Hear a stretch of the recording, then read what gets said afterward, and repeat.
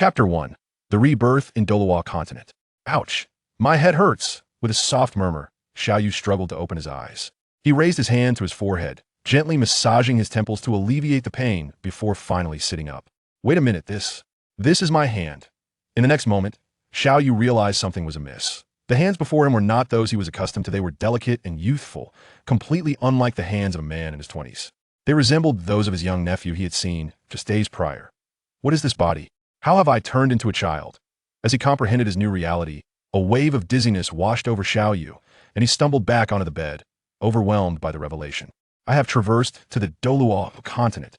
Seated on the threshold, Xiao Yu sighed in resignation. What sort of luck was this? He vaguely recalled that the day before his unexpected journey, a few old classmates, busy with life post-graduation, had gathered for a reunion.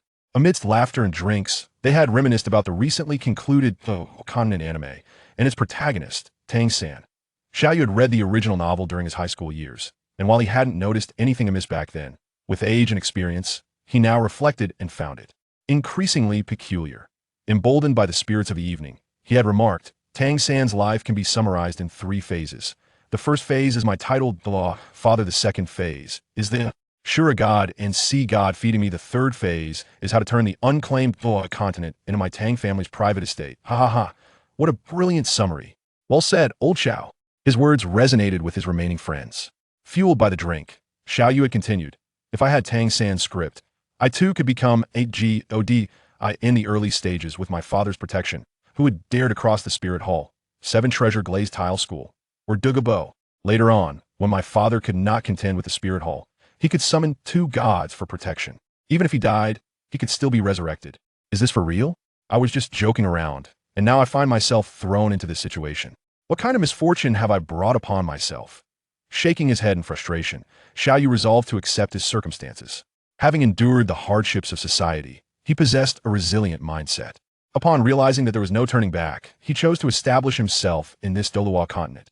After several days of discreet inquiries, Xiao Yu finally managed to piece together the timeline and his identity.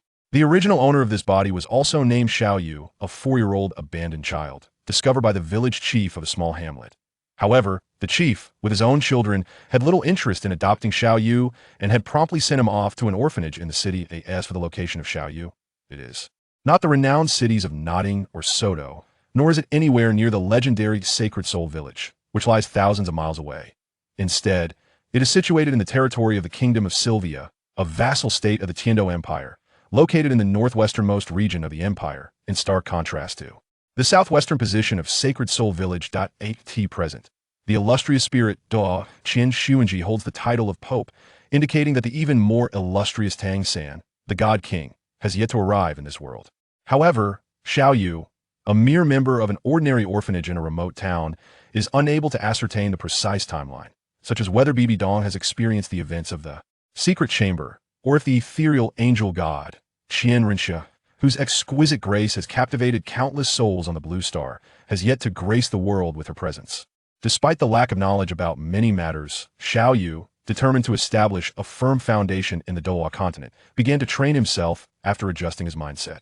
Preparing for the awakening of his martial soul at the age of 6, lacking the extraordinary techniques like the Xiantian skill possessed by Tang San, he opted for the most rudimentary and commonly practiced method at Shrek Academy, which involved running and weight-bearing exercises. It must be noted that while Yu Xiaojing, despite sharing a character flaw with his prized disciple Tang San, possesses commendable theoretical knowledge. Based on Xiao Yu's conjecture, his theories likely stem from the extensive archives of the Blue Lightning Tyrant Dragon family and the Spear Hall, from which he meticulously extracted, analyzed, and synthesized vast amounts of information to formulate bold hypotheses and ideas, far surpassing mere plagiarism. Otherwise, he could not have evaded the scrutiny of others. Though Bibi Dong, often lost in romantic notions, might be somewhat understandable, the later admiration from Ning Fengji, the leader of the 7 Treasure Glazed Tile sect, and Emperor Shui Yi, who elevated him to the esteemed position of National Master of the Tiando Empire and entrusted him with training the Royal Soul Master Legion, speaks volumes. If the sole intention was to win over his disciple Tang San, mere offers of high rank and wealth would suffice, considering that the elite troops directly under the Tiando Empire could easily be rendered ineffective if Yu Xiaojang were to mishandle their training. Nonetheless, It must be acknowledged that Yu Xiaojing's theories are by no means infallible. Xiao Yu speculates that due to his own limitations and strength, there exist numerous gaps in his theories and the cultivation of soul masters. Yet for lower-ranked soul masters, his guidance remains a valuable resource. In essence, it is quite simple to comprehend for low-level soul masters. Running with weights serves as an effective means of physical training. However, as one's strength increases and they reach a certain level with formidable soul power, carrying a basket of stones becomes trivial indeed. Even 100 baskets would pose no challenge, thus defeating the original purpose. This also elucidates why Ning Fengji and the Emperor of the Snowy Night dared to entrust the Soul Master Legion of the Heaven Do Empire to him for training as a mid-level military cadre. The highest cultivation among them is likely that of a Soul King, with the majority residing within the realms of Soul Ancestor, Soul Master, or Great Soul Master, an ideal fit for Yu Xiaojing's theoretical standards as for the higher echelons of the Soul Master Legion. They are preoccupied with numerous military affairs and lack the time to receive guidance from Yu Xiaojing. A year later, as the sun set over the western hills, Xiao Yu returned to the orphanage after a day of training. However, the fact that he could return in such a leisurely manner indicated that his training intensity had not reached the extreme levels experienced by the Shrek Seven devils described in the text. Nonetheless, this is hardly surprising after all. Those individuals undergo grueling training each day, followed by medicinal baths, whereas Xiao Yu, as a destitute orphan, lacked such privileges. Training too rigorously could potentially inflict irreversible harm upon his body, jeopardizing his future. Just as Xiao Yu finished his bath and prepared to enjoy a restful night's sleep, he overheard a conversation between two caretakers at the orphanage. Have you heard? The Pope of the Spirit Hall, Qian Xuanji, passed away a few days ago, and the Saintess Bibi Dong has succeeded him. Chapter 2. The Activation of the Wheel of Fate, System Binding. Upon hearing the caretaker's conversation, Xiao Yu abruptly halted, a torrent of thoughts flashing through his mind. The timeline has been established. Qian Sunji's demise and Bibi Dong's ascension herald the arrival of Tang San, signifying the official commencement of the original plot. At this moment, Dai Mubai and Oscar are likely 2 or 3 years old, while Ma Hongjun, Ning Rongrong, and Zhu Zhuqing will be born within the next year. The day when that 100,000-year-old rabbit transforms is not far off. Ding! The plot of Douluo Continent has officially begun. The sacred domain system is binding to the host. The sacred domain system? Isn't that the game I played before my transmigration? As Xiao Yu sat down in his room, he was momentarily taken aback. Then his expression turned bewildered. Wait a minute, isn't that a game based on Saint Seiya? How did it end up here in the Douluo continent? You guess. A cold, mechanical voice echoed in Xiao Yu's mind. What am I supposed to guess? If I knew, you wouldn't have suddenly appeared to startle me. Xiao Yu lamented with a hint of exasperation, but his naturally optimistic disposition quickly allowed him to dismiss his confusion. Regardless, even if the background differs, it's still a golden finger, right? However, system, I've been here for a year, why have you only just arrived? The mechanical voice responded. On one hand, it's because the plot here had not yet commenced. On the other, I've been integrating the rules of this world and making necessary adjustments that, as you mentioned, I am a system developed based on the backdrop of Saint Seiya, which diverges significantly from that of Douluo Continent, necessitating modifications. That makes sense, Xiao Yu nodded, continuing to inquire. So, what functions does this golden finger possess? The original function allowed the host to summon characters from the Saint Seiya universe, contingent upon the host completing tasks issued by the system. These tasks were aligned with the narrative progression of this world, which is why binding was only initiated during the official storyline. However, after integrating the rules of this realm, the system autonomously developed new features, a marketplace exchange function and a martial spirit bestowal feature. Through the marketplace exchange function, the host may trade diamonds earned from completing tasks for necessary items, such as the unique celestial herbs and soul bones of this world. The martial spirit bestowal feature is currently planned to occur only once and is exclusive to the host, contained within the host beginner gift package. Once opened and utilized, it cannot be used again. Does this imply that I could establish a sanctuary in Douluo Continent? As long as I summon enough powerful beings, it is not merely a dream to replace the spirit hall and unify the continent. Xiao Yu's face instantly brightened with joy. This golden finger is astonishingly powerful. However, system, what is the relationship between the summoned characters and the completed tasks? Are there any restrictions? Initially, the system tasks were categorized as iron, bronze, silver, gold, and divine levels. After merging with the rules of this dimension, they have been modified to correspond with soul ring levels. White 10 years, yellow 100 years, purple 1,000 years, black 10,000 years, red 100,000 years, and gold 1,000,000 years. Completing each task allows for the random summoning of a character from the Saint Seiya narrative, with no upper limit on the number of summons. However, the higher the task completion level, the greater the minimum threshold for the summon character. For example, upon completing a white level task, the minimum summonable character would be a reserve saint like Cassius. Upon completing a purple level task, the minimum would be a silver saint level character. The specific potential translates to innate soul power levels, with corresponding conditions as follows. As soon as the words fell, Xiao Yu beheld a flash of golden light before him, and several lines of radiant golden text materialized in his vision. Innate soul power range for white level summon characters, 0.5 to 10. Innate soul power range for yellow level summon characters, 2 to 10. Innate soul power range for purple level summon characters, 5 to 10. Innate soul power range for black level summon characters, 7 to 10. Innate soul power range for red level summon characters, 9 to 10. Innate soul power range for gold level summon characters, 10, with the summon character starting at no lower than level 95. Note, task summoning privileges can be accumulated and exchanged. 10 white level summon privileges can be exchanged for 1 yellow level summon. 10 yellow level summons can be exchanged for 1 purple level summon, and so forth. But gold summon privileges can only be exchanged once a year. Note, due to the influence of the world dimension, characters from the Saint Seiya universe will be weakened and suppressed upon arriving in this world. Furthermore, the level of summon characters will be determined randomly, and their soul power will increase with training in this world, rather than being at its peak from the outset, randomly determined. Upon hearing this, Xiao Yu immediately inquired, "Are you suggesting that even if we summon the most formidable golden saint, his initial level upon arriving in this world might merely be akin to that of a newly awakened martial soul with nascent soul power? However, given his potential, as long as he does not meet an untimely demise along the way, he is destined to become the mightiest of this realm, eventually attaining the title of Douluo, or even achieving godhood." Indeed, the system affirmed his inquiry. Feeling somewhat disheartened, Xiao Yu remarked, "I had assumed that summoning such superlative beings would allow us to effortlessly dominate Douluo Continent. It appears, however, that the journey is far from straightforward. It remains a process of cultivation and development." Precisely. Xiao Yu then devoted further time to studying the system, investing approximately 2 hours in the endeavor. The sun, which had been setting, had now given way to the deepening shadows of night. Rising from a seated position, Xiao Yu stretched and massaged his knees, which had grown numb from prolonged inactivity. He then reclined upon his bed and resumed his dialogue with the system, saying, "System, you previously mentioned a novice gift package when introducing the martial soul bestowal.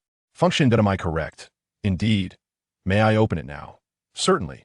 After the system confirmed his query, it elaborated, "However, since the host is only 5 years old and has yet to reach the age for martial soul awakening in this world, the martial soul acquired will remain dormant until the host reaches the appropriate age for awakening." "Very well. Let us proceed to open it." Without hesitation, Xiao Yu opted to unveil the gift, eagerly anticipating the automatic awakening of the martial soul. This would spare him the necessity of awaiting the soul master from the spirit hall for his awakening.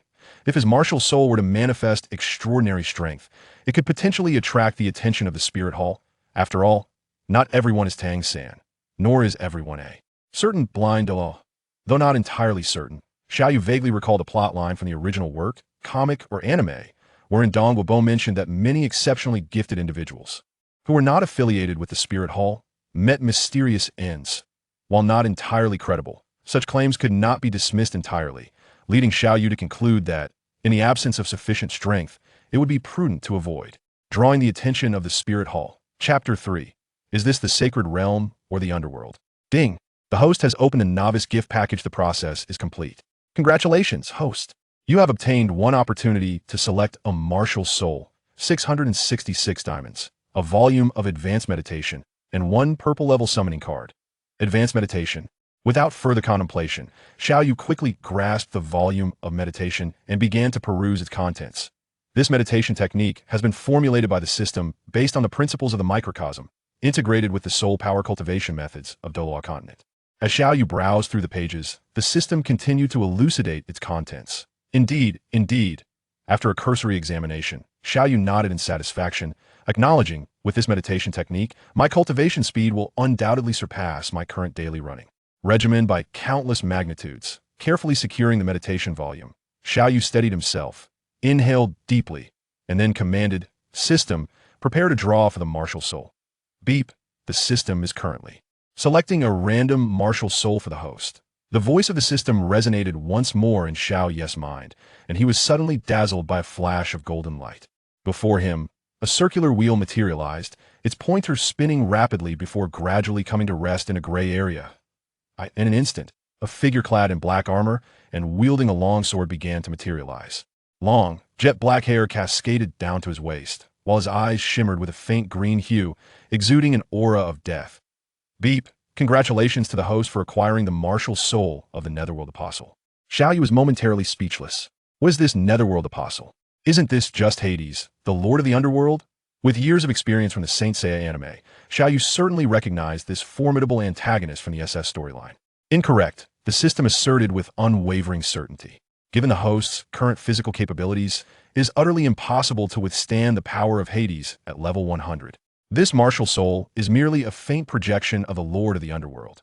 However, should the host strive to reach level 100 in the future, the Netherworld Apostle martial soul may indeed evolve into that of Hades.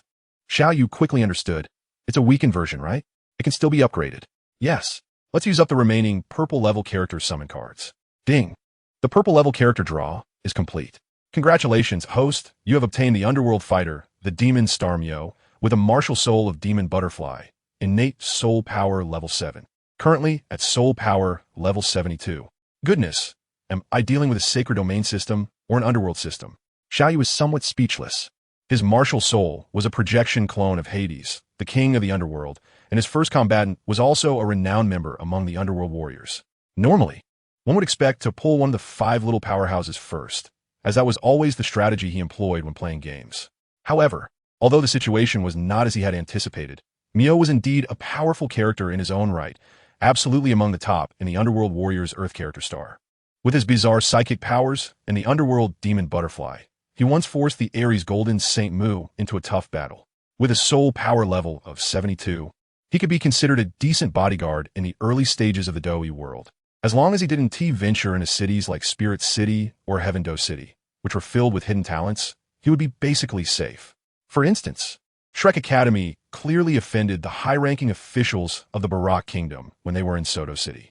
Yet they could still advertise for normal admissions and charge such high registration and tuition fees, all thanks to the presence of soul saints like Flander and Zhao Wujia. Even Sanghui Academy, a high-level soul master academy, only had one soul saint, the principal at the time. Myo, I pay my respects to you, my lord.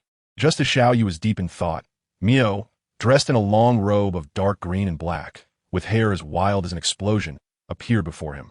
Kneeling on one knee and respectfully bowing to Xiao Yu. Time flowed by swiftly. In the blink of an eye, more than half a year had passed. During this time, with the guidance of advanced meditation methods, Xiao Yu no longer relied solely on running to improve himself as he had in the past. Of course, necessary physical training could not be neglected, but Xiao Yu spent more time and energy on operating his soul power to condense his small universe. As for Myo, to avoid drawing too much attention, Xiao Yu ordered him to stay hidden and guard in secret, only appearing when Xiao Yu encountered problems during his training. After finishing a day of practice, Xiao Yu slowly exhaled. At that moment, a notification sound suddenly echoed in the depths of his mind. Ding! The host has reached the age for martial soul awakening. The martial soul will automatically awaken within the next 3 days. It seemed it was time to leave. Hearing the notification, Xiao Yu slowly opened his eyes. The age for martial soul awakening was indeed as he had imagined, not necessarily at the age of 6. It made sense, though.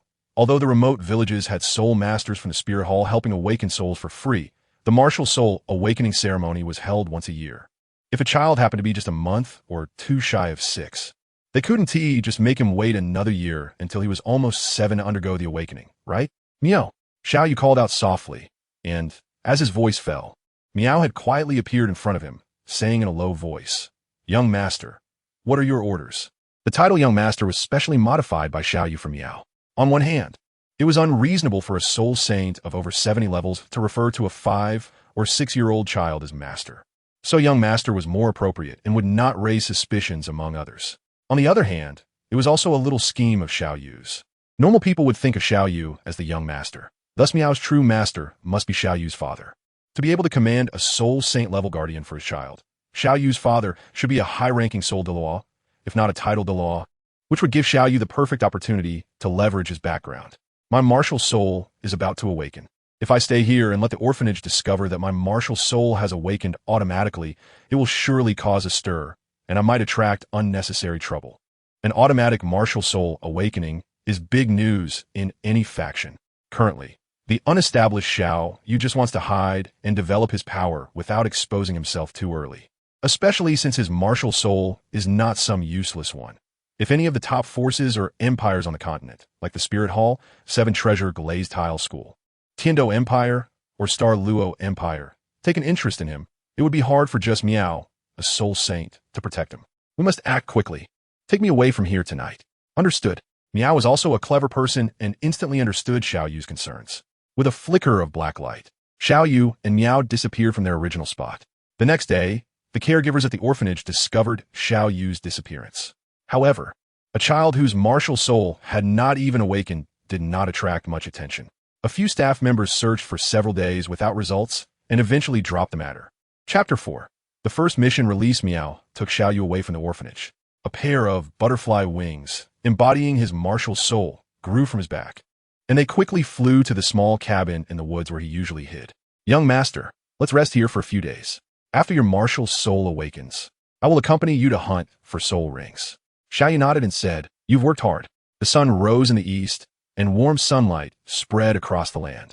Sitting cross-legged and circulating his energy to condense his small universe into soul power, Xiao Yu sensed something and suddenly opened his eyes, murmuring, It's coming. In the next moment, Xiao Yu's body shone like light, enveloped in a faint golden glow. The power that seemed to be constrained by shackles burst forth at this moment, cleansing every meridian in his body, leaving his limbs and bones with an indescribable sense of comfort. A pair of black wings first appeared on Xiao Yu's back, followed by a suit of pitch-black armor that perfectly covered his body. His eyes emitted a faint green light, and a black long sword, exuding a terrifying aura, appeared in his right hand. Ding detected that the host's martial soul has awakened. Martial soul, apostle of the underworld, innate full soul power. Ding. Since the host's soul power has reached level 10, the following tasks are now issued. 1. Gold level task. Obtain a 1,000-year soul ring alone without external assistance. 2. Red level task. Absorb a 1,000-year soul ring with the help of others. 3. Black level task. Obtain a 100-year soul ring alone without external assistance. 4. Purple level task. Absorb a 100-year soul ring with the help of others. 5. Yellow level task. Obtain a 10-year soul ring alone without external assistance. 6. White level task. Absorb a 10-year soul ring with the help of others. This is still a multiple-choice question. Xiao Yu looked at the 6 tasks before him, and rather than seeing them as separate tasks, he viewed them as one task divided by difficulty. He pondered to himself, the yellow and white levels can be passed without a second thought.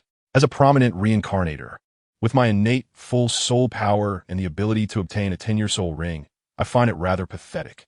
The red and gold levels require challenging 1,000-year soul rings.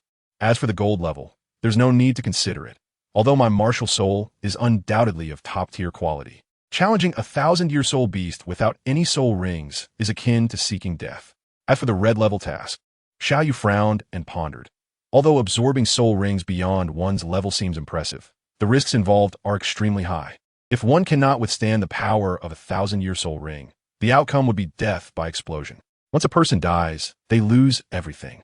In the original work, although Tang Sen absorbed soul rings beyond his level multiple times, it was by no means easy, especially later on when he had the support of the 8 spider lances and celestial herbs. But now, Xiao Yu was in a state of complete poverty and truly did not dare to take that risk. Therefore, the choice was actually between the purple and black levels, and the outsider mentioned here should refer to Miao. Xiao Yu pondered and said, The choice between these 2 tasks will depend on the situation at the time. If I can independently deal with the century-old soul beast, that would be the best outcome. However, if the opponent proves to be too difficult, I will let Miao take action to subdue it. Before that, I do like to practice in a real battle to see the power of my martial soul. After tidying up briefly, Xiao Yu and Miao set off, heading to the famous soul beast habitat, the Stardow Forest in the Douluo Continent. The reason they didn't go to the hunting soul forest was that Xiao Yu had his own considerations. The first reason was that the hunting soul forest was mostly controlled by the martial soul hall, and one needed a martial soul hall token to enter. Obviously, Xiao Yu was not Yu Xiaojiang and didn't have the luxury of relying on BB Dong, so he naturally wouldn't possess any martial soul hall token, especially not one that could be used for a lifetime. Of course, Xiao Yu could apply for a one-time temporary token from the martial soul hall. I remember it was mentioned in the original work that the process for obtaining a temporary token was not complicated. One needed the approval of the martial soul hall to confirm that they indeed reached the peak of a certain level of strength and required soul rings for advancement, along with guarantees from at least 3 nobles. With Miao's soul saint-level strength, finding a few nobles from small towns to vouch for him wouldn't be a difficult task. What Xiao Yu was truly concerned about was himself. Once he registered at the martial soul hall, given his age, even the blind Douluo Su Yuntao should be able to guess his innate full soul power. As mentioned before, Xiao Yu, who currently lacked sufficient strength and was not yet fully developed, did not want to expose himself to the martial soul hall. Although it couldn't be ruled out that these remote martial soul branches might overlook reporting him. After all, Tang San and Xiao Wu spent so many years in Nodding City without attracting the martial soul hall's attention, and that innate full soul power Oscar was also studying freely at Shrek. However, the cautious Xiao Yu still didn't want to take that risk. What if he encountered someone who recognized him and was serious about it? The second reason was that Xiao Yu believed that the soul beasts that were kept in captivity were inferior in both quality and quantity compared to the naturally occurring soul beasts in a place like the Douluo Forest. While his Helm Messenger martial soul might not yet be on par with divine martial souls like the Six-Winged Angel, it could definitely compete with top martial souls like the Haotian Hammer and the Seven Treasure Glazed Tile. The quality of the soul rings corresponded to the requirements of the soul beasts, which were quite high. With Miao, a soul saint-level powerhouse, accompanying him, their travel speed was quite fast. The distance from the Sylphia Kingdom to the Douluo Forest was over 1,000 miles, but under Miao's flight guidance. They arrived at the outskirts of the Douluo Forest in just a few days. The Douluo Forest is one of the 3 most famous soul beast habitats in the Douluo Continent. The terrain within the forest is complex, featuring wetlands, swamps, and more. Its area is almost equivalent to the entire territory of the Barak Kingdom, spanning the borders of the Tiando Empire and the Xingluo Empire. Although the original work had long described the vastness of the Douluo Forest, when Xiao Yu arrived for the first time, he couldn't help but marvel at the enormity of this primitive forest and sincerely praise the greatness of nature. Upon reaching the outskirts of the Douluo Forest, Miao asked Xiao Yu, "Young master, what are your thoughts on the first soul ring?" Throughout the journey, Xiao Yu had been contemplating this question and immediately replied. The Helm Messenger is an assault-type martial soul, and its attributes lean towards darkness, so the soul beast needed should align with that aspect. A soul beast with strong attack power and dark attributes would be the best choice. Miao nodded. This idea coincided with his thoughts. "Miao, I need to ask you for a favor." Xiao Yu spoke up. "When you find a suitable spirit beast, don't act immediately. Let me first test my current control over my martial soul and the use of my soul power." Chapter 5. The first soul ring in the following days. Xiao Yu and Miao searched for suitable spirit beasts on the outskirts of the Douluo Forest. Both Xiao Yu and Miao understood the crucial relationship between the quality of the spirit beast and the soul ring.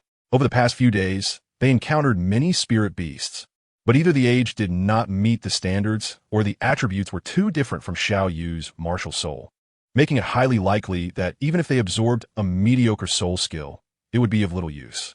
After several days, Xiao Yu was not anxious. He remembered that in the original story, the Shrek 7 devils also spent a lot of effort obtaining soul rings in the Douluo Forest and the Sunset Forest. Good things don't come easily. Instead, Miao became a bit impatient. If Xiao Yu hadn't stopped him, he would have tried to kill several unsuitable spirit beasts they encountered to offer them as sacrifices. A spirit beast takes a long time to grow. Killing it is of no benefit to us, so why go to such lengths? If humans recklessly slaughter spirit beasts, will we still have soul rings to obtain decades from now?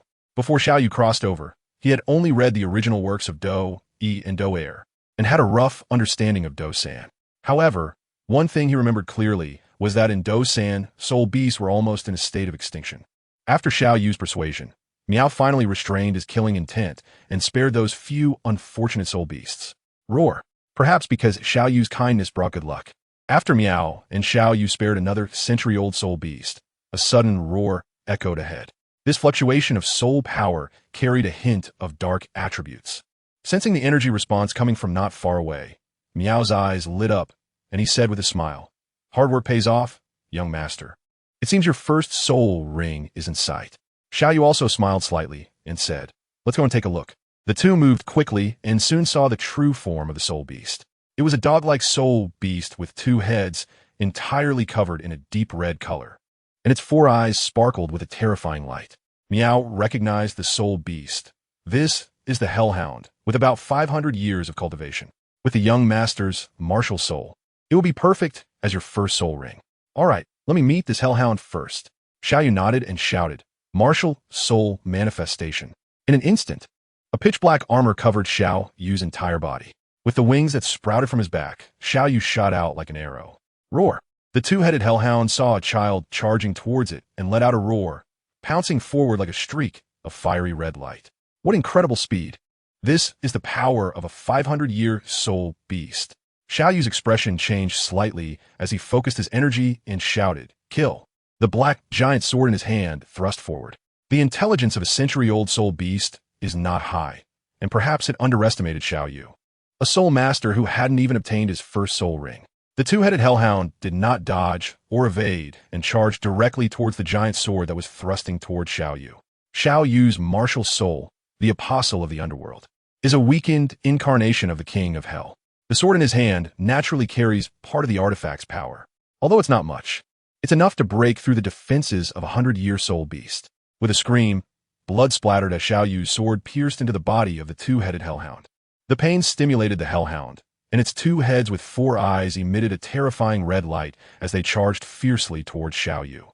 Xiao Yu quickly withdrew his sword, holding it in front of him to fend off the attack of the two-headed Hellhound. In extreme pain, the Hellhound became extremely frantic, repeatedly crashing into Xiao Yu, determined to tear him apart. Each collision made Xiao Yu's body tremble, and his internal organs felt as if they were in turmoil, blood and energy surging wildly. Xiao Yu gritted his teeth to withstand the fierce attacks of the two-headed Hellhound, not allowing Miao to assist him. After landing the first strike, the dark death power carried by the apostle of the underworld invaded the two-headed Hellhound's body through the blade. As long as Xiao Yu could endure the Hellhound's final struggle, victory would be his. They remained in a stalemate for about 10 minutes when suddenly, the two-headed Hellhound stumbled, kneeling with its front limbs, and the originally proud heads drooped down. He had finally made it through. Seeing the soul beast now limp, Xiao Yu couldn't help but let out a long sigh of relief. At this moment, his arms were already numb, clearly at the end of his strength. This encounter also gave Xiao Yu a rough understanding of the soul beast's power. To be honest, if the two-headed Hellhound hadn't been careless and allowed him to land the first sword strike with the soul beast constitution, it could have continued that intensity of attack for at least another 10 minutes. Xiao Yu truly wouldn't have been able to hold on any longer. After taking a deep breath, Xiao Yu strode forward and pierced through the left head of the two-headed Hellhound with his sword, completely ending its life. As the two-headed Hellhound died, a faint yellow light gradually condensed around its body, eventually forming a shining yellow halo. Xiao Yu did not immediately absorb the soul ring. He had just finished a fierce battle, and his physical condition was extremely poor. Absorbing a soul ring of about 500 years at this time would add considerable risk. According to the original text, a soul ring can exist for about an hour, which gave Xiao Yu the perfect opportunity to adjust his condition. After more than half an hour of meditative sitting to restore his body to peak condition, Xiao Yu opened his eyes and used his soul power to attract the soul ring to himself. It was unclear whether it was because Xiao Yu's martial soul was too strong or because this Hellhound had lost its temper after being killed by a level 10 soul master. But in any case, the absorption of the soul ring was very smooth.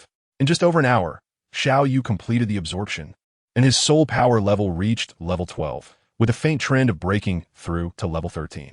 Young master, what is your first soul skill? Seeing Xiao Yu finish absorbing the soul ring, Miao, who had been cautiously guarding him, couldn't help but ask curiously. Xiao Yu replied, "My first soul skill is called Inferno Guardian, which can generate extremely high temperature flames around me, while also increasing my attack and defense by 30. It's a good skill." Miao nodded, agreeing that for soul masters, having a boost-type soul skill from the initial soul ring is ideal, as even at the title Douluo level, this century-old soul ring can still be effective. Xiao Yu also thought so, and was quite satisfied with his first soul skill. Having obtained the first soul ring, the two naturally could not stay in the Stardow Forest, which was filled with soul beasts and unknown dangers, and set off to leave. The journey into the forest was slow because they needed to search for suitable soul beasts to obtain soul rings, but leaving did not require searching the surroundings. They could just leave in a straight line. After just a little more than half a day, they exited the forest and reached a small town on the outskirts. Chapter 6. New mission. Where there is demand, there will be a market. The Douluo Forest, as the largest primitive soul beast forest on the Douluo continent, naturally attracted soul masters to hunt for soul rings.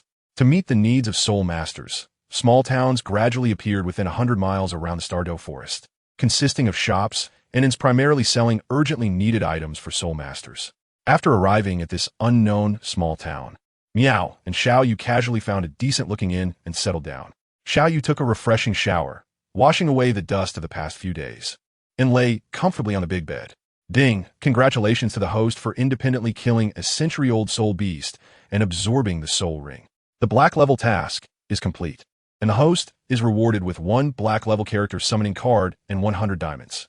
Just then, the system's notification sound slowly rang out. System, your reaction is really slow. I've already absorbed the soul ring, and it took you this long to respond. Xiao Yu complained a bit, and then immediately decided to use the newly acquired black character card.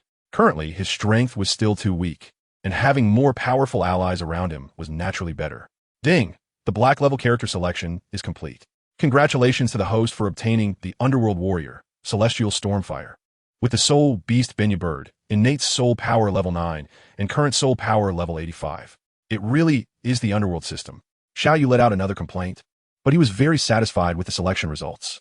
This fiery warrior is a Death Knight from the LC era, with strong abilities and is said to be comparable in strength to the 3 great lords of the Underworld. He is a rival to the Golden Saint Seiya of Libra. Tong Hu, with 1 soul, dual level, and 1 soul, saint level strong protector. Xiao Yu secretly breathed a sigh of relief. As long as he didn't provoke top continental forces like the Wuhuan Temple, Haotian Sect, or 7 Treasure Glaze Tile Sect, he could basically tread freely across the continent. Ding! Detecting that the host has broken through level 10 to reach the Soul Master Realm. A new task is now issued as follows. Task 1. Enroll in a Junior Soul Master Academy. The task level is related to the Enrolled Academy, with the specific correspondence as follows. In an instant, a complete map of the Douluo Continent appeared before Xiao Yu, with small dots representing the Junior Soul Master Academies. Xiao Yu reached out and tapped the small glowing circle, which immediately displayed detailed information about the academy, such as its name, scale, address, the dean's cultivation level, the average level of teachers, and so on. The last section indicated the academy's task-related level. After spending about 20 minutes, Xiao Yu browsed through these Junior Soul Master Academies and basically grasped all the information about them. Among them, the highest task level corresponding to the Soul Master Academies was Black level, with 3 academies in total: the Wuhuan Temple Junior Academy, the Tiando Royal Junior Soul Master Academy, and the Xingluo Royal Junior Soul Master Academy. Given Xiao Yu's qualifications, it wouldn't be difficult to enroll in these academies. However, just by looking at their names, one could guess which factions established these schools. After witnessing Xiao Yu's potential, these major factions would be crazy to let him go. Even if they didn't force him to join, studying at the Soul Master Academy for 6 years would inevitably require using the Academy's resources, which would amount to a debt of gratitude, a debt that is the hardest to repay in this world. Below these 3 academies, there are more than a dozen Soul Master Academies that rank at purple level. Out of curiosity, Xiao Yu checked the ranking of Nodding Academy, which has a Soul Master level dean and offers yellow level rewards. However, at present, Tang San is only 1 year old, and by the time he and Xiao Wu enroll, Xiao Yu will be nearly graduating, making it very difficult to have any intersection. As for intercepting Xiao Wu or eliminating Tang San in the cradle, the risk level is simply too high. Let's not forget, they have someone with a hammer protecting them. So, he decided to find a suitable academy among these dozen or so purple level Soul Master Academies. Xiao Yu slowly moved the map that appeared out of nowhere in front of him, browsing through various colleges that met his criteria. For most Soul Masters, being able to join a powerful sect-backed academy is undoubtedly a great opportunity. Therefore, many academies that rely on influential forces have simple and clear names to attract students. And Xiao Yu could generally guess the backing force just by looking at the names. After eliminating a few obviously unsuitable academies, Xiao Yu's gaze fell on an academy called Mingjing Junior Soul Master Academy. The principal of this academy is a Soul King of level 57, and the average cultivation level of the teachers is around Soul Master. The academy is located in the Kais province next to the Sylvia Kingdom, far away from the Wuhuan City, Tiando City, and Xingluo City, making it a perfect choice for Xiao Yu. Xiao Yu closed the pop-up interface of the academy map, and then noticed that there were several other tasks posted below the task of joining the Junior Soul Master Academy. Task 2. Become the top student within a year, with the task level corresponding to the Admission Academy's task level. Task 3. Become the top student within 3 years, with the task level 1 rank lower than the corresponding task level of the academy. If the admission level is white, this task is invalid. Task 4. Successfully graduate from the Junior Soul Master Academy, with the task level corresponding to the Admission Academy's task level. Task 5. Red level task. Break through to Soul Zune level within a year. Task 6. Black level task. Break through to Soul Zune level within 3 years. Task 7. Purple level task. Break through to Soul Zune level before graduating from the Soul Master Academy. Becoming the top student mainly tests practical combat ability, while graduating seems more like a welfare benefit. Given my current qualifications, unless the academy is seriously mistaken, there's no way I could fail to graduate after enrollment. Xiao Yu murmured to himself. The last 3 tasks are to urge my cultivation. The minimum requirement for the purple level is to break through to level 30 before graduation. I remember Tang San and Xiao Wu graduated from the Nodding Junior Soul Master Academy at level 29, and within a few days at Shrek, they both broke through to level 30. This means that the system's minimum requirement for me is to be consistent with these two. The reason it's called a minimum requirement is that Xiao Yu estimates this is because Tang San, who graduated from Nodding Academy, hadn't eaten the celestial herb yet, so his cultivation speed hadn't reached its peak. Moreover, during his time at the academy, he had to forge to earn money, which consumed a lot of time. As for Xiao Wu, as a reincarnated soul beast, she should be the one with the fastest cultivation speed among the Shrek 7 monsters. This is evident as the other 6 consumed celestial herbs to break through to Soul Master during the Soul Master competition, while Xiao Wu, who did not consume a similar herb, initially lagged behind the others. However, by the time they went to Wuhuan City for the finals, she had also broken through to level 40, reaching the same realm as the others. Therefore, the reason Xiao Wu also didn't break through to level 30 upon graduating from the Junior Soul Master Academy is likely because this mischievous rabbit often spent time indulging in food, fun, and causing trouble. Chapter 7. Enrolling in the Junior Academy after stabilizing his soul power at the temporary residence for a while. Estimating that the new enrollment period for the academy was approaching, Xiao Yu quickly arrived in the Kesa province under Miu's guidance. The two headed straight for their destination, the Mingjing Soul Master Academy. As for the fiery spirit he had summoned not long ago in the DE world, especially in the early stages, a soul Douluo was enough to attract too much attention. Therefore, Xiao Yu had him hide in the shadows. A soul saint like Miu was sufficient on the surface. The cultivation level of a soul saint was enough to deter some reckless small-time criminals, yet not enough to attract the attention of major forces. Looking at the original work of Shrek Academy, Flander and the others were free soul masters, and Zhao Wuji's was even a wanted criminal by the Wuhuan Hall. They hadn't seen the Wuhuan Hall targeting them, and they even advertised Shrek Academy, indicating that free soul masters at the soul saint level were still within their tolerance range. Not enough for them to expend resources to recruit or eliminate. It was the enrollment time, and when Xiao Yu arrived at the entrance of the Soul Master Academy, there was already a long line at the registration desk, which he roughly estimated to have over 100 people. As expected of a Soul Master Academy that could rank in the purple level and has a Soul King presiding over it. It is not a big deal for high-level forces, but for commoners, it is definitely something to look up to. The line moved slowly, with some people leaving dejectedly with their parents, while other children, accompanied by their parents, were led into the academy. Register and fill out your basic information. After nearly half an hour, it was finally Xiao Yu's turn. The teacher in charge of registration mechanically took a registration form and knocked on the table, saying, "Answer honestly. Do not commit fraud." Although the registration teacher said this, Xiao Yu secretly played a trick, changing his age from just 6 to 7 on the registration form, and altering his innate soul power level to level 7. Xiao Yu was not worried about being discovered. In the academy's understanding, falsifying information usually meant exaggerating one's talents, unlike his case where he downgraded his abilities. Although Xiao Yu had already lowered his claims, this information still caught the attention of the registering teacher. The teacher examined Xiao Yu from top to bottom while holding the form, and then said, "Little friend, let me remind you that the information on this form must be filled out honestly. Don't brag for the sake of a little face. It's still not too late to change it now." Xiao Yu smiled slightly and said, "Teacher, I can guarantee that there's not a hint of boasting about myself. I truly mean it, and I'm willing to accept any test."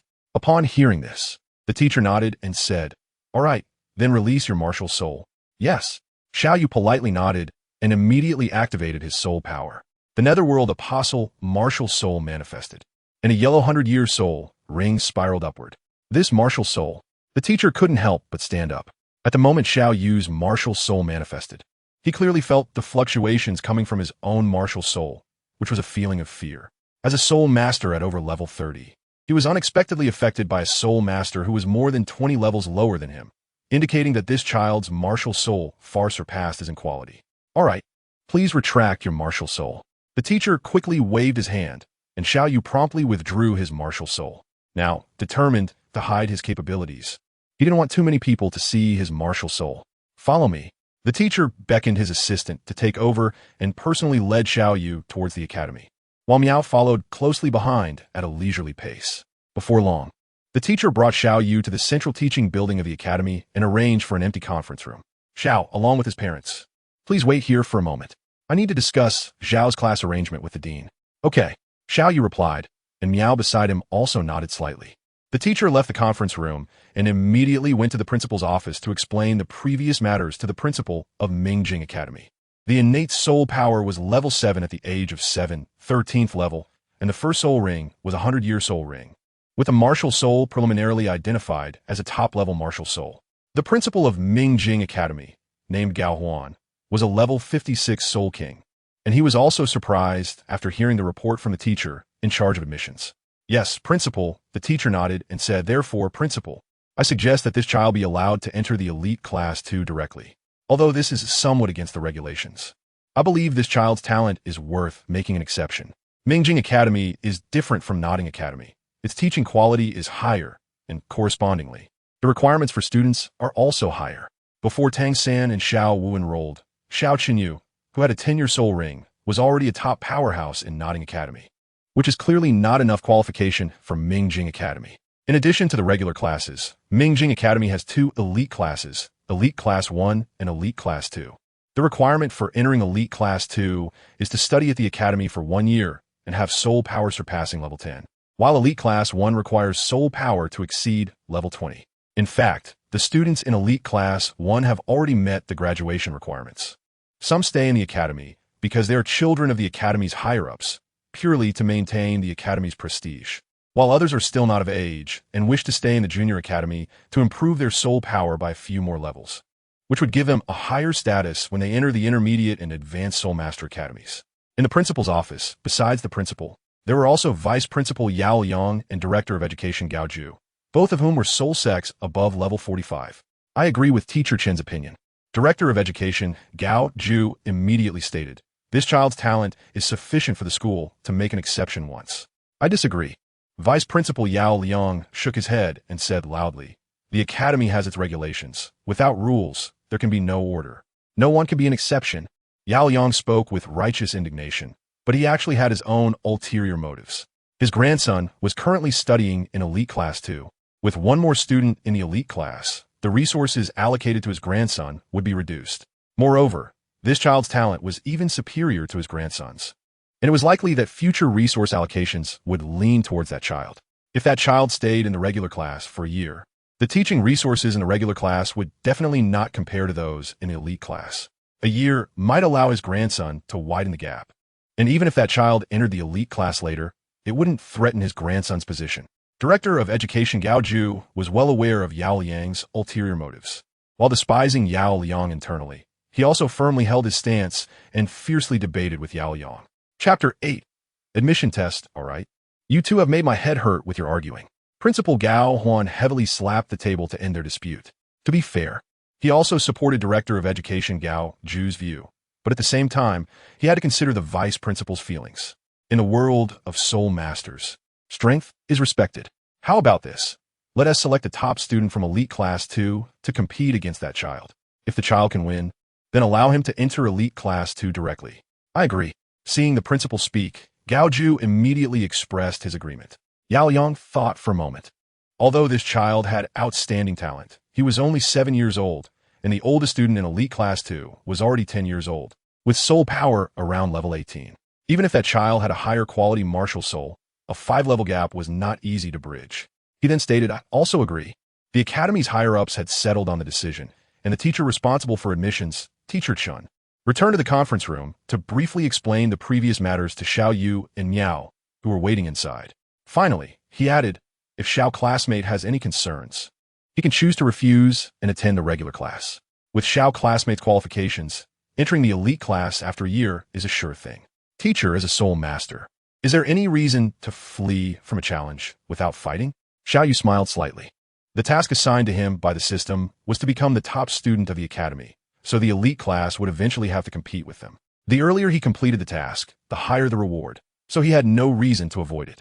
All right, I'll arrange it right away. Xiao classmate, you should also adjust your state. Teacher Chen nodded in satisfaction. If this child was afraid to accept such a small test, it would be too unworthy of his top-tier martial soul. Not long after, in the training arena, the students of Elite Class 2, who had been waiting for a long time, saw Xiao Yu arrive and immediately activated their martial souls, saying to Xiao Yu, Chong Hao, level 18 aggressive battle soul master. Martial soul, wild bull.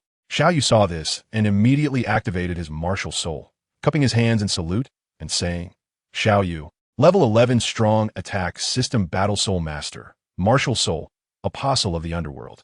Senior, please, take my attack. As soon as he finished speaking, Chong Hao had already launched his attack with incredible speed. With his martial soul activated, his already robust physique seemed to explode with muscle, charging out like a frenzied bull. Xiao Yu smiled slightly upon seeing this. The moment Chong Hao reported his martial soul, he had already guessed the opponent's attack method and had thought of a countermeasure in advance. Xiao Yu stood with his hands behind his back, and just as Chong Hao was about to pounce, he lightly shifted his stance and dodged to the side.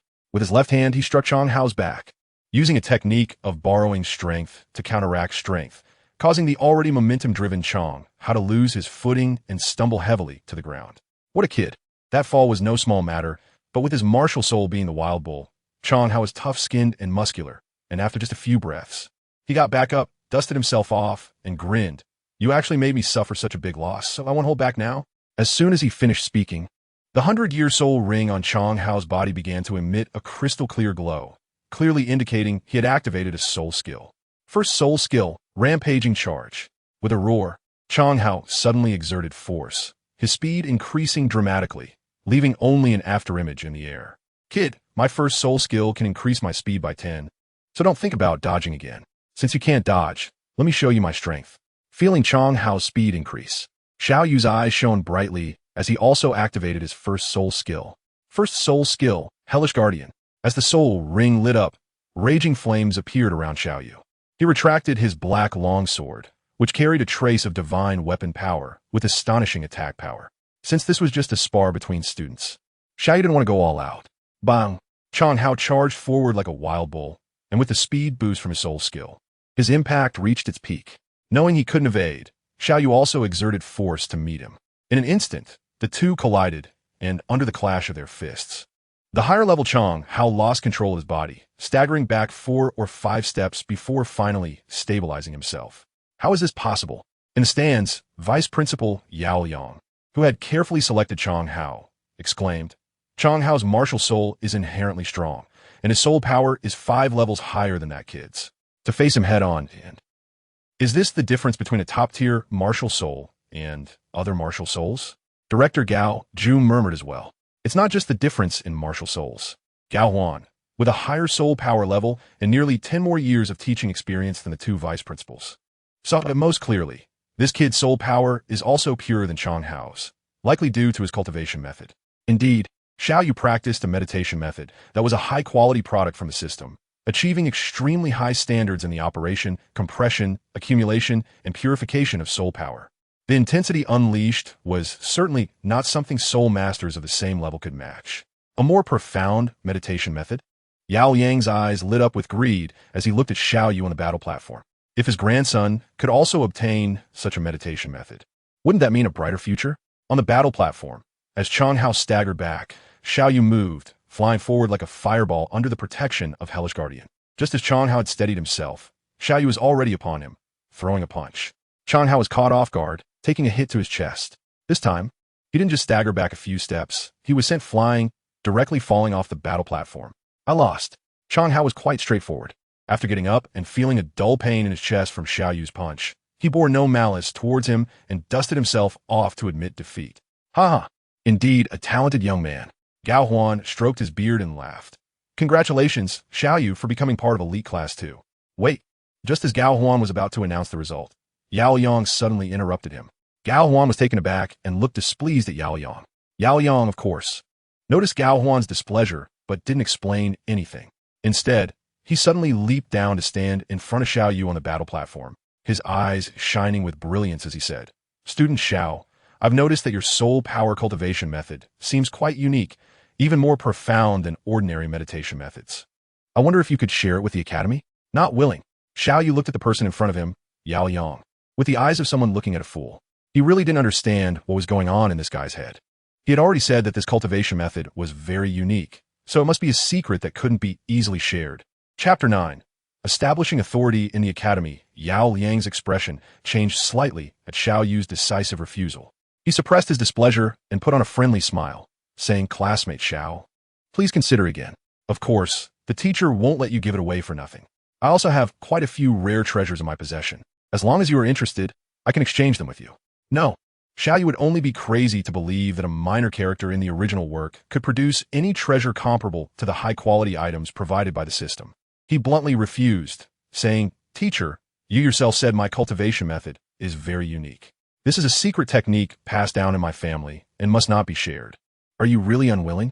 Yao Yang's smile vanished, and he glared at Xiao Yu with a fierce expression. His martial soul manifested, revealing 3 yellow and 1 purple soul rings.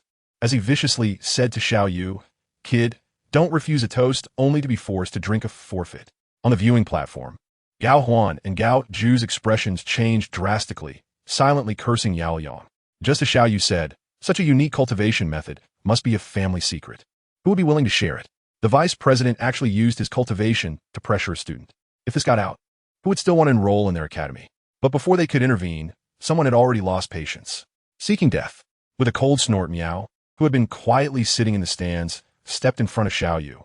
A pair of dazzling wings sprouted from his back, and 7 soul rings, 2 yellow, 2 purple, and 3 black, slowly rose in front of him.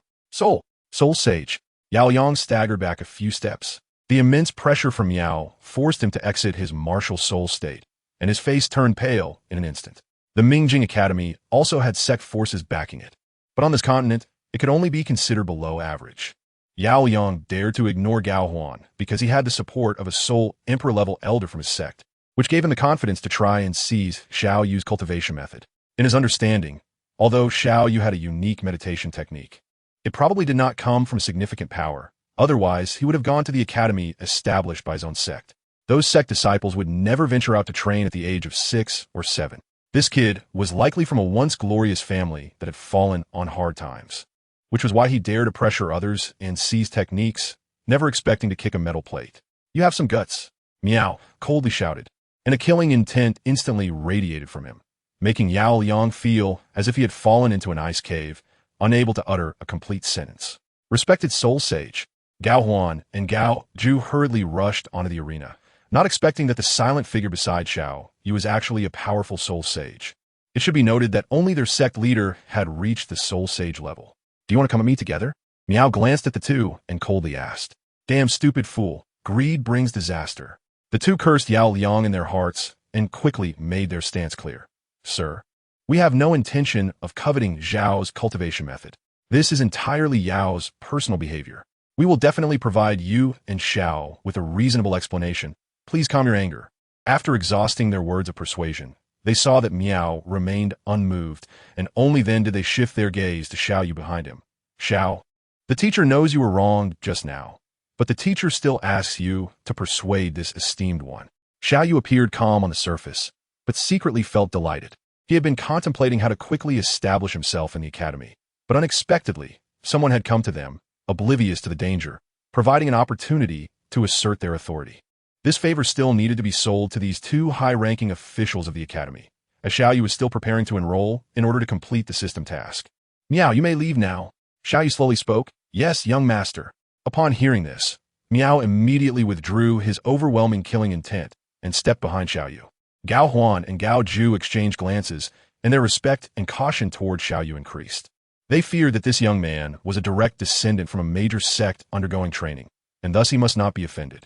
However, if handled properly, befriending this young man might provide them with a significant advantage in the future. The two had been partners for many years, and though they did not speak, a mere exchange of glances was enough for them to understand each other's thoughts. At that moment, Gao Huan, as the dean, said without hesitation, Yao Liang, as the vice dean, "You actually covet the students' secrets and even attempt to use force to seize them.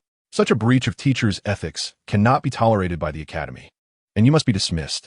Dismissing the vice dean was Gao Huan's unilateral decision, but he believed that a vice dean who offended a student protected by a soul saint, especially one who referred to him as young master, would not find support from the academy's major benefactor sect when they learned of it. They might even help him on his way out to curry favor. Thus, a small incident at the school passed, and after witnessing Xiao Yu's mysterious background, Gao Huan specially arranged for Xiao Yu to have the best single dormitory available. Xiao Yu was certainly very satisfied with this arrangement. The single-person dormitory not only provided him with the best environment for meditation and cultivation, but also prevented many of his secrets from being discovered by his roommates. In case of any urgent matters that required contacting Miao and Hui, it could also avoid many unnecessary troubles. As night fell, Xiao Yu sat cross-legged on his bed, operating his soul power through meditation. The meditation method produced by the system was indeed far superior to most meditation methods in the Douluo world. The powerful soul power circulated through his limbs and bones at an incredibly fast speed, and the meridians throughout his body gradually expanded under the impact of the soul power. In just over 10 minutes, he had completed one cycle. Boom! It was unclear how long he had been meditating, but as he noticed the eastern sky brightening, Xiao Yu suddenly opened his eyes and let out a low, angry shout. The soul power that had been cultivated for so long instantly exploded outward like dynamite. This was the essence of the meditation method adapted from the Saint Seiya world, based on the concept of the small universe. The so-called small universe refers to the potential cosmic energy within the human body, which is the source of human power. True Saint Seiya can unleash superhuman strength that can shatter stars and tear apart the earth by igniting the small universe within them. However, Xiao Yu's level was too low at the moment, and he clearly had not yet reached the point where a punch could tear the sky and a kick could shatter the earth. As the legends claimed, could even crush stars. More accurately, he was still far from that, at least a galaxy's distance away. He probably couldn't even crush a slightly larger rock. Crack! At that moment, a sound of breaking wood came from beneath Xiao Yu. Xiao Yu immediately reacted. His expression changed to a bitter smile. Well, it still had some power. At least the bedboard was cracked, and for the next few days, he would have to sleep on the floor. Chapter 10. Encountering provocation as the sun rose and the sky brightened. Xiao Yu silently got up from the floor after finishing his meditation. He quickly washed up, changed into the school uniform he had picked up from the academic affairs office yesterday, and headed out of the dormitory towards the teaching building. Passing by the dormitory manager's office, Xiao Yu went in to report the cracked bedboard, requesting a replacement and paying the fee. The dormitory manager widened his eyes upon hearing that Xiao Yu had cracked the bedboard on his first day. It should be noted that due to the appearance of Miao, the soul saint, the principal had repeatedly instructed about Xiao Yu's accommodation, ensuring that all the furnishings in his dormitory were brand new and of high quality. However, seeing that Xiao Yu was still just a little kid, the dormitory manager assumed it was just a case of the child being mischievous and jumping around on the bed. So he reminded Xiao Yu a few times not to be naughty. Xiao Yu chuckled and nodded. He couldn't very well tell the dorm supervisor that it was his soul power explosion that caused the good deed. After leaving the dormitory building, Xiao Yu went to the cafeteria for breakfast and then leisurely headed towards the teaching building. The location of Class Elite 2 had been informed to Xiao Yu by the dean and the director yesterday, with the help of the signs within the academy. Xiao Yu easily found the classroom. The classroom was spacious, with many empty seats. Xiao Yu learned yesterday that since there were fewer students in the elite class, there were generally no specific seating requirements. Students chose their seats freely based on their mood, on a first-come, first-served basis. Xiao Yu immediately chose a seat by the window. In his previous life, during his student days, he was particularly fond of this spot. When he was bored, he would look at the potted plants and listen to the birds outside, which helped him adjust his mood. The class schedule at the Soul Master Academy was somewhat similar to that of his university in his previous life, with each class lasting about 1.5 hours. After one class, the morning theoretical lessons came to an end, and the remaining time before lunch was left for the students to arrange themselves. They could meditate and practice, spar in the arena, or even choose to slack off and sleep. After this class, Xiao Yu felt quite accomplished. Although he had read the original work in his previous life, the characters in the original were all top-tier soul masters, and the basic theoretical knowledge was only briefly covered. Through the class, Xiao Yu finally had a rough framework of the soul master system, and he filled 4 pages of notes. Just as he was tidying up his desk, preparing to go back and continue his training, he heard the sound of a desk being moved in front of him. 6 or 7 tall and strong men surrounded him, especially the one on the far left, whose face was sinister, as if he wished to swallow Xiao Yu whole. This person was Yao Yi, the grandson of the vice principal Yao Liang, who had been dismissed yesterday. After Gao Huan reported this incident to the major powers behind the academy, it was learned that Yao Liang had offended a soul saint. The elders who had previously been close to them quickly severed ties, and it was foreseeable that their family's days would be difficult ahead. The culprit behind it all was Xiao Yu, so how could he not hate him? This morning, he learned from a close teacher that the academy's higher-ups seemed to have decided to expel him. In a fit of anger and humiliation, he thought that since he was going to be expelled anyway, there was nothing to hold back. Before leaving, he wanted to take out his frustrations on Xiao Yu. Even if that soul saint came to cause trouble later, he wouldn't be there anymore. The troublesome part would be those academy leaders who would be left to deal with it. Thus, taking advantage of the fact that his grandfather's news had not yet spread among the students, he gathered a few of the strongest soul power students in the class to cause trouble for Xiao Yu. Is there something you want? Xiao Yu glanced around at these few people and said, "Kid, I heard that you made things difficult for Yao Yi as soon as you entered school." The leader, a burly man who was clearly half a head taller than the others, stared at Xiao Yu with a fierce expression and spoke. Yao Yi. Xiao Yu was slightly taken aback, following the direction pointed by the burly man and seeing the guy with a face full of deep hatred, who bore a resemblance to the vice principal he had bumped into yesterday. Connecting this with his surname, he couldn't help but understand. "Oh, I bullied him. What do you do about it?" Xiao Yu let out a cold laugh, saying, "If no one provokes me, I won't provoke anyone. But if someone dares to provoke me, I will retaliate." With someone dancing right in front of him, he certainly wouldn't swallow his anger. "As long as you admit it, that's enough." The burly man looked down at Xiao Yu, who was nearly a head shorter than him, and arrogantly said, "We won't bully you. Just apologize to old Yao to calm him down, and we will let you go. Do you think you are worthy?" Xiao Yu looked at the burly man in front of him with disdain and said, "3 seconds, get out of my way, or I won't spare you." The burly man was momentarily stunned by the words, and only after a moment did he react, anger rising in his heart. He pointed at Xiao Yu and shouted, "You have some nerve." Slap. Xiao Yu unceremoniously swatted away the strong man's finger and said, "I hate it the most when others wave their fingers in front of me." All right, all right, all right. The strong man laughed in anger and immediately said to Xiao Yu, "You're quite bold, kid. If I don't beat you into submission today, how am I supposed to survive at school? The fighting spirit platform, are you coming or not? What do you have to be afraid of?" Xiao Yu originally had the task of becoming the chief among the students, and judging by the situation, this strong man should be one of the top students in this class, so they would inevitably cross paths. In order to cultivate the students' practical combat abilities, the academy generally encourages students to spar with each other. By the time Xiao Yu and a few others arrived at the training ground, many students were already engaged in sparring. Zhu Wang, a level 19 first-ring assault system soul master, possessed the martial soul of a fierce bear. As soon as the strong man stepped onto the battle platform, he activated his martial soul, and a pitch-black, long-haired brown bear instantly merged with him, glaring fiercely at Xiao Yu not far away. Xiao Yu, a level 13 assault system battle soul master, possessed the martial soul of a netherworld apostle. Xiao Yu calmly activated his martial soul and looked ahead at Zhu Wang, saying, "Hurry up, don't waste time. Kid, you really want to die?" Hearing this, Zhu Wang's anger surged even more. With a loud roar, he charged forward, raising his hand to strike at Xiao Yu. Xiao Yu shook his head. From his battle with Chang Hao yesterday, he realized that most of the students with strong attack-type martial souls only relied on the brute force of their martial souls and lacked any combat skills. Focusing his mind, a flash of brilliance appeared in Xiao Yu's eyes as he instantly spotted Zhu Wang's flaw. He struck like lightning, grabbing Zhu Wang's arm joint and executing a beautiful shoulder throw that sent him flying. Compared to yesterday's match with Chang Hao, Xiao Yu was much heavier-handed today. Yesterday's match was just a friendly spar during the entrance exam, and Chang Hao had a good attitude. However, today someone had come to provoke him, and Zhu Wang's arrogant demeanor greatly displeased Xiao Yu. Chapter 11. The first original character.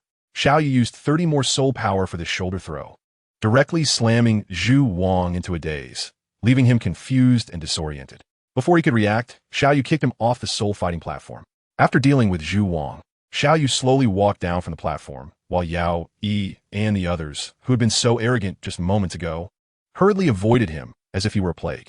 Xiao Yu had an indifferent expression as he glanced at a few people, leaving behind a warning not to provoke him before walking away.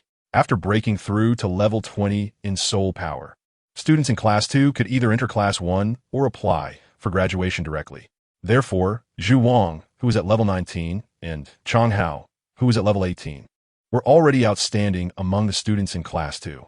After learning that both had been defeated by Xiao Yu, no one in Class 2 dared to provoke him again. Xiao Yu naturally enjoyed this leisurely life, with no one to disturb him. During the day, he attended classes and practiced meditation in his spare time. Initially, he would go to the Fighting Soul platform to watch others battle, but later found that the students from the Junior Soul Master Academy were just mediocre. So he stopped going. Days passed like this, and Xiao Yu gradually got used to this kind of academy life. In the blink of an eye, half a year had passed. On this day, Xiao Yu entered the classroom as usual, sitting in his usual spot by the window, closing his eyes to rest and waiting for the teacher to arrive. Have you heard? Today our class is getting a new student. Oh, which junior has broken through to level 10? No, it's someone who just enrolled, granted special permission by the dean to join our class directly, just like Xiao Yu.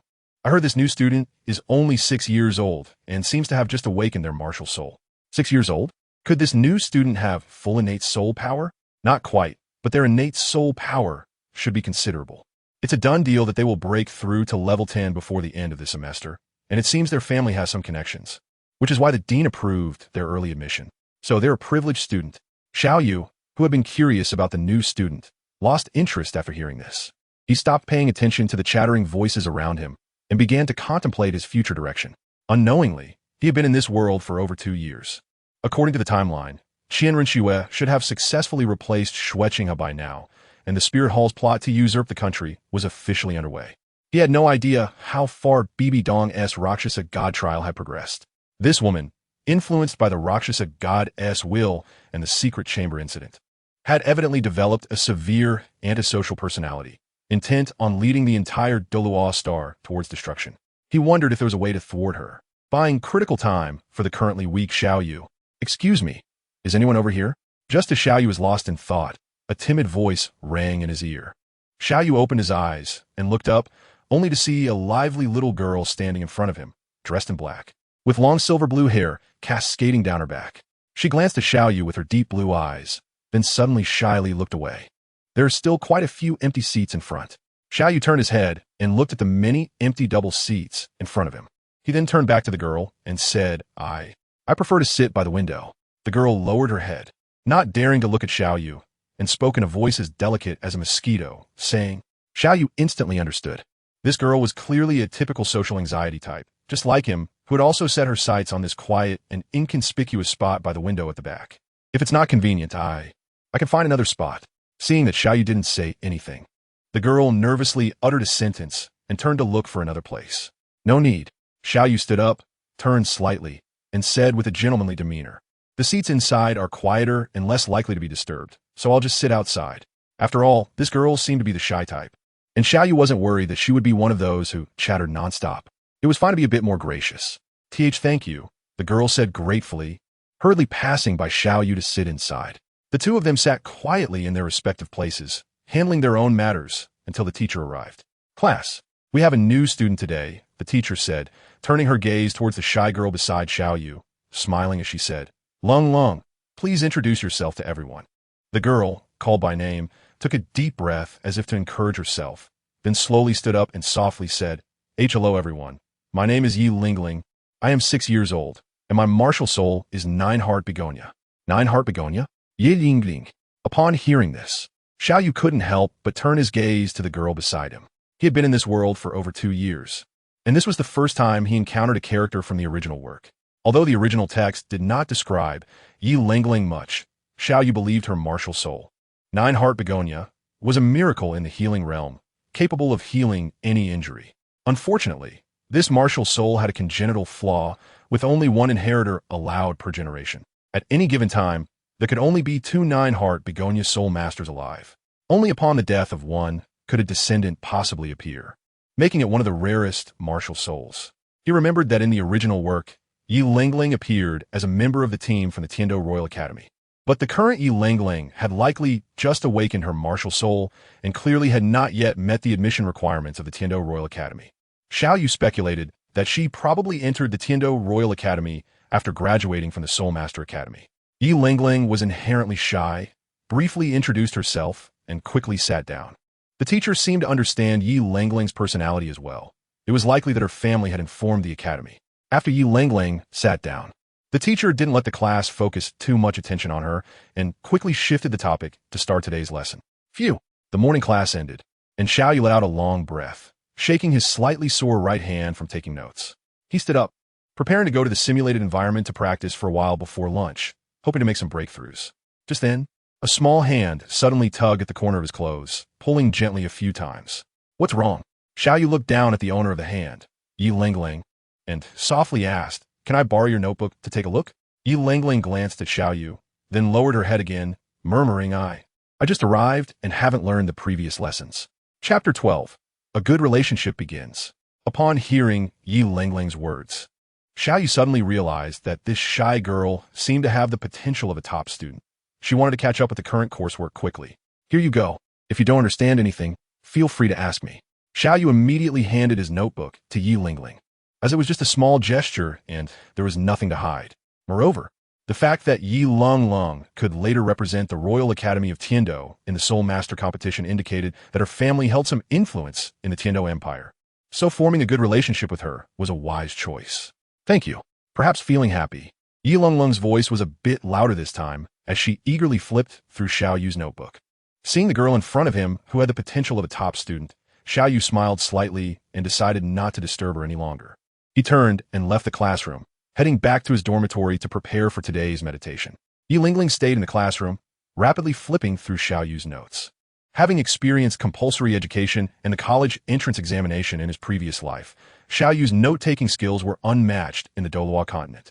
His focus on important details was meticulous, and combined with the calligraphy he practiced in his spare time, his handwriting was elegant and pleasing to the eye, which made Yi Lingling unconsciously develop a good impression of him.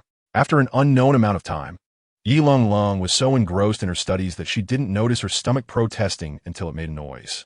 Only then did she realize that lunch had already passed. Oh no, I hope the cafeteria isn't closed already. Feeling a bit frustrated, Yi Lingling quickly closed the notebook and got up to run toward the cafeteria. Just as she had taken a few quick steps, someone unexpectedly pushed the door open, and she collided with the newcomer. Xiao Yu was quick to react and quickly reached out to catch Yi Lingling, preventing her from falling to the ground. Thank you, Yi Lingling said gratefully after seeing who had come. Suddenly, she felt a bit awkward about their position, and her face couldn't help but turn red. Xiao Yu reacted quickly, and after helping Yi Lingling to straighten up, he withdrew his hand and gently asked, "Are you okay?" I'm fine." Because of her shyness, Yi Lingling's words became even less fluent. After a pause, as if trying to ease the atmosphere, she spoke again. "Why did you come to the classroom at this time?" Xiao Yu smiled slightly, raised the lunchbox in his other hand, and said, "When I just passed by the classroom, I saw you seriously flipping through your notes and copying them, completely unaware that your classmates were running to the cafeteria. I guess you would forget to eat, so I packed you a simple meal from the cafeteria." As he spoke, Xiao Yu handed the lunchbox to Yi Lingling and continued, "This is the most common meal set in the academy. I don't know if you have any dietary restrictions, but the cafeteria closes pretty early, so you should fill your stomach first." "Thank you, I'm not picky." Yi Lingling hurriedly accepted the lunchbox, glanced down at it, thanked Xiao Yu again, and then turned back to her seat to start eating heartily. Watching Yi Lingling, who was clearly a bit hungry and enjoying her meal, Xiao Yu smiled slightly and turned to leave. Xiao Yu's actions were partly motivated by the realization that Yi Lingling might forget to eat and feel a bit shy and cute about it, but more importantly, he wanted to establish a good relationship with this girl from the Nine-Heart Begonia, laying a foundation for future connections with her family. On the way back, just now, Xiao Yu had considered a lot. According to his recollection, if it weren't for the curse of her martial soul, Nine-Heart Begonia could even challenge the status of the Seven Treasures Glazed Tile School in the auxiliary system. He would inevitably need to build a force in the future, and if he could gain the support of Nine-Heart Begonia, it would quickly elevate the reputation of their sect. Moreover, Xiao Yu speculated that since the immortal herbs could resolve the flaws of the Seven Treasures Glazed Tile School, there must also be immortal herbs that could solve the curse of Nine-Heart Begonia, and it was very likely to be the Chihuahua tulip that allowed Ning Rongrong's martial soul to advance to the 9 treasures glazed tile. Therefore, Xiao Yu almost instantly formulated a rough plan. First, he would build a good relationship with Yi Lingling, the new generation heir of 9 Heart Begonia. And when the time was right, he would use the immortal herbs to help Yi Lingling's martial soul advance and solve the flaws of their family's martial soul. In this way, accepting the 9 Heart Begonia family would be a natural progression.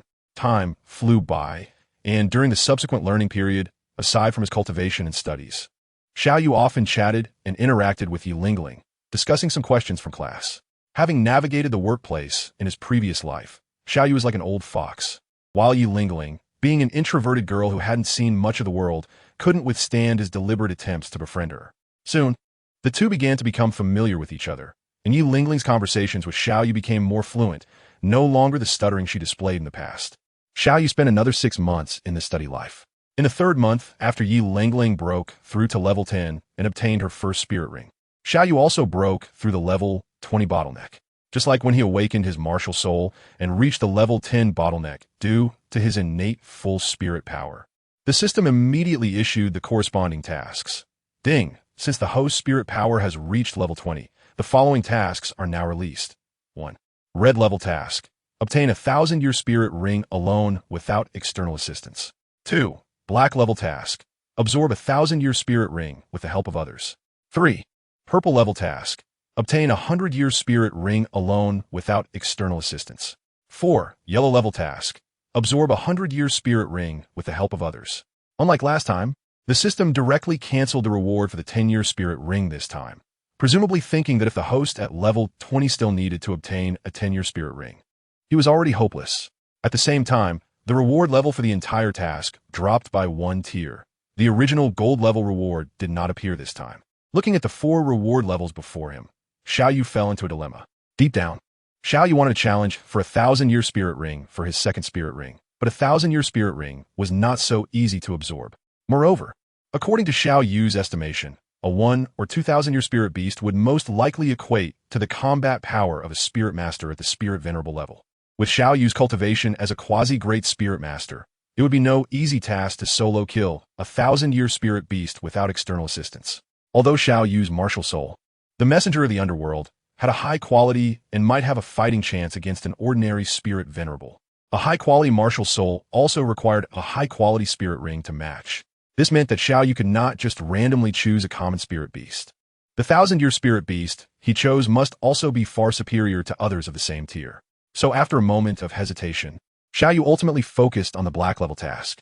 With the assistance of Hui Hua and Miao, obtaining a 1,000-year spirit ring would be as easy as reaching into a pocket. But that did not mean everything would be problem-free. Chapter 13. Preparations beforehand. A 1,000-year second spirit ring could indeed give Xiao Yu combat power far beyond that of his peers, but it was not all good news. Absorbing a spirit ring of a higher tier would inevitably attract the attention of major forces if it were to spread, unless Xiao Yu had a very strong backing.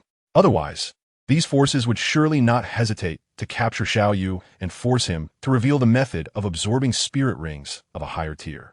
The Spirit Hall, 7 Treasure, Glazed Tile School, Blue Lightning Tyrant Dragon Clan, and the Reclusive Haoyan School all had title level powerhouses. And with just Hui Hua as a soul, Douluo, and Miao as a soul sage, it would be impossible to intimidate these forces.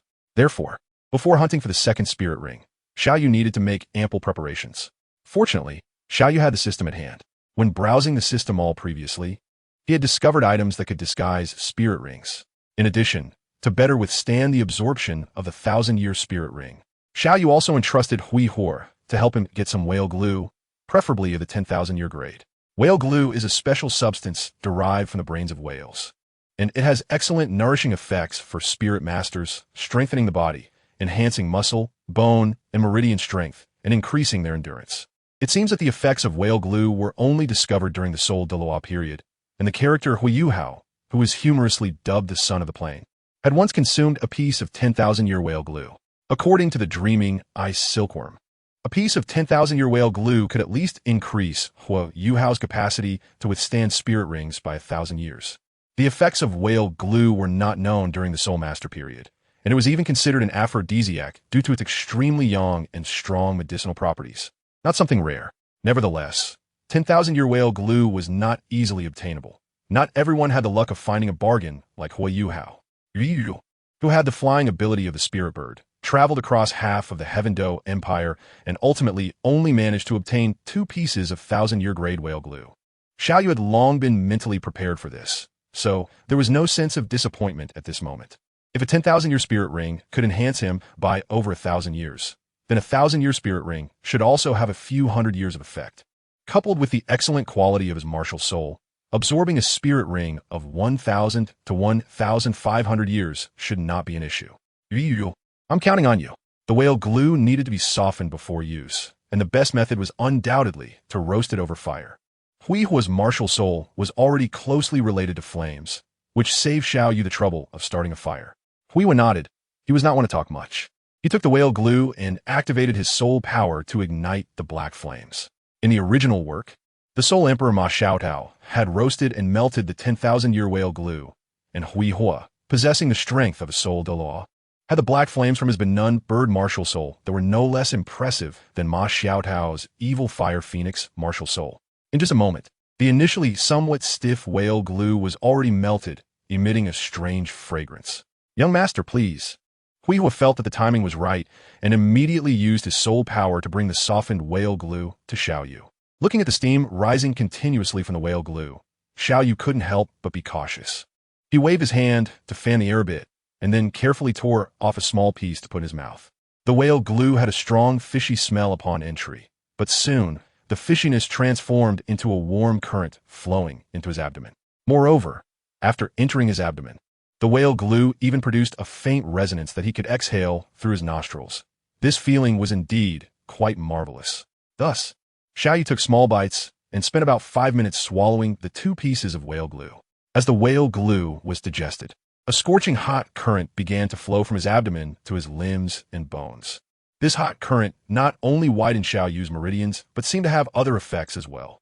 Although Xiao Yu's body was still that of a child, he could faintly sense some reactions. However, knowing the side effects of the whale glue from the original work, Xiao Yu had already made preparations. Sensing some signs, he immediately focused and calmed himself, using his soul power to guide the warm current. Under the guidance of his soul power, the hot current that had been rampaging in Xiao Yu's body began to nourish his entire network of meridians in a regular pattern, spreading an indescribable sense of comfort throughout his body. After a long while, Xiao Yu exhaled a breath of hot air, slowly opened his eyes, and finished absorbing the whale glue. Xiao Yu turned his head to glance at Huihua, who had been protecting him, and gently nodded. Then he said, "Call Miao. We are setting off to the Douluo Forest to obtain my second spirit ring." "Yes, young master." Shortly after, the 3 set off towards the Douluo Forest. As for the academy, Miao went to greet the dean and informed him that Xiao Yu had broken through the bottleneck to reach level 20 and needed to take a leave of absence to obtain his second spirit ring. The dean had no reason to refuse. "Young master, have you thought about what type of spirit beast you want to obtain your second spirit ring from?" Huihua asked. Huihua's martial soul was the Benyu bird, and Miao's martial soul was the demon butterfly, in their true martial soul forms. Both had the ability to fly for extended periods. After leaving Kaiser City, they took off directly into the air, and as they were nearing the Douluo Forest, Miao asked to obtain his second spirit ring.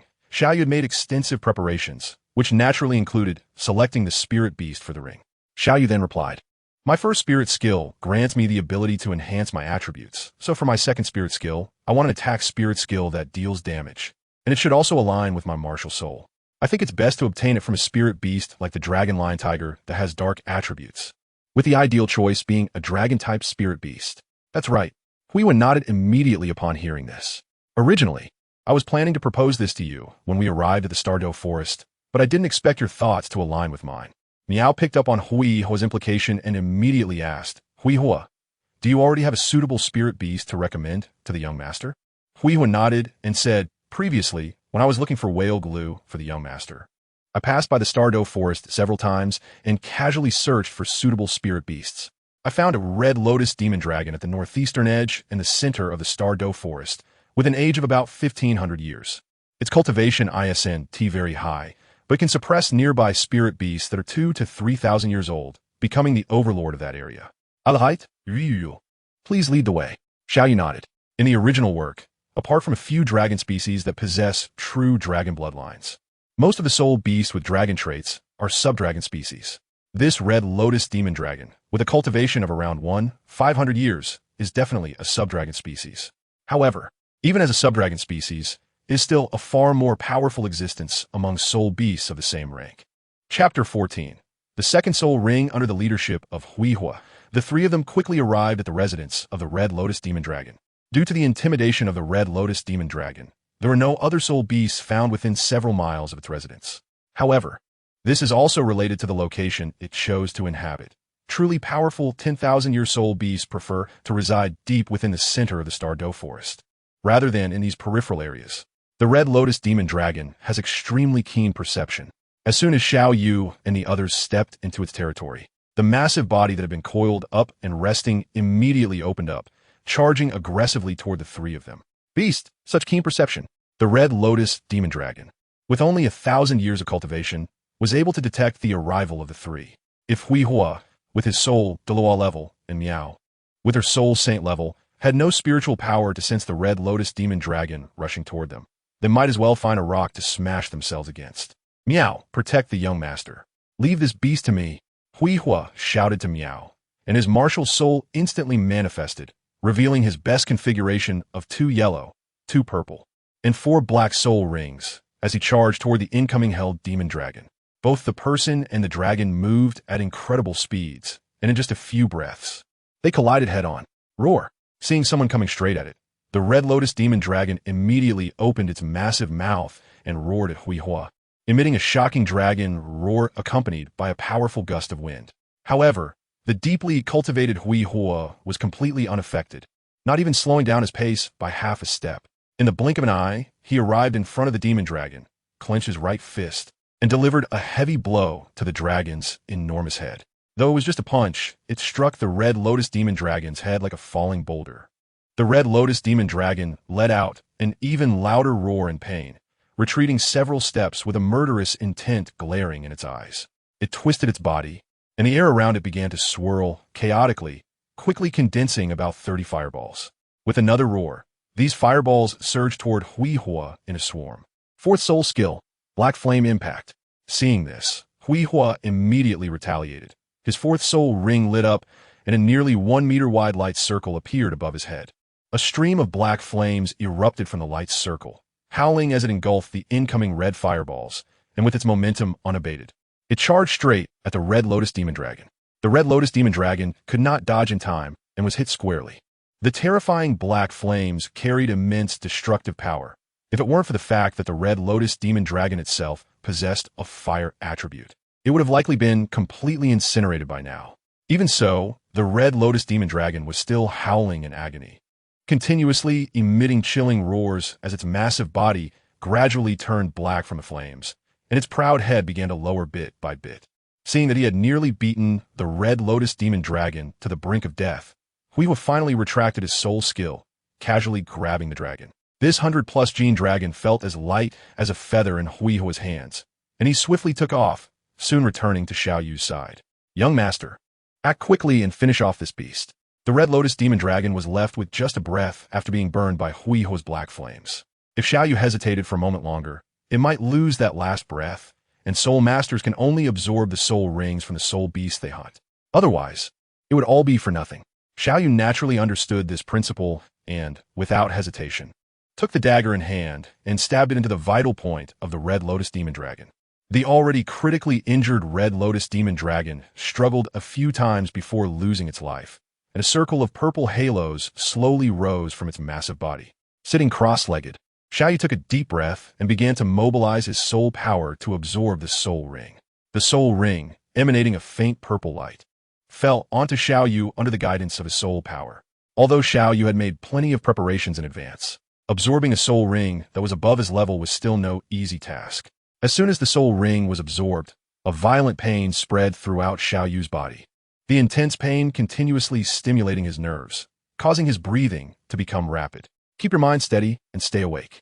Xiao Yu gritted his teeth, constantly reminding himself in his heart. Time passed second by second, and the domineering power of the soul ring flowed through Xiao Yu's body, continuously washing over him like a torrent. The extreme pain caused Xiao Yu's veins to bulge, sweat covered his forehead, and his tightly clenched lips oozed with blood. After an unknown amount of time, in the midst of the pain, Xiao Yu, who was somewhat numb, seemed to hear the sound of an egg cracking. The soul ring power that circulated throughout his body surged out wildly, as if it had found an outlet. It was a success. Xiao Yu let out a quiet sigh of relief. The most difficult time had been endured, and what remained was just a matter of course. Ding, the system announced. Detecting that the host had killed and absorbed a 1,000-year soul ring with the help of others, evaluating the task as black level. Congratulations to the host for obtaining the right to draw from the black level character selection once. With the system's prompt sound, the absorption of the second soul ring came to an end. Without hesitation, Xiao Yu quickly opened the system mall and used the soul ring disguise he had recently exchanged for with 300 diamonds, transforming the originally purple glowing second soul ring into yellow. Phew, it's finally over. Xiao Yu let out a long sigh, stood up from his spot, and rubbed his legs, which had gone a bit numb from sitting for too long. Hui Hua and Miao, who had been guarding him nearby, immediately came to his side. Hui Hua remained his usual silent self, while Miao curiously asked, "Young master, what kind of skill has the 1,000-year soul ring granted you?" "My second soul skill is called Shadow Gale Explosion Bullet. It should be a fusion of the dark attribute of my martial soul and the fire bullet of the Red Lotus Magic Dragon, allowing for long-range attacks. The straight line distance is about 20 meters, and I can fire it indefinitely until my soul power is exhausted." He naturally had no need to hide anything from Hui Hua and Miao, so he openly shared the capabilities of his second soul skill. "That's a good skill." Both Hui Hua and Miao nodded in acknowledgement of Xiao Yu's second soul skill. "The soul ring has been fully absorbed, so let's hurry and leave," Xiao Yu hurriedly said. Although this Red Lotus Demon Dragon seemed like a lone individual, who knows if it has any distant relatives? Although the subdragon species is not as good as the true dragon bloodline, it can still pin the opponent down and rub them on the ground at the same level. If a 10,000-year level one shows up, it would be quite a trouble for them. Hui Hua and Miao both nodded, naturally understanding Xiao Yu's concerns. The three of them quickly packed up and swiftly left for the direction of the Stardow Forest. Chapter 15, Encountering Original Characters Again. Beast, don't run. At one end of the Stardow Forest, a fire leopard with a cultivation of around 600 years was fleeing at high speed. Behind it, a figure was chasing at an equally fast pace. From the crimson wings and the 5 soul rings flashing yellow and purple on its body, it was clear that this was a Soul King level soul master, likely with a fire-type flying beast martial soul, similar to a firebird or fire crane. A 600-year soul beast could only match up to a great soul master level soul master. Although the leopard soul beast was very good at running, the Soul King behind it was not the best match for soul rings. However, the huge gap in levels ultimately overshadowed these factors, and the fire leopard was eventually blocked by the firebird Soul King. Seeing that its escape route was cut off, the fire leopard bared its teeth and roared at the Soul King, then suddenly exerted force with its hind legs and pounced towards the Soul King like an arrow released from a bow. A desperate gamble by a 100-year soul beast could not be underestimated, even by a Soul King. Of course, the most important thing was that this soul beast was prepared for his descendant. If he slapped it to death, wouldn't that be a waste of effort? The Soul King lit up his second and third soul rings, using the advantage of a flying soul master to maneuver around the fire leopard while depleting its soul power. Just as the human and beast were entangled in battle, 3 figures rushed up from behind. Among these 3, the leader was a middle-aged man, followed by a pair of young man and woman.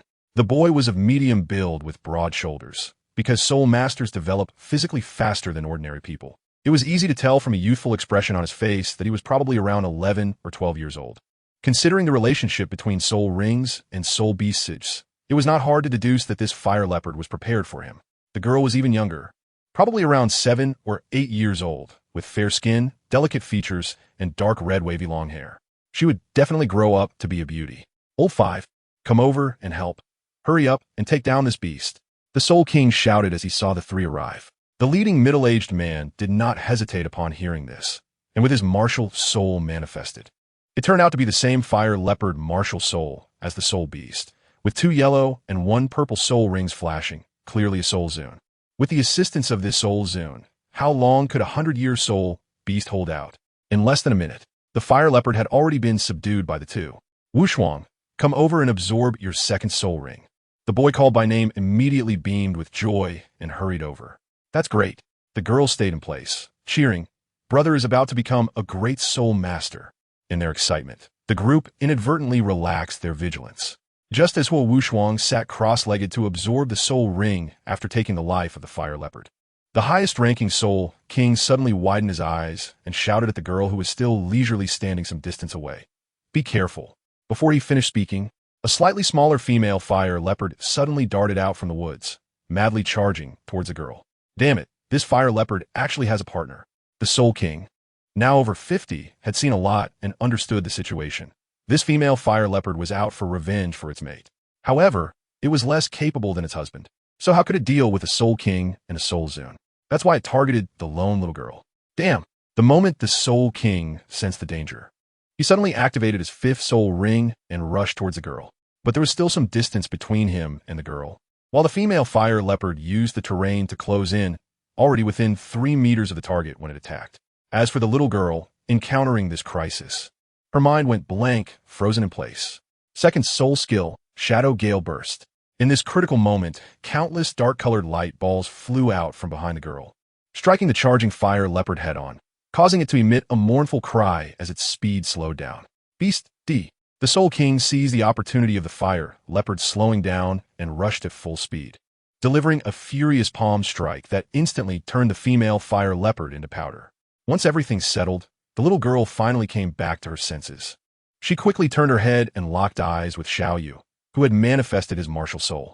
It must be said that Xiao Yu's appearance was somewhat striking, and in his martial soul state, he exuded an even more noble aura, leaving the little girl somewhat dazed. At that moment, the Soul King also approached the girl, and Huihua and Miao walked to Xiao Yu's side. "Thank you for your timely assistance," the Soul King said with a cupped fist in gratitude and introduced himself. "I am Hua Kuei, a middle-level teacher at the Blaze Academy. May I ask for your names? I will definitely repay you with generous rewards if you come to Blaze Academy in the future." Blaze Academy? Xiao Yu was slightly taken aback by the words. Sweeping his gaze over the little girl standing behind the Soul King and the boy who was still absorbing the soul ring. Could they be the siblings Huo Wu and Huo Wushuang, who once appeared in the original work? Xiao Yu's guess was not wrong. The pair of siblings were indeed Huo Wushuang, the captain of the Flame Team, and Huo Wu, the vice-captain, who would participate in the Soul Master competition 12 years later. Huo Wushuang was currently 11 years old, having just broken through to level 20 in soul power, while Huo Wu was 7 years old with a current level of 15. "Teacher, Hua Kuei need not be polite. We are merely fortunate to be here." Among the three, Xiao Yu was too young, and Huihua was a reserved person, so it was most suitable for Miao to respond. Before Hua Kuei could say anything, Huo Wu, who had regained her composure, spoke up. "Little brother, you saved me just now, right? I noticed your soul skills have a fire attribute. Would you be interested in coming to our Flame Academy?" Upon hearing this, Hua Kuei also realized, looking at Xiao Yu, who had just exited his martial soul possession. He thought to himself that this child looked to be about the same age as Huo Wu, yet he already possessed the cultivation of a great soul master. If he could join the Flame Academy, when he grew up, he could partner with the exceptionally talented siblings Huo Wushuang and Huo Wu to compete in the Advanced Soul Master Academy competition. Even if they couldn't compete with the teams from the Soul Master Sacred Land, the Spirit Hall, they would still have a good chance of placing in the top 3. At that time, the Flame Academy would be able to make a name for itself across the Douluo Continent. Thus, he began to promote the academy to Xiao Yu and the others. "You all, our Flame Academy is one of the top advanced Soul Master Academies in the Tiando Empire, alongside the Thunder Academy, supported by the Blue Lightning Tyrant Dragon family, and the Elephant Armor Academy, founded by the Elephant Armor sect, all belonging to the 5 Element Academies. We have a complete simulated training environment. If this little brother is interested, I, Hua Kuei, can be your recommendation for admission. With your qualifications, you will definitely receive strong support from the Academy." Chapter 16. The Future Path as for the Flame Academy. Listening to Hua Kuei's introduction, Xiao Yu silently crossed it off in his heart. For ordinary soul masters, they would naturally accept Hua Kuei's solicitation without hesitation. As Hua Kuei introduced, the Flame Academy was the most elite advanced soul master academy in the Tiando Empire, completely different from Shrek Academy, which was still a struggling academy, possessing a sound educational system and a good training environment. Moreover, the Flame Academy could stand alongside the Elephant Armor Academy and the Thunder Academy, indicating that the Academy's higher-ups also had considerable strength. The Elephant Armor Academy was backed by the Elephant Armor sect, whose sect leader, Huyin Li, had the cultivation of a high-level soul Duo, while the Thunder Academy had the support of the Blue Lightning Tyrant Dragon family, with its sect leader Yu Yunjin being a titled Douluo with level 95 cultivation. If the Flame Academy did not have a soul-level powerhouse backing it, how could the Thunder Academy and the Elephant Armor Academy accept it as their equal? However, it was clear that Xiao Yu was not an ordinary soul master. He had the foresight of the plot and the support of external advantages upon arriving in the Douluo continent. His goal was very clear: to establish his own power and even unify the entire continent. Therefore, joining the Flame Academy was not a wise choice. Yet, building a power was not an easy task. Even if he could acquire high-level combat power through the system, what about the soul masters below? It should be noted that during its peak, the Seven Treasure Glazed Tile sect had as many as 5,000 soul masters, and the Spirit Hall had tens of thousands. Thus, to develop a power, he must recruit talented individuals, and to attract soul masters, he needed to make his sect's name known in the soul master community. Otherwise, why would people join his sect? The Advanced Soul Master Academy competition was a grand event held once every 5 years in the soul master community. There was no better place to gain fame. Just like Shrek Academy in the original story, it was developed based on winning the soul master competition, right? Therefore, during his time studying at Mingjing Academy, he had already envisioned the path for future development. Xiao Yu planned to establish an academy in the name of his sect, forming a battle team centered around himself to participate in the competition 12 years later, which was the same competition in which Tang San and the Shrek 7 monsters from the original story would take part, aiming to win the championship and promote the academy while also advertising the sect. Even if they won the championship under Xiao Yu's leadership, it would be the Qihua Academy that gained fame. Although Xiao Yu himself could become well known in the eyes of the public, he would still just be a talented young man, far from being someone worthy of following. For instance, when Tang San established Tang's sect, his foundation was the 4 elemental clans. However, if he hadn't relied on his father's influence to connect with the Leaf family and had Titan, this loyal servant, to guide him to the gatherings of the 4 elemental sects, would Niu Gao and Yang Wudi have paid attention to this newly established Tang sect? At that moment, Xiao Yu politely shook his head and declined. Teacher Hua, I'm really sorry, but I've already enrolled in the Mingjing Academy. What's the big deal? Just drop out. Before Hua Kuei could speak, Hua Wu, who had regained her composure, boldly remarked, I've never even heard of Mingjing Academy. Could it compare to our Qihua Academy?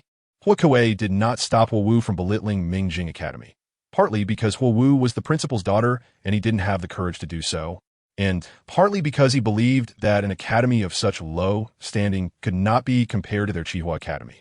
However, Hua Kuei, having been a teacher for over 20 years, had a deep understanding of the Soul Master Academies within the Tiando Empire, and he spoke up. Mingjing Academy is just a primary Soul Master Academy. After students graduate at the age of 12, they still need to seek admission to a secondary Soul Master Academy. Our Qihua Academy, on the other hand, already has a complete student system from primary to advanced levels. Students only need to meet the age and cultivation requirements to automatically advance, which save a lot of trouble. Little brother, you might want to think it over. But Xiao Yu had already made up his mind, and he still shook his head to decline. I have been studying at the academy for almost 2 years, and I have many good friends there. I don't want to suddenly change my environment. What a pity. Hua Kuei sighed and shook his head, then thought of something and said, since little brother is determined, I won't say much.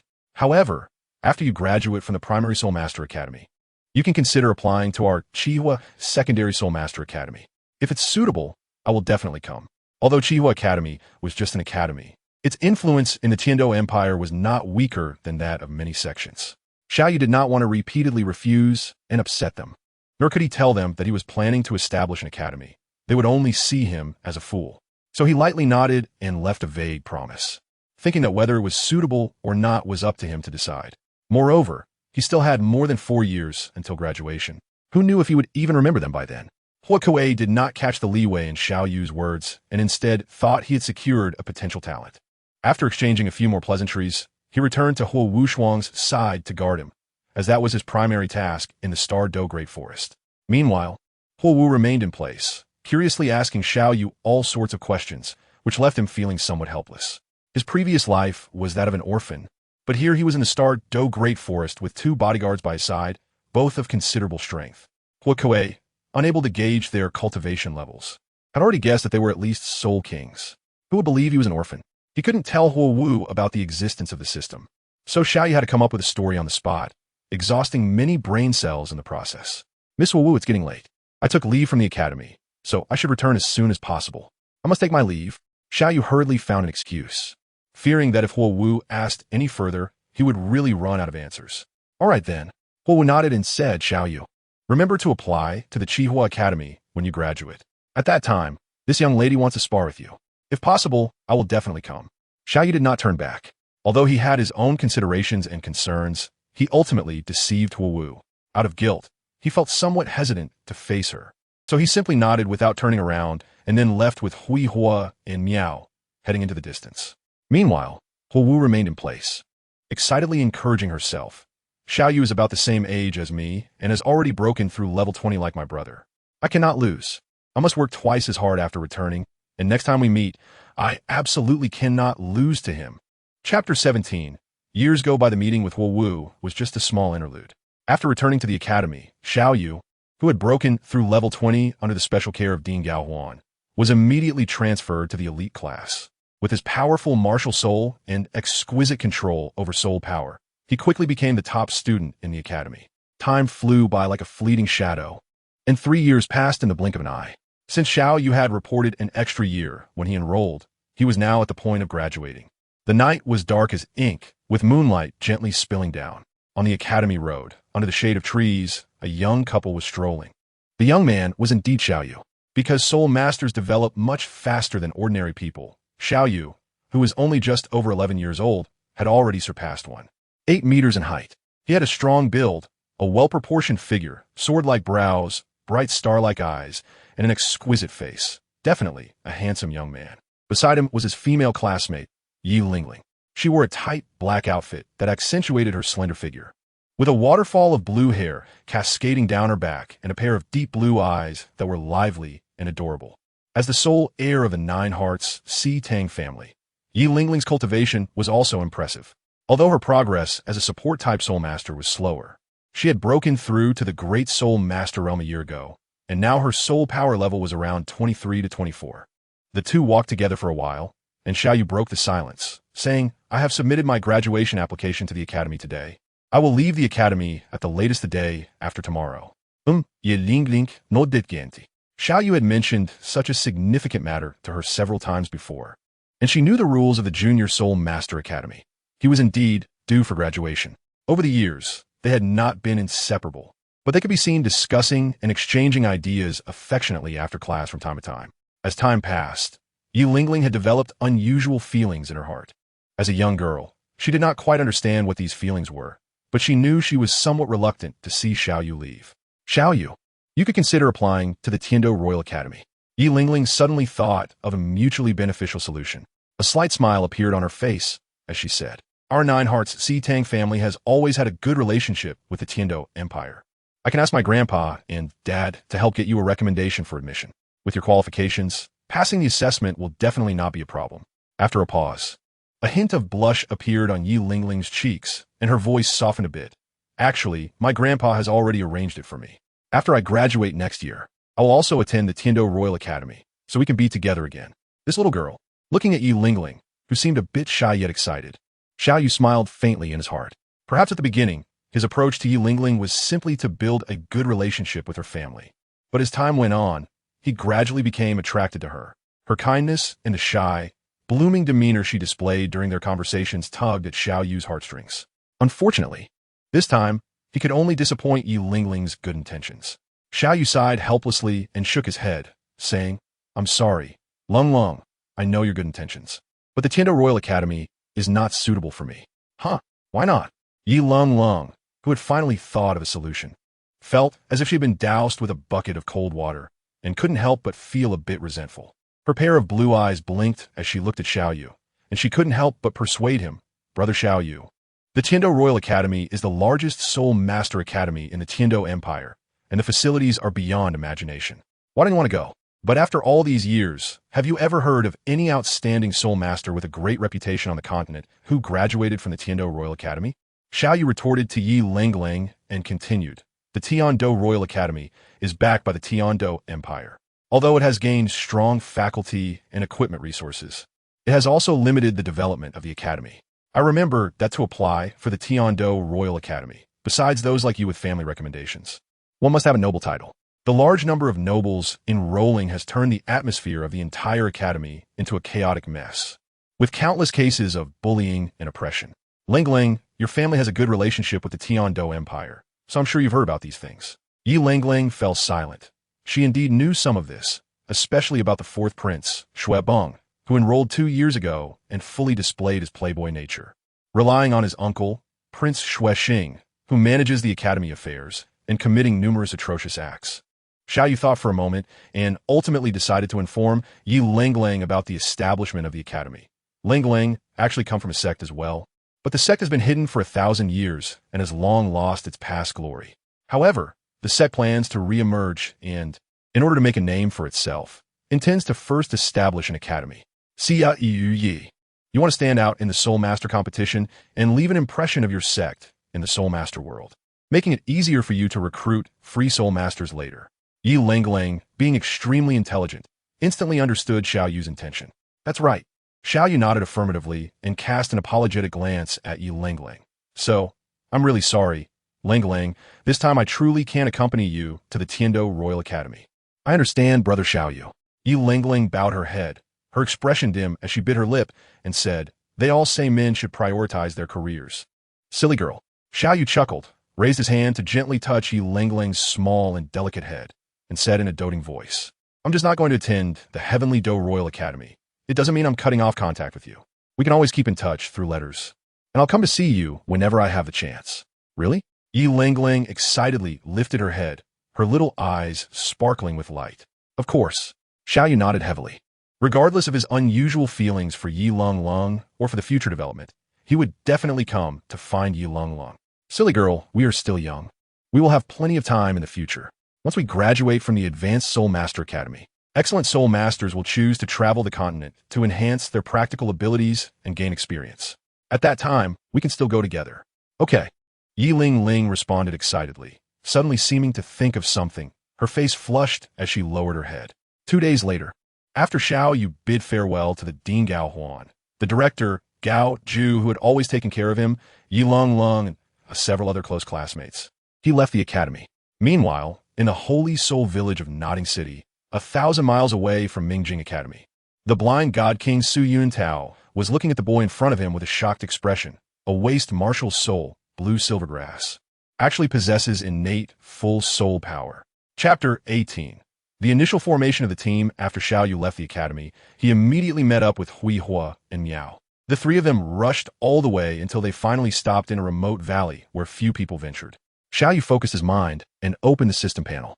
Over the past few years, with the protection of Hui Hua and Miao Xiang, as well as the care of the high-ranking officials in the academy, he had completed his tasks without ever performing a summoning. As Xiao Yu sent his command, the system panel instantly opened in his mind, and lines of information appeared before his eyes. Name, Xiao Yu Martial Soul, Apostle of the Underworld's Soul Power Level. Level 34 Soul Ring Configuration. First Soul Ring, 508 years.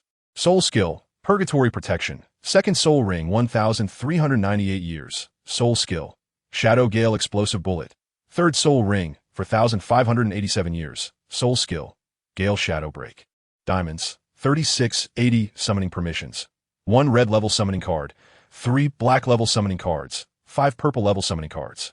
Soul Bones, none. Special Items. Sacred Domain Legion card. Immortal Herb Illustrated Handbook. Advanced Meditation Method. Tasks to complete. 1. Establish a sect. Level determined by sect influence. Rewards can be claimed multiple times. Highest level is gold. 2. Establish an academy. Level determined by academy influence. Rewards can be claimed multiple times. Highest level is gold. 3. Gold level task. Intercept the opportunities of Tang San and the other Shrek 7 monsters. Occupy the Ice and Fire Duality, Eye, and Immortal Herbs. 4. Red level task. Recruit Dugabo. 5. Black level task. Recruit one of the 4 major clans affiliated with the Haotian sect. Note: recruiting 2 clans upgrades the reward to red level. Recruiting 4 clans upgrades the reward to gold level. Rewards are stackable. Xiao Yu broke through to Soul Master 9 months ago. With the help of Miao and Hui Hua, he absorbed a shadow demon wolf with over 4,000 years of cultivation, gaining a single target explosive skill called Wind Break Shadow. which allows him to instantly increase his speed by 50 and unleash his power in a full sprint. Combined with Xiao Yu's martial soul, the underworld sword, he was able to defeat Gao Zhu, the director of the Ming Jing Academy, who was at the soul sect level, despite being a rank lower. The only flaw of this skill is that it is linear, making it difficult to hit agile attack-type soul masters. The Immortal Herb Encyclopedia was obtained by Xiao Yu after spending 500 diamonds in the system, with the aim of intercepting the greatest opportunity, the Immortal Herb. Led by Tang San and the Shrek 7 monsters. Xiao Yu is not Tang San and has never studied the Xiantian treasure record, so he naturally does not recognize the Immortal Herbs. That is why he prepared in advance. Upon learning that there were books on immortal herb knowledge in the system shop, he exchanged for them early to prevent being in the dark when he eventually reaches the ice and fire Tuin Eye, just like Douluo, who has a treasure mountain but lacks the method to use it.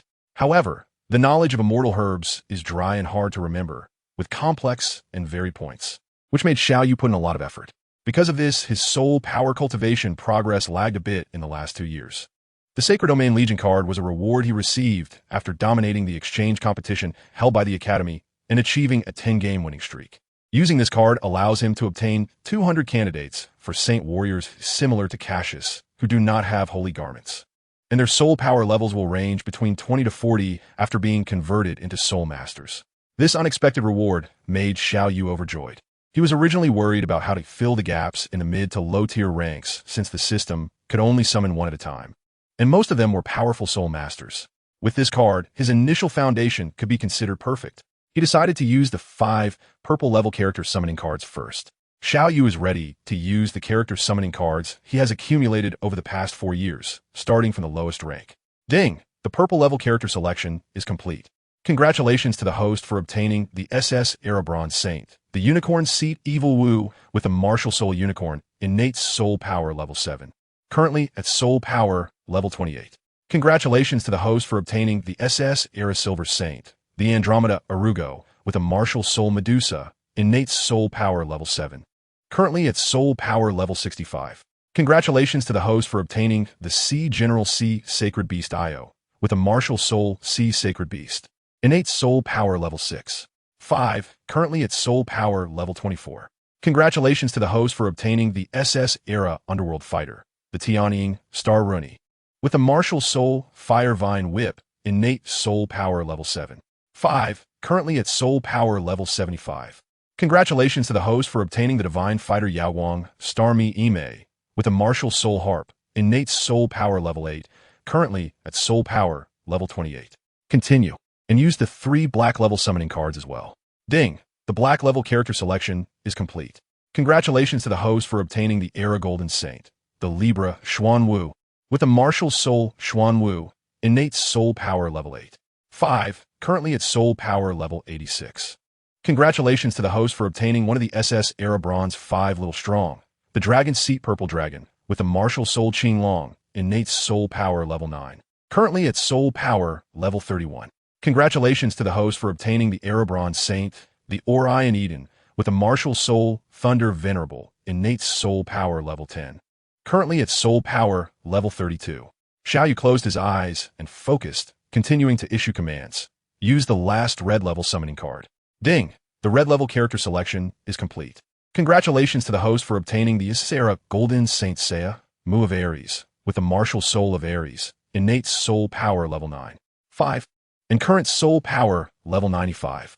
Finally, a title, the level powerhouse has arrived to take charge. Xiao Yu let out a low exclamation of excitement.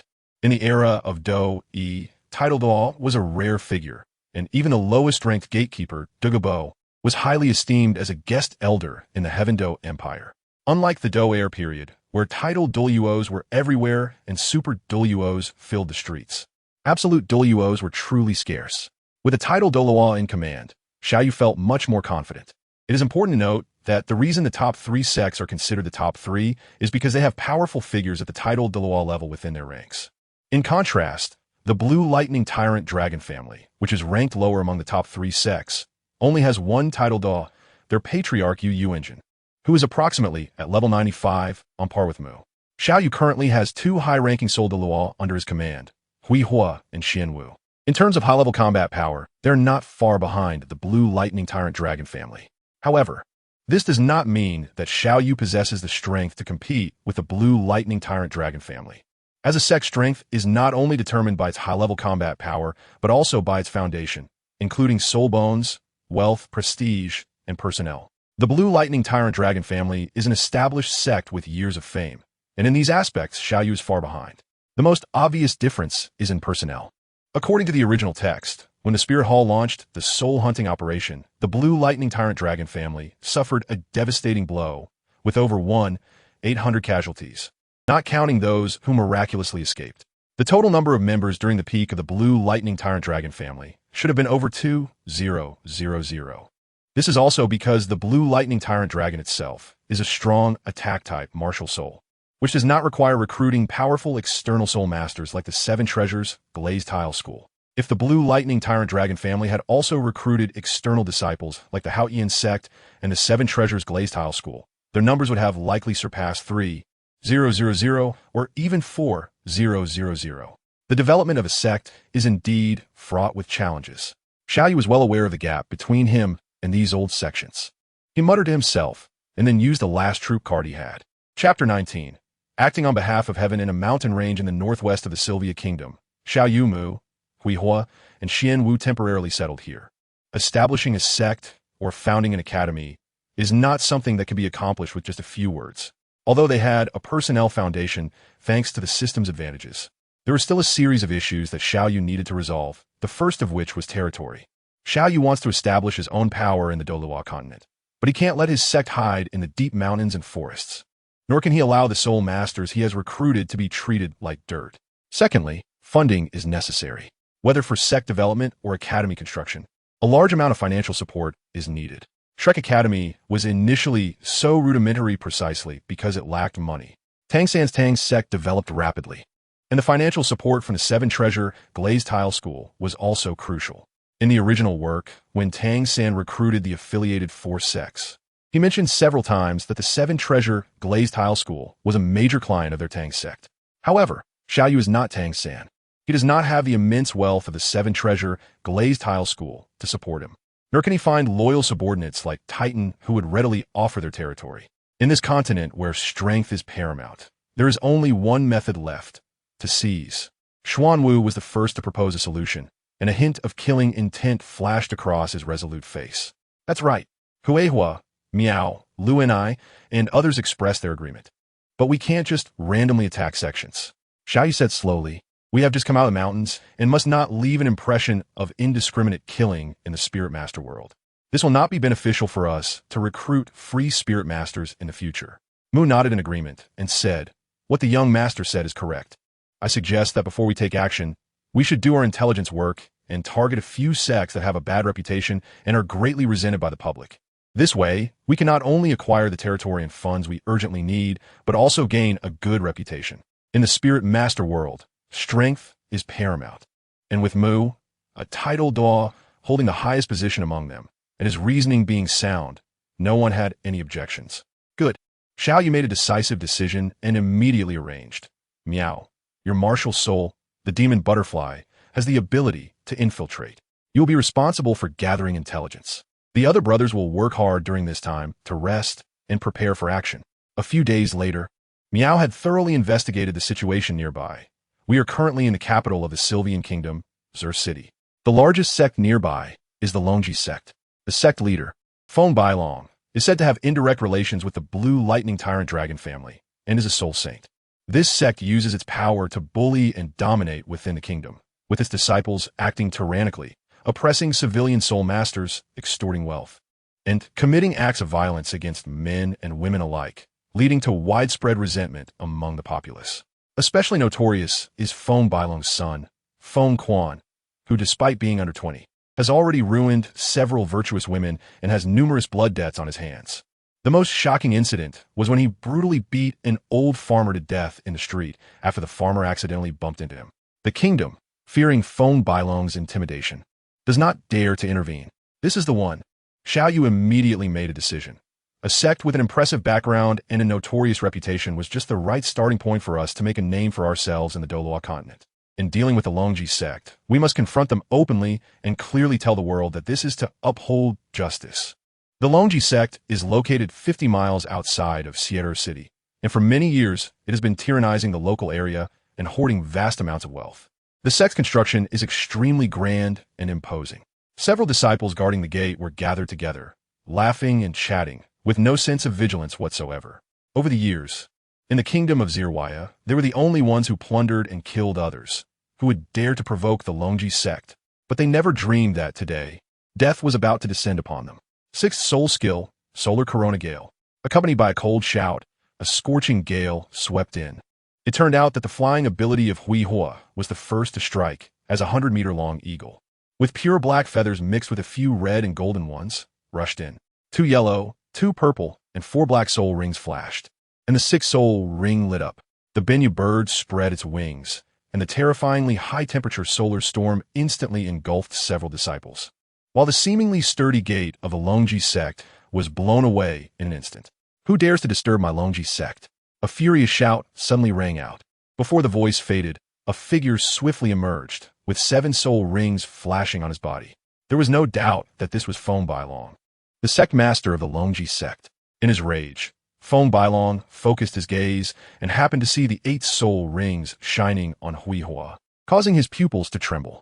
Swish, swish, swish. Just as Feng Bailong hesitated, the strong members inside the Longji sect who sensed the changes at the gate also flew out one after another.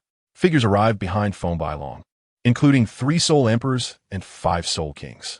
When they saw the soul ring configuration on Hui Hua, they were all taken aback. The weaker disciples of the Longji sect, led by the young master Feng Quan, rushed out and gathered in the central square of the sect, preparing for battle.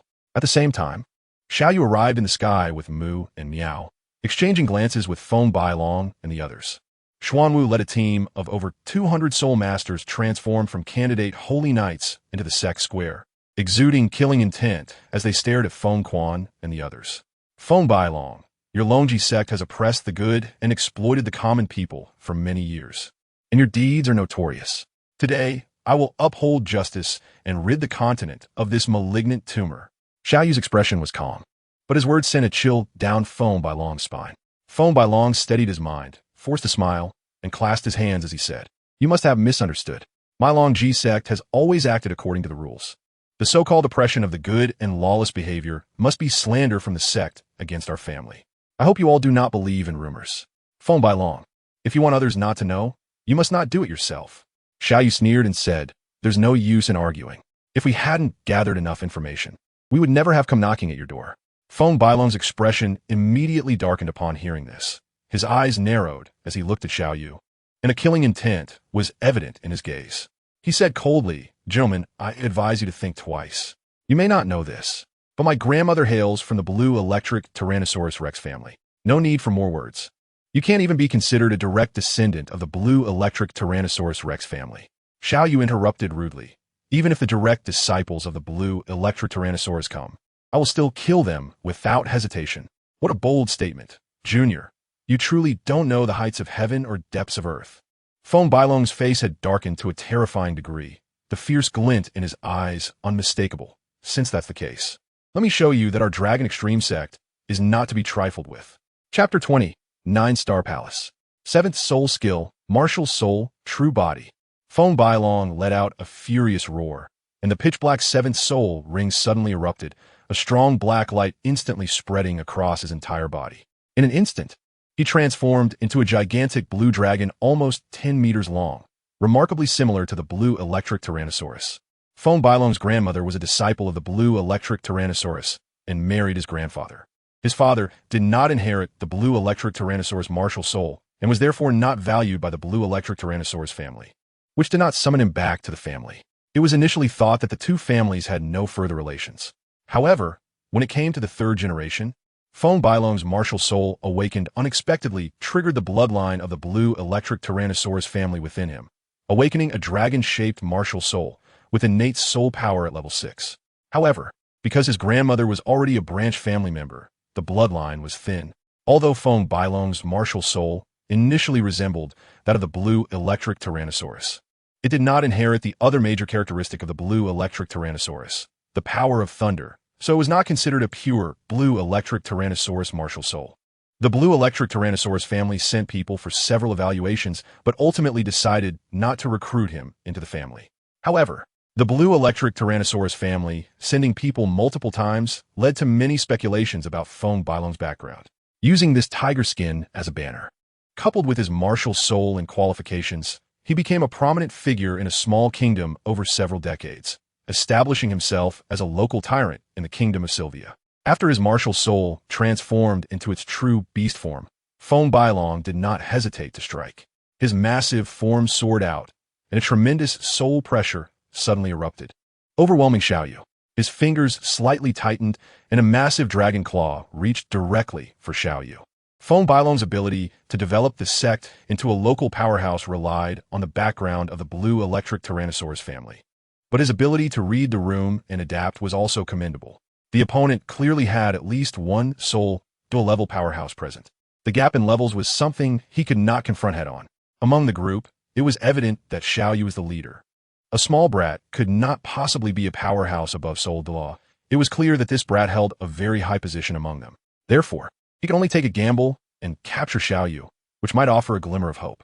The idea was indeed good. But did Bailong have a chance of success? Clearly not.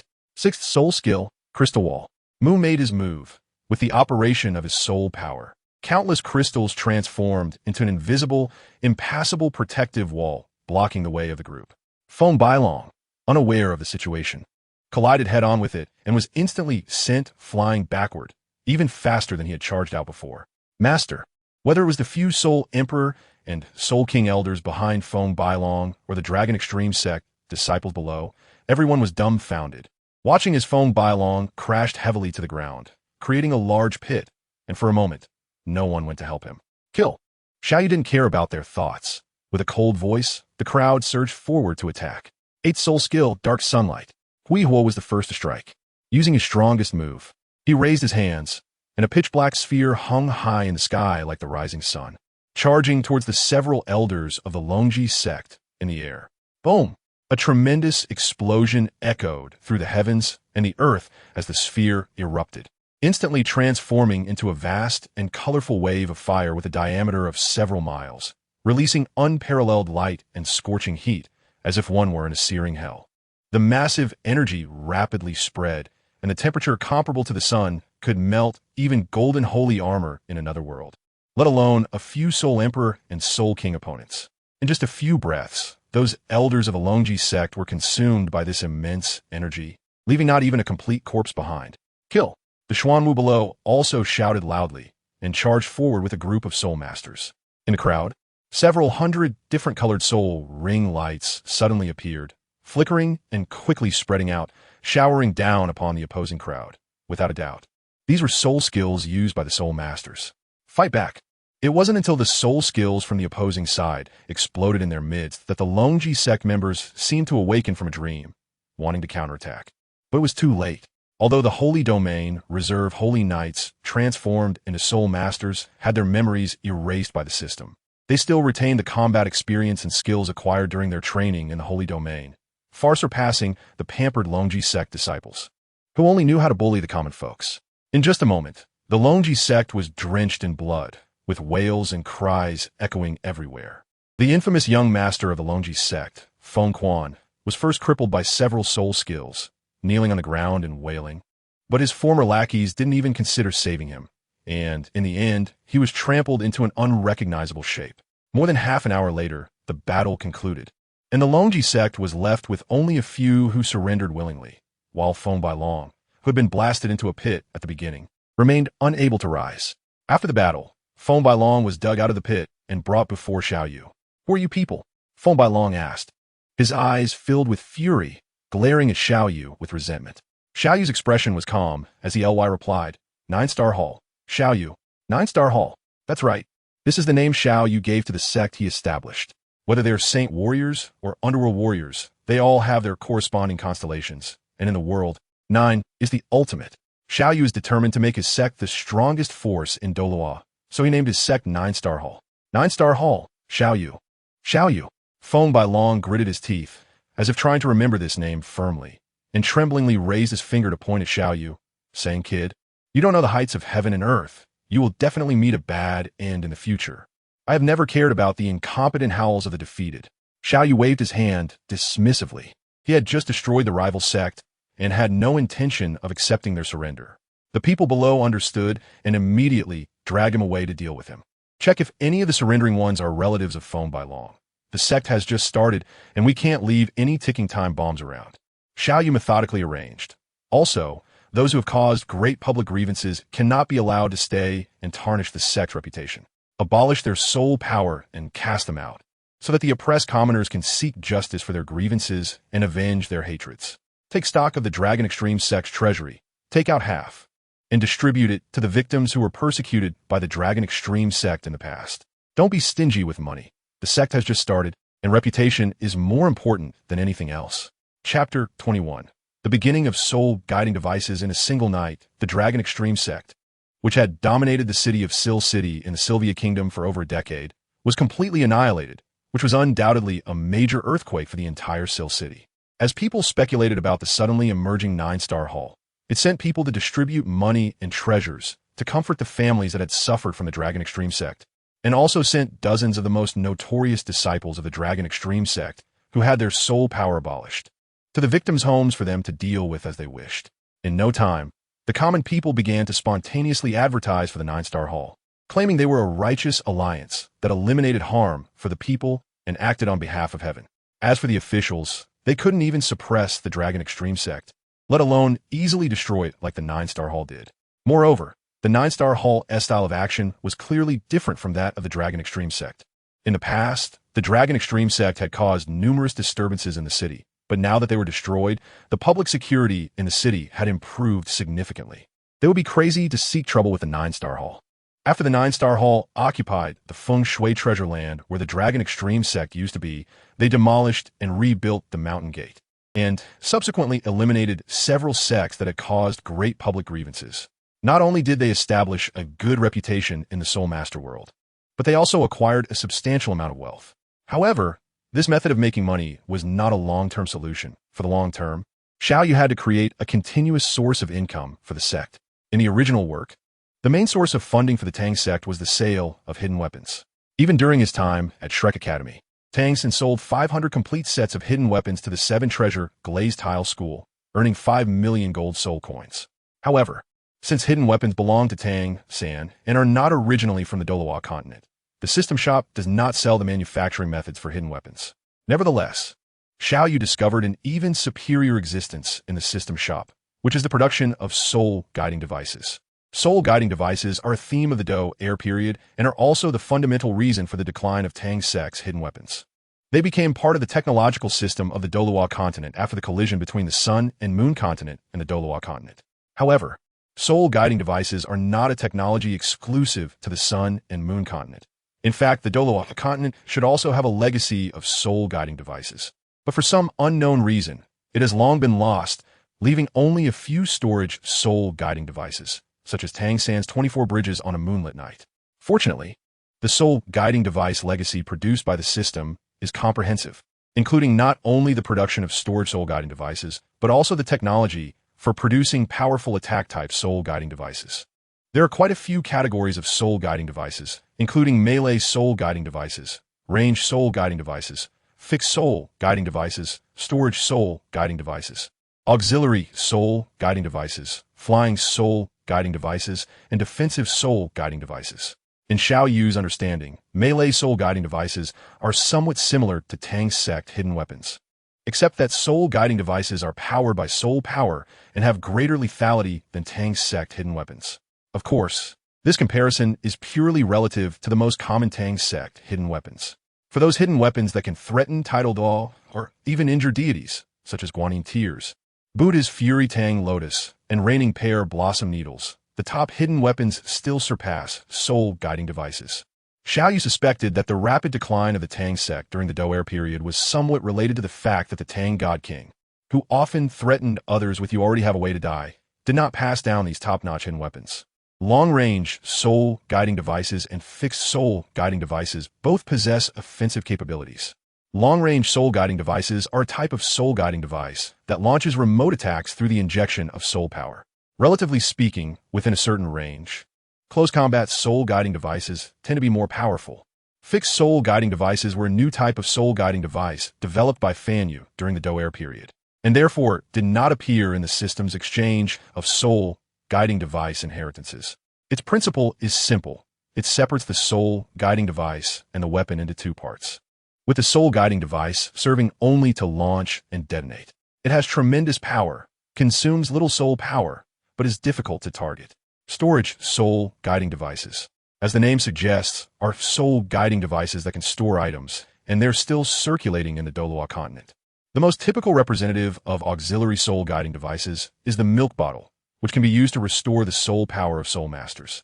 Defensive soul guiding devices, such as shields and protective gear worn on the body, as well as the protective barrier that covers the competition arena, are most commonly seen in the form of protective shields from the Douluo period. Flight soul guiding devices can be worn and, with the injection of soul power, grant the ability to fly.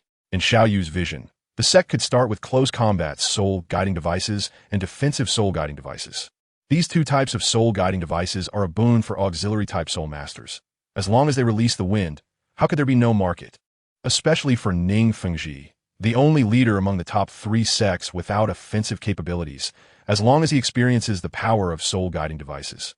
He won't hesitate to come knocking on their door. As for the dislike of soul guiding devices by the soul masters of the Douluo period in the original Douluo Three Kingdoms, Xiao Yu felt that it was less about rejecting soul guiding devices and more about rejecting the Sun and Moon continent.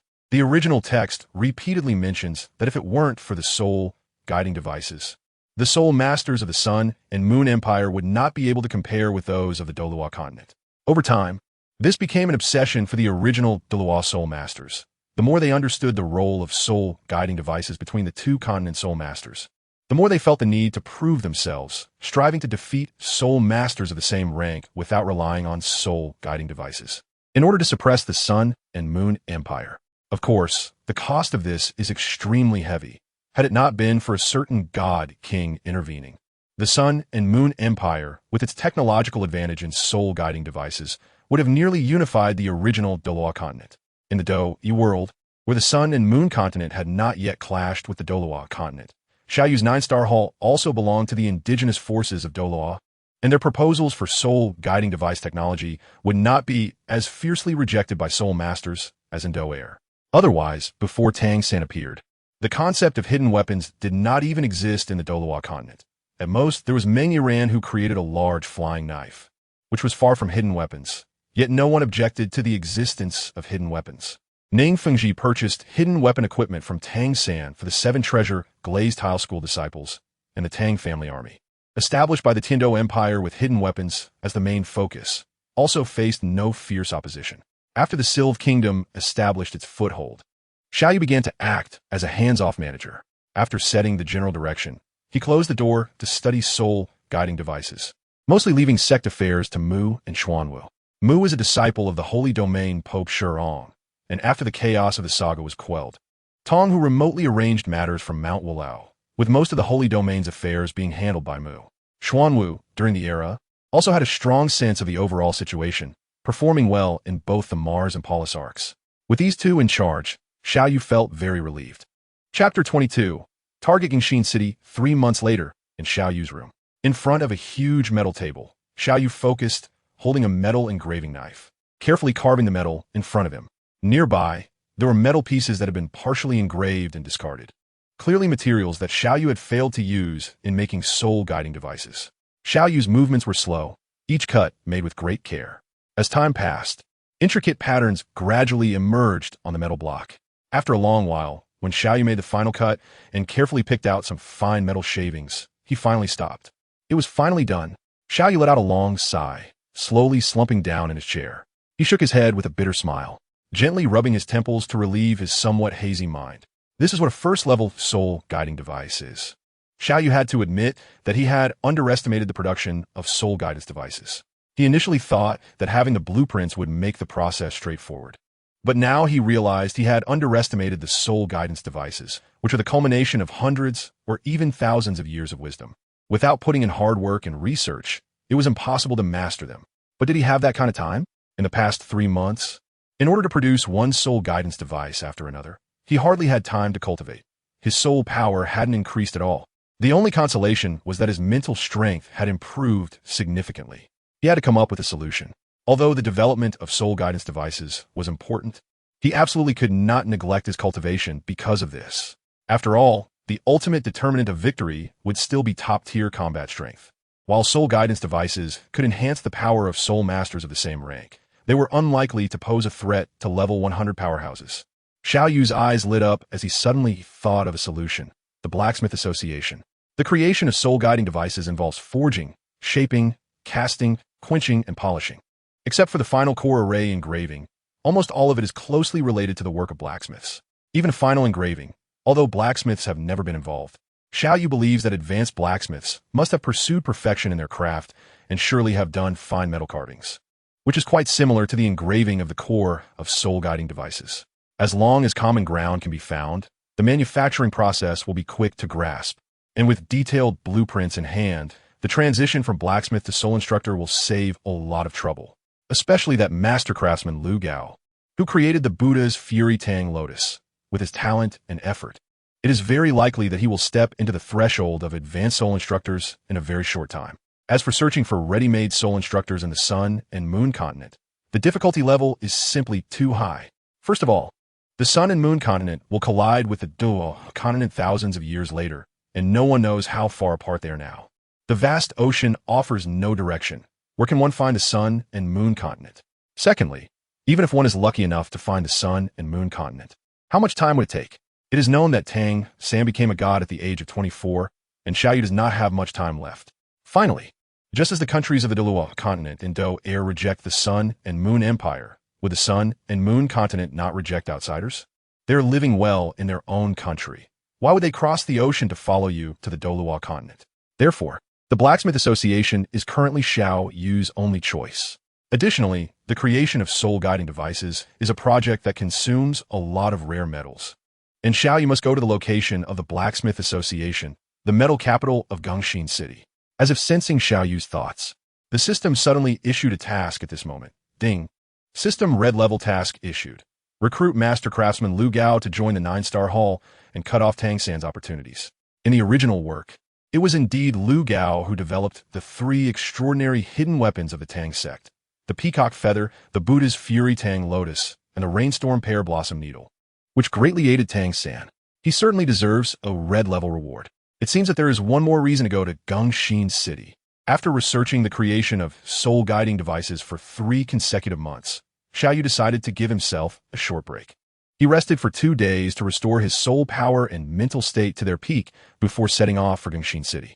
Mu and Xuanwu stayed behind to guard the sect and handle affairs, while Huihua was a lone wolf, uninterested and unfamiliar with sect matters. So Xiao Yu's safety relied on him, as soul Douluo.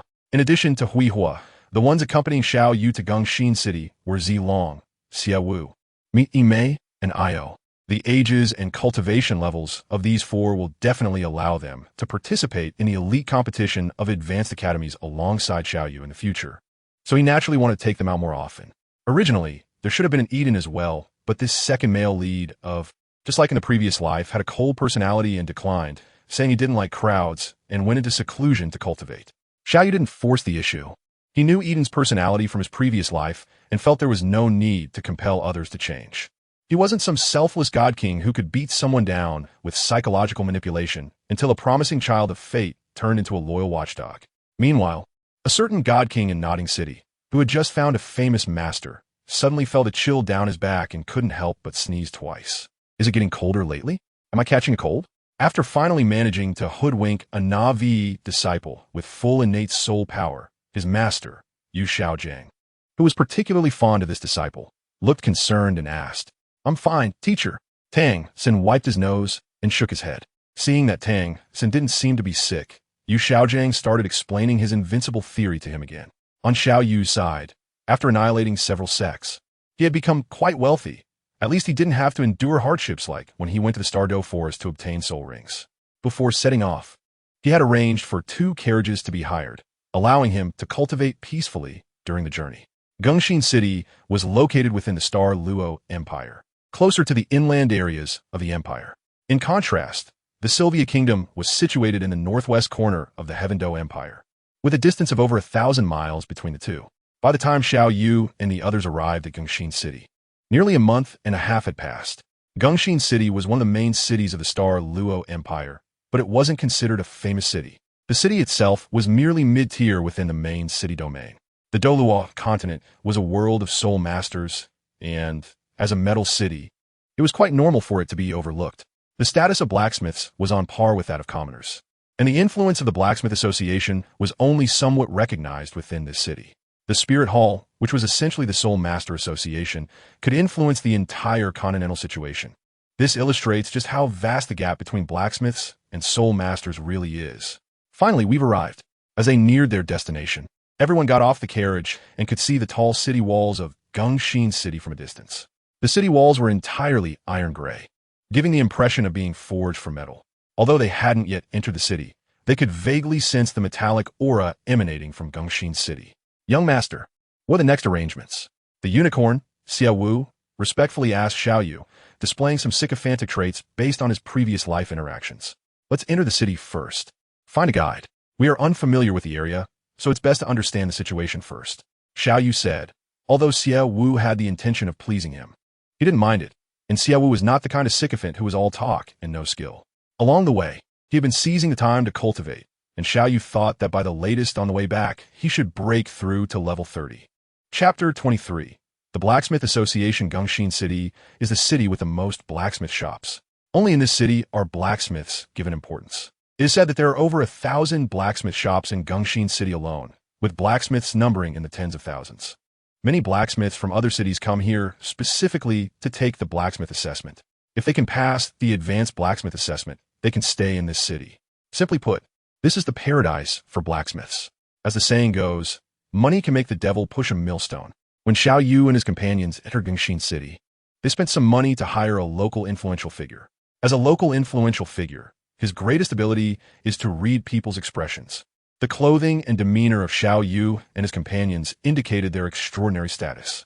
Most importantly, this influential figure was also a soul master, with a martial soul that had a mental attribute. When he made eye contact with the silent Hui Hua behind Xiao Yu and the others, his martial soul conveyed an overwhelming fear, as if facing an unparalleled, ferocious beast. He instantly understood that these people were definitely not to be provoked. Therefore, he was extremely enthusiastic toward Xiao Yu and the others, eagerly introducing Gongxin City. Although blacksmiths are not valued by the two great empires, the military's weapons and equipment, agricultural tools, buildings, and furniture all require the involvement of blacksmiths. The higher the rank of the blacksmith, the more valuable the items they forge. Generally, blacksmiths are divided into 7 ranks. From low to high, they are junior blacksmith, intermediate blacksmith, advanced blacksmith, blacksmith master, blacksmith grandmaster, blacksmith patriarch, and divine blacksmith. Currently, there is only one divine blacksmith in Gongxin City, who is the president of the Blacksmith Association, Senior Lu Gao. However, he is proud and rarely agrees to forge for others. If you need, I can recommend a few good blacksmith shops, which belong to Master Si Long and Si Yu. These masters are all direct disciples of Lu Gao, and they are master-level blacksmiths. The items they forge are all top quality and will definitely satisfy you esteemed guests. Thank you. Xiao Yu smiled slightly, but shook his head and said, "However, our purpose for this trip is to visit Master Gao, so please lead the way." All right. Seeing that Xiao Yu, who was clearly in charge among the group, had spoken, the guide said no more and immediately led the group toward the center of Gongxin City. Gongxin City itself was not very large. It didn't take long for them to arrive at the central area of Gongxin City. Esteemed guests, this is the headquarters of the Blacksmith Association. Following the direction pointed out by the guide, a grand and towering building came into view for Xiao Yu and the others. It was a rugged and unadorned spherical castle, with no luxurious decorations, and 3 large doors wide open, with a constant flow of people coming and going. Xiao Yu and his companions strolled into the hall with the crowd, and the tour guide began to introduce the place. The headquarters has 5 levels. The first level is the trading area, where blacksmiths bring their proud works or various metals to trade. Of course, there are also merchants who specialize in selling different kinds of metals. The left side of the hall is filled with blacksmiths consigning their finished products, while the right side is the metal trading area. The association takes a 5% commission from these transactions. Therefore, most of the blacksmiths who come to consign their items hold the title of blacksmith master. although prices at the headquarters are slightly higher than those outside. There is absolutely a guarantee of quality. All items are appraised and evaluated by the association before being priced. If the esteemed guests wish to purchase finished products or rare metals, they can do so with confidence here. The Blacksmith Association would never undermine its own reputation. While prices outside may be cheaper, the quality is not guaranteed, and whether one can find good items depends entirely on luck. Xiao Yu nodded. Shopping, whether in this life or the last, follows the same principle. To ensure quality and quantity, one cannot avoid issues related to price. Focusing solely on finding bargains can easily lead to pitfalls. The guide continued to explain. The second floor is the high-end trading area, where rare metals are generally traded. The third floor is the blacksmith registration and assessment area, specifically for blacksmith-level evaluations. The fourth floor is the VIP area, which also serves as an auction area. Some particularly precious and rare forged items are regularly auctioned there. The fifth floor is the office area of the Blacksmith Association, and the Master Blacksmith's forging room is located on the fifth floor. Xiao Yu scanned the hall, and after months of studying soul guide devices, he had a general understanding of rare metals. With just a quick glance, he identified 6 types of mid to high quality rare metals. However, Xiao Yu did not rush to the trading area to make purchases. He had his own little plan. If he could successfully recruit Lu Gao and the Blacksmith Association, wouldn't he be able to get a friendship price directly from the Blacksmith Association? Although he was carrying a considerable amount of money on this trip, the sect was still in a state of consuming its resources without establishing a stable cash flow, so it was better to save where he could. As for making the Blacksmith Association foot the bill, he didn't have the audacity for that. After making up his mind, Xiao Yu no longer hesitated and walked directly to the stairs to head upstairs. In the original work, Tang San and Titan face guards checking them almost every floor. But Xiao Yu did not encounter such a situation. He speculated that it might be because, after the soul-hunting action, the Spirit Hall intensified its efforts to annex the Blacksmith Association. That Bishop, Miles, was a good-for-nothing who bullied men and women alike, probably unable to come up with any good solutions, only resorting to causing trouble to pressure the Blacksmith Association, which was why they had strengthened their defenses. Xiao Yu walked up to the 4th floor and was finally stopped by the guards of the Blacksmith Association. After all, the 5th floor was the office area of the Blacksmith Association, where all master blacksmiths had their own private forging rooms. It would be unreasonable if there were no guards here. Hello, we are here to visit Master Lu Gao. We would like to ask him to help us forge a divine weapon. Here are the blueprints. Xiao Yu smiled politely and took out a blueprint from his storage soul guide. It was a copy of a level 7 soul guide blueprint. In the original story, Tang Sin used a manufacturing blueprint of the Rain Pear Blossom Needle to trick Lu Gao into joining the Tang sect. Likewise, Xiao Yu believed that with the same method, he could impress a genius like Lu Gao, who was obsessed with forging, using this blueprint. What bunch of nonsense, go away. Don't tarnish Master Lu Gao's eyes. Unexpectedly, the guard took the blueprint, glanced at it carelessly, and tossed it aside like trash, then stepped forward to urge Xiao Yu and the others to go downstairs. Xiao Yu's expression darkened immediately upon seeing the impatient guard in front of him. Is it a standard for the main character to encounter a few lowly individuals with dog-like eyes when out in the world? Chapter 24. The Divine Craftsman Enters the Sect. Slap. Before the guard could approach Xiao Yu, Xiao Yu could no longer hold back and made his move. A crisp slap echoed, and the guard stumbled back several steps. You, how dare you hit me? The slap from Xiao Yu was delivered without any restraint, leaving the guard dazed for a long while before he came to his senses, covering his face and pointing at Xiao Yu, furious to the extreme. I'll hit you. You lowly thing with dog-like eyes, daring to disrespect the young master. Not killing you is already showing some respect for the Blacksmith Association. Xiao Yu scoffed disdainfully, staring defiantly at the guard. You've gone too far. The guard suddenly erupted in rage, shouting, Brothers, come quickly, someone is causing trouble here. As soon as he finished speaking, the sound of hurried footsteps echoed, and a dozen dark-skinned, sturdy men rushed down from the 5th floor, surrounding Xiao Yu and his group. Who dares to cause trouble in the Blacksmith Association? The leading middle-aged man coldly shouted, releasing a soul force fluctuation above level 70, and stared at Xiao Yu's group, saying, I am Si Long from the Blacksmith Association. You all seem unfamiliar. Since it's your first time here, I won't hold it against you too much. Just apologize and leave quickly. What if I say no? Xiao Yu sneered. Although his purpose for this trip was to recruit the Blacksmith Association, it didn't mean he had to be overly cautious. The roles of master and servant needed to be clearly defined from the very beginning. Xiao Yu's fiery aura behind him did not waste any words. stepping forward and releasing his own soul power fluctuations. The difference in soul power levels instantly overwhelmed Xilong. The immense soul pressure made Xilong feel a tightness in his chest, causing his body to uncontrollably retreat a few steps, and a look of shock appeared on his face. He had felt this kind of soul pressure before from the vice president of the Blacksmith Association, Titan, who was at least at the soul Douluo level. This was not something a mere soul sage, especially one without offensive capabilities, could contend with. Everyone, is there some misunderstanding between us? Everything is negotiable. Xilong's voice trembled with fear, knowing that Titan was far away in Heavendo City, and there was no one here who could stop that soul Douluo powerhouse. First, let him pick up what he dropped. Xiao Yu pointed at the guard coldly and said, pick it up. The guard, realizing he had kicked a hard stone, hurriedly picked up the design drawings that had been thrown aside and respectfully handed them to Xiao Yu with both hands. Xiao Yu did not answer, but looked at Xilong and said, originally, I just wanted to invite Master Lu Gao to come out of seclusion to forge a divine weapon. Who would have thought that your people would start by insulting us, casually discarding my design drawings, and even trying to drive us away? That's how the subsequent events unfolded. Now I see, it's all a misunderstanding. Xilong breathed a sigh of relief upon hearing this, glared fiercely at the guard, and reached out to take the drawings from his hands. However, I hope the esteemed guest can forgive us. My teacher rarely crafts finished product for others now, but if the esteemed guests do not mind, I can. While Xilong was speaking with a smile, his eyes were glancing at the drawings, secretly thinking that with his master-level forging skills, it shouldn't be too difficult.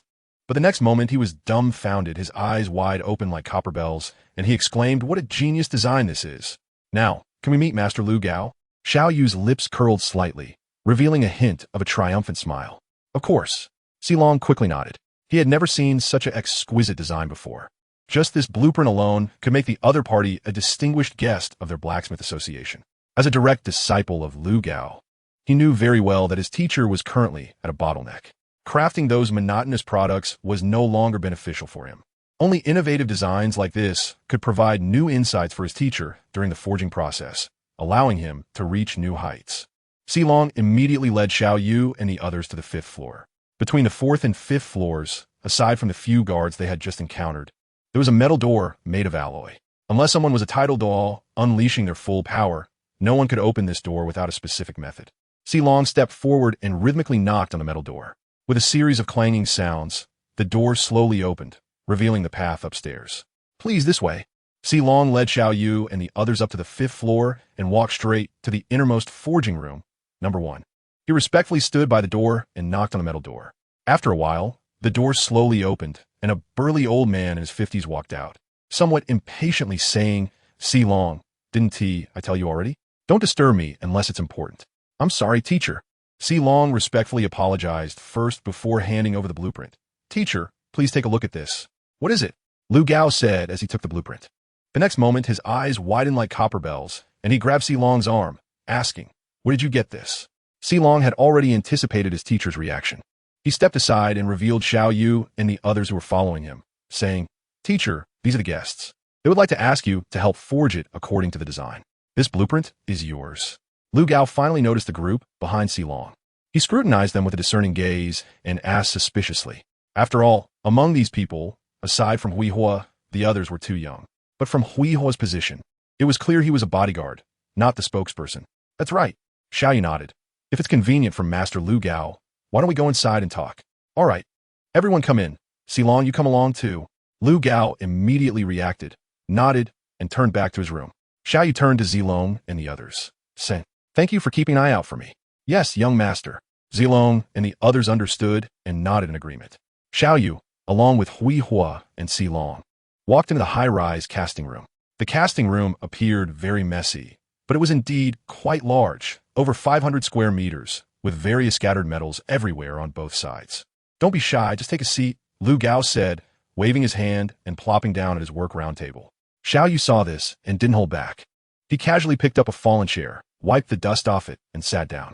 Huihua followed suit and sat behind Xiao Yu, while Xilong stood respectfully beside Lu Gao. Little brother, this blueprint you have drawn is for a soul guide device, right? Lu Gao looked at Xiao Yu and said. Xiao Yu was indeed surprised. He didn't expect Lu Gao to be able to see this. No need to be so surprised, Lu Gao said in a deep voice. For research purposes, I once tried to dismantle a storage soul guide, and your core formation has too many similarities with the core I dismantled back then. I just didn't expect that there really are offensive soul guides in this world. That's right. Seeing this, Xiao Yu no longer hid it and nodded, saying, as expected of Master Lu Gao, this is indeed a design blueprint for a powerful offensive soul guide. And I'm not exaggerating. If it can really be developed, it could even kill a soul-level expert by surprise. What? Si Long, who was behind Lu Gao, said in disbelief. Isn't the soul guide technology already lost thousands of years ago? Besides a few storage soul guides, there are hardly any new soul guides on this continent. Just because it has been lost doesn't mean it doesn't exist. Xiao Yu cast a faint glance at Si Long and continued to smile as he looked at Lu Gao. You didn't come here to really have me forge a finished product for you, did you?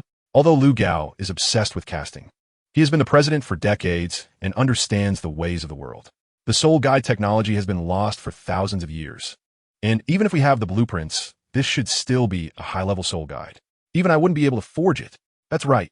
Xiao Yu still wore a warm smile and said, this blueprint is just a stepping stone for me. The purpose of my visit today. As he spoke, Xiao Yu stood up and looked at Master Lu Gao seriously. I would like to invite Master Lu Gao and the Blacksmith Association to join my sect. The 9-Star Hall. Kid, your tone is too big. Lu Gao shook his head. You think you can win over the entire Blacksmith Association with just this blueprint? You are too naive. I admit that this high-level soul-guiding device design is indeed attractive, but it's not enough for the entire Blacksmith Association to follow you. Besides, I just mentioned that soul-guiding devices have been lost for 1,000 years, and the level of this design is too high. Even I wouldn't dare to say I can definitely forge it. The younger generation just said that this is merely a stepping stone to meet you, Master. Xiao Yu smiled slightly and said, as for what the Master mentioned about the difficulty of crafting, the younger generation certainly understands. Everything starts simple and becomes complex. As long as the Master is given a few more low-level, simple soul guide blueprints to practice with, once the Master grasps the core technology, I believe that crafting this high-level soul guide will also become an easy task for the Master. What you mean is that you still have a lot of low-level soul guide design blueprints in your hands. Now Lu Gao is truly unsettled, suddenly standing up, his small eyes shining as he stared at Xiao Yu, unable to calm down for a long time. Not only are there design blueprints, but also books on the historical inheritance of soul guides and core design concepts. I wonder if these will excite Master Lu Gao? Xiao Yu continued like a persuasive lobbyist. Master Lu Gao, you are well aware of the current situation of the Blacksmith Association. As the headquarters located in Gongxin City, it's relatively better, but you must know the status of blacksmiths in various places. The root of all this is that most blacksmiths lack offensive capabilities, and the Blacksmith Association lacks deterrence in the soul master world. Otherwise, a minor disturbance wouldn't require Master Si Long, a soul saint, to intervene personally. Just think, if these offensive soul tools were developed, not to mention how many soul master sects would seek us out for future sales. Just imagine the scene after equipping the soul masters of the Blacksmith Association on a large scale. Beside Lu Gao, Si Long's breathing quickened. He was already moved by Xiao Yu's words, and images of the future status of blacksmiths soaring upwards appeared in his mind. Lu Gao fell silent as well. Xiao Yu's words made sense. In the soul master world, the status of blacksmiths is the lowest, and almost anyone dares to bully them. Even in the headquarters of the Blacksmith Association, in the so-called metal capital of Gongxin City, the Pope of the Spirit Hall, Miles, a soul emperor over level 60, would dominate in front of their group of soul saints. The Blacksmith Association is not without powerful soul masters. Apart from Lu Gao, the other two of the three great divine smiths, Tang Hao and Titan, are both renowned figures in the soul master world. Titan, known as the god of strength, has established a significant foundation for the Guli family in Tiando City with his soul Douluo cultivation, and in terms of pure strength, he can even rival title Douluo level powerhouses. As for Tang Hao, there is no need to say much. He is the youngest title Douluo on the continent. Although he is now a wanted criminal by the Spirit Hall, many soul masters still idolize him. But does the soul master world truly regard them as blacksmiths? I'm afraid they themselves haven't truly seen themselves as part of the blacksmith industry. Tang Hao merely has a title, while Titan, as the vice president of the association, only comes to the association every 3 to 5 years, barely giving the Blacksmith Association a bit of support. After a long while, Lu Gao finally spoke slowly. Kid, I will only ask you one question. You said your sect has a lost inheritance of soul tools. Is it true? Or are you just trying to win over the Blacksmith Association? I can swear on my martial soul Xiao Yu looked at Lu Gao seriously and said, "In the Douluo Continent, swearing with one's martial soul is the most serious guarantee. After all, the martial soul is the foundation of one's existence. Unless one does not plan to make any further progress in cultivation in the future." After a pause, Xiao Yu added, "The younger generation can also guarantee to the senior that as long as the senior is willing to join the 9-star hall, I will definitely provide all books and design blueprints related to soul-guiding devices to the senior, without holding anything back. All right, since that's the case, then I will follow you from now on." Lu Gao clapped his thigh and exclaimed in approval, then turned to Xilong and asked, "Xilong, what about you? What are your thoughts?" Xilong immediately expressed his stance. "Teacher, this is a great opportunity to change our status as blacksmiths. I will definitely follow you. And I believe CU and CD share the same thought." Lu Gao nodded and turned to Xiao Yu, saying, "Please stay in Gongxin City for a few more days, and once we have arranged the matters of the Blacksmith Association, we will set off together." Master Lu Gao is too polite. Xiao Yu also knew that with such a large organization as the Blacksmith Association, it would be difficult for Lu Gao and the others to leave easily. He then said, "In fact, I have another purpose for this trip. The manufacturing of soul-guiding devices requires a large amount of metal, so I also need to purchase a significant quantity of metal. I wonder if Master Lu Gao could assist with this?" "That's easy." Lu Gao laughed heartily. "It wouldn't be a problem for me to foot the bill for you." "That's definitely not acceptable," Xiao Yu said seriously. "As the saying goes, without rules, there can be no square. The 9-star palace has its own rules and will never occupy any disciple's private property, nor will it harm the interests of any disciple." Lu Gao nodded in response, feeling a bit more favorable towards the 9-star palace, which he still didn't know much about. He then said to Xilong, "Xilong, I'll leave this matter to you. If the young masters need any metals, just let the association know, and the handling fee will be waived." Chapter 25. The formation of the battle team Ding. Congratulations to the host for successfully recruiting the master craftsman Lu Gao, cutting off Tang San's important opportunity. Red level task completed. Reward: 1 red level character summoning card, 500 diamonds. Ding detected that the host has successfully recruited most members of the Blacksmith Association, exceeding the system task requirements. Reward: 1 black level character summoning card. Use up all red level and black level summoning cards. Xiao Yu immediately used the freshly acquired summoning card. Currently, the sect only has Mu, a title Douluo, stationed, which naturally poses no problem in terms of deterrence.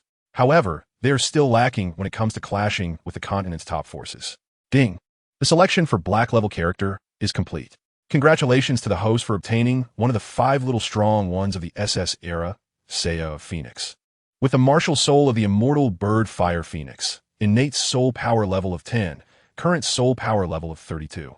Ding. The selection for red level character is complete. Congratulations to the host for obtaining the Golden Saint of the SS era, Milo of Scorpius, with a martial soul of Golden Scorpion, innate soul power level of 9. 5. Current soul power level of 95. Ding. It has been detected that the number of the host and subordinates with similar soul power has reached 7, meeting the conditions to form a team. The following tasks are now issued. 1. Purple level task. Register for the team competition at the Great Soul Arena. All members receive a silver soul badge. 2. Black level task. All members in the team competition at the Great Soul Arena receive a gold soul badge. 3. Red level task. All members in the team competition at the Great Soul Arena receive a purple gold soul badge. 4. Gold level task. All members in the team competition at the Great Soul Arena receive a sapphire soul badge or higher. 5. Consecutive victory rewards. 3 consecutive wins in the team competition at the Great Soul Arena will earn a white level reward. 5 consecutive wins will earn a yellow level reward. 10 consecutive wins will earn a purple level reward. 20 consecutive wins will earn a black level reward. 50 consecutive wins will earn a red level reward. And 100 consecutive wins will earn a gold level reward. The Great Soul Arena. Huh? Xiao Yu slowly raised his head. In fact, he would go even without the system issuing a task, as Soul Master training is not just about closed-door practice. It requires real combat training and sparring. Although the high-level Soul Master Elite competition across the continent is more formal and has more complete rules, with opponents being peers of the same age, it only happens once every 5 years. In contrast, the Great Soul Arena can be visited every day as long as the conditions permit. However, considering the current team composition, Xiao Yu reflected. 1. Xiao Yu, Martial Soul, Netherworld Apostle, level 35 attack type Soul Master. 2. Ihui, Martial Soul, Fire Phoenix, level 32, attack type, Soul Master. Uchunju Yidian, Martial Soul, Thunder Lord, level 33, control type, Soul Master. 4. Zilong, Martial Soul, Azure Dragon, level 32, attack type, Soul Master. 5. Xiao Yu, Martial Soul, Unicorn, level 30, agility type, Soul Master. 6. Mi Mei, Martial Soul, Harp, level 30, support type, Soul Master. 7. Eao, Martial Soul, Sea Mirage Beast, level 26, attack type, Soul Master. The team composition wasn't bad, but it still fell short of Xiao Yu's expectations. However, there was still time before the Soul Master competition. And just like Shrek had substitutes like Tai Long, Jing Ling, Huang Yuan, and Jiao Zhu, the battle team would also need substitutes. They could rearrange things when the time came. A few days later, after handling the affairs of the association, Lu Gao, along with Si Long, Si Yu, and dozens of other blacksmiths, hired a dozen horse-drawn carriages and left Gongxin City with Xiao Yu and the others. As for Lu Gao's other two disciples, Si Kai and Si Di, they were responsible for staying behind to oversee the Blacksmith Association. The Blacksmith Association is large and prosperous, so it was unrealistic to move everything to the 9-Star Palace. Therefore, after discussing with Lu Gao, Xiao Yu decided to make the Blacksmith Association a branch of the 9-Star Palace in Gongxin City, with personnel being rotated regularly. Si Long and Si Yu would set off first with Lu Gao to learn about soul-guided devices and their production, and after 3 months, they would return to switch with Si Kai, Si Di, and other senior blacksmiths. Upon returning to the sect and finishing the related matters of the Blacksmith Association, Xiao Yu began to arrange for Xiao Wu and Mi Mei, who had reached a bottleneck, to obtain soul rings. This time, in addition to the guards Milo and Hui Hua, Xiao Yu also included Yi Hui, Yi Jian, Zilong, and other teammates whose soul power was similar to his in preparation for forming a battle team. The newly arrived Yi Hui and Yi Dian, being lone wolves, initially wanted to refuse. However, this time Xiao Yu did not agree and kindly persuaded them that in the future, they would need to collaborate as a team to achieve mutual success. Moreover, the Stardew Forest is home to countless soul beasts, which would make it easier to train their practical combat abilities. Only then did the two agree. Xiao Yu had been to the Stardew Forest before, and he was already familiar with the situation at the forest's outskirts. Under his guidance, everyone quickly entered the interior of the forest. Everyone remained alert. The soul beasts in the Stardew Forest generally had a negative attitude towards humans and were often aggressive. They needed to maintain formation and avoid wandering around carelessly. Xiao Yu said in a deep voice, "This is our team's first real combat since its establishment. Unless absolutely necessary, Moreau and Hui Hua will not intervene." Upon hearing this, everyone nodded in agreement. With the top-level beast Martial Soul, the Fire Phoenix, Yi Hui inherently had a bloodline suppression over soul beasts, so he took the lead at the front of the team. Similarly, the strong attackers Xiao Yu and Zilong walked on either side, while the relatively weaker Xiao Wu, Mi Mei, and Eao stayed in the middle. Yi Jian was responsible for the rear guard, while Moreau and Hui Hua lagged a few meters behind, maintaining a relative distance to observe from afar. Lindaoyi, Di Tian, and many other truly powerful soul beasts were busy absorbing the energy of the charging treasure at the Lake of Life. Unless the two ferocious beasts, the fiery Yang and the sky blue bull python, mistakenly rushed to the outskirts of the Stardew Forest together, there really weren't any soul beasts that could threaten them. Xiao Wu's martial soul was a unicorn, and the most suitable soul beasts for his soul rings were naturally those of the same species, such as the Holy Unicorn and the Radiant Unicorn. He could also look for horse-type soul beasts. While there would be some difficulty, it wasn't particularly great. However, Mi Mei, although he was positioned as a support-type soul master, was actually half support and half control. His harp playing not only enhanced the strength of his side, but also carried a mental attribute attack. Soul masters with slightly lower spiritual power could be directly stunned by him, while those with stronger spiritual power would have their attack and defense weakened. This reminded Xiao Yu of the fated child Hui Yuhao from 10,000 years later. His first martial soul, the Spirit Eye, was indeed a mental control martial soul. His first soul skill, mental detection and mental sharing, could also be considered a form of support in a certain sense, and his soul rings could be referenced. Among them, the Ice Silkworm was in the extreme north, the only one in the Stardew Forest, being used as nourishment by those ferocious beasts with hundreds of thousands of years of cultivation. Who would dare to snatch food from a tiger's mouth? The three-eyed golden lion was even less likely, if the heavenly dream eye silkworm was perhaps a bit negotiable as food for those ferocious beasts. and the three-eyed golden lion was truly their Achilles heel. If they touched her, there would only be the path of death left. The Eye Tyrant was far away on the Sun and Moon continent. Xiao Yu wasn't sure if such soul beasts existed on the Douluo continent. But other soul rings produced from soul beasts like the Purple Spirit Beast, Silver Moon Wolf, and Silver Shadow Beast, though also rare, were much easier to find than the others, so they could try searching for them. Chapter 26.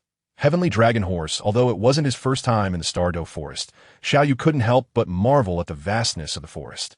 The dense primitive forest stretched endlessly, with branches intertwining between the trees, green mist swirling, and everything appeared so vibrant and full of life. Xiao Yu and his companions had been advancing into the forest for almost an hour. Leading the group was Yi Hui, whose phoenix martial spirit radiated a powerful aura.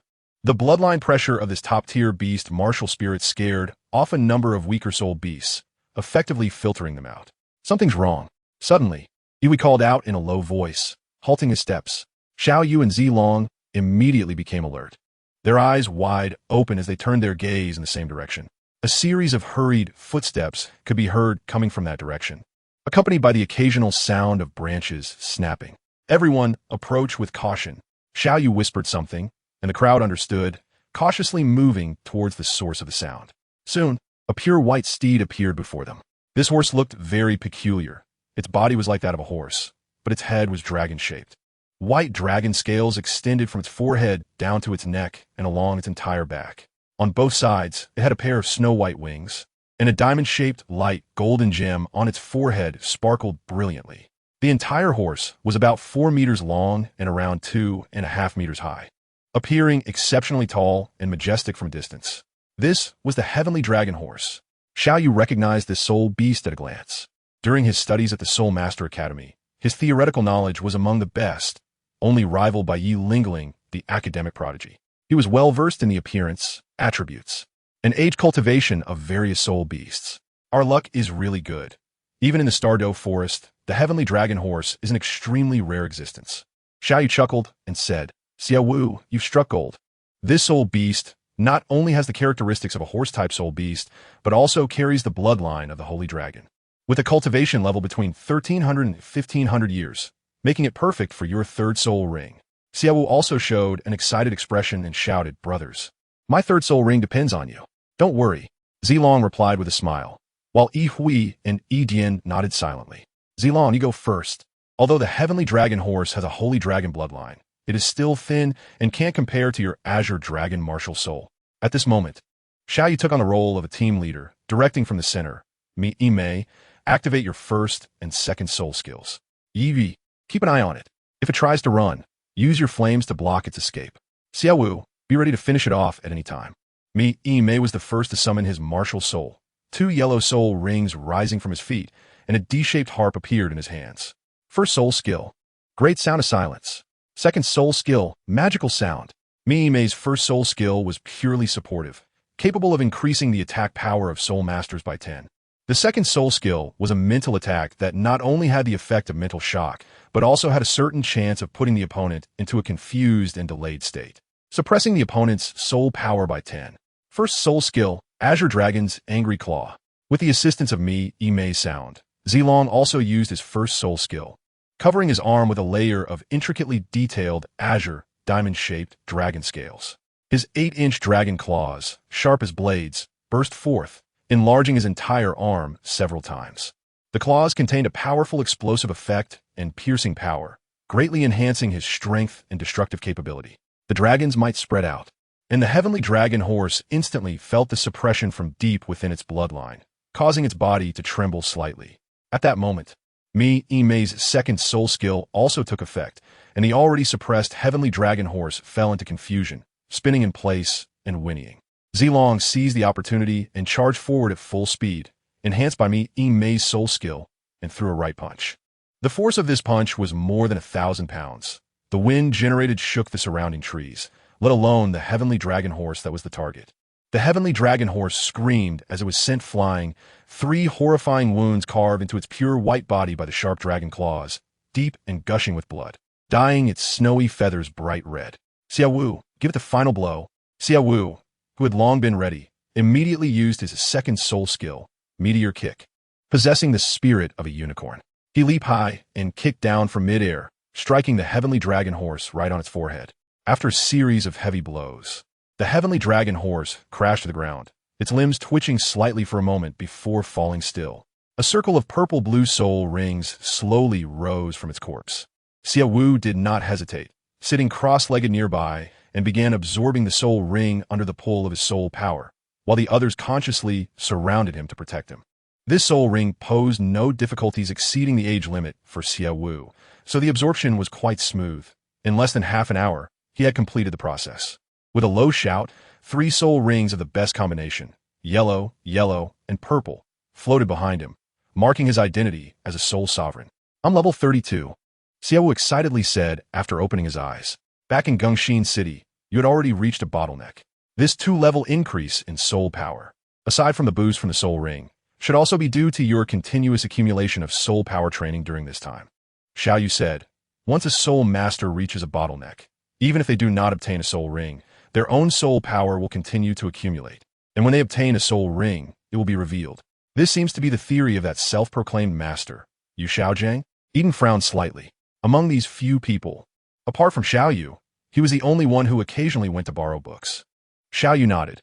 Although the 10 core theories he published about martial souls are full of flaws, this point is indeed correct. Another point is his theory on the fusion of martial soul. And next time, if any of you come across his books, just focus on these 2 aspects. The rest is either nonsense or problematic, so don't let him lead you astray. Ejian nodded in agreement. Indeed, his theoretical system is full of nonsense. The innate soul power is proportional to the quality of the martial soul, and the quality of the martial soul can enhance the amplification of the martial soul's true form. This is something any soul master with a bit of combat knowledge can understand. I don't know how it became his theory. And that absorption age of soul rings completely ignores the differences among soul masters and generalizes too much. If support-type soul masters were to absorb the soul rings based on the ages he proposed, I dare say 9 out of 10 would explode and die. However, that age figure doesn't seem to be fabricated. It should be taken from a large amount of data. But how could a 29th ranked soul master have so much data to summarize? Isn't it because he has a soft cushion to rely on? Xiao Yu secretly muttered to himself, but he was not someone who spread gossip. Moreover, this was the Starry Forest, which was not suitable for talking about gossip and wasting time. Achoo! At Nodding Academy, Yu Xiaojang wiped his nose and murmured, "The weather hasn't been too cool lately. It's not just the third wheel. Why am I starting to sneeze too?" Chapter 27. Forest Team Battle, Part 1. Alright, let's focus more on our own people and mind our own business. Xiao Yu clapped his hands to end Eden's complaints about Yu Xiaojang and asked Xiao Yu, "Xiao Yu, what is your third soul skill?" Xiao Yu chuckled and said, "My third soul skill is called Radiant Wings, which not only grants me the ability to fly, but also increases my speed by 10. A good skill." Xiao Yu nodded and praised. With your third soul skill combined with your second soul skill, the lethality can be increased by at least half. After a pause, Xiao Yu waved his hand and said to the others, "The Star Doe Forest is fraught with danger, and the smell of blood can easily attract powerful soul beasts.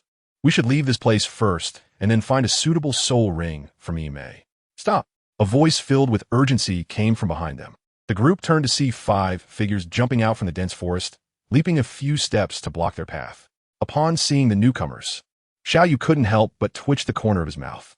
The leading figure was someone he recognized, Yao Yang, who had once coveted his cultivation technique when he applied to the Intermediate Soul Master Academy and was ultimately expelled from the academy. Yao Yang had a rough few years. When his sect learned that he had offended Xiao Yu, who had a soul sage as a protector, they wasted no time in kicking him out. The soul master community isn't large, and soon everyone knew about his situation. Out of disdain for him and wariness of Xiao Yu's background, several sects and soul master academies he approached refused to take him in. Suddenly losing both protection and income, Yao Yang, who had long been accustomed to a lavish lifestyle, found himself without the soul master's subsidy from the spirit hall. Too embarrassed to ask his descendants for money, he started making a living by hunting soul rings for others. Seeing the thoroughly dead Tianlong horse, Yao Yang strode forward angrily, glaring at Xiao Yu and his companions.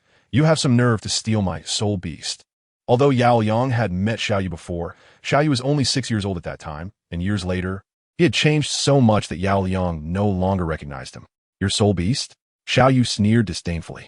He had never had any good feelings towards Yao Yang, who once coveted his cultivation technique, and now he was even less polite. In this starry forest, all soul beasts are unowned. When did they become yours? We were the ones who discovered and tracked them down first. Yao Yang shouted angrily. I didn't expect you guys to get lucky. Kid, how are you going to compensate us? His nature of extortion hadn't changed one bit. Xiao Yu shook his head, looking down on Yao Yang even more. They hunted the heavenly dragon horse, and it was only after the evil martial soul had absorbed all the soul rings that they arrived. If it weren't for them, this old beast would have long since disappeared without a trace. How could they have caught up? This guy clearly saw their flashy clothes and thought about extorting a sum from them. So he immediately retorted, even if you discover it first. It was us who ultimately killed it. In the Soul Master world, it's always the capable who take charge. There's no such thing as first come, first served. All right. Yao Yang, furious to the point of laughter, suddenly showed a sinister expression and said fiercely, Would a capable take charge? Then if I kill you now, all the treasures on you will be mine. As soon as he finished speaking, Yao Yang summoned his martial soul, a yellow tiger with sharp horns on its head. And at the same time, for soul rings, 3 yellow and 1 purple, rose from beneath his feet. Seeing this, the 4 companions behind him immediately summoned their martial souls as well. An eagle, a mastiff, a sharp dagger, and a flute. The soul ring combinations of the 4 were 200-year yellow rings, 1 white, 1 yellow, 1 purple, and 1 with 2 yellow rings. 1 soul ancestor, 3 soul masters, and 1 quasi-soul master. The quasi-soul master was the support-type soul master with the flute martial soul. Their purpose for this trip should be to help him hunt for soul rings. So skilled, it seems you're not doing this for the first time in the forest. Xiao Yu sneered and coldly stared at Yao Yang, saying, So what? A murderous intent flashed across Yao Yang's face. Isn't it you who said that the capable should take charge? Those people can't protect their treasures, so they can only belong to me. Well said, very well said. Xiao Yu still wore a cold smile at the corner of his mouth. Borrowing a line from someone I don't particularly like, you have already chosen the path to death. Killing you doesn't make me feel guilty at all. Brothers, activate your martial souls and eliminate these disgraceful soul masters.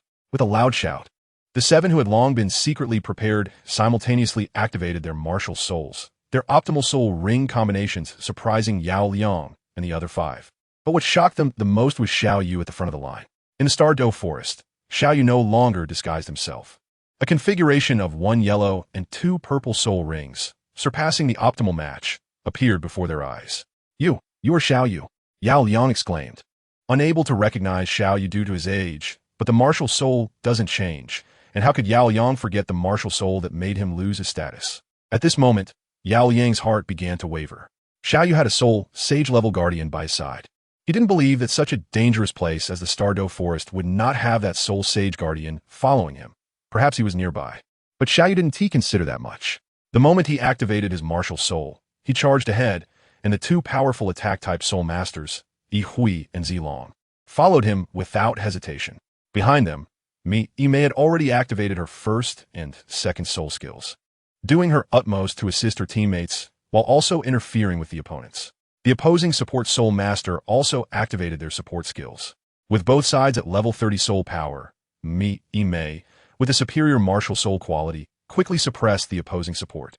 First, take down those soul masters over there, Eden, and do your best to restrict that soul sect. Xiao Yu shouted softly. Yao Yang has had soul power above level 45 for several years now. Over these years in the Stardow Forest, who knows how many real combat experiences he has gone through. Among the 7 of us, none should be his match in a one-on-one fight. So the best plan is to deal with a few of his teammates first. Those 3 Battle Soul Lords are far inferior in both soul ring combinations and martial soul quality compared to us. With me, Yi Mei's support, it shouldn't be difficult to take them down, and then we can all combine our strength to fight him together. The 3rd soul skill, Thunderlock. Eden understood immediately and unleashed her strongest 3rd soul skill, surrounded by lightning, flashing like chains, binding Yao Yang in place. Chapter 28, Forest Team Battle, Part 2, 3rd soul skill, Rising Dragon Strike. 3rd soul skill, Infernal Fire Whirlwind. 3rd soul skill, Gale Shadow Break. Taking advantage of the fact that the strongest Yao Yang was restrained by Eden, Xiao Yu, Zilong, and Yi Hui all unleashed their strongest attacks. In a shadow like the wind, a long sword pierced straight forward, shattering the martial soul of the opposing sharp-bladed soul master, and with one thrust, pierced through the opponent's chest. The soaring azure dragon flew into the sky, howling as it knocked the Tsang Ing down to the ground. The infernal fire from hell condensed into a terrifying whirlwind, burning away the enemy's body, spirit, soul, and martial soul completely. At the same time, as a sensitive attack type, Xiao Yu also exhibited his ability to cut through the backline, activating both his third and second soul skill simultaneously. A pair of brilliant wings extended from his back. His body accelerated and soared into the air, directly charging towards the support-type Soul Master.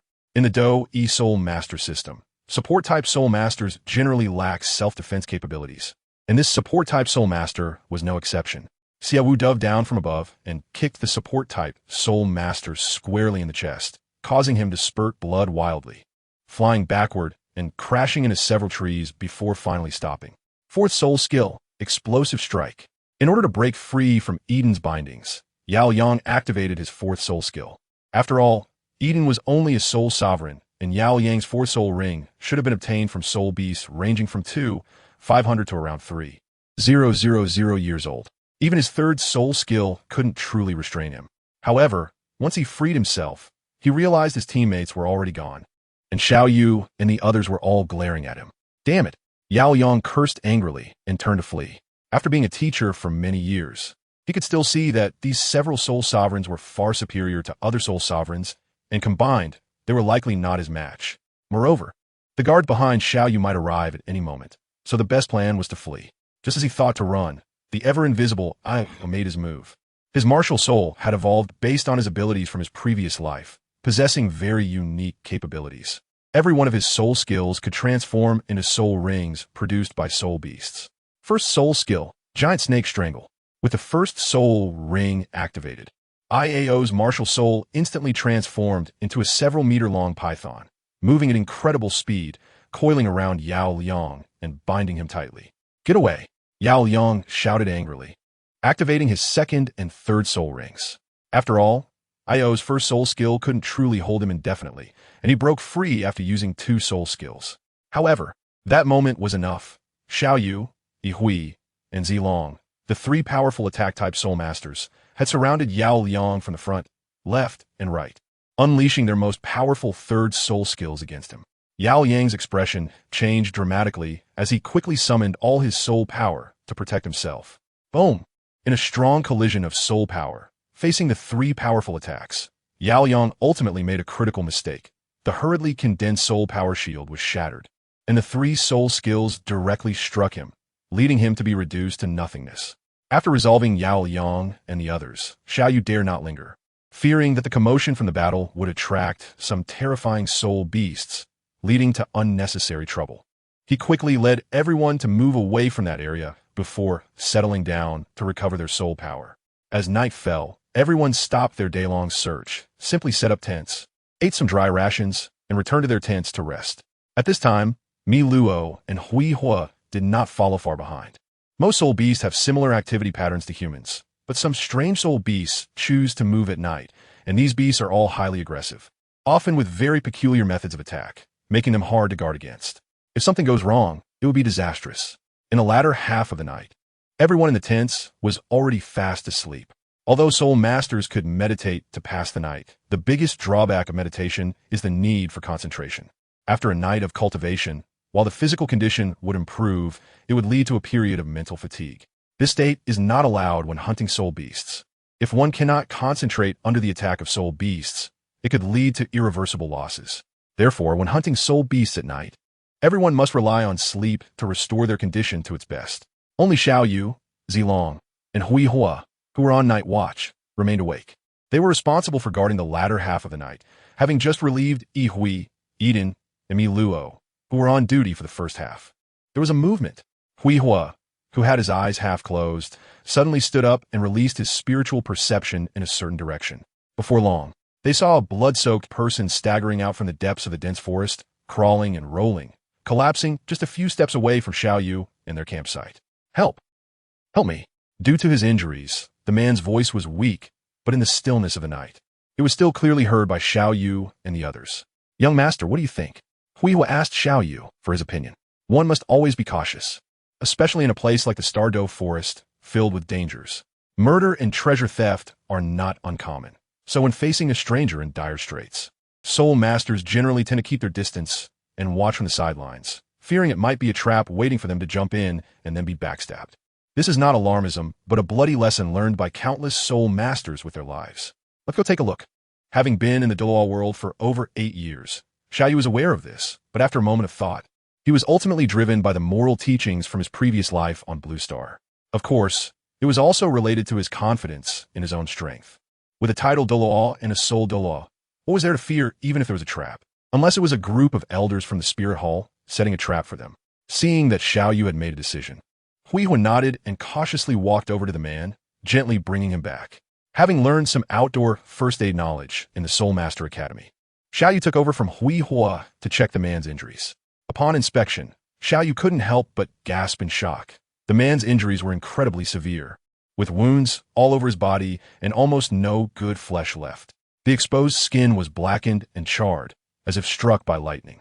Xiao Yu couldn't help but shake his head. He only had some basic healing ointments in his hands, which would be of little use for such a terrifying injury. None among them were healing soul masters.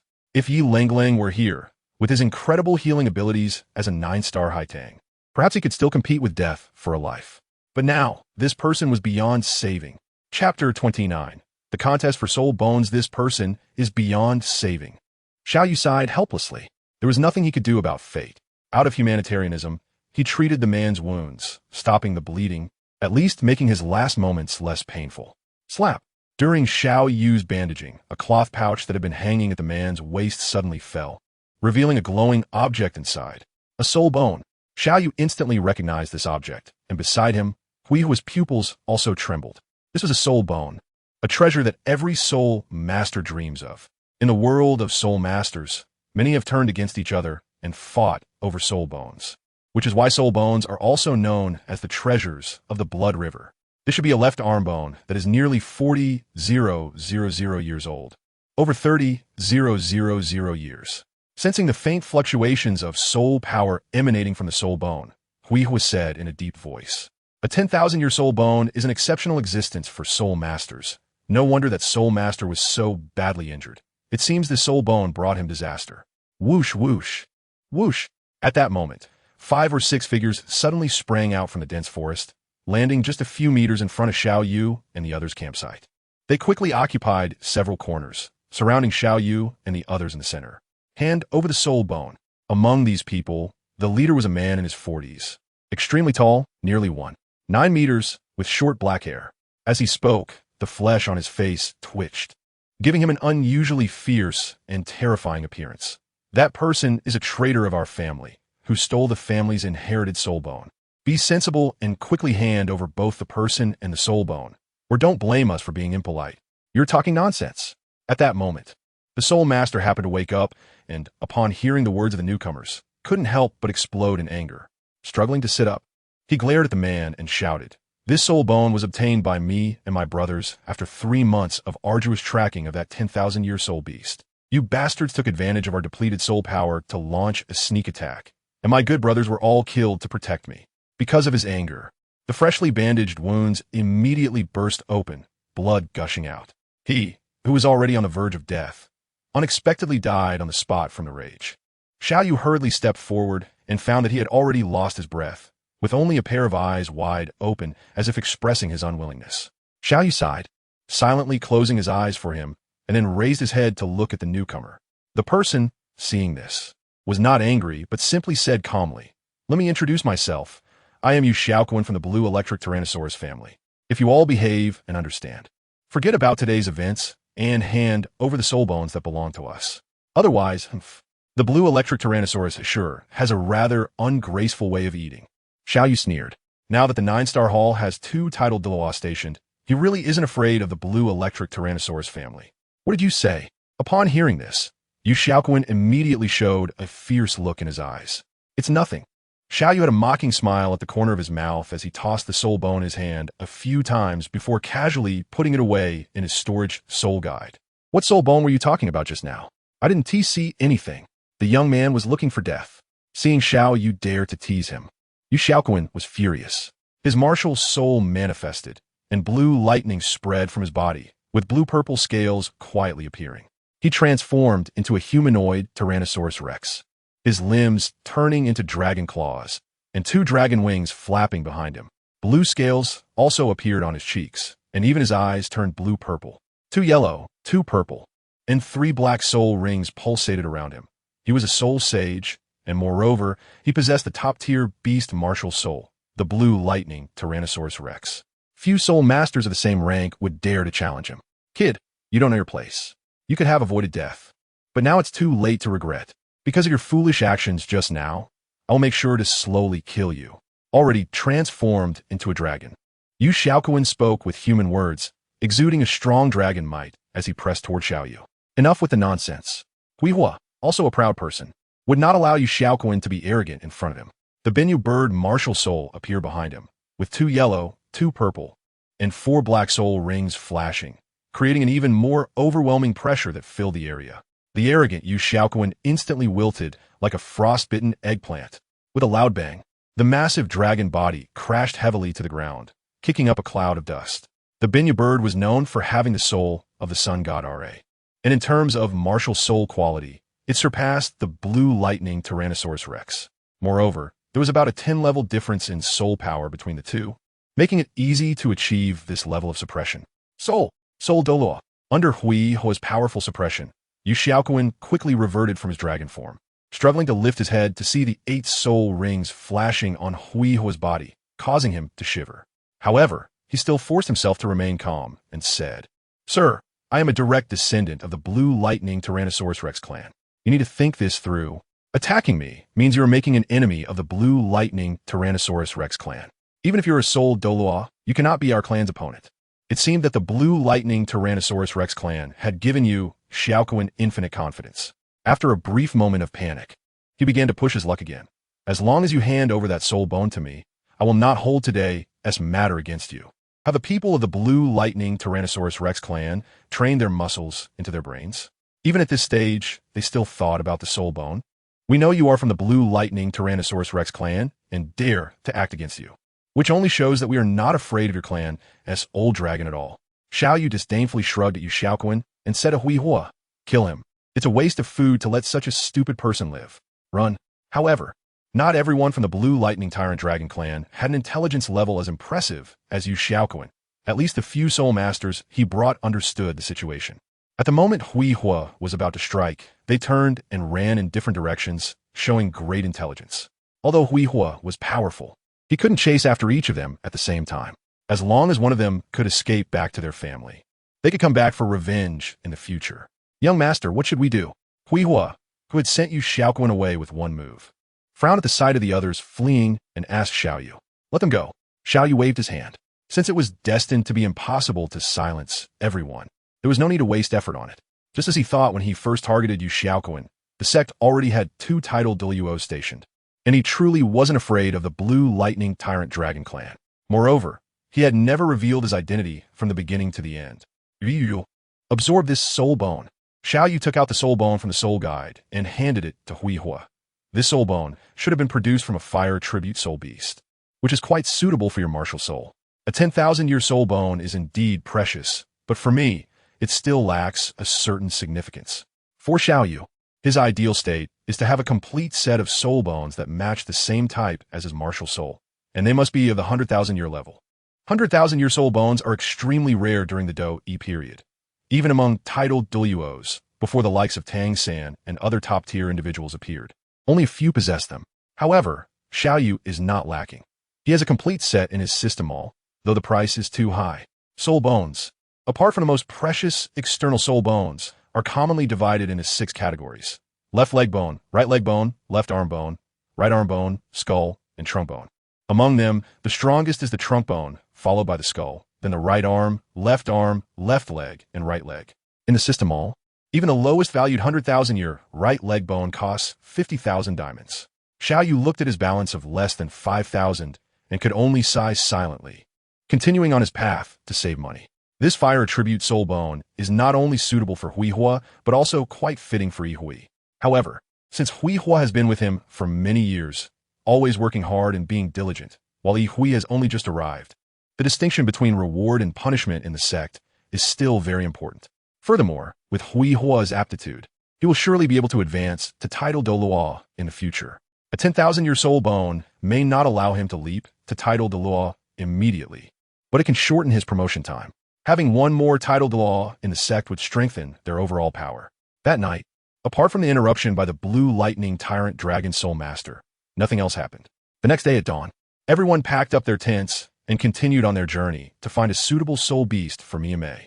After walking for an unknown amount of time, Xiao Yu and the others encountered quite a few decent soul beasts along the way, even spotting a 1,000-year Titan giant ape, but unfortunately, none of these were suitable for Miyame. Suddenly, a situation arose. Ihui, who was walking at the front, stopped in his tracks and looked ahead cautiously.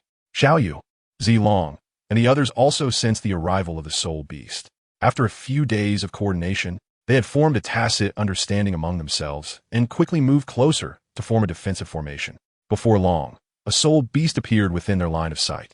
This soul beast resembled a wolf, but was slightly smaller than an ordinary wolf.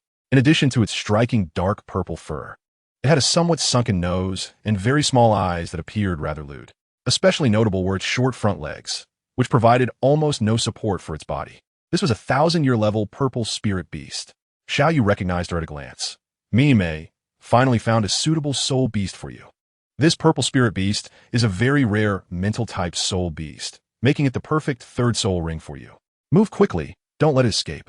As soon as he finished speaking, Xiao Yu took the initiative to attack. He had just acquired his third soul ring and needed to familiarize himself with his soul skills. With wings growing from his ribs, Xiao Yu soared into the sky like the wind, heading straight for the purple spirit beast. Miyame, use your second soul skill. The purple spirit beast is purely a mental-type soul beast. Use your mental attacks to disrupt its psychic assault. After hearing Xiao Yu's instructions, Miyame immediately released her second soul skill. As expected, upon seeing a human attack it, the purple spirit beast let out a roar and unleashed a mental weakening attack. However, Miyame's second soul skill also struck at the same time, resulting in an invisible clash of mental powers that dissipated into nothingness. The purple spirit beast, being purely a mental-type soul beast, had weak physical strength. Since its mental attack did not hinder Xiao Yu at all, it was knocked unconscious by a heavy blow from him. Miyame quickly stepped forward and, taking advantage of the fact that the purple spirit beast was still unconscious, drew out her dagger to end its life. Chapter 30. Arrival at the Grand Soul Arena. The age and attributes of the purple spirit beast were perfectly suited for Miyame, so the process of absorbing the soul ring went very smoothly. In less than an hour, she completed the absorption, granting her a rather extraordinary soul skill, deprivation, which forcibly stripped away all enhancement effects from a soul master that were not generated by their own soul power, essentially nullifying the auxiliary soul master's abilities against a particular soul master. After Miyame finished absorbing the soul ring, Xiao Yu, to prevent any unforeseen events, immediately led everyone back. The Stardow Forest was fraught with dangers, hiding many powerful soul beasts. Although they had all been hiding in the Lake of Life during the Battle 1 period, there was no guarantee that some fierce beast would not come out for a stroll due to his butterfly effect. Even a lesser-ranked three-headed red demon hound and hell dragon purple queen would be enough to give them a serious challenge. The group left the Stardow Forest and hired 2 horse-drawn carriages in a small town outside the forest before departing. After several days of travel, they finally returned to the sect's headquarters. Inside the 9 Stars Hall, Mu, a disciple of the legendary Pope Xian, managed the sect efficiently during Xiao Yu's absence. Meanwhile, Lu Gao, recruited by Xiao Yu, lived up to his title as a master craftsman. Having already entered the realm of soul guidance devices and produced several first-level soul guidance devices in this short time, which made Xiao Yu, who had spent 3 months barely managing to create one, feel quite embarrassed. A few days later, after the exhausted Zilong, Ihui, and Eden had mostly recovered their physical and soul powers, Xiao Yu took them to the Grand Soul Arena in Kaiser City. In the Douluo Continent, only cities at the main city level could have a Grand Soul Arena. As the capital of the Silva Kingdom, Sierra City naturally had one. However, the scale of the Sierra Soul Arena could not be compared to the Soto Grand Soul Arena in the original work, indicating that the strategic position of the Silva Kingdom in relation to the Tiendo Empire was far inferior to that of the Bala Kingdom. As night fell, the 7 of them arrived at the Grand Soul Arena. Like the Shrek 7 monsters, they were too young, and revealing their true identities could easily cause a stir in the arena, so they all wore masks. Registering in the arena was quite simple. They just needed to pay 10 gold soul coins as a registration fee and fill out a form including their name, age, place of birth, and martial spirit to receive the initial Iron Soul badge. In the arena, soul battles were divided into 3 categories. One was a friendly match, which involved sparring with no intent to seriously injure or kill. The second was a life-and-death fight, used to resolve irreconcilable disputes. The last was a betting match. The Grand Soul Arena served as the referee, and both sides in the betting match would send out an equal number of soul masters to compete, with the winner taking everything wagered. Betting matches were essentially life-and-death fights. Many nobles and clans often used this method when significant conflict arose between them. The formats of the matches were also 3 types: 1-on-1, 2-on-2, and group battles. For group battles, the number of participants on both sides was negotiated, and according to the rules of the Grand Soul Arena, it generally ranged from 7 to 10 participants. Xiao Yu chose the game of strategy in team battles, and the name of his team is the 9 Stars team. Now we move on to the 5th team battle, with the opposing teams being the Moro team and the 9 Stars team. It is worth noting that the 9 Stars team just completed their registration today, making this their first team battle. Let's see what impressive performances they can deliver. The team battle begins after the 1-on-1 and 2-on-2 matches conclude, and after watching for a long time, it is finally Xiao Yu and his teammates' turn to take the stage. Team battles are the most popular form of competition among the audience, and the spectator stands are already filled with people. As the 2 teams step onto the stage, the crowd erupts in cheers. Moro team, 9 Stars team, 9 Stars team. The battle arena is a large circular platform nearly 40 meters in diameter, providing ample space. The 2 teams occupy opposite corners of the arena, forming their formations. Both the 9 Stars team and the Moro team adopt a traditional formation of 3 forward and 3 back. On the 9 Stars team side, the powerful attacker Xiao Yu, Yi Hui, and Zi Long stand at the forefront, with Control-type Soul Master Eden positioned in the center of the second row, flanked by Xiao Yu and Io, while Support-type Soul Master Mi, Yi Mei stands behind everyone. The team battle begins. As the host's voice fades, all 4 team members of both teams simultaneously unleash their soul powers, and the dazzling soul rings light up, prompting another round of cheers from the audience. The 9 Stars team has the best soul ring combinations. Although the 9 Stars Hall already has 2 title Douluo, the sect is still in its infancy, and Xiao Yu doesn't want to attract too much trouble, especially from the powerful Spirit Hall. Therefore, he still used a disguise item to change his second soul ring to yellow. In contrast, the Moro team soul ring configurations are far inferior to those of the 9 Stars team, with 4 soul masters having white tenure soul rings. The only one with the best soul ring combination is their Captain Moro, a level 37 assault-type battle soul master with the soul of a diamond lion. The battle arena has no obligation to keep soul master's information confidential, especially for 2 teams about to engage in battle. The Moro team had already obtained the 9 Stars team's information at the start of the battle, including their soul powers, levels, and soul ring configurations. As for soul skills, that relies on the soul master's own observations and testing. The arena is busy, with no manpower or time for such detailed work. And there's also concern that misjudgments could lead to disastrous consequences, resulting in someone else taking the blame. Seeing the best soul ring configurations on the opposite side, Moro's eyes were filled with apprehension. To be honest, if it weren't for the fact that none of the opponents had a soul power level higher than his, Moro might have considered forfeiting.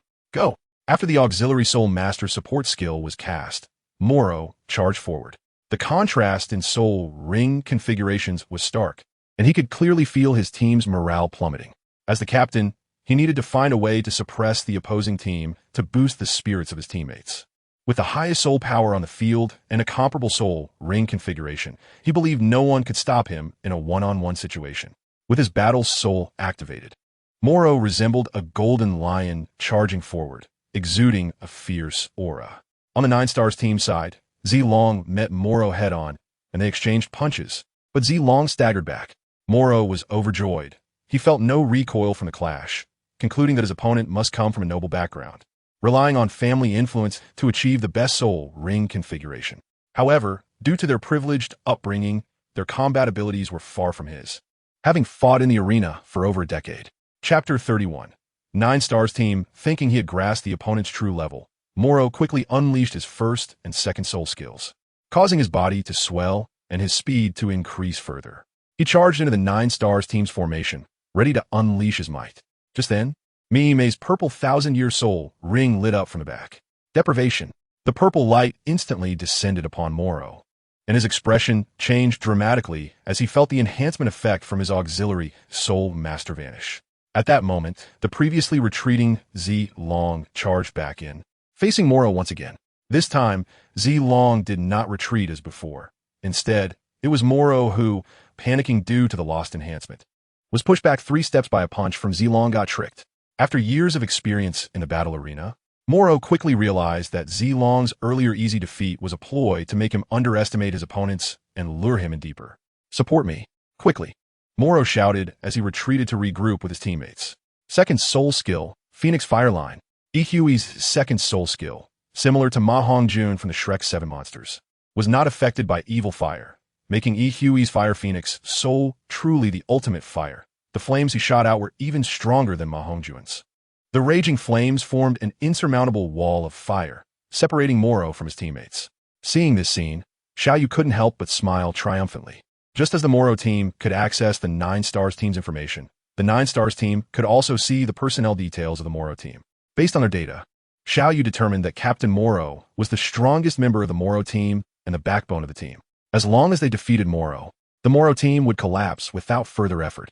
20 seconds, defeat Moro. Although Hui's flames were formidable, they couldn't last forever. So they had to gather all their strength to defeat Moro before his teammates could break through the wall of fire. Third soul skill, Thunderlock. As the control-type soul master, Eden took the lead. His third soul skill was unleashed, binding Moro with paralyzing lightning power. Third soul skill, Rising Dragon Wave. Zilong also attacked with all his might, unleashing a wave of light that transformed into a soaring dragon. Seeing this, Moro activated his strongest third soul skill. The Golden Lion emitted dazzling light and broke free. The lion and the Azure Dragon collided with a loud crash, producing intense light. After a fierce struggle, the Azure Dragon ultimately gained the upper hand and shattered the Golden Lion's illusion. Although Moro's soul power was nearly 5 levels higher than Zilong's, it was important to remember that team battles are not one-on-one. First, Zilong had Mei's support behind him, while Moro's support had been forcefully stripped away by Mei. Additionally, although Moro managed to break free from Eden's binding with his third soul skill, the paralysis effect from Eden's third soul skill did not disappear. Coupled with the superior quality of Zilong's battle soul, this outcome was not surprising. Just then, the flame spewed by Hui weakened, and Moro's massive body was sent flying through the firewall, landing right in the middle of his teammates. Seeing their captain unconscious, the remaining members of the Moro team panicked. Moro was their leader and mainstay, and without him, they had no idea what to do. Surrender. Xiao Yu looked at the members of the Moro team, who had lost their fighting spirit and whose eyes no longer sparkled, and said lightly, "Without your captain, your team's strength has been weakened by at least half. It's meaningless for you few to fight us. There's no need to add to your casualties. Hurry up and find a healing soul master to treat your captain. Although we've held back, we can't guarantee that he won't have any aftereffect from being unconscious for so long. Surrender." The few of them looked to Xiao Yu, their hearts filled with reluctance. But they had to admit that what Xiao Yu said was the truth. In the end, the vice captain raised his hand to declare surrender. Team Battle Soul, 9 Stars team wins. Upon hearing the announcement of the Moro team's surrender, the host immediately declared the result. 9 Stars team, 9 Stars team. Seeing the 9 Stars team cleverly defeat the somewhat famous Moro team in the soul fighting arena and force their surrender in less than a minute, the audience erupted in excitement. Xiao Yu and the others remained calm as they left the soul arena amidst the cheers of the audience, returning to the registration desk to collect their points before leaving the Great Soul Arena. Their main purpose in coming here was to train and bond, not to please the audience. In the following days, the 9-star team emerged like a superstar, defeating multiple strong teams in the Soul Arena with overwhelming force, quickly rising to the top of the West Soul Arena leaderboard with an unbeaten record, becoming the star team in the eyes of the audience in Sierra City. To curb the 9-star team's winning streak, the West Soul Arena urgently sought assistance from the Soul Arena headquarters. Because now, whenever the audience knew the 9-star team was fighting, they would unhesitatingly place bets on them. Even though the West Soul Arena had lowered the odds for the 9-star team to the minimum, the sheer number of bets made it impossible to resist. A trickle of water could eventually gather into an ocean. Although the Soul Arena headquarters had dispatched several Soul Master-level strong teams from various Soul Arenas at great expense. No matter what kind of team it was, they could not stop the advance of the 9-star team. The Soul Arena has a history of over 1,000 years in the Douluo Continent, with its own rules, and at least on the surface, They could not break their long-standing rules for a 9-star team. Privately, the West Seoul Arena had considered contacting the 9-star team, hoping they would do them a favor by throwing a match or something similar. However, when the person in charge of the Seoul Arena saw the 8 soul rings on the representative of the 9-star team, he wisely kept his mouth shut. However, a businessman is still a businessman. Although the Seoul Arena could not plot against the 9-star team, it did not mean they could not take advantage of the 9-star team's immense popularity, such as arranging for them to perform at the Central Seoul Arena to increase ticket prices, or selling merchandise like fan costumes en masse to the 9-star team. Thus, nearly 8 months passed, and the once dazzling 9-star team suddenly vanished without trace. Their fans noticed that they had not seen them in battle for half a month. This relieved the West Seoul Arena, as they had considered many ways to make up for the loss of revenue, but the number of people betting on the 9-star team was increasing daily. They could only barely balance their income and expenses. The sudden cessation of the 9-star team's activities brought them hidden joy. The reason the 9-star team was not participating in battles was quite simple. Xiao Yu had reached level 40. Chapter 32. Departing for Tiando Ding. Due to the host's soul power reaching level 40, the following tasks are now issued. 1. Gold level task. Obtain a 10,000-year soul ring alone without external assistance. 2. Red level task. Absorb a 10,000-year soul ring with the help of others. 3. Black level task. Absorb a soul ring over 5,000 years as the 4th soul ring. 4. Purple level task. Normally absorb the 4th soul ring within the age limit. The moment Xiao Yu broke through to level 40, the system issued new tasks. A 10,000-year soul ring? Looking at the tasks issued by the system, Xiao Yu's gaze unconsciously lingered on the top task regarding the 10,000-year soul ring. In the original story, Tang San absorbed a 10,000-year soul ring for his 4th soul ring, astonishing the entire Soul Master competition. Having already outperformed Tang San in the early stages, Xiao Yu would not fall behind. However, just as in the original story where Xiao Wu mentioned, absorbing a 10,000-year soul ring not only tests the physical strength of the Soul Master, but the soul shock produced by the residual soul of the soul beast during the absorption process also tests the strength of the Soul Master's soul. After a high-level soul beast dies, its powerful soul can take a long time to dissipate, resulting in soul shocks during the absorption of the soul ring.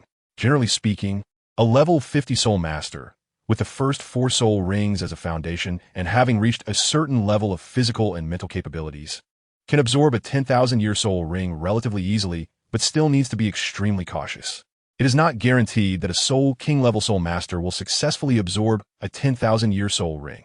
Xiao Yu believes that throughout the history of Soul Masters, there have been instances where level 50 Soul Masters have died from absorption. If level 50 Soul Masters face risks, then the situation is even more perilous for a level 40 Soul Master. Not only is there a massive energy impact during the absorption of the soul ring, but an immature soul power can also lead to loss of sanity or even death when subjected to strong soul shocks. In the original story, Tang San was able to absorb the 10,000-year soul ring for several reasons. First, Tang San was a reincarnation, and his soul power was inherently stronger than that of normal people. Second, the purple extreme magic I could significantly weaken the resentment of the soul beast before its death. Third, the immortal herb, fire apricot, and 8-dimensional ice grass helped him strengthen his body, enhancing his resilience. Finally, his external soul bone, the 8 spider lances, could alleviate the pressure of absorption at critical moments. Xiao Yu is a cautious person. Although he is confident that his spiritual power and physical strength are stronger than those of ordinary soul masters, it is still not enough. Without absolute certainty, he will never take risks. Since there are lessons to be learned from past experiences, he only needs to follow the examples set by others. Therefore, Tang San, the celestial grass from the ice and fire, yin yang, I no longer belongs to you. This trip to Tiando has several reasons beyond just the celestial grass from the ice and fire yin yang. First, while he is at it, since he is going to the ice and fire yin yang, he naturally cannot miss the titled gatekeeper, Douluo. Although his strength is the weakest among the titled Douluo, his area attack ability is the most terrifying among them. He may not be able to kill a titled Douluo, but he can leave the opposing side with only the titled Douluo. Second, in his relentless and somewhat crazy forging and research, his level of soul guide technology has rapidly increased. He can now steadily produce 6th-level soul guides and is working towards 7th-level soul guides. Among his disciples, the one with the best talent, Si Long, has already become proficient in making 5th-level soul guides, while the other 3 have begun to attempt production. Low-level soul guides have started to be mass-produced. With a large stockpile of soul guides, the Sylphia Kingdom ranks last among the 4 affiliated kingdoms of Tiando. And there are hardly any wealthy clients domestically. Therefore, he must find ways to open up sales channels, such as the 7 Treasures Glazed Tile School, which ranks second among the 3 sections. Third, there's that little girl Yi Lingling. She graduated from the Soul Master Academy a few months ago and has been sending him letters every 10 days or so since she enrolled in the Tiando Royal Soul Master Academy, constantly inviting him to meet in Tiando City. In her letters, she occasionally mentions the excellent resources of the Royal Academy. Xiao Yu suspects that she might not have given up on the idea of having him join the Tiando Royal Academy, although he would never consider joining the academy. Visiting Yi Lingling wouldn't hurt. On one hand, it's hard to refuse such kindness, and he also misses the timid little girl, Yi Lingling, a bit. Additionally, he is preparing to start recruiting the Jiuxin Haidang family behind her. As a top-tier healing martial soul within the support system, Jiuxin Haidang has a fatal flaw of having no offensive power, similar to the 7 Treasures Glazed Tower. However, soul guides can make up for this gap, making a nice gift for a visit. Before departing for Tiando, since Eden and Yi Hui have both reached the peak of level 39 and are subtly trending towards breaking through level 40, they have chosen to enter seclusion one after another. Additionally, Io has also broken through level 30 for some time now, and with matters at the Soul Arena currently paused. The sect will arrange for the Soul Saints Miao and Luni to go hunt for soul rings. Zilong is currently at peak level 38, and there is still some time before he breaks through level 40, so he can accompany Xiao Yu to Tiando. Xiao Wu is currently at level 35, while Mei is close to level 37. Although the time they took to break through level 30 is similar, their innate soul power differs by 1 level, which reflects the difference in their talents. As time goes on, this gap will only widen. Before leaving, Xiao Yu plans to settle recent task rewards and add a few capable individuals to the sect. Currently, Xiao Yu has 1 red-level summoning card, 2 black-level summoning cards, 5 purple-level summoning cards, and several yellow-level summoning cards. The red-level summoning card is a reward for forging 6th-level soul guides, while the black-level summoning cards are rewards for the 9-star team, winning the Gold Soul Badge, and achieving 20 consecutive victories at the Soul Arena. The remaining purple and yellow cards are from consecutive wins, and rewards from the sect's influence include basic forging of 4th and 5th-level soul guides and low-level white summoning cards. The purple and yellow summoning cards will remain untouched, while all black and red summoning cards will be used up. Xiao Yu focused and sent a command to the system, deciding to keep the purple and yellow level cards in exchange for higher-level summoning cards as much as possible, as black and red levels had a higher guarantee. Ding! Black level character selection completed. Congratulations to the host for obtaining the Bronze Saint, the Lion of Nemea, with the martial soul of the Flame Lion. Innate soul power level 9, current soul power level 37. Ding! Black level character selection completed. Congratulations to the host for obtaining the Bronze Saint, the Eagle of Heaven, with the martial soul of the Whirlwind Eagle. Innate soul power level 9, current soul power level 35. Ding! Red level character selection completed. Congratulations to the host for obtaining the SS Era Golden Saint, the Lion, Ioria, with the martial soul of the Golden Lion. Innate soul power level 9. 5. Current soul power level 95. Chapter 33. Goodbye, Yi Lingling Heaven Do City. This is the capital of the Heaven Do Empire, one of the largest and most prosperous cities on the Douluo Continent. The city walls of Heaven Do City are over 100 meters high, made entirely of the hardest granite. The city gate is 10 meters high and wide, enough for 6 horsemen to ride side by side, with 2 side gates also 5 meters high and wide. Soldiers patrolling the city, fully armored and holding long spears, exude a fierce aura that reveals their toughness. Entering the city, the streets and alleys are bustling with people. A graceful young girl stands on the street, gazing into the distance as if waiting for someone. She wears a pale white dress, has a slender figure, and a waterfall of blue hair cascading down her back. Her large, lively eyes sparkle like budding flower buds, shy yet pure, emanating a refreshing and ethereal aura. Her outstanding presence and appearance draw glances from passers-by, occasionally eliciting looks of admiration. However, behind this young girl stand 2 burly bodyguards, scanning the surroundings with fierce expressions. Most people at the foot of the royal city are sharp-eyed, and they can tell that this girl is either rich or noble, so they should not bring trouble upon themselves. Isn't that Lung Lung? At that moment, a somewhat frivolous voice rang out. Upon hearing this voice, Yi Lingling's previously beautiful face noticeably frowned. She turned to see a slightly plump man approaching with a mischievous grin. The two bodyguards beside, Yi Lingling wanted to step forward to block him, but the man was accompanied by several guards who pushed the two Yi family guards aside. Lu Lang, what are you doing? Yi Lingling's frown had deepened, and she spoke to the man with displeasure. This man named Lu Lang was also a student of the Heaven Do Royal Academy, 2 years her senior. Since her enrollment, he had been relentlessly pursuing her. Although Yi Lingling had clearly rejected him, he still clung to her without letting go. Students at the Heaven Do Royal Academy are either rich or noble, and Lu Lang had a royal background, so Yi Lingling couldn't make things too difficult for him and could only try to avoid him. Lung, meeting you is fate. Lu Lang's smile grew wider as he stepped forward, intending to take Yi Lingling's hand. Although we are in the same academy, we haven't seen each other for over 10 days. It's a rare encounter today, so let me take you around Heaven Do City. Seeing Lu Lang actually trying to hold her hand, Yi Lingling quickly stepped back in fright. Senior Lu, please behave yourself. Lung, why do you have to be like this? Lu Lang's smile remained, but it gained a hint of cunning. Lung, you're also a clever person. Why did your grandfather arrange for you to study at the remote Sylvia Kingdom's Junior Soul Master Academy, only to call you back to the Heaven Do Academy in the end? Don't you really understand? Yi Lingling's expression suddenly became unnatural. She was a very intelligent person. At 6 years old, she didn't understand why her family had sent her to a remote place, but after returning and learning about her family situation in Heaven Do City, she understood everything. The Nine Hearts Begonia is a miracle in the Soul Master world. How could the Heaven Do royal family not be moved? In the past, a titled elder had been stationed in her family, and the Heaven Do royal family had some restraint, but that elder passed away when she was 3. Although her grandfather also had titled level cultivation, his martial soul was the Nine Hearts Begonia, which had no offensive power.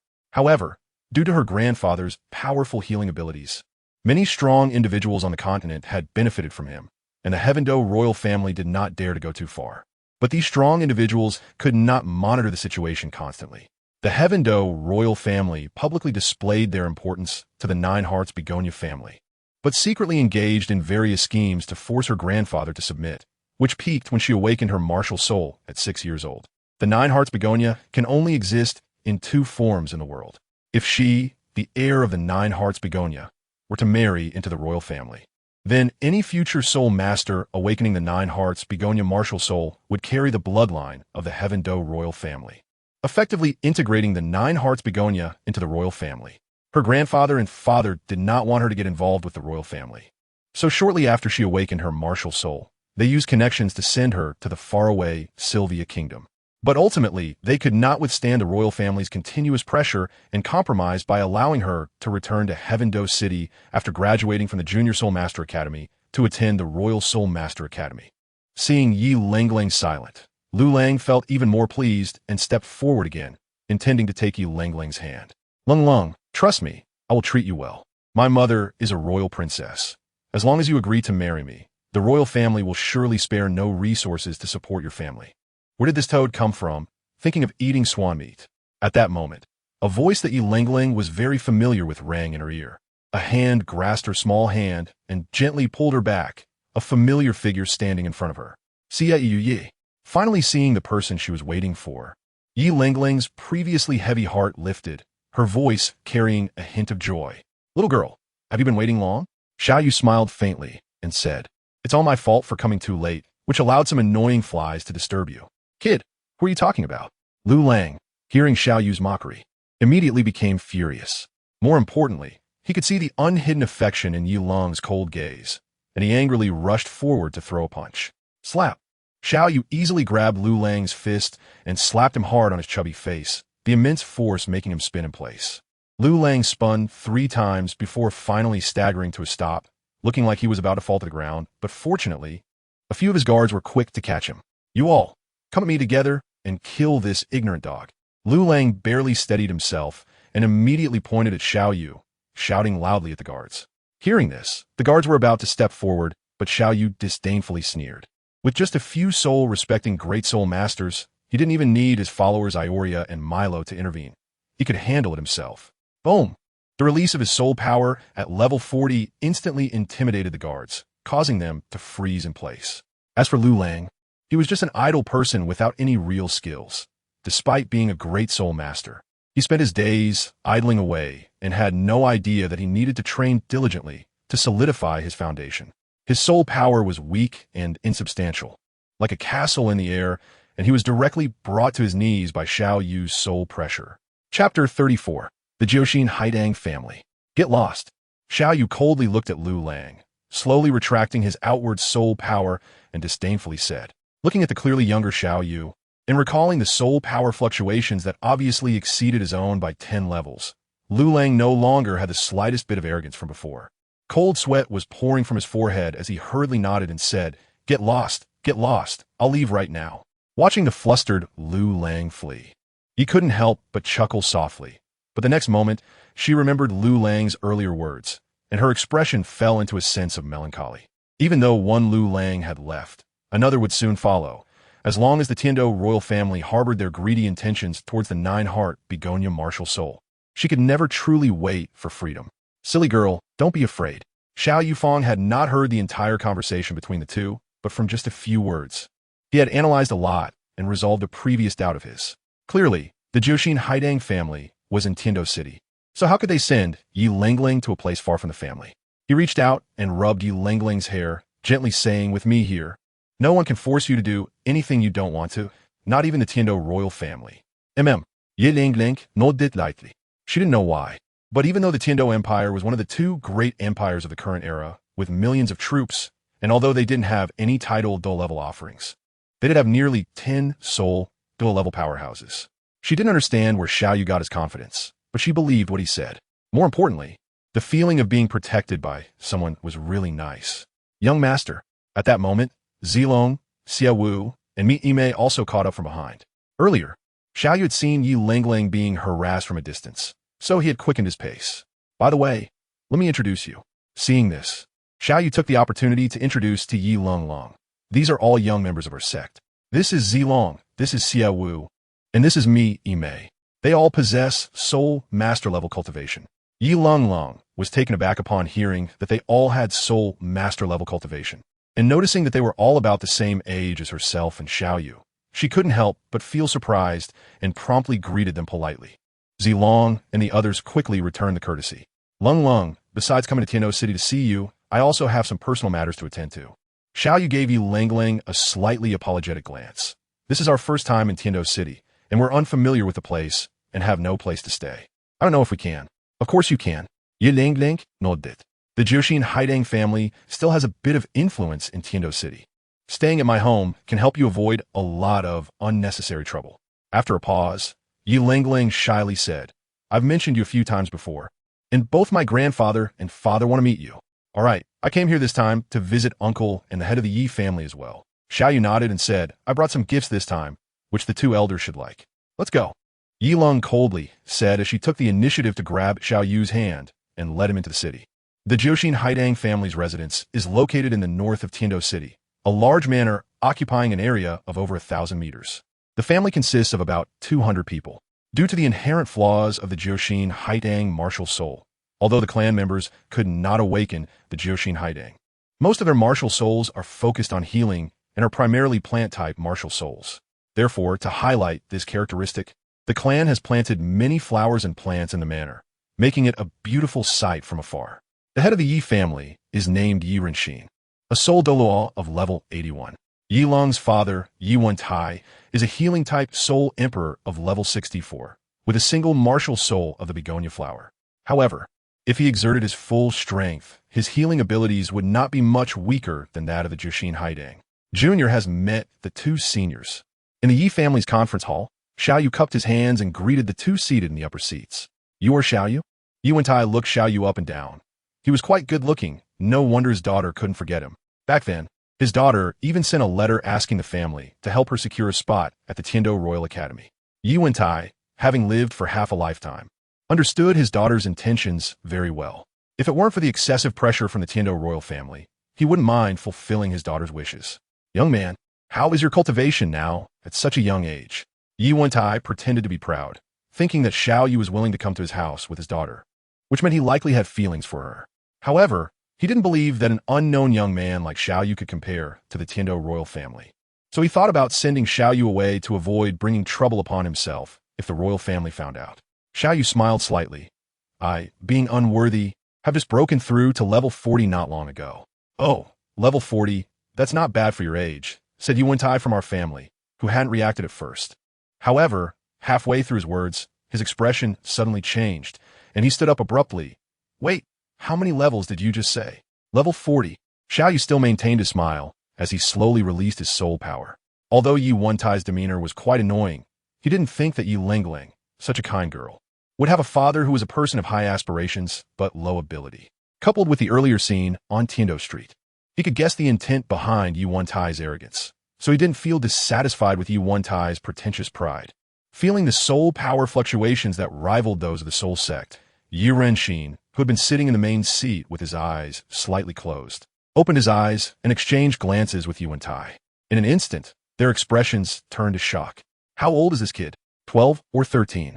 Even if he is 13, a 13-year-old from the soul sect is a terrifying existence. Not to mention the soul sect, they hadn't even heard of a soul sovereign at that age. Yi Lingling, with her 12 years and level 25 cultivation, was already a rare genius. As for Xiao Yu's talent, it could only be described as monstrous.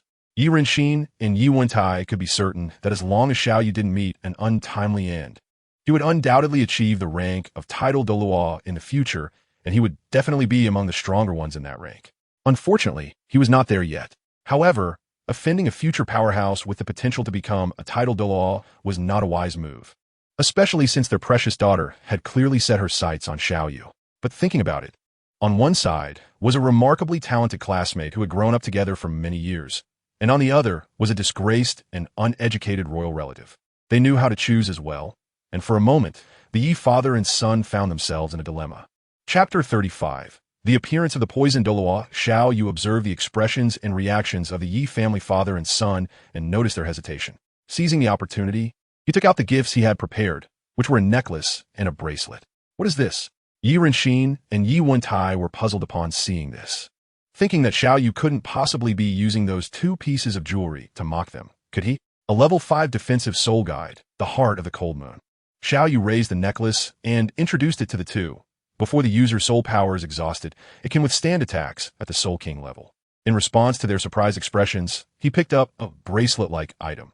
This is a level 4 closed combat soul guide, the Floating Cloud Phoenix Arrow, which can easily break through the soul power defenses of soul masters below level 40. Even for soul masters above level 40. If they do not activate their defensive skills in time, they could easily be killed. What did you say? This is an offensive soul guide. Yi Renxin and Yi Wentai were truly unsettled. Xiao Yu's words had a tremendous impact on them. It is well known that support-type soul masters lack offensive capabilities, which has always made them vulnerable. Xiao Yu nodded and said, yes, this is the technology passed down from my sect. In fact, our sect has already started mass production of soul-guiding devices with offensive or defensive capabilities. One of the purposes of my visit to Tiano City this time is to open up the market. Can we buy them from the Jiao, Xi, and Haitang family? Yi Wentai, unable to contain his excitement, immediately asked, besides these two items you brought, are there any other soul-guiding devices? Of course. Xiao Yu smiled slightly. There are many types of soul tools. If you two want to make a bulk purchase, I can prepare a list for you to choose from. Since you're my elders, I can offer a 20% discount on any type of soul tool. In the following days, Yi Renxin and Yi Wentai, after receiving the list of soul tools provided by Xiao Yu, treated it as a treasure and spent several days considering which ones to buy, completely disregarding the matter concerning Yi Lingling. Meanwhile, Xiao Yu, under Yi Lingling's guidance, had a good time exploring Heaven-Do City. As the capital of an empire, the prosperity of Heaven-Do City could rival that of some first-tier cities from Xiao Yu's previous life, allowing him to relax his tense nerves a bit.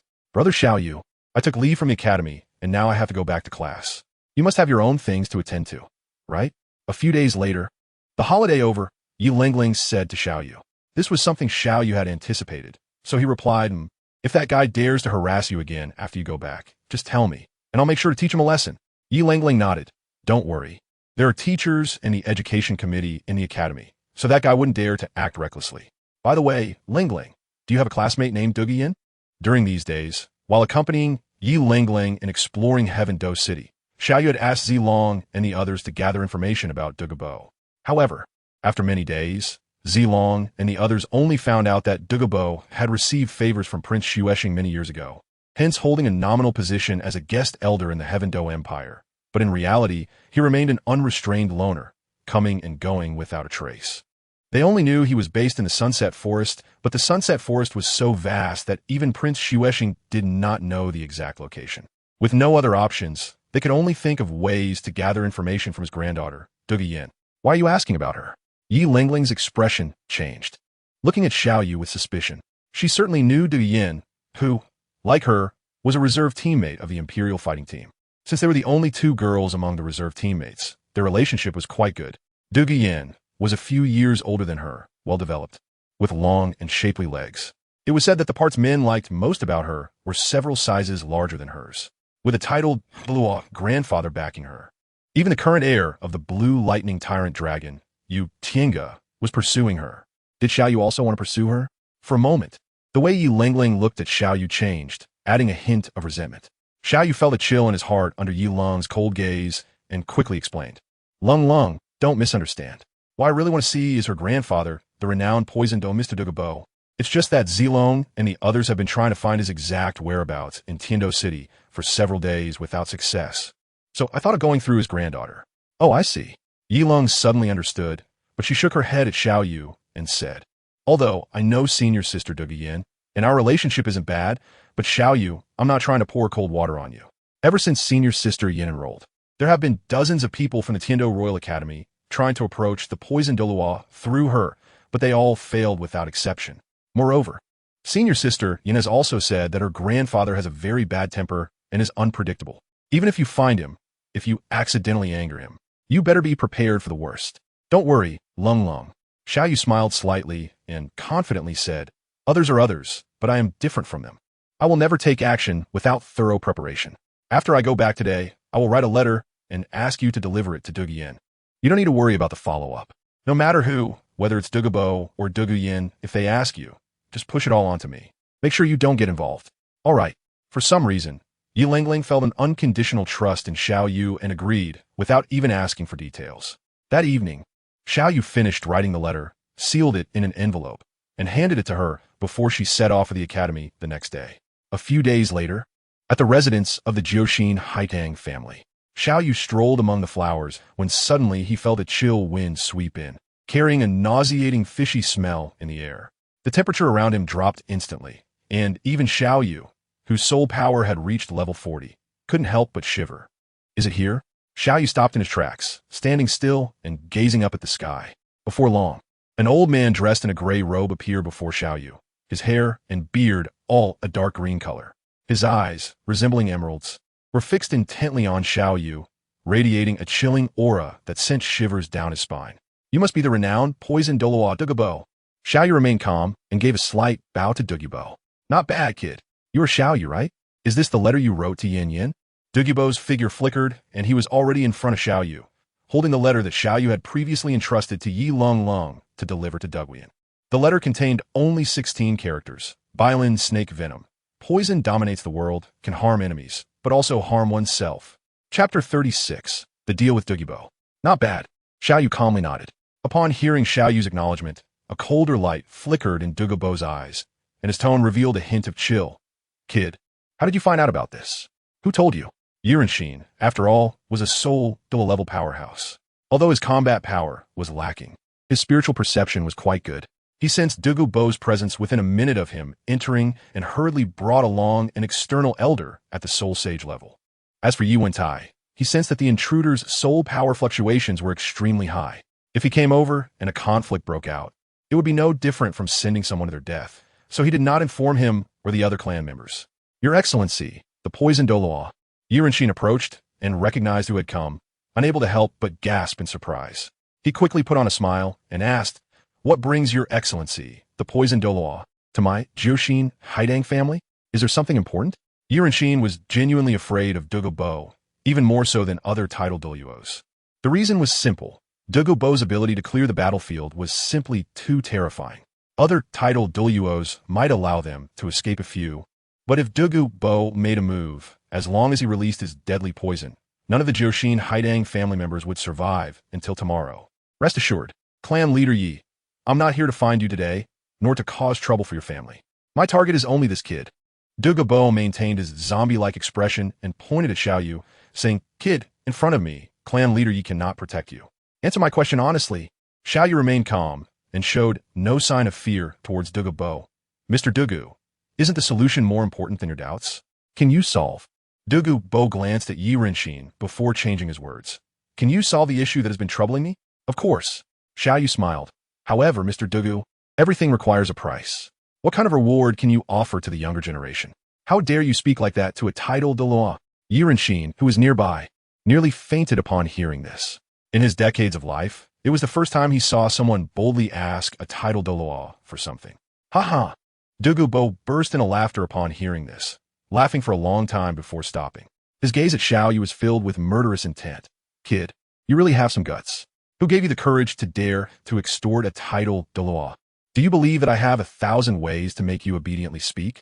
I have immersed myself in the path of poison for decades, and I have plenty of deadly poisons that will make you wish you were dead, but unable to die. Mr. Douluo, it seems you don't want to have a proper conversation anymore, so it looks like I need to make you calm down. Xiao Yu's voice remained calm. Iolia, Milo. Let him calm down. Yes, as you command, young master. Two clear voices sounded one after the other, and two figures appeared beside Xiao Yu. Both were dressed similarly, wearing golden armor. One had bronze skin, short brown hair, and an imposing aura, like a golden lion showing its teeth. The other had lighter skin, long blue hair cascading freely, and eyes full of spirit, radiating an insight as if able to see through everything. What was even more shocking were the 9 soul rings rising from their bodies. 2 yellow, 2 purple, 4 black, and 1 red. Douluo's expression changed dramatically, his pupils contracting sharply as he looked at the 2 red soul rings in disbelief. What do the red soul rings represent? As a titled Douluo, how could he not know? They were the supreme existence among all soul rings, the 100,000. Year Soul Ring ranked first on the Soul Master World's Dream list.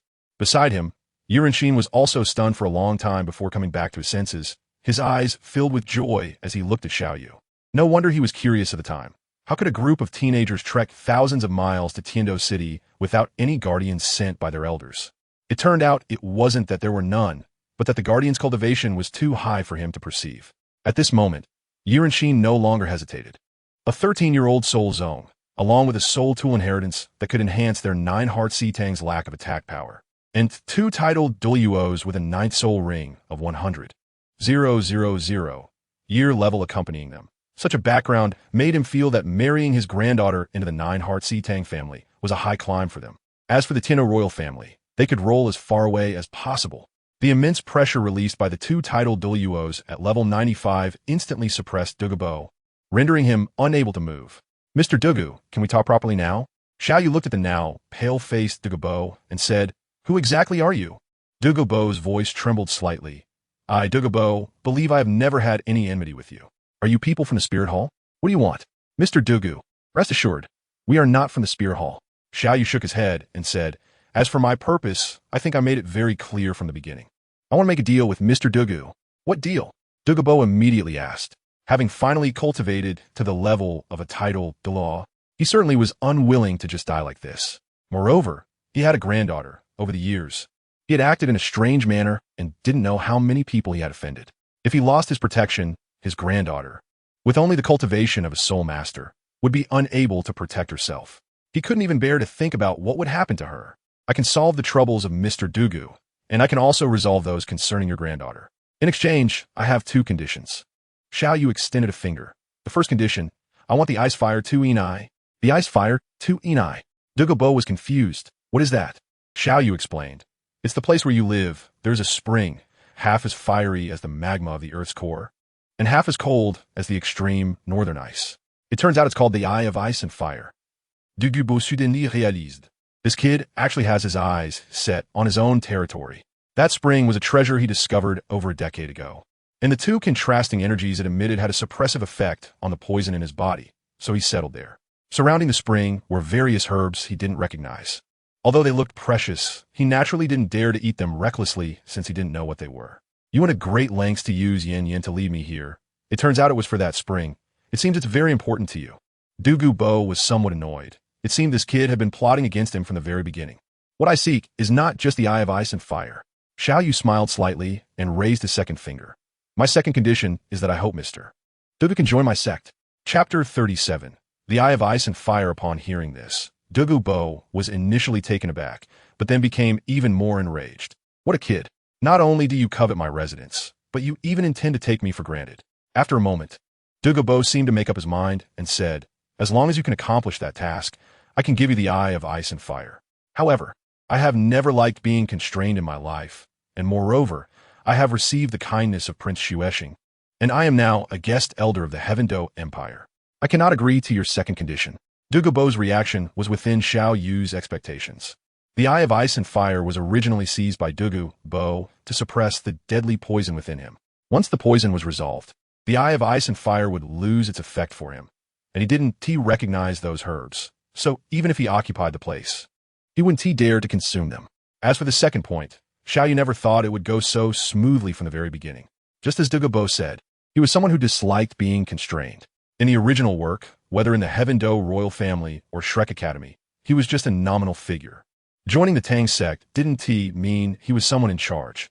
More so, he was there to support Tang San, and it might also serve to connect the Tang sect with the royal family of the Heaven-Do Empire. At that time, Qianren Xue had already been exposed, and the ones in power, Xuexing and Xueben, had a good relationship with him. I, Xiao Yu, am not the kind of person who likes to force others. Since Mr. Douluo is unwilling, then my second condition will be void. Xiao Yu smiled slightly, thinking that there was still plenty of time ahead. So it was better to build a good relationship with Douluo first. Although Mr. Douluo is unwilling to join my sect, can I at least be friends with you? The more friends, the more paths one has, especially since this young man clearly had a remarkable background.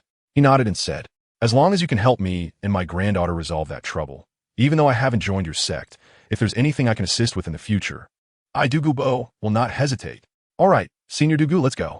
Xiao Yu clapped his hands, signaling Douluo to lead the way. Where are we going?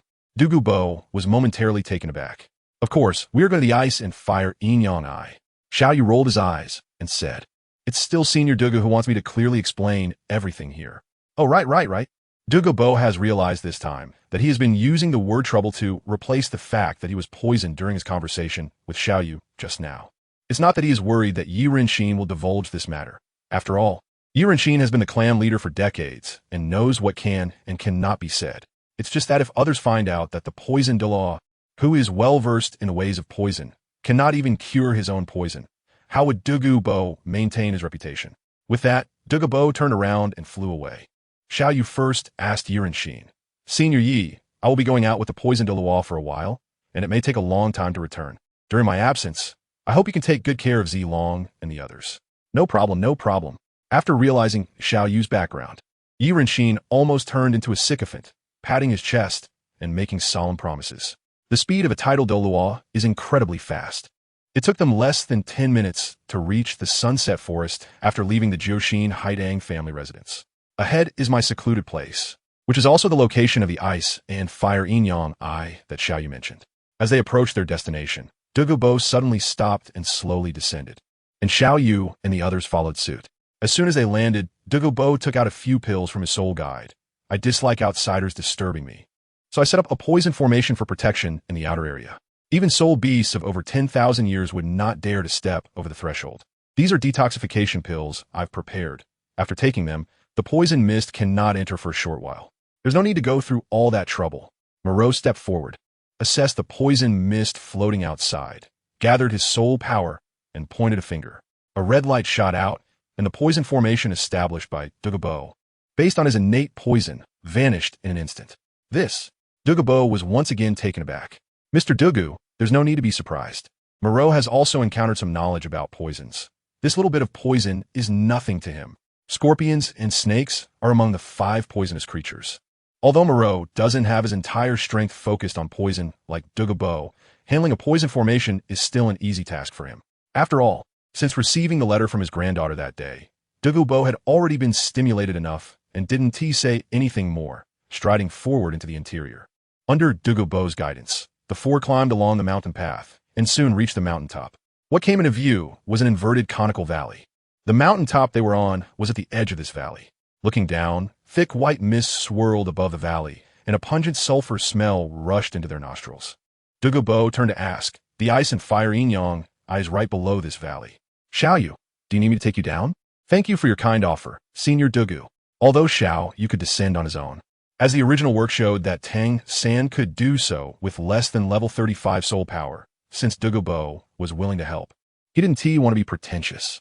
Douluo's figure flashed, summoning his martial soul, a 30-meter-long, water-jar-thick green snake, which was his martial soul. The Emerald Phosphor Snake Emperor, an evolved form of the family S inherited martial soul, the Emerald Phosphor Snake, known as the ancestor of all snakes. Xiao Yu leaped lightly and stood on top of the serpent crown. Steady now, Douluo reminded him, and then surged upward, weaving through the clouds. The massive serpent body maneuvered through the void with great speed, quickly breaking through the sea of clouds and landing smoothly in a shallow basin. Finally arrived at the Eye of Ice and Fire. Xiao Yu jumped down from the snake's head and couldn't help but observe the surrounding environment, feeling a sense of wonder. The Eye of Ice and Fire is the greatest opportunity for the Shrek 7 monsters, containing countless heavenly materials and earthly treasures that can transform their bodies. In the original work, the Shrek 7 monsters stood out among their peers largely due to the immortal herbs found at the Eye of Ice and Fire. In the center of the valley, there is an oval-shaped hot spring, which is not very large. The hot spring is divided into two parts based on color, one milky white and the other crimson. What is even more peculiar is that, although they are in the same water pool, they are distinctly separated, each maintaining its own side without encroaching on the other. Between the two hot springs, steam of different colors continuously rises, billowing up until it gradually dissipates at the mountain's mouth. In his previous life, Xiao Yu only saw the original work of Do'er, but in his spare time, he had come across some posts discussing the formation of the Ice and Fire Yangyi eyes. It was said that after the fall of the Water Dragon King and the Fire Dragon King among the 9 Dragon Kings of the Divine Realm, they were buried deep within the Sunset Forest, and thus the Ice and Fire Yangyi eyes came into being, nourishing all living things. Chapter 38. The method of detoxification. Although eager to gather immortal herbs, Xiao Yu did not forget another important matter: to resolve the severe poison within Douluo, Senior Douluo. If I am not mistaken, every time it rains on a cloudy day, do you not experience a tingling sensation in your ribs that gradually intensifies? It occurs once at noon and once at midnight, and given your current condition, it should last at least an hour each time. Moreover, in the deep of night, around the third watch, do you not feel a pinprick-like pain on the top of your head and your heart, along with spasms throughout your body that last for at least half an hour? When detoxifying someone, one must first clarify the patient's condition. Xiao Yu opened his mouth and borrowed some words from the original work where Tang San spoke to Douluo. Little brother, Xiao has keen insight, indeed. May I ask how you plan to detoxify me? Douluo nodded, not testing Xiao Yu like he did with Tang San in the original work by asking him to detoxify himself first. After all, the other party was accompanied by 2 titled Douluos whose strength far surpassed his own, unlike Tang San, who claimed he could detoxify him only in a life-and-death crisis. Douluo certainly needed to test Tang San's credibility to prevent him from misleading him just to survive. As for the Ice and Fire Yangyi eyes, while they were indeed somewhat concealed, if one were solely after the Ice and Fire Yangyi eyes, they could easily kill themselves to search for it. The Sunset Forest was not that large, and with 2 titled Douluos searching with all their might, they could find the place in 10 to 15 days. Thus, the other party was indeed sincere and genuinely wanted to befriend him. I have 2 methods of detoxification, one suitable for you, Senior Douluo, and the other for your granddaughter. Xiao Yu smiled slightly and said, the reason you have been harmed by the poison is primarily due to the toxic skills you have cultivated. Since you possess a beast martial soul, during the cultivation process, the toxins produced after the martial soul manifest have fused with your body over time. As a result, the toxins in your body have reached a terrifying level. Although your title, Douluo Soul Power, can help to mobilize and suppress these toxins, they have already become a part of your body. Therefore, my first plan is to use a soul bone to guide the toxins. Because you have cultivated toxic skills and mostly use poison as your means of attack in battle, it is impossible to completely resolve the toxins in your body, as this would significantly reduce your strength to retain the highly toxic substances within you without allowing them to harm you. We need to find a parasitic entity to serve as a storage for the toxins. Considering everything, a soul bone is the most suitable choice. While you're transferring the toxins in your body into the soul bone, I will also use medicine to nurture your body, repair the meridians damaged by the toxins, and alleviate the pain during the onset of the illness. Douluo, also an expert in poisons, understood immediately upon hearing Xiao Yu's explanation. After thinking it over, he nodded and said, "Indeed, this method is feasible. What is the second plan you mentioned, my young friend?" "This first plan is merely a temporary relief. It addresses the symptoms, but not the root cause. While a soul bone can serve as a carrier for the toxins, it cannot accommodate them indefinitely. Once the amount of toxins in the soul bone exceeds a certain limit, the toxins may overflow, posing a life-threatening risk. Furthermore, even if the soul master dies, the toxins stored in the soul bone will not simply disappear. These soul bones used for toxin storage cannot be passed down as legacy soul bones to the next generation. Senior, right now, there are only you and your granddaughter, so you may not feel the urgency, but when your granddaughter marries and has descendants, they will also face this issue. Senior, at that time, can you guarantee that every one of your descendants will have a soul bone? The preciousness of soul bones surely does not need me to elaborate on." Xiao Yu's words made the originally cheerful Douluo frown.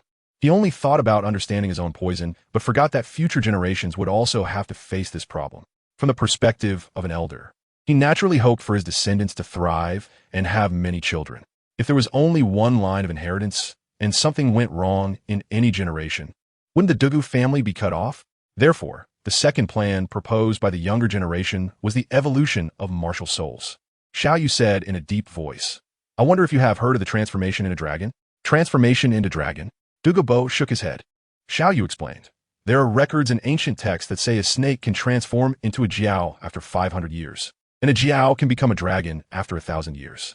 The family's inherited martial soul, the green scale snake, already carries the bloodline of the dragon clan, albeit very faintly. My second proposal is to use medicine to stimulate the dragon bloodline within the green scale snake martial soul, evolving the snake martial soul into a jiao martial soul. The evolved martial soul can be passed down to future generations, so they won't have to face the issue of poison backlash anymore. However, the evolved jiao martial soul will have a greatly enhanced dragon bloodline, but the poison associated with the snake will be significantly reduced, making it difficult for the family to cultivate their inherited poison skills." Douluo understood Xiao Yu's meaning and immediately interjected to answer on Xiao Yu's behalf. "That's right." Xiao Yu nodded. "So, the choice between the two options is up to you, Senior." After hearing this, Douluo fell into deep thought for a moment. After a long while, he made up his mind. "I've been practicing poison techniques for most of my life.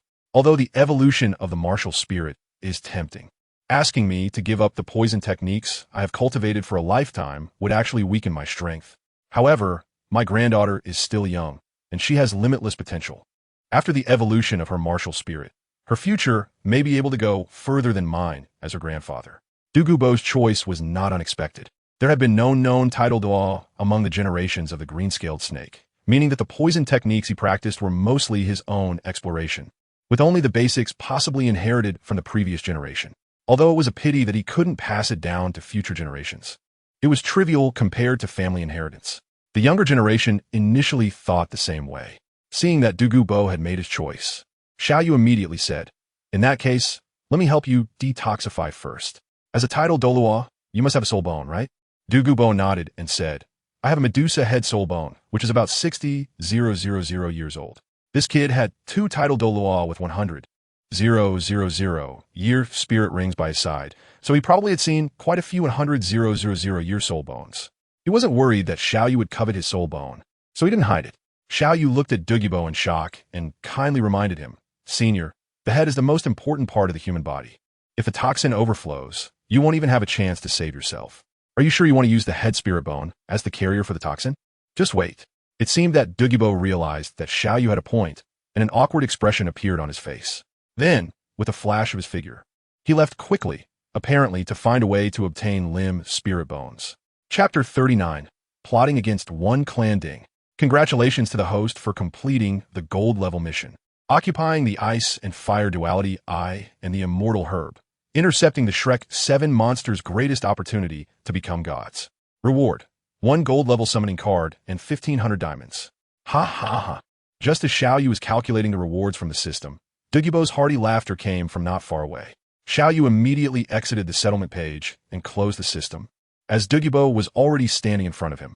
With Douluo's cultivation and status, obtaining a 10,000-year spirit bone was not a difficult task. During this time, Xiao Yu used the herbs from the ice and fire duality, to prepare an antidote to alleviate the toxins for Douluo. The effect was immediate. In just half a month, not only had the toxins in Douluo's body significantly decreased, but the soul power that had stalled for many years also showed signs of breakthrough. It was believed that it wouldn't be long before he could break through to level 92. Ha ha ha, brother Xiao, I don't even know how to thank you. After years of suffering, Douluo was overjoyed, patting Xiao Yu on the shoulder and laughing heartily. From now on, if you need anything, I will definitely assist you with all my strength. Senior Douluo is too polite. Xiao Yu smiled slightly. Compared to the precious land of the ice-fire 2 yin-yang eyes he gave him, detoxifying him was truly a small favor. Brother Xiao, I wonder when you can treat my granddaughter? Douluo, seeing that there were already results on his side, naturally wanted to quickly help his granddaughter get rid of that damn poison. However, the current conditions were still not mature. Xiao Yu shook his head and said, Elder Douluo, I would like to invite you to accompany me on a trip to prepare for the detoxification of your granddaughter. During these days, besides gathering some high-quality herbs for Douluo to prepare antidotes, Xiao Yu hasn't collected any of those renowned celestial herbs. The growth of these rare materials is not easy, and even in the eye of ice and fire, it takes hundreds of years for them to have a chance to grow again. For Xiao Yu, it is crucial to maximize the value of this treasure land. After all, once a celestial herb is picked, only one person can consume it, which is rather extravagant. Furthermore, there is Douluo. According to Xiao Yu's calculations, to advance her martial soul, one celestial herb might not be enough. Multiple herbs would be needed to complement each other. Douluo is powerful, and after mixing various herbs, even if there are some inferior elements, with his title Douluo strength, it wouldn't be a significant issue. However, Douluo is different. She has just entered the Soul Master realm, and her body is not as strong as Douluo's. Direct consumption could easily lead to irreversible results. Therefore, alchemy is the best solution. Just like how the second-generation Hu refined the Qianquan creation pill, continuously adjusting and refining based on the properties of the rare materials, extracting the essence and discarding the dross, and finally combining all the refined essences into a single pill. The purpose of refining pills is not solely for Douluo. It is also a decision made by Xiao Yu after careful consideration for the development of the sect. The first priority is for Lu Gao, whose talent in manufacturing means that advancing to a 7th-tier soul engineer is just a matter of time. However, taking the next step is extremely difficult, as an 8th-tier soul engineer requires a soul dual level of cultivation, and Lu Gao is merely a soul sage. Given his situation, relying on personal cultivation to reach soul dual or even title Douluo is quite challenging. Therefore, the best method is to rely on pills. In the Sun Moon Empire, nearly all 9th-tier soul engineers are titled Douluos built up with medicinal pills. Although such titled Douluos have much weaker combat abilities compared to those cultivated through innate talent. It doesn't matter to Lu Gao, as his focus is entirely on manufacturing and he is not a battle soul master. His disciples are in a similar situation. After all, not everyone is Hu Yu, who can balance both soul tools and martial soul cultivation. Others can only rely on pills to break through after hitting a bottleneck. Moreover, the pills refined can not only be consumed by the disciples of their own sect, but can also be sold externally. Even if some are of lower efficacy, they can still serve as good tonics to generate substantial profits. During the Dou period, the Xianming sect, where Su Sanshi was developed the Xian Shui pill, which was worth a fortune. This is also a lucrative source of income. Speaking of alchemy, although Xiao Yu can also do it, he can only be considered mediocre at best. Maintaining a large supply is definitely impossible. So he naturally thought of the Pi clan, who are skilled in drug making as depicted in the original work. Xiao Yu informed Douluo about his considerations and plans regarding the evolution of the Douluo martial soul and the recruitment of the Pi clan. After a brief contemplation, Douluo found it reasonable but expressed some concerns. The Pi clan was one of the 4 major clans with a single attribute that were affiliated with the Haoyan sect back in the day, and their alchemy skills were already renowned across the continent at that time. However, 8 years ago, for reasons unknown, a conflict arose between the Haoyan sect and the Spirit Hall. Under pressure from the Spirit Hall, the Haoyan sect sealed their mountain, and the 4 major clans suffered abandonment by the Haoyan sect. The Pi clan was particularly targeted by the Spirit Hall, leading to the tragic death of their clan leader Yang Wudi's only son, while his younger brother Yang Wushuang was captured by the Spirit Hall. Given Yang Wudi's character and the plight of the Pi clan, recruitment would be difficult. Douluo, reste assured. I am confident in my ability to accomplish this task. Xiao Yu smiled slightly. Indeed, Douluo's concerns were valid. but he was someone who had the advantage of the original work. Yang Wudi, aside from his cultivation, had only one hobby, which was the alchemy passed down through his family. Just like how Lu Gao was passionate about forging, Yang Wudi had an almost fanatical interest in refining various medicines. He could go days and nights without sleep for alchemy. Therefore, medicine was his only weakness. In the original work, Tang Xin managed to get Yang Wudi to join the Tang sect with a fragrant and exquisite celestial herb, and now, this celestial herb was blooming not far from him. It was a large light pink flower, leafless, with a stem 3 feet long, and the flower itself was extremely large, with a diameter of nearly a foot. Each petal looked crystalline and translucent, and the flower's core was a light purple, resembling purple diamonds embedded within. Xiao Yu walked slowly to the celestial item and carefully dug it out. Senior Dugu, I wonder if you have a soul-guiding device that can store living things? If this celestial herb is exposed to the air for too long after being picked, it will gradually wither. Xiao Yu raised his head to ask Dugu, remembering that in the original story, Dugu had given Tang San a soul guide item called the Rui Baobao Bag, which could store living things. Tang San not only used it to store immortal herbs, but also hid his wife in it. Now, he indeed did not have any soul guide item to store living creatures, so he shamelessly asked Dugu for one. I happen to have a soul guide item I got lucky enough to obtain before called the Rui Baobao Bag, specifically for storing living things. I originally planned to give it to my granddaughter, but she doesn't like playing with medicine, so it would be a waste to give it to her. So I'll give it to you. Dugu pulled out a blue leather bag from somewhere and threw it to Xiao Yu. In his heart, he believed that if Xiao Yu could cure the stubborn ailment he had, allowing the Dugu family's bloodline to continue, it was a great blessing. A soul guide item was nothing compared to that. However, he curiously asked, weren't you supposed to be recruiting the Paji family? Why did you suddenly think about gathering herbs? Is there something special about this herb? Of course, it's to prepare for recruiting the Paji family. Xiao Yu confidently said. This immortal herb is called the fragrant silk immortal product, known as the nemesis of all poisons. It can neutralize all toxins, although it does not detoxify itself. It can counteract poisons. Yang Wudi is obsessed with refining medicines, and, as the saying goes, every medicine has its poison. With the fragrant silk immortal product, he doesn't have to fear being poisoned while refining any medicine, and he can even try refining some highly toxic medicines. For Yang Wudi, this is the best gift. By the way, I'll sketch a few more images of the ice and fire duality, I am mortal herb. I can't believe Yang Wudi wouldn't be moved after seeing them. Dugu couldn't help but twitch the corner of his mouth. This kid was already plotting against Yang Wudi before he even arrived. He had clearly figured out Yang Wudi's preferences and was catering to them. So Yang Wudi would likely be unable to resist his sweet talk. Unconsciously, Dugu thought of Ning Fengji. This kid's shrewd plans were no less than that of the second sect master of the world, and he had no flaws in his martial soul. He was likely to break through to the title Douluo level in the future.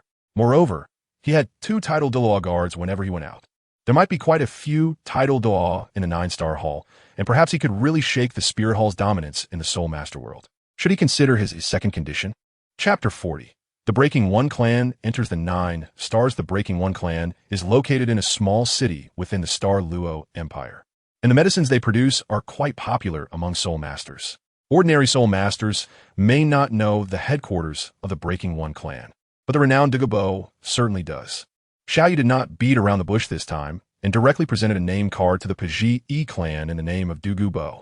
Dugu was neither a member of the Haotian sect nor affiliated with the Spirit Hall, and there was no enmity between him and the Paji clan. As a titled Douluo, it was expected that the Paji clan would come to him willingly. Sure enough, the morning after Xiao Yu presented the name card, someone from the Paji clan arrived, and it was none other than the clan leader, Yang Wudi. Yang Wudi had met the Poison Douluo before and did not know why the Poison Douluo had specifically sent a name card to the Paji clan. The tall and slender Yang Wudi spoke to Dugu with neither humility nor arrogance. For a Soul Douluo to speak this way to a title Douluo was considered extremely rude, but Yang Wudi was naturally proud, and the Pahun Gun martial spirit emphasized imposing presence, so he would never allow himself to bow his head to anyone. Besides, if it came to a fight, he was not afraid of Dugu. Dugu's main ability was poison, and after years of refining antidotes, he had the upper hand in dealing with toxicity. Seeing Yang Wudi's rudeness, Dugu's expression darkened, and he was too lazy to engage in pleasantries. After all, he was merely acting as a guide on this trip. He waved his hand and said, "It's not me you should be looking for, but my little brother Xiao Yu. If you have something to discuss, Let him talk to you. Junior has met Senior Yang Wudi. Seeing this, Xiao Yu took 2 steps forward and cupped his hands in salute to Yang Wudi. What do you want with me? Yang Wudi said impatiently, with his soul Douluo strength. He could naturally see Xiao Yu's cultivation level. A level 40 soul master. If it weren't for the face of Dugabo, he would have turned and left. Xiao Yu smiled slightly and directly stated his intention. I have come to invite Senior Yang Wudi and the Paji clan to join my sect. Ha ha ha ha ha. Yang Wudi was taken aback for a moment upon hearing this, and then burst into loud laughter. He laughed for a long time, only stopping when he was slightly out of breath. Then he looked Xiao Yu up and down. Kid, it's still broad daylight. What kind of daydream are you having? My Paji clan has been independent from the Haotian sect for many years, and I don't know how many sects and forces have wanted to recruit us. Even the Seven Treasures Glaze sect and the Starfall Empire's royal family have tried to recruit me, but I never agreed. What makes you think you can? Yang Wudi suddenly stopped speaking, his eyes widening in surprise, and he couldn't help but reach out to wipe them a few times. Because he saw a large flower with a stem in Xiao Yu's hand, the ethereal and fragrant Chilua fairy product he had longed for. How many times had he seen it in his dreams? What is this? Yang Wudi's voice began to tremble. The ethereal and fragrant Chilua fairy product. Xiao Yu's lips curled up slightly, revealing a hint of a triumphant smile. Senior Yang Wudi, I wonder if you are satisfied with this gift from the junior? Yang Wudi trembled as he covered his thumping little heart with his hand. You want to give this to me? Of course. Xiao Yu nodded. As the saying goes, a precious sword is given to a hero. This fragrant and exquisite immortal item in my hands is merely a tool for avoiding poison. Only in the hands of a master alchemist like Senior Yang Wudi can it truly, By the way, Xiao Yu said as he took out the sketchbook he had drawn before his departure from the Soul Guide. This Senior Yang should also be very interested. Heavenly chrysanthemum, autumn water dew, daffodil, jade skin bone. Yang Wudi took the sketchbook, flipped it open, and suddenly exclaimed repeatedly, his gaze toward Xiao Yu becoming fervent and greedy. These celestial items? Not bad. Xiao Yu nodded and said, these celestial products all grow in a treasure land, which originally belonged to the Senior Dugabo. However, the Senior Dugabo has now transferred this treasure land to his junior. In other words, this treasure land and all the celestial herbs within it now belong to the junior's sect, the 9-Star Hall. Senior Yang Wudi, would you like to try refining pills using these extraordinary celestial products? Xiao Yu's words were incredibly tempting for Yang Wudi, and he could be seen changing expressions repeatedly, as if engaged in a fierce internal struggle. Unlike the original work, when Tang San was trying to recruit Yang Wudi, his 3 close friends, Titan, Niu Gao, and Bai He, had already joined the Tang sect. He had to consider the bonds of kinship to some extent, and Tang San had also conquered him with his strength. With the coveted immortal herb, the fragrant Chilua, it became almost a foregone conclusion for the Paji clan to join the Tang sect.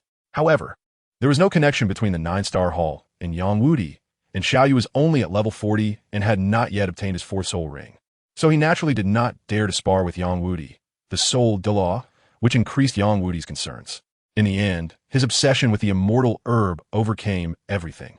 Yang Wudi took a deep breath and gritted his teeth, saying, all right, I can agree to join your sect. However, I have conditions. Since you have a place that can cultivate such a large quantity of top-quality immortal herbs, your recruitment of the Paji clan must also be due to your interest in our clan's alchemy and medicine-making skills. I can help the sect in refining pills, and the profits from selling them or their use by the sect's disciples can be arranged by the sect. However, the methods of alchemy and medicine-making are our clan's secret traditions and must not be leaked. You're not allowed to force us to give them up. Otherwise, even if my Paji clan fights to the last person, you will not get your wish. Of course, Senior Yang Wudi, please rest assured, the people of our 9-Star Hall will never resort to cunning and plundering. Xiao Yu nodded. He remembered that the secret technique of alchemy was indeed the greatest secret of the Paji clan. The Haotian sect had once attempted to obtain this technique from the Paji clan, only to be rejected. At that time, the sect master of Haotian sect, who was also Tang Zhao's father, had a rather unpleasant conflict with the Paji clan, making the relationship between the Paji clan and Haotian sect the most distant among the 4 elemental clans. After a pause, looking at Yang Wudi, Xiao Yu said seriously, in addition, I also assure Senior Yang that when our sect faces enemies, I will only die in front of you and will never run in front of you. Hearing this, Yang Wudi's slender body trembled. The abandonment by Haotian sect and the tragic death of hundreds of clansmen in the attack by the Spirit Hall had always been a thorn in his heart. At this moment, looking at the impassioned Xiao Yu, his eyes suddenly became moist, and he nodded heavily at Xiao Yu. Ding! Congratulations to the host for successfully recruiting the Pajie clan. The recruitment task for the 4 major clans is now 1/4 completed. Reward: 1 black level summoning card, 500 diamonds. Chapter 41. Spirit Evolution in the Eye of Ice and Fire. A pill exuding a rich fragrance of elixir was being held in Xiao Yu's hand. This was a concoction made from the essence of 3 celestial herbs: the fiery apricot flower, the octagonal ice grass, and the autumn water dew, combined with dozens of high-quality herbs. It was also Xiao Yu's preparation for absorbing the 10,000-year soul ring. Not far away, Douluo Yin held a pill that was pinkish-white and emanating a misty vapor, looking somewhat anxious as she asked her grandfather Douluo, "Grandpa, will eating this really evolve my martial soul?" Although Yi Lingling, who was beside Xiao Yu, didn't speak, her beautiful eyes looking at Xiao Yu seemed to be asking the same question. "Don't worry, you little ones." After many years of aspiration coming true, Yang Wudi was in a good mood at the moment, patting his chest to assure them, "Our Pajie clan's alchemy has been passed down for hundreds of years, and celestial herbs are born from the gathering of heaven and earth's spiritual energy, gathering the essence of the sun and moon. Eating them will definitely yield unexpected gains. Yin Yin, go ahead and eat." Douluo said to Douluo Yin, "The materials used by the old goat for alchemy are all highly nourishing. Even if it doesn't upgrade your martial soul, it will significantly improve your physical strength and increase your soul power cultivation speed." Under the urging of her most trusted grandfather, Douluo Yin swallowed the pill, while Xiao Yu smiled slightly at Yi Lingling and opened his mouth to take the pill. Yi Lingling had almost reached a point of blind obedience to Xiao Yu, seeing that he had already swallowed it. She carefully opened her small cherry-like mouth and swallowed it as well. As for Zilong, Xiao Wu, and the others, since their martial souls came from constellations, they were already unable to evolve further, so Yang Wudi had given them nourishing pills to enhance their physical condition and increase their cultivation, which they chewed on like candy. As soon as the pill entered Xiao Yu's abdomen, he felt a warm current flowing from his lower abdomen and rapidly spreading out. The terrifying medicinal power was released, and the surging heat flowed into his body's meridians like a flood. Xiao Yu gritted his teeth and quickly sat cross-legged to operate his soul power to digest the medicinal power. Under the influence of the soul power, the originally surging medicinal power became milder. Xiao Yu felt as if all the pores in his body had opened, greedily absorbing the essence of heaven and earth. The soul power drove the medicinal power to circulate throughout his body, causing the meridians, bones, and internal organs to undergo qualitative changes under the catalysis of the medicinal power. His soul also rapidly improved under the nourishment of the medicinal power, and Xiao Yu felt as if he was swimming in a golden ocean, forgetting everything. After an unknown amount of time, Xiao Yu finally absorbed all the medicinal power and slowly opened his eyes, meeting the caring and somewhat anxious face of Yi Lingling. Xiao Yu Ji, you're awake?" Yi Lingling was startled by Xiao Yu suddenly opening his eyes and stammered. Xiao Yu nodded gently, reached out to rub Yi Lingling's little head, and said softly, "I'm fine. How about you? How's the absorption of the medicine?" "I'm already fine, unlike you." "So slow." Before Yi Lingling could respond, Douluo Yin beside her casually said, "Lingling and I finished absorbing the elixir half a month ago. Seeing you haven't woken up. These days Lingling has been so worried. She can't think of tea or food and has lost a lot of weight." "Sister Yin, don't talk nonsense." Yi Lingling's face immediately turned bright red upon hearing this, and she said somewhat embarrassedly, I didn't." By the end, her voice had become so soft it was almost inaudible, and even Xiao Yu, who was closest, couldn't hear what she was saying. Xiao Yu smiled slightly, took Yi Lingling's delicate little hand and said, "Didn't I say before? I will never do anything risky. This time, absorbing the medicinal power took too long, and I made you worry." Yi Lingling gently nodded and didn't pull her hand away from Xiao Yu's grasp. Instead, she felt much more at ease this way. By the way, seeing this, Xiao Yu immediately changed the subject. "How was the effect after you took the pills?" Yi Lingling replied, "After I absorbed the medicinal power, my soul power broke through to level 30. Sister Yin was already at the 30-level bottleneck before taking the medicine. Grandpa Dugong went to help us catch 2,000-year soul beasts. After absorbing the soul rings, my soul power is now at 33. And Sister Yan's soul power is almost at 37.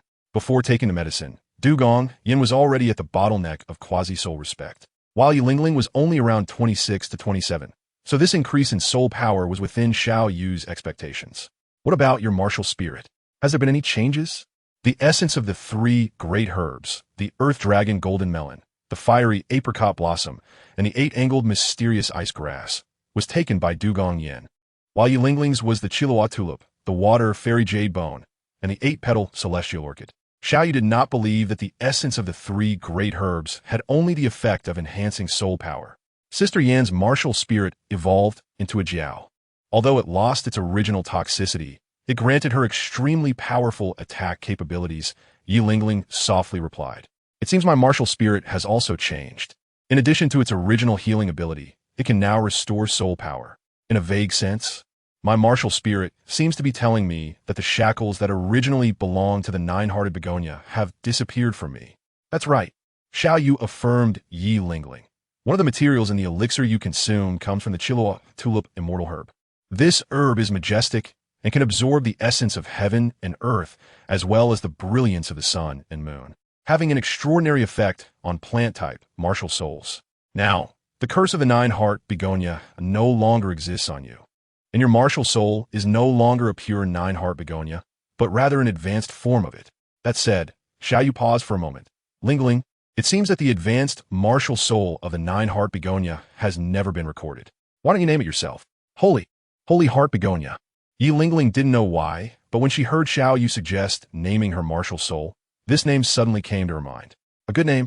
Xiao Yu nodded and solemnly reminded Yilingling, "Lingling, when you go back, aside from telling your grandfather and your father about the evolution of your martial soul, you must not let anyone else know." "Why?"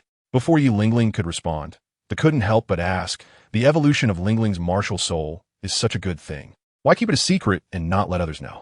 People's hearts are hard to read." Xiao Yu said with a serious expression, "Let's not talk about others. Just the Seven Treasures Glazed sect, which is currently revered as the #1 support sect on the continent. The nine-heart begonia can only threaten his position because of the limitations of its martial soul inheritance. But if the Seven Treasures Glazed sect finds out that Lingling's martial soul has resolved this drawback, what do you think they would do?" Yilingling replied softly, "My grandfather and my father have also mentioned that the Seven Treasures Glazed sect has always harbored fears toward our nine-heart begonia family, and there have been disciples of the Seven Treasures Glazed sect continuously monitoring our family from the periphery." Chapter 42. Tiendo branch with the Seven Treasures Glazed sect really resort to killing to cut off the inheritance? Dugu Yin was somewhat incredulous. "I once accompanied my grandfather to meet the sect master of the Seven Treasures Glazed sect, Ning Fengji. He was amicable to everyone, not the kind of person to act like this. That was because no one threatened his fundamental interests," Xiao Yu said in a deep voice. "As the leader of one of the top 3 sects, if he didn't have a bit of cunning and means, how could he, with his soul power stuck at the 79th level for life, command the 2 powerful titled Douluo, Swordbone? The Haotian sect has been in seclusion for many years, while the Seven Treasures Glazed Tile School is developing rapidly, with its industry almost covering every corner of Douluo Continent, subtly gaining the momentum of being the #1 sect in the world. As the helmsman of such a sect, do you really think you would be a humble and courteous gentleman?" Seeing that Dug Yin still looked doubtful, Xiao Yu no longer explained further, waving his hand and saying, "Believe it or not, but I hope that considering your friendship with Lingling and my help in resolving the issues with your family's martial soul, you won't let the matter of Lingling's martial soul transformation slip out. All right, I swear by my martial soul that I will not reveal anything about Lingling," Dugu Yin immediately assured. After all, given the situation, it seemed that Yilingling shared the same thoughts as Xiao Yu, and with their deep sisterly bond, she would respect Yilingling's decision. Xiao Yu lowered his head again and rubbed Yilingling's clever little head, saying, "Lingling, I still need to go get my 4th soul ring. You stay here and wait for me to come back. The spiritual energy here is abundant, and it's much better to cultivate here than outside." Yilingling nodded and reminded Xiao Yu, "Then you take care of your safety." "Don't worry." Xiao Yushuang laughed heartily, and together with Luo and Ai Oliya, they left the Eye of Ice and Fire, heading deep into the Sunset Forest to search for a suitable soul beast. This time, Xiao Yu's luck was good. In less than 2 hours, they encountered a suitable soul beast, a tyrant dragon with a cultivation of around 12,000 years. The luck of Xiao Yu and the others was the misfortune of this tyrant dragon, which was originally a dominant presence in the Sunset Forest. Little did it expect that 2 title level powerhouses would come to its doorstep. The unfortunate tyrant dragon suffered a brutal beating from the 2 title Douluos. and in a near-death state, it was pierced through the brain by Xiao Yu's sword, thus ending its unfortunate fate. A circle of black light slowly emerged, and without much thought, Xiao Yu sat cross-legged, beginning to absorb the 10,000-year soul ring under the guidance of his soul power. The impact of the 10,000-year soul ring was indeed formidable, even though Xiao Yu had prepared in advance. And both his physical strength and soul power far exceeded those of ordinary soul masters, he still felt immense pain. Fortunately, with the aid of the pills made from several divine herbs, Xiao Yu could still maintain his consciousness. The impact of the 10,000-year soul ring lasted nearly 2 hours before it began to stabilize. Xiao Yu knew he had passed the most difficult stage. The next steps were to absorb the energy from the soul ring to enhance his soul power, strengthen his body, and form a soul skill, which was a natural process for him. In less than half an hour, he completed the absorption. After absorbing this 10,000-year soul ring, along with the accumulation of soul power cultivation during his time at the Eye of Ice and Fire, Xiao Yu crossed 2 major thresholds and directly broke through to level 43. The 4th soul ring granted Xiao Yu a powerful attack soul skill, the Nether Sword Thousand Cuts.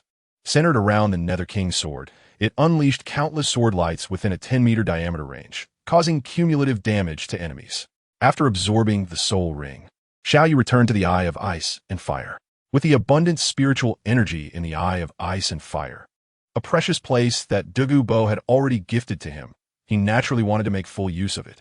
Even though Tang Shan Wang had become a god, he still treated it as his Tang family's private territory, and Xiao Yu certainly wouldn't waste it. Xiao Yu's plan is to use the location of the Ice and Fire Yin-Yang Eye as a foundation, setting up the poison formation of Douluo Bo as the boundary.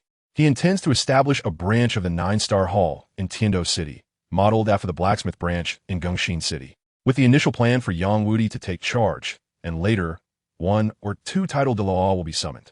Currently, the continent is relatively peaceful, but Xiao Yu knows that in a little over 10 years, the Spirit Hall will launch its campaign to unify the continent. By that time, the situation on the continent will become unpredictable and chaotic. The Sylphia Kingdom ranks last among the 4 great kingdoms of the Tiando Empire, and its geographical location is too remote, making it suitable for initial development, but not for competing on the stage of hegemony later on. His current approach is to plant a wedge in Tiando City, waiting for the Spirit Hall to launch the soul-hunting operation. When the 7-treasure Glazed Tile School will suffer heavy losses, and the Blue Lightning Tyrant Dragon family will be exterminated. At that moment, he will openly intervene, leveraging his prophetic advantage and accumulated resources to seize control of the Tiando Empire and its million-strong army.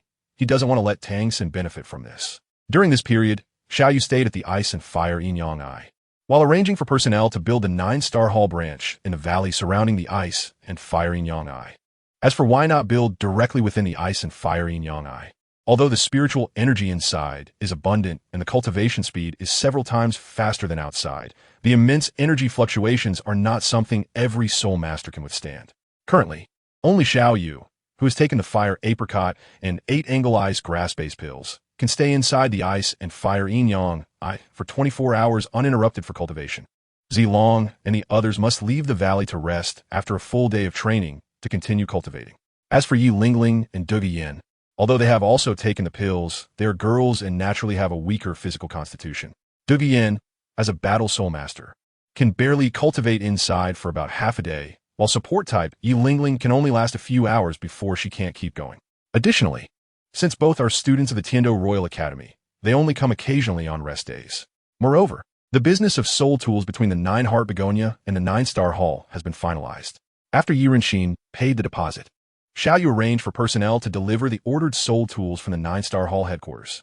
During this time, Eden and Yi Hui also broke through to level 40 and came along with the transport team.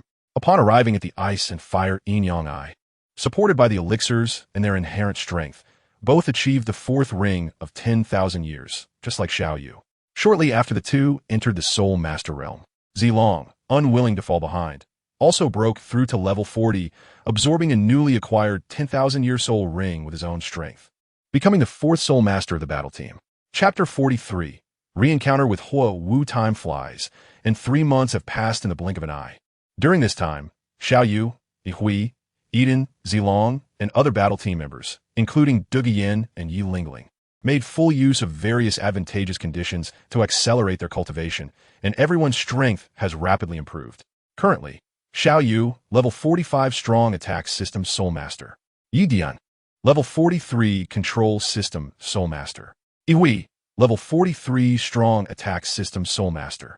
Zilong, level 42 strong attack system Soul Master. Kang Montak, level 39 strong attack system Soul Emperor. Yuna, level 38 agile attack system Soul Emperor. Mi Ime, level 38 support system Soul Emperor. Xiao Yu, level 36 agile attack system Soul Emperor. EAO, level 33 strong attack system Soul Emperor. After Du Gu Yan's martial soul evolved into the green scale Flood Dragon, she abandoned her previous control system route that relied on poison to control the battlefield and instead utilized the strengths of the dragon-type soul beast to pursue a strong attack system route. Her soul power has now reached level 38, which should have been her level when she encountered the Shrek 7 monsters at the Soul Arena in Soto City 4 years later. Yi Lingling has also reached her level 4 years later, level 35 support system Soul Emperor. It must be said that the Celestial Herb is indeed a game-changing modifier in the journey of Soul Master's cultivation. In addition, under the deliberate promotion of the Jiuxin Haitang family, after witnessing the role of soul guidance devices in battles, the nobles of Tiando City have flocked to them, leading to a surge in sales of soul guidance devices. And the Jiuxin Hall can now be described as making a fortune daily. However, what intrigues Xiao Yu is that, according to Yiren Xin, the Seven Treasure Glazed Tile School has also sent someone to contact him, yet Xiao Yu has never seen anyone from the Seven Treasure Glazed Tile School place an order, and he is unsure of what they are considering. Nevertheless, Xiao Yu remains calm, as he believes that with the bait set, Ning Fengji will have no reason to resist a soul guidance device that can provide self-defense capabilities for support system soul masters. As for the construction of the branch, the area near the ice and fire Yinyang, I was originally Du Gubo's territory. With Du Gubo's status in the Tiando Empire, who would dare to speak out of turn? Seeing everything falling into place, Xiao Yu could not resist Yi Lingling's repeated requests and eventually agreed to accompany her to the Tiando Royal Academy. The Tiando Royal Academy is located outside Tiando City, not too far from the Sunset Forest, surrounded by mountains and rivers, with a beautiful environment. The facilities within the academy are well equipped, and if it weren't for the poor atmosphere of the academy and the high-ranking officials of the Tiando Empire being almost corrupt to the bone, Xiao Yu might actually consider the proposal from this little girl, Yi Lingling. Brother Xiao Yu, timing is everything.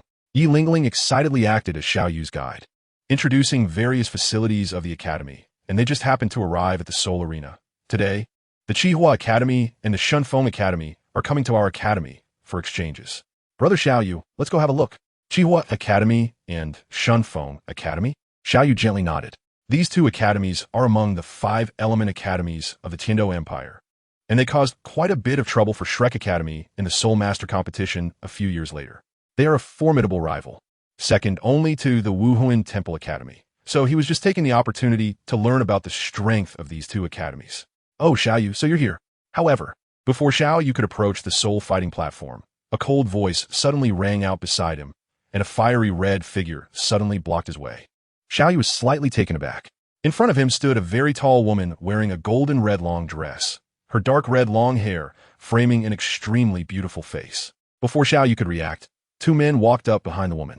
The man on the left wore a mask and was dressed in a set of blue and silver luxurious clothing, while upon seeing the man on the right, Xiao Yu's heart skipped a beat, and a memory he had almost forgotten suddenly resurfaced in his mind. The man on the right was of medium height, with an ordinary appearance, but his eyes sparkled with intense light. He had broad shoulders, and his golden red team uniform, while not enhancing his handsome face, exuded a commanding presence. It was none other than Huo Wushuang, whom Xiao Yu had met once in the Stardo Forest. There was no need to say more. The woman blocking the way was Huo Wu, and the young man in luxurious clothing on the left was most likely Feng Xiaotian, the somewhat successful dog of the Douluo Academy. After all, he had licked his way up when Xiao Yu encountered Huo Wu in the Stardo Forest. She was only 8 years old. Since then, they had not seen each other again for 5 years. Huo Wu had changed a lot, and Xiao Yu truly did not recognize her. However, Huo Wushuang had been almost 12 then, and soul masters generally mature early. Over the past 5 years, Huo Wushuang had hardly changed, so Xiao Yu recognized him at a glance. Once he recognized them, Xiao Yu instantly recalled the past. He had promised Huo Wu somewhat perfunctorily that he would visit the Intermediate Soul Master Academy affiliated with the Qihua Academy after graduating from the Junior Soul Master Academy. Not wanting to leave a bad impression on the top-tier Soul Master Academy of the Tiando Empire. To be honest, if he hadn't met Huo Wu and Huo Wu Shuang, he would have completely forgotten about it. So it's you, Huo Wu. Long time no see. Feeling somewhat embarrassed for not keeping his word, Xiao Yu forced a smile at Huo Wu. Ah, it really is you. Huo Wu was also somewhat uncertain, as Xiao Yu had only been 8 years old at the time, and 5 years had changed him as well.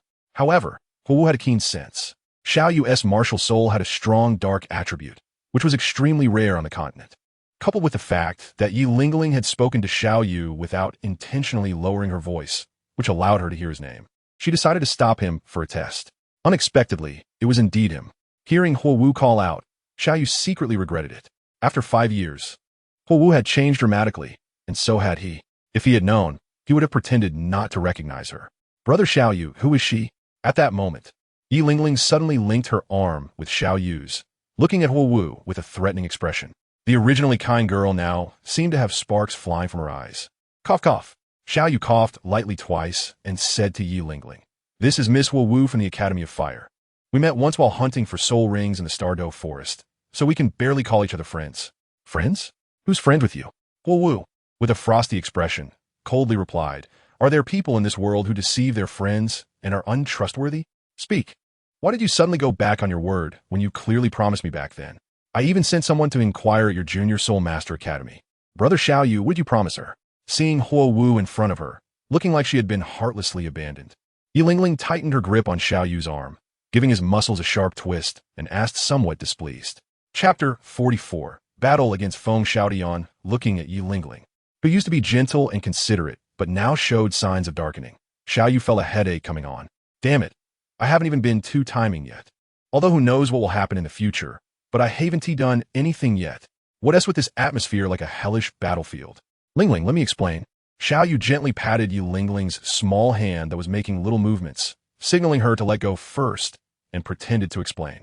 Well, kid, you dare to deceive Sister Huo Wu. You really are looking for trouble. Before he could finish speaking, the lovesick Feng Xiaotian exploded. I've been trying to please Sister Huo Wu for so many years, and she hasn't given me a good look. Yet this kid, who is in a position of privilege, doesn't appreciate it and even dares to play both sides. Comparing people really can make one furious. Feng Xiaotian was also enraged. Xiao Yu was somewhat speechless. No, can you let me finish my words? Kid, no need to say much if you have the guts. Come up to the soul fighting platform and have a match with me. I want to teach you a good lesson for fire dance. Feng Xiaotian was clearly blinded by jealousy and didn't listen to what Xiao Yu said at all, directly challenging him. Although Fire Dance had always looked down on Feng Xiaotian's sycophantic behavior, she thought about how Xiao Yu dared to deceive her. So she didn't speak up and let Feng Xiaotian misunderstand for a bit. This way, he could teach Xiao Yu a good lesson on the soul fighting platform and vent his own anger. Even a clay figure has some fire in it. Not to mention Xiao Yu wasn't one to suffer in silence. He did feel a bit guilty towards Fire Dance, but Feng Xiaotian, as a sycophant, continuously ignored his provocations. So he didn't need to be polite. All right. Then let's see who has the stronger power. The Shenkong Academy and the Qihua Academy were originally there to exchange and learn from the Tiando Royal Academy. And of course, exchanges and learning wouldn't lack sparring sessions. The soul fighting platform at the Royal Academy was already fully prepared. Feng Xiaotian had a decent status at Shenkong Academy, and after speaking to the lead teacher, the teacher went to find the Royal Academy's teachers. In less than 10 minutes, a soul fighting platform was made available for Feng Xiaotian and Xiao Yu to battle. On the soul fighting platform, Feng Xiaotian and Xiao Yu stood on opposite sides. Martial soul, possession. Feng Xiaotian roared. The gale, two-headed wolf manifested, and a layer of faint blue light surged out from his body. As the blue light flowed, his body underwent obvious changes, accompanied by the cracking sounds of bones. Both muscles and bones expanded simultaneously, making his figure noticeably larger. His long hair was also dyed blue, and a wolf head emerged from his left shoulder, with 3 soul rings of yellow, and purple pulsating in front of him. Feng Xiaotian, 37th level agility attack system soul master. Looking at Feng Xiaotian in front of him, Xiao Yu sighed helplessly. If you remember correctly, this guy should be 18 years old, with innate full soul power. At 18, he was 37 levels. Thinking back to when he appeared in the original work at 24 years old and 44 levels. Aside from the level he gained from absorbing his 4th soul ring, It meant he only leveled up 6 levels in 6 years, averaging 1 level per year. No wonder he was called the shame of innate, full soul power. This guy must have focused on diligently training his self-created soul skill after absorbing the third soul ring. And in his spare time, he ran to Qihua Academy to be a sycophant, neglecting the fundamental cultivation of soul power. Kid, now you know fear. Feng Xiaotian, whose head had turned into a blue wolf head, looked fiercely at Xiao Yu, thinking that Xiao Yu was scared by his strength. Xiao Yu did not refute Feng Xiaotian. Using strength to subdue such a person was far more effective than any verbal sparring. His martial soul quietly manifested, and a set of pitch-black armor clung to his body, with a pair of similarly dark wings extending from his back, lifting him into the air. For soul rings of yellow, purple, and black appeared in an instant. At this moment, Xiao Yu had no intention of hiding his strength any longer. With the benefits from the soul guidance devices, the sect had already accumulated a substantial amount of funds. Once he returned to the sect this time, the establishment of the academy would be on the agenda. As the future head of the academy, he naturally needed to make a name for it.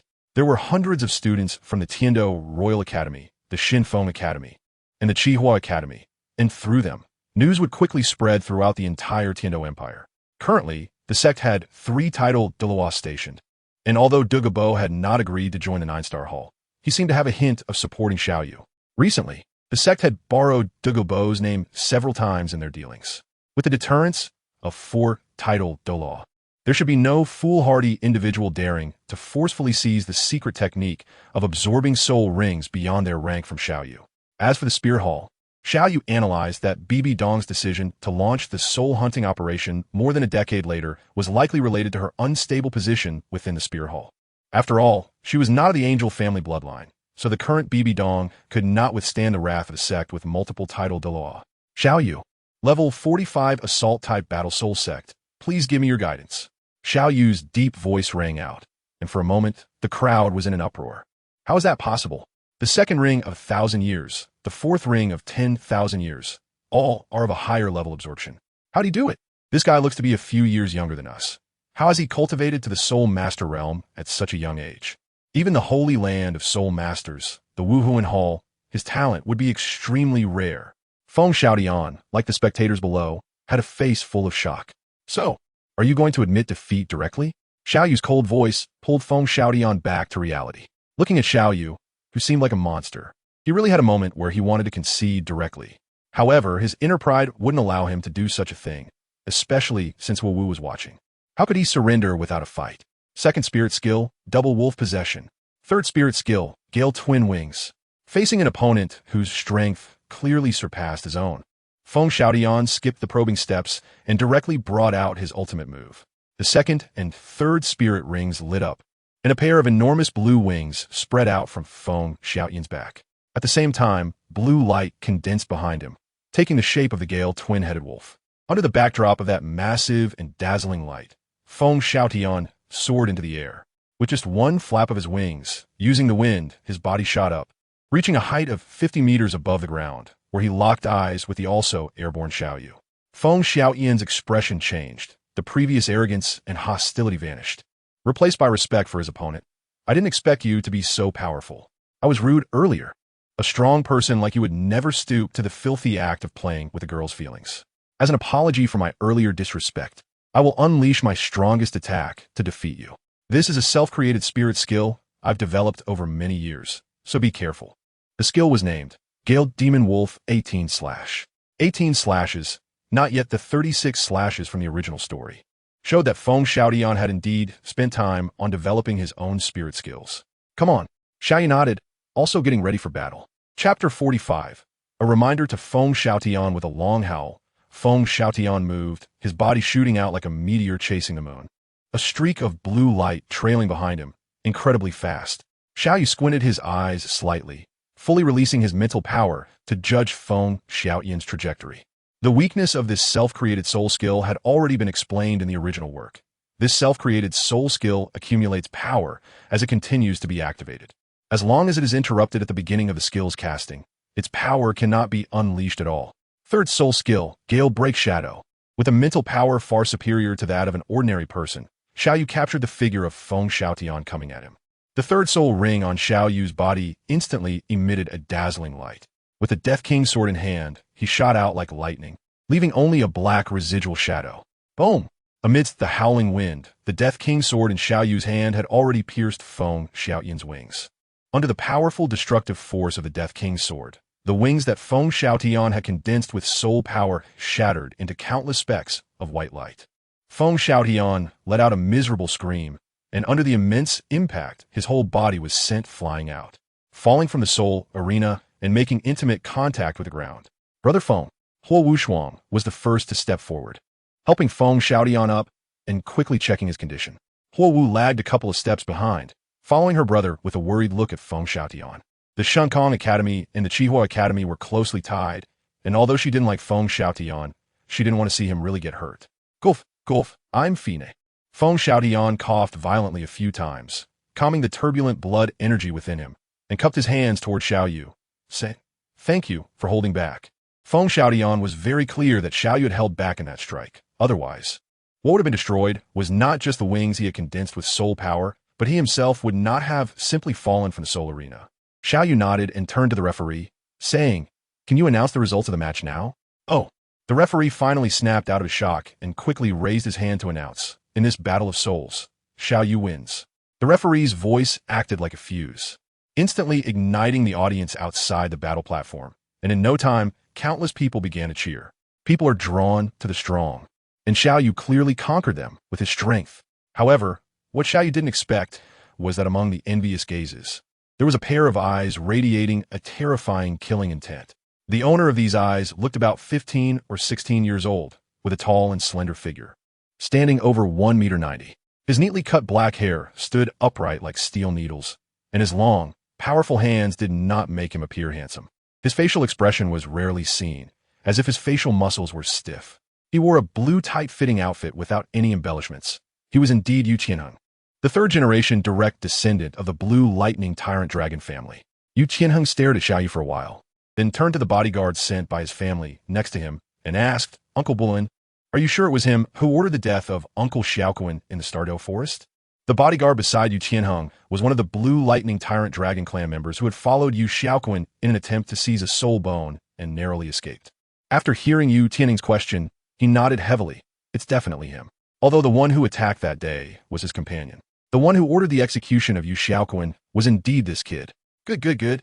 Yu Qianheng gritted his teeth and repeated the word good 3 times. How dare he deal such a lethal blow to a direct descendant of my Blue Lightning Tyrant Dragon family? This kid really is tired of living. Uncle Buluin, you must return to the sect immediately. Yu Qianheng looked around to ensure no one was paying attention to them before continuing. I've inquired about this kid's background. He has a good relationship with Dugu Bo, and I heard that Dugu Yan's martial soul evolution was aided by this kid. Coupled with his soul ring configuration, I'm almost certain he has a great opportunity. If our Blue Lightning Tyrant Dragon family can seize this opportunity, perhaps the rankings of the top 3 sects will change in the near future. After you return, tell Grandpa everything. Ask him to take action personally. For the sake of the family's future and for Uncle Xiaoquan's blood feud, we must not let this kid slip away. Understood. The bodyguard nodded and quietly slipped out of the crowd, heading straight for the Blue Lightning Tyrant Dragon family's base, Zhenlong Mountain. At this moment, Xiao Yu was unaware of Yu Tianheng's small actions. After defeating Feng Xiaotian, he jumped down from the platform, pulled Yu Lingling, who was standing by, and walked over to Huo Wu and the other 3, where he finally recounted the whole story. So, you didn't come to apply to our Qihua Academy because of the sect arrangement? Huo Wu still looked at Xiao Yu with a suspicious expression. Xiao Yu nodded. Although there were still some inaccuracies in what he said, it was already the greatest limit he could share with Huo Wu. So that's how it is. After listening to Xiao Yu's explanation, Feng Xiaotian suddenly understood, laughed, and walked over to pat Xiao Yu on the shoulder, saying, I'm really sorry, Brother Xiao. I misunderstood you. I guess we can say we got to know each other through a misunderstanding. Ha! Xiao Yu nodded slightly.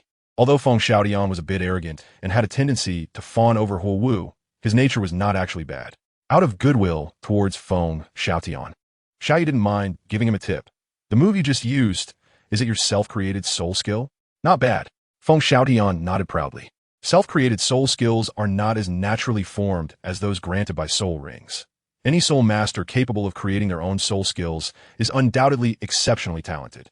This was also what Feng Xiaotian was most proud of. My Gale Slash is not yet perfected. I will work harder to improve this move, So next time, I won't be so easily defeated by you. You're going down the wrong path. Xiao Yu sighed and kindly reminded, your self-created soul skill is clearly based on your third soul skill, just like the Chaos Wind Hammer technique of the Haotian sect, which is a gradually enhanced combo. But have you considered that the Chaos Wind Hammer technique is centered around the Haotian Hammer martial soul? As the soul master's strength increases, the hammer technique also gradually strengthens. However, you are different. The third soul skill will always remain the third soul skill.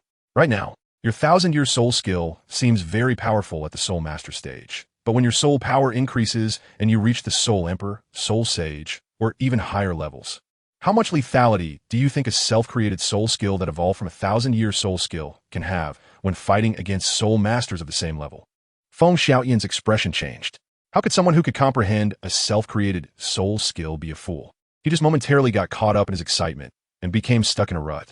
With Xiao Yu's reminder, it was as if he suddenly woke up from a dream, and his thoughts became clear. Feng Xiaotian, I have heard of you, a rare innate full soul power genius from the Divine Wind Academy. Xiao Yu continued. But you are already 18 this year, and your soul power is only at level 37. Do you think such a cultivation speed is in line with your innate full soul power talent? Before the age of 20 is the golden age for soul masters to cultivate, and you are wasting the best time for cultivation just for a flashy self-created soul skill. Do you think this is worth it? Feng Xiaotian was clearly shaken, and Xiao Yu seized the opportunity. In the original work, 5 years after the Soul Master competition, Feng Xiaotian managed to raise his soul power from level 44 to 61 without the aid of divine herbs. If Tang San hadn't sacrificed his wife, according to normal logic, he would have also obtained his 6th soul ring at around this level. If it weren't for the Shrek 7 devils urgently starting the second external trial on Sea God Island afterward, Feng Xiaotian might have truly been able to achieve a breakthrough. Xiao Yu's advice to Feng Xiaotian stems from 2 reasons. On one hand, he genuinely does not want such a talented soul master to end up as an ordinary person. On the other hand, he wants to create some trouble for Tang San in the soul master competition. Xiao Yu is curious about what would happen if a soul master of the soul sect level like Tang San encounters Feng Xiaotian, who has already reached the soul king level or even higher. While having excellent soul skills can certainly provide an advantage in battles, the true determinant of victory remains the soul power level of the soul masters. Even if you perfect your self-created soul skills to an impeccable level, if you focus solely on developing these skills and neglect your soul power cultivation, your opponent will be diligently training to increase their soul power, leading to a significant gap in levels by the end. Brother Feng, what do you think will happen if there's a difference of more than 10 levels in soul power? Even if you unleash your final self-created soul skill repeatedly, who will be the victor? Feng Xiaotian, who had just relaxed his expression, fell silent at this point. It was clear that he had taken Xiao Yu's words to heart. Moreover, the flaws in your self-created soul skill are too obvious. It requires continuous charging to unleash its maximum attack power. If you're interrupted at the initial charging stage, this skill loses all its threat. With that said, Brother Feng, you should take care. Feng Xiaotian remained silent for a long time before suddenly nodding seriously and bowing deeply to Xiao Yu, saying, Thank you for your guidance, Brother Xiao. Meanwhile, Yu Qianheng's guards left the Tiando Royal Academy and quickly arrived at Jinlong Mountain, reporting all the details of the previous events to the clan leader, the 95th level Thunder Douluo, Yu Yuanjin. After listening to his subordinate's report, Yu Yuanjin immediately issued an order. Summon the elders of the clan, and follow me to Tiando City at once. The murder of the clan's direct descendant, the 2nd ring of a millennium, and the 4th ring of 10,000 years completely shatters the matching system of soul rings for soul masters, and the treasure that can evolve snake-type martial spirits into dragon-type martial spirits. It is not difficult to guess that it must contain the bloodline of the dragon clan. If their blue electric Tyrannosaurus martial spirit uses such a treasure, it might evolve into a true dragon martial spirit. If any one of these 3 matters were to occur, he might still consider the face of Douluo, but with all 3 combined, Yu Yuanjin made his decision without hesitation. Chapter 46. The Blue Dragon arrives outside Tiando City. At the Tiando Royal Academy, in the office of the Education Committee, the Chief Dream Machine, the 2nd seat by Baoshan, the 3rd seat Jilin, and the nominal overseer of all affairs at the Tiando Royal Academy, Prince Xuesheng, who actually only comes around once every few months, are gathered together. Standing opposite them is none other than the head of the blue electric Tyrannosaurus family, Thunder Yu Yuanjin, who recently set out from Jinlong Mountain. Behind Yu Yuanjin stand 3 equally burly men, the family's Grand Elder Yu Yuanqing, an 86th level Soul Douluo, the second Elder Yu Yuanhao, an 84th level Soul Douluo, and Yu Yuanjin's eldest son, Yu Qianheng's father, Yu Xiaoxin, an 81st level Soul Douluo. After listening to Yu Yuanjin's request, Prince Xuexing and the three members of the Education Committee exchanged glances, remaining silent for a long time. The request made by Yu Yuanjin was simply too outrageous. He actually asked the Tiando royal family to send multiple soul-level powerhouses to assist him in going to the Sunset Forest to kill a group led by the poisoned Douluo Dugabo. Yu Yuanjin had no choice but to approach the Tiando royal family. After arriving in Tiando City, it was only then that Yu Qianheng clarified the situation regarding Xiao Yu. Xiao Yu not only had a good relationship with Dugabo, but was also closely connected with the Nine-Heart Sitang family. And even the leader of the Pa clan, Yang Wudi, was said to be invited by him and is currently in the Sunset Forest. Yi Renxin is relatively less concerning. Although he is also a soul Douluo, in Yu Yuanjin's impression, he is still that non-threatening healing-type soul master, posing little threat to them. However, Yang Wudi is different. Yu Yuanjin is already over 80 years old, and he had heard of Yang Wudi's name when Yang Wudi was still in the Haotian sect. The Pasol gun martial spirit ranks among the top in weapon-type martial spirits, and when fully unleashed, he could even contend with titled Douluos. Additionally, according to the information he previously knew, there was also a soul Douluo-level powerhouse by Xiao Yu's side, who was the one who killed his nephew Yu Xiaoquan in the Stardo Forest. Considering this, the opposing side has a titled Douluo and 3 soul Douluo-level powerhouses. Although they may not be as strong, they should still be able to win in a serious fight. However, it would be difficult to kill them all. Especially once Dugabo escapes, it will pose a significant problem for the blue electric Tyrannosaurus family in the future. To eliminate future threats once and for all, Yu Yuanjin must find a way to add a few more strong fighters to his team for a complete encirclement. The blue electric Tyrannosaurus family has, apart from titled Yu Yuanjin, 5 soul Douluo-level powerhouses. Aside from the 3 soul Douluos accompanying him to Tiando City, only his second brother with an 83rd level cultivation, Yu Luomian, and the 81st level elder Yu Yuanhui remain stationed at Jinlong Mountain. Just like the 7 treasure glazed tile school, when Ning Fengji goes out, one of the sword Douluos must stay behind while the other accompanies him. This time, Yu Yuanjin bringing 3 soul Douluo-level fighters is already the maximum capacity the family can afford. If they were to mobilize more strong fighters from the family, there would indeed be a risk of Jinlong Mountain being raided. Therefore, Yu Yuanjin can only look for help in Tiando City, and the only forces capable of deploying soul Douluo-level powerhouses within Tiando City are 3: the Spirit Hall, the 7 treasure glazed tile school, and the Tiando royal family. The Spirit Hall is ambitious and has long had conflicts with the blue electric Tyrannosaurus family. How could they possibly lend a hand? The 7 treasure glazed tile school, although having a good relationship with them, with their leader Ning Fengji always mentioning the benefits of mutual support, is still a powerful force, especially with Sword Douluo Chan Xian's strength surpassing theirs. Even if they manage to eliminate Dugubo's group and seize the treasure from Xiao Yu, the 7 treasure glazed tile school would take the lion's share, a result Yu Yuanjin is certainly unwilling to accept. Thus, for Yu Yuanjin, there is only one choice: the Tiando royal family. They could deploy several soul Douluos for assistance, but without a title Douluo-level powerhouse, Yu Yuanjin can keep them in check, and then he can give them a portion of the spoils while the majority of the benefits remain with the blue electric Tyrannosaurus family. Clan leader Yu, do you know that Mr. Dugabo is a guest of our Tiando Empire? Asking us to help you deal with him seems a bit. After all, the other party is also a title Douluo. The last 4 words, wishful thinking, Prince Xuexing did not say out loud. After a pause, he changed the subject. Clan leader Yu, may I ask what conflict you had with Mr. Dugu? I would be willing to act as a mediator to resolve the issue between the 2 of you. Wouldn't that be wonderful? My conflict with Dugu Bo has no possibility of reconciliation, Yu Yuanjin said firmly. Xiao Yu helped Dugu Yan's martial spirit evolve, and with Dugu Bo's character, he would never betray him. Moreover, as a dignified title Douluo, how could he bow to threats? As long as the Tiando royal family can assist me in eliminating Dugu Bo, I can promise that the blue electric Tyrannosaurus family will fully support the Tiando Empire. Yu Yuanjin also knew that Dugabo was a guest elder of the Heaven Do Empire. Although he wasn't particularly obedient, he could still be considered the only title Doa directly under the Heaven Do Empire. If he wanted the Heaven Do Empire to abandon Dugabo, he had to offer conditions that were more valuable than Dugabo's. Anyway, the Blue Lightning Tyrant Dragon family indeed had the idea of aligning with the Heaven Do Empire. Otherwise, Yu Qianheng, as Yu Yuanjin's direct grandson, wouldn't have appeared at the Heaven Do Royal Academy. This promise was indeed something he could fulfill. I heard that His Highness the Prince supports the fourth Prince Shui Bing, while Crown Prince Shui Qinghe has already gained the support of most high-ranking officials and the 7 Treasure Glazed Tile School. If the Prince is willing to help today, I promise that the Blue Lightning Tyrant Dragon family will fully support Shui Bing's rise to power in the future.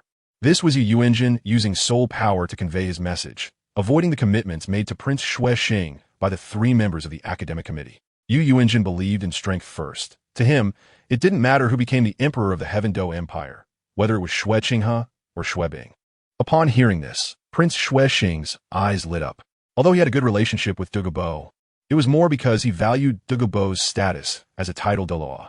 Now that Yu Yuanjin had offered a higher price, who was of royal descent and always prioritized benefits, could only apologize to his friendship with Douluo. Prince Shui Xing made up his mind, stood up, and said, "This matter is of great importance. I must report to my elder brother and let him decide. Please, Elder Yu, bear with me for a few days." Good. Yu Yuanjin nodded. After all, he needed time to figure out the situation regarding Xiao Yu and Douluo, especially Douluo, who was elusive. He had to confirm Douluo's presence in the Sunset Forest before taking action.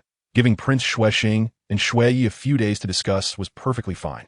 Chapter 47, Golden Lion vs. Thunder Dragon. Douluo was merely a nominal guest elder of the Heaven Do Empire and did not accept any orders from the Heaven Do Empire. As the Emperor Shui, Yi had never held him in high regard. Most of the time, it was Shui Xing who mediated, preventing conflicts from breaking out between Douluo and Shui Yi. Now that Shui Xing had betrayed Douluo had lost his ally within the Heaven Do royal family. Coupled with Yu Yuanjin's promise, sacrificing a title Douluo to gain support from the upper 3 sects, Shui Yi only took one night to make his decision. In order to prevent Douluo from seeking revenge against the Heaven Do Empire if he managed to escape, Shui Yi not only called upon the 3 Soul Master Committee members from the Academy for assistance, but also mobilized 2 Royal Soul Masters to encircle and eliminate Douluo. In the evening, as the sun approached the horizon, the distant sky turned orange, and the surrounding mountains were shrouded in thin clouds. Suddenly, a storm brewed over the sky above the under-construction 9-Star Hall branch. "Where's Douluo?" A voice filled with authority rang out. It was Yu Yuanjin, whose terrifying presence as a level 95 title Douluo was fully unleashed, creating a gust that swept away leaves and stones, causing lush plants to bend. Douluo appeared first, releasing his own title Do level pressure and locking eyes with Yu Yuanjin. Immediately after, Yang Wudi and Yu Renxin, who happened to be at the 9-Star Hall branch, moved to stand behind Douluo. During the holiday, Yi Lingling and Duguyan were also present. Upon hearing the commotion, they came out with Xiao Yu and happened to see Meng Xinji by Baoshan and Jilin standing behind Yu Yuanjin. What do the 3 committee members mean by this? Duguyan asked directly, lacking any subtlety. Upon hearing this, Meng Xinji and the others showed a flash of shame on their faces. After all, they were teachers of Duguyan and Yi Lingling. As educators, helping outsiders deal with their elder was indeed a betrayal of the respect their students had for them. However, besides being teachers at the Heaven Do Royal Academy, they were also subjects of the Heaven Do Empire. The Emperor had given orders, and they could only follow them. Yu Yuanjin, what are you doing bringing so many people here? Douluo coldly scanned the 3 committee members who dared not answer Douluo. Realizing that their appearance indicated the Heaven Do Empire had chosen to abandon him in favor of the Blue Lightning Tyrant Dragon family, he felt a chill in his heart, calming himself before fixing his gaze on the leading Yu Yuanjin, speaking in a deep voice. Yu Yuanjin snorted coldly and said unceremoniously, "Old poison, let's not beat around the bush. Hand over that kid named Xiao Yu and the secret treasure for your granddaughter's martial soul evolution, and I will leave immediately without harming you or your granddaughter in the slightest." Yu Qianheng, Douluo's face turned furious upon hearing this. Yu Yuanjin had his sights on Xiao Yu, wanting to obtain the secret of his soul ring absorption. Xiao Yu's 10,000-year soul ring had only been displayed at the Heaven Do Royal Academy, and the matter of his granddaughter's martial soul evolution was known only to those from the same academy. Who else besides Yu Qianheng could have informed Yu Yuanjin? It was truly ironic that he had previously heard his granddaughter speak well of Yu Qianheng in front of him and had even thought about bringing the 2 together to find a reliable partner for his granddaughter in the future. Seeing that Douluo remained silent for a long time, Yu Yuanjin could no longer wait. "Old poison, I don't have much time for you to consider. Impossible." Douluo Bo quickly regained his senses and resolutely rejected. Brother Xiao has given my Douluo family a chance for rebirth. You can forget about harming him. Since that's the case, then we have nothing to discuss. Yu Yuanjin shouted coldly and took the lead to attack, summoning his martial soul, transforming into a massive blue lightning tyrant dragon, and shouted at the 8 soul masters he brought with him, "I'll hold down old poison. You all hurry up and deal with the others." 8 soul masters. Yu Yuanjin, what a grand show of force. It seems you are determined to drag me down with you. Douluo Bo sneered, but unfortunately, Yu Yuanjin's plan would lead to him hitting a wall today. With his 7th soul ring shining, Douluo Bo also activated his martial soul, but instead of facing Yu Yuanjin, he charged towards Meng Xinji and the other 3 soul master from the Heaven Do Royal Academy. Old dragon, your opponent is not me. 6th soul skill Thunderstrike. Just as Yu Yuanjin was taken aback by Douluo Bo's words, a roar akin to a lion's echoed in midair. In an instant, countless bolts of lightning condensed into a single point, forming a super high-density sphere that shot out like lightning. Yu Yuanjin's expression changed, and he immediately activated his left arm soul bone skill, a defensive soul bone skill called Thunder Guardian. A series of lightning energies formed a circular protective shield that collided with the energy sphere in midair, resulting in a violent explosion. With countless purple-blue smoke swirling around Yu Yuanjin, obscuring his figure. The unwritten rule that where there is smoke, there is no injury held true. Iolia had never thought of defeating a level 95 title Douluo with a 6 soul skill. He stood still, hands behind his back, quietly waiting for Yu Yuanjin to reappear. After a long while, as the smoke dissipated, Yu Yuanjin's tall figure emerged. At this moment, Yu Yuanjin's expression became grave. After all, which title Douluo was not proud? Douluo Bo had chosen to confront the 3 committee members instead of facing him, which could only mean that the person in front of him was also a title Douluo and possessed strength superior to Douluo Bo's. I do not know your esteemed name, but I am Yu Yuanjin, the patriarch of the Blue Lightning Tyrant Dragon family. Today, could you do me a favor? The Blue Lightning Tyrant Dragon family would be eternally grateful. Faced with an unknown title Douluo, Yu Yuanjin's first reaction was to tempt him. As long as he could persuade this title Douluo to not assist either side, everything would be fine. 9-star Hall, Iolia. Iolia coldly glanced at Yu Yuanjin and said, "No need for more nonsense. Xiao Yu is the young master of my 9-star Hall. If you dare to have ill intentions towards my young master, then we can only fight today." Saying this, Iolia activated his martial spirit, and a brilliant golden lion appeared behind him, with 2 yellow, 2 purple, for black, and 1 red soul rings rising one by one. A 100,000-year soul ring. Upon seeing the red soul ring, Yu Yuanjin's pupils contracted sharply, and a wave of regret spread through him. Feeling vexed for being overconfident and not thoroughly investigating Xiao Yu's background before taking action. But now it was too late to regret. He had already come to their doorstep, and there was no possibility of reconciliation. He could only brace himself and go all out. Although there were 2 title Douluo on the opposite side, he had brought 8 soul Douluo with him.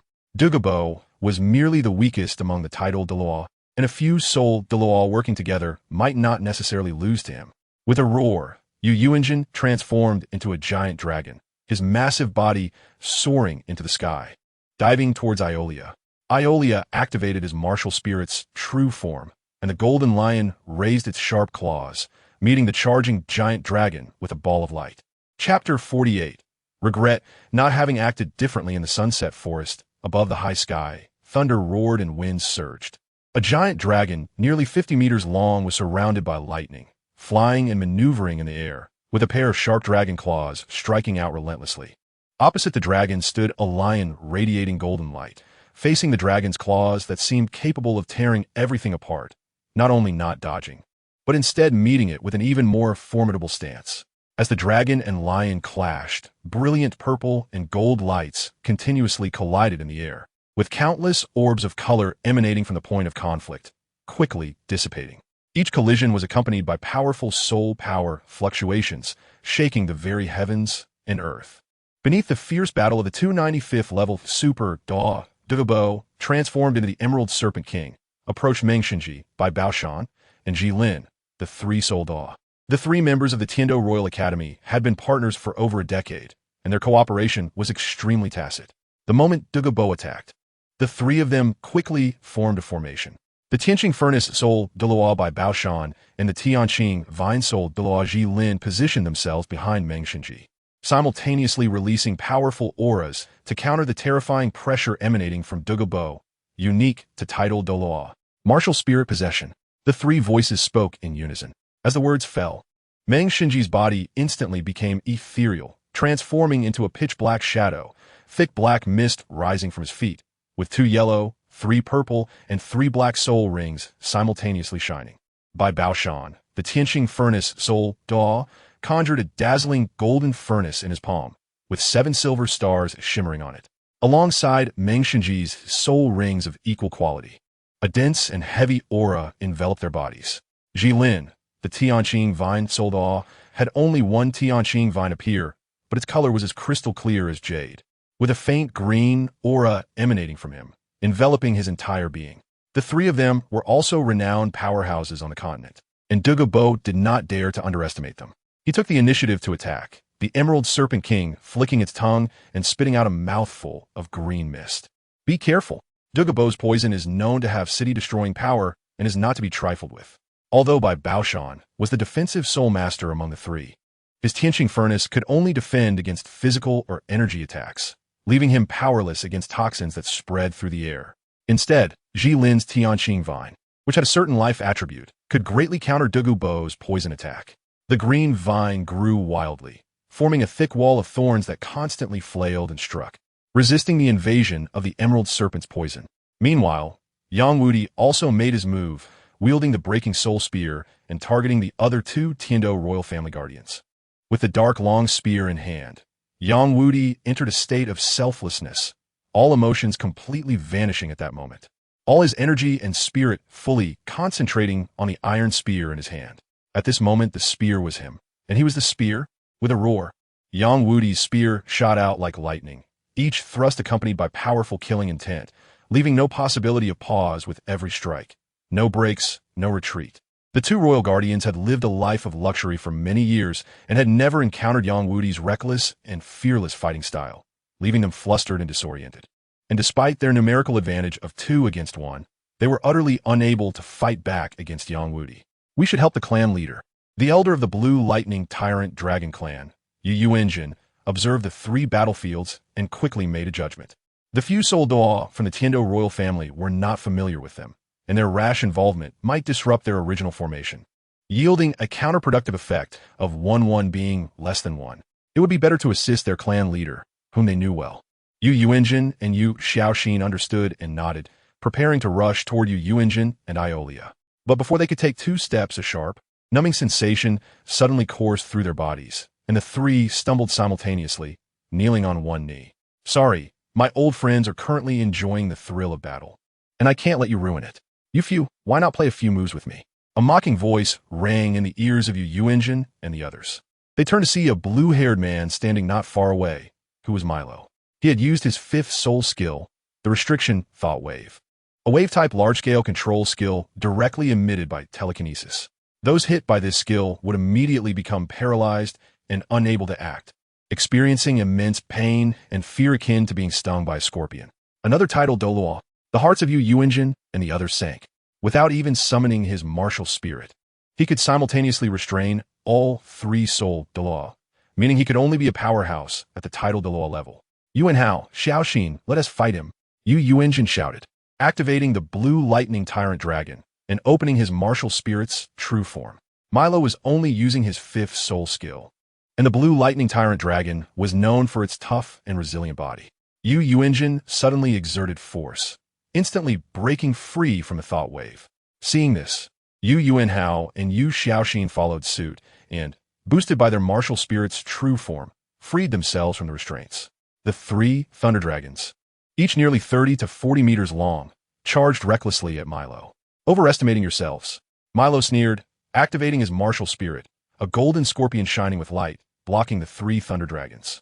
The might emanating from his 9 soul rings, 2 yellow, 2 purple, 4 black, and 1 red, immediately intimidated the 3 dragons. A 100,000 year soul ring, another title Douluo with a 100,000 year soul ring. At that moment, only one emotion filled Yu Enjin and the others: regret. Endless regret spread in their hearts. How could they have provoked such a terrifying existence? The momentum had dissipated, and Mi Luo effortlessly dealt with them. In less than half a minute, the three had lost their combat ability under Mi Luo's crimson poison needles, curled up on the ground in painful struggles. Following that, the outcome was determined on Yang Wudi's side. Under the terrifying assault of the soul-breaking spear, the two royal offerings, who had long been softened by the warm water, were successively pierced in vital spots and collapsed on the ground, losing their combat ability. On the other hand, Du Gubo was facing more difficulty. Unlike the two royal offerings that Yang Wudi dealt with, the three of Meng Xinji and others, as members of the Academy's teaching committee, had seen too many geniuses in various exchange competitions. Stimulated by these younger generations, they did not let up on their training at all. With all their might, they forced out one of Du Gubo's trump cards, the head soul bone skill. Medusa's gaze. Under the sudden soul bone attack from the Phosphor Snake King, the three were caught off guard and fell, half of their bodies turning into stone statues, no longer daring to move an inch. Chapter 49. The Cost of Provocation. Old Dragon, look around. Do you still want to continue fighting? Du Gubo's voice, tinged with a hint of gloating, suddenly rang out. Yu Engine, who was fully engaged with Iolia, was taken aback and quickly stepped back a few paces to create distance from Iolia. Upon closer inspection, he realized that all 8 of the Soul Douluo he had brought had lost their combat ability. At this moment, Mi Luo and Du Gubo slowly rose into the air, standing one on each side behind Iolia, their eyes fixed on Yu Engine like tigers eyeing their prey. After seeing the situation clearly, cold sweat dripped down Yu Engine's forehead, and a sense of deathly threat enveloped his heart. If he continued to fight, he could very well meet his end here. Realizing the situation was dire, Yu Engine turned to flee. Tribe leader, you can run, but the monk can't run from the temple. Just then, Xiao Yu's cold voice rang out. The blue electric Tyrannosaurus family is large and prosperous. In some time, the kid will take people to visit Jinlong Mountain. Kid, you dare. Yu Engine stopped in his tracks and turned to look at Xiao Yu, his eyes filled with a terrifying killing intent. Tribe leader, why must it be this way? Xiao Yu disdainfully curled his lips. We are all smart people. We both know what you intend to do by bringing so many soul Douluos here today. So, are you the only one allowed to strike hard while I can't retaliate? Don't be so double-standard. A hint of embarrassment flashed across Yu Engine's face as he steadied his mind and said, Kid, I admit I underestimated you. But don't get too complacent. My blue lightning tyrant dragon family has stood firm on this continent for 1,000 years and has plenty of allies to help us. If you really dare to strike hard against my blue lightning tyrant dragon family, you will definitely become the public enemy of the entire continent. Yu Engine's words were half true and half false. The blue lightning tyrant dragon family has indeed had many allies over the years, not to mention that Ning Fengji, who has always claimed to be closely connected with the 3 upper sects, would surely step forward. However, saying that they would become the public enemy of the entire continent was clearly a bluff from Yu Engine. The disciples of the blue lightning tyrant dragon family had been dominating the continent for years with their status as part of the 3 upper sects, and there were plenty of soul masters who harbored resentment towards them. Moreover, since Yu Engine attacked Xiao Yu first, even if Xiao Yu were to truly make the blue lightning tyrant dragon family bleed profusely, he would still have some justification. Xiao Yu currently does not want to take drastic action against the blue electric Tyrannosaurus Rex family. On one hand, he is unsure of the 7-treasure glazed tile school stance. If the 7-treasure glazed tile school fully supports the blue electric Tyrannosaurus Rex family, with the 2 title Douluo, Jiangu and Yu Engine, along with Ning Fengji's assistance, the 3 title Douluo could match 6, which he would truly struggle to handle. Although given Ning Fengji's character, this possibility is not very high. On the other hand, Xiao Yu does not want to lose his prophetic advantage for now. If he were to destroy the blue electric Tyrannosaurus Rex family at this moment, it would trigger a major reshuffle of forces across the Douluo continent, and the soul-hunting operations of the Spirit Hall would undergo significant changes, severely affecting Xiao Yu's future plans. However, since Yu Engine and his group are trying to seize his opportunities and threaten his life, if he does not teach Yu Engine a lesson, it would seem that Xiao Yu is easy to bully. Yu Engine, considering the 1,000-year legacy of the blue electric Tyrannosaurus Rex family, I will let you go this time. Xiao Yu said coldly. However, you brought a group of people to deal with me. If I just let you go like this, I want to tell others that there will be no consequences for attacking me. Xiao Yu, what do you want? Yu Engine said in a deep voice, and Xiao Yu's words made him immediately understand that he merely wanted to extract something from him. Xiao Yu pointed at the 3 people, Yu Yuanqing, who were still rolling on the ground in pain, and said, Here are 3 soul Douluos from your blue lightning tyrant dragon family. One soul Douluo can be exchanged for a piece of a 10,000-year soul bone, a total of 3 pieces of 10,000-year soul bones. By the way, they must be soul bones over 30,000 years old. 3 pieces of soul bones over 30,000 years old. Yu Yuanjin's expression turned extremely unpleasant. He knew that, as a titled Daw, he only had 3 pieces of 10,000-year soul bones on him. Yu Yuanjin gritted his teeth in anger and said, "Kid, you are asking for too much. Even if my blue lightning tyrant dragon family has a large business, it is impossible to suddenly produce 3 pieces of soul bones over 30,000 years old. That's your problem, Yu Yuanjin. I give you 1 month. During this month, whether you steal or rob, I want to see what I want after a month. Otherwise, I won't mind taking people to visit Jinlong Mountain." Xiao Yu had a blank expression. Since Yu Yuanjin had already harbored murderous intent towards him, there was no need for him to be polite. "Since you dare to make a move against me, you should be prepared to pay the price. If it's too easy, you probably won't remember the lesson." He said, "All right, I will deliver the soul bone in a month." The situation was stronger than the individual, and Yu Yuanjin could only grit his teeth and agree to this matter before turning and flying away. After watching Yu Yuanjin leave, Ioria, Moreau, and Douluo slowly landed. Xiao Yu glanced at the Dream Machine trio, who were still in a semi-petrified state, and said, "Dream Machine Academy, I have no grievances with the Heaven Do Empire. What is your explanation for today?" The face of Dream Machine was filled with regret. Like Yu Yuanjin, he had not anticipated that such a terrifying force lurked behind an unknown youth.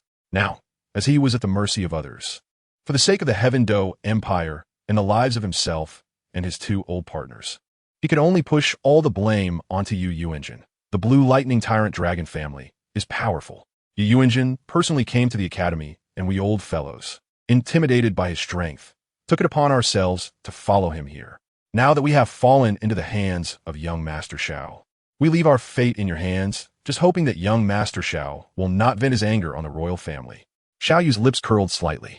This Dream Machine was indeed a die-hard loyalist of the Tiando royal family, even at this point still thinking of clearing out the Tiando royal family. However, he couldn't be bothered to expose Dream Machine. He had already spared Yu Yuanjin. So why make things difficult for a few soul Douluos whose strength was far inferior to his? The 9 Stars Hall still needed to develop in the Tiando Empire for a long time. I don't care whether the Tiando royal family is aware or not. The fact that you few came with Yu Yuanjin intending to harm me is indisputable. Since you've done it, you must pay the price. I can let you return first to inform the Tiando royal family, but within the same month, the 5 soul Douluos must exchange 5 pieces of 10,000-year soul bones, or else I won't hesitate to go to the Snow Knight Emperor's palace to take them. Xiao Yu said coldly, "Considering you're Ling Ling and Yan Zi's teacher, I can give you a discount. The soul bones only need to be over 10,000 years old. The royal family really can't produce 5 pieces of 10,000-year soul bones." Meng Xinji wanted to cry, but had no tears. If the Tiando royal family could casually take out 5 pieces of 10,000-year soul bones, they wouldn't even be able to recruit a titled Douluo. Then let's exchange for something of equal value. Rare herbs, precious metals, soul-guided devices, or even gold soul coins will do. Xiao Yu also knew the current situation of the Tiando Empire. Right now, the price of a 10,000-year soul bone on the black market is 5 million gold soul coins. In a month, I want to see items worth a total of 25 million gold soul coins. Otherwise, the consequences will be on you. Chapter 50. Green Scales. Haidang joins the sect. All right. Upon hearing Xiao Yu's offer, Meng Xinji quickly nodded. The Tiando royal family lacks everything, but they are most abundant in money.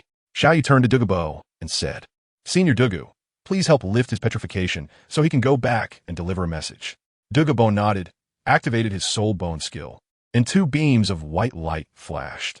Meng Xinji had returned to his original state.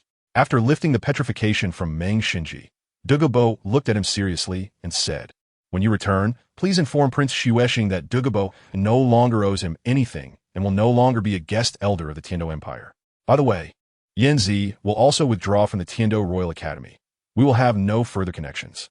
Douluo wasn't foolish. If this matter didn't have the agreement of Shui Yi and Xuexing, Meng Xinji and the others wouldn't have dared to come with Yu Yuanjin to confront them, especially since there were 2 royal offerings from the Tiando Empire. Meng Xinji didn't have the authority to mobilize the offerings. Meng Xinji looked dejected and nodded helplessly. This time, it truly was a case of losing more than gaining. Not only did he not get any benefits, but he also had to pay a large sum of money. And even the only title Douluo with the Tiando Empire label had been driven away. It was all that old bastard Yu Yuanjin's fault.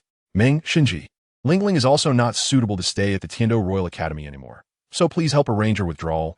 Yurenxin also took the opportunity to speak.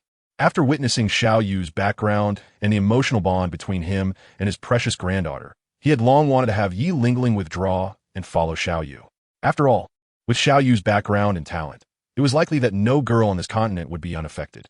If Lingling was not by his side, who knew when someone else might seize the opportunity first? However, proposing a withdrawal rashly would surely anger the Tiando royal family. So he had been looking for a suitable opportunity. Now that the Tiando royal family was taking action against Xiao Yu without any regard for his 9-heart begonia's face, it provided him with a chance to clarify their relationship. Meng Xinji continued nodding. Yi Renxin's reaction was within his expectations. Duguyan was already preparing to withdraw. Not to mention Yi Lingling. Xiao Yu had initially stayed in the 9-heart begonia family residence when he arrived in Tiando City. He knew about this matter before taking action. Get lost, hurry back, and raise some money. After everything was settled, Xiao Yu waved his hand dismissively at Meng Xinji. Although Meng Xinji had a good reputation in the original work, he had already acted ruthlessly against him, so there was no need for him to be polite.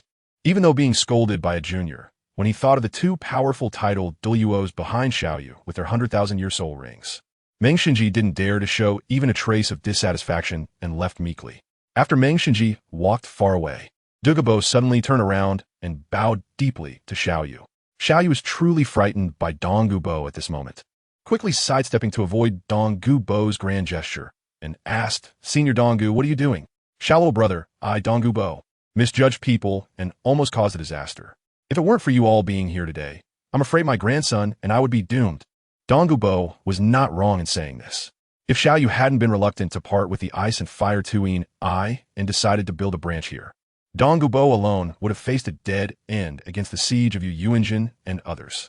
Moreover, Dong Guyan would have been captured by the blue electric Tyrannosaurus family, who would have tried every means to extract the secrets of martial soul evolution from her. Now my grandson and I have nowhere to go.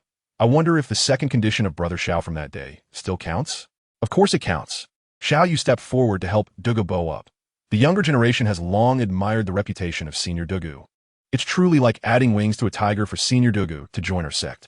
From now on, Senior Dugu will be an elder of the 9-Star Hall, alongside Senior Yang Wudi, overseeing this branch in Tiando City. Zhao's friend Yi Renxin also spoke up. After today's events, I'm afraid there will be no place for our 9-heart begonia in the Tiando Empire. I wonder if the 9-Star Hall can also provide an opportunity for an old man like me. Yi Renxin did not bow as deeply as Dugabo, as to some extent, Xiao Yu could be considered his future grandson-in-law. It would be inappropriate to pay such respects to his own junior. Would he also have to bow to his granddaughter in the future? Of course, the healing abilities of 9-heart begonia are unmatched on the continent. I believe no sect would refuse. Xiao Yu smiled slightly. He suddenly felt a bit grateful to Yu Yuanjin, if it weren't for his disturbance. Pushing the Tiando royal family to the opposing side of Jiao Exine Haidang and Dugabo, it wouldn't have been so easy for him to win over these two major allies. On another front, Meng Xinji left the setting sun forest and hurried back to Tiando City, heading straight for the imperial city. Smack! After hearing Meng Xinji's report, Emperor Shuiye's teacup fell to the ground and shattered into pieces. Fear, frustration, anger, and unwillingness, various complex emotions intertwined, causing the emperor's expression to change dramatically. Prince Shuixing, who was beside him, was now regretting deeply. If he had known that the little devil named Xiao Yu, whom Yu Yuanjin was targeting, had such a background, he would never have chosen to backstab Dugabo in favor of Yu Yuanjin. Two title Douluo with 100,000-year soul rings. What a terrifying force that was. Dugabo was clearly on good terms with them. If he maintained a good relationship with Dugabo, he could potentially secure a future ally even greater than the 7-treasure glazed tile school. Standing opposite Prince Shuixing, Qian Renxue, disguised as the Tiando Crown Prince Shuixinghe, also looked somewhat dazed. If it were just two title Douluo, it wouldn't have caused her to lose composure. After all, the number of title Douluo in the Wuhuan Temple is the highest in the entire continent. The 9 elders, the 6 offerings, her grandfather, and that woman were all title Douluo powerhouses. What truly surprised her was the soul ring configuration of these two title Douluo. They had 100,000-year soul rings. Among the title Douluo in the Wuhuan Temple, only her grandfather, the 2nd elder golden crocodile Douluo, and that woman she least wanted to mention possessed 100,000-year soul rings. Where did this mysterious force, the 9-star palace, come from? What kind of background did their sect have? Would it threaten the Wuhuan Temple's plan to unify the continent in the future? She had to find a way to understand the situation of the Nine-Star Palace. Qinghe. Just as Qianrenxue was lost in thought, Emperor Shui Yi's voice rang in her ears. Qianrenxue immediately came to her senses and knelt down to apologize. I was shocked by Lord Meng Xinji's report and lost my composure. I asked for my father's forgiveness. No harm done. Shui Yi waved his hand dismissively. He was also flustered upon hearing the news, let alone Shui Qinghe, whose experience was not as rich as his. Qinghe, in your opinion, how should this matter be handled? The other party has offered 25 million gold soul coins. Although the Empire can gather this amount, it is not money that comes easy. Chapter 51. Ning Fengji's relief, give it. Hearing Shui Yi's question, Qianrenxue immediately replied, I believe that mere yellow and white objects cannot be compared with several lords who have served the Empire for many years. Whether it was Meng Xinji by Baoshan, Angeline, or the 2 soul Douluo dispatched from the royal family's offerings, they had all been brought into her camp by Qianrenxue using the identity of Shui Qinghe. She could not frequently call upon the power of the Wuhuan Temple while infiltrating the Tiando Empire. These people were her current capable arms, and she had to find a way to rescue them. Indeed, Shui Yi, as an emperor, quickly reacted. If he was reluctant to spend money to exchange for people at this moment, he could forget about expecting others to risk their lives for him in the future. Eager to gather information about the Nine-Star Palace, Qianrenxue immediately requested, I am willing to personally go to the Setting Sun Forest to negotiate with the people of the Nine-Star Palace and redeem several lords. Not allowed. Shui Yi immediately vetoed. In his eyes, Shui Qinghe was the heir he had carefully cultivated, and he could not allow any accidents.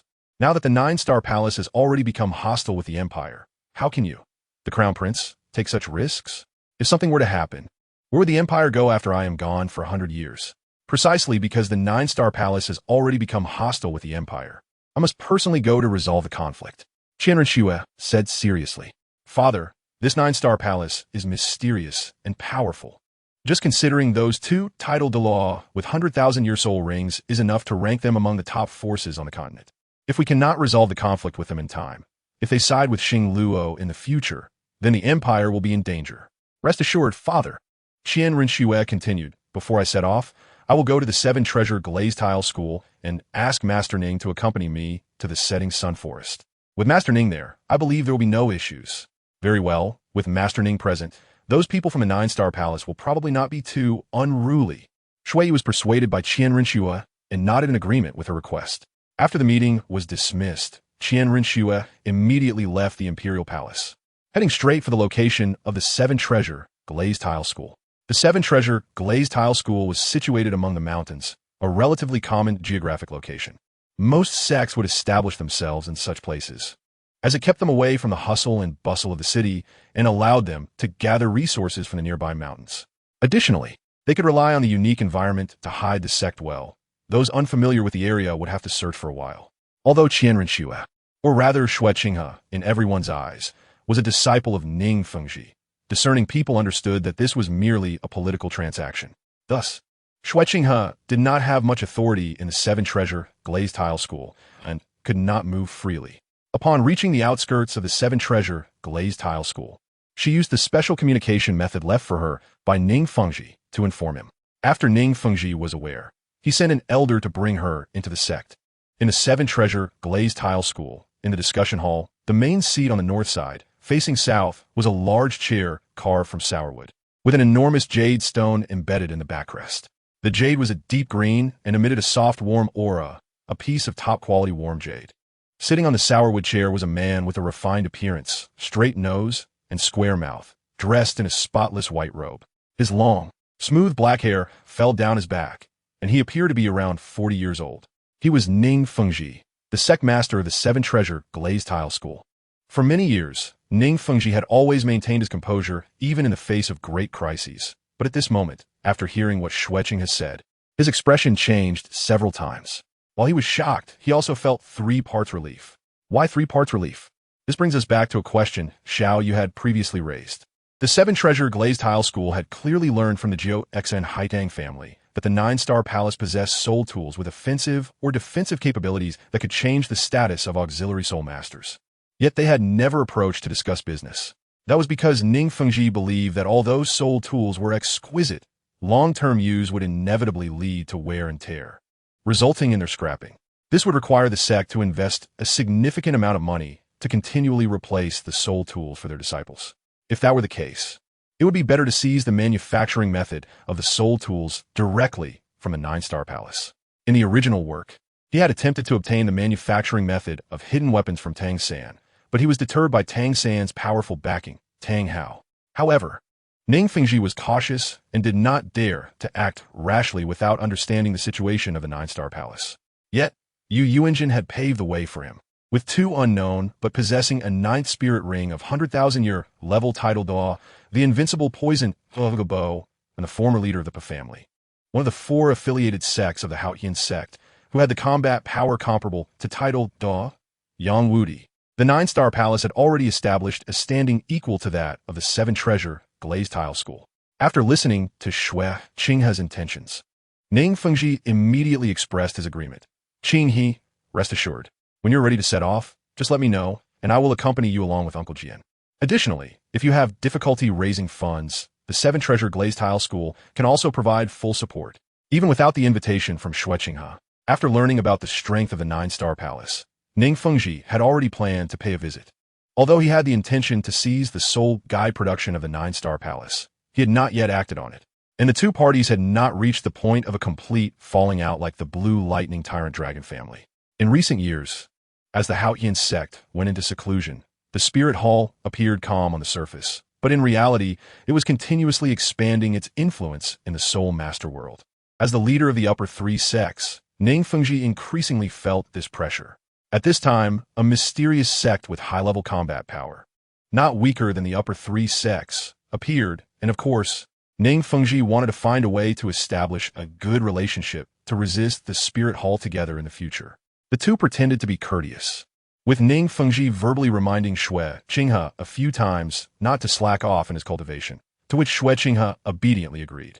After their polite exchanges, Shui Qinghe took his leave.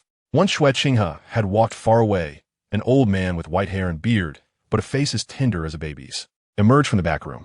The visitor was Chun Exin, one of the 2 guardian Douluos of the 7-treasure glazed tile sect, known for being the strongest attack-type title Douluo with a soul power level of 96. Apart from the old monsters of the Spirit Hall, only he and Tang Xiao, the leader of the Haotian sect, had broken through the 95-level barrier. Sword Uncle, you have seen and heard much. Have you ever heard of the 9-star palace? Although Chan Xin was a generation older than Ning Fengji, Ning Fengji's ignorance did not mean that Chen Xin was unaware. Chan Xin shook his head. I have never heard of this sect either, but if that prince did not exaggerate, I speculate that the 9-star palace should be an ancient hidden sect with a rich heritage of several thousand years. It seems that their current leader is unwilling to remain in seclusion, hence the intention to re-emerge. Chapter 52. The strongest saint fighter after hearing Chan Xin's analysis. Ning Fengji nodded. Sword Uncle, your viewpoint is basically in agreement with mine. I just didn't expect such a hidden sect, existing for thousands of years, to have such a terrifying foundation. This continent truly harbors hidden talents. Chen Xin nodded. Not to mention those 2 powerful titled Douluos.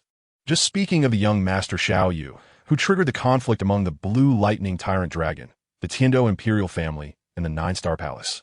At the age of 13 or 14, already possesses the cultivation of a soul zone, with a 1,000-year second ring and a 10,000-year 4th ring. I can almost guarantee that his 1st and 3rd soul rings must also be absorbed beyond the usual level. As long as he does not face an early demise, he will undoubtedly become a terrifying existence like the 2 great mountains of the Soul Master world back then. Indeed, Ning Fengji said with a hint of envy, it's a pity such a genius was not born in our 7-treasure glazed tile sect. Fengji, you are being pessimistic. Seeing this, Chun Xin comforted Ning Fengji.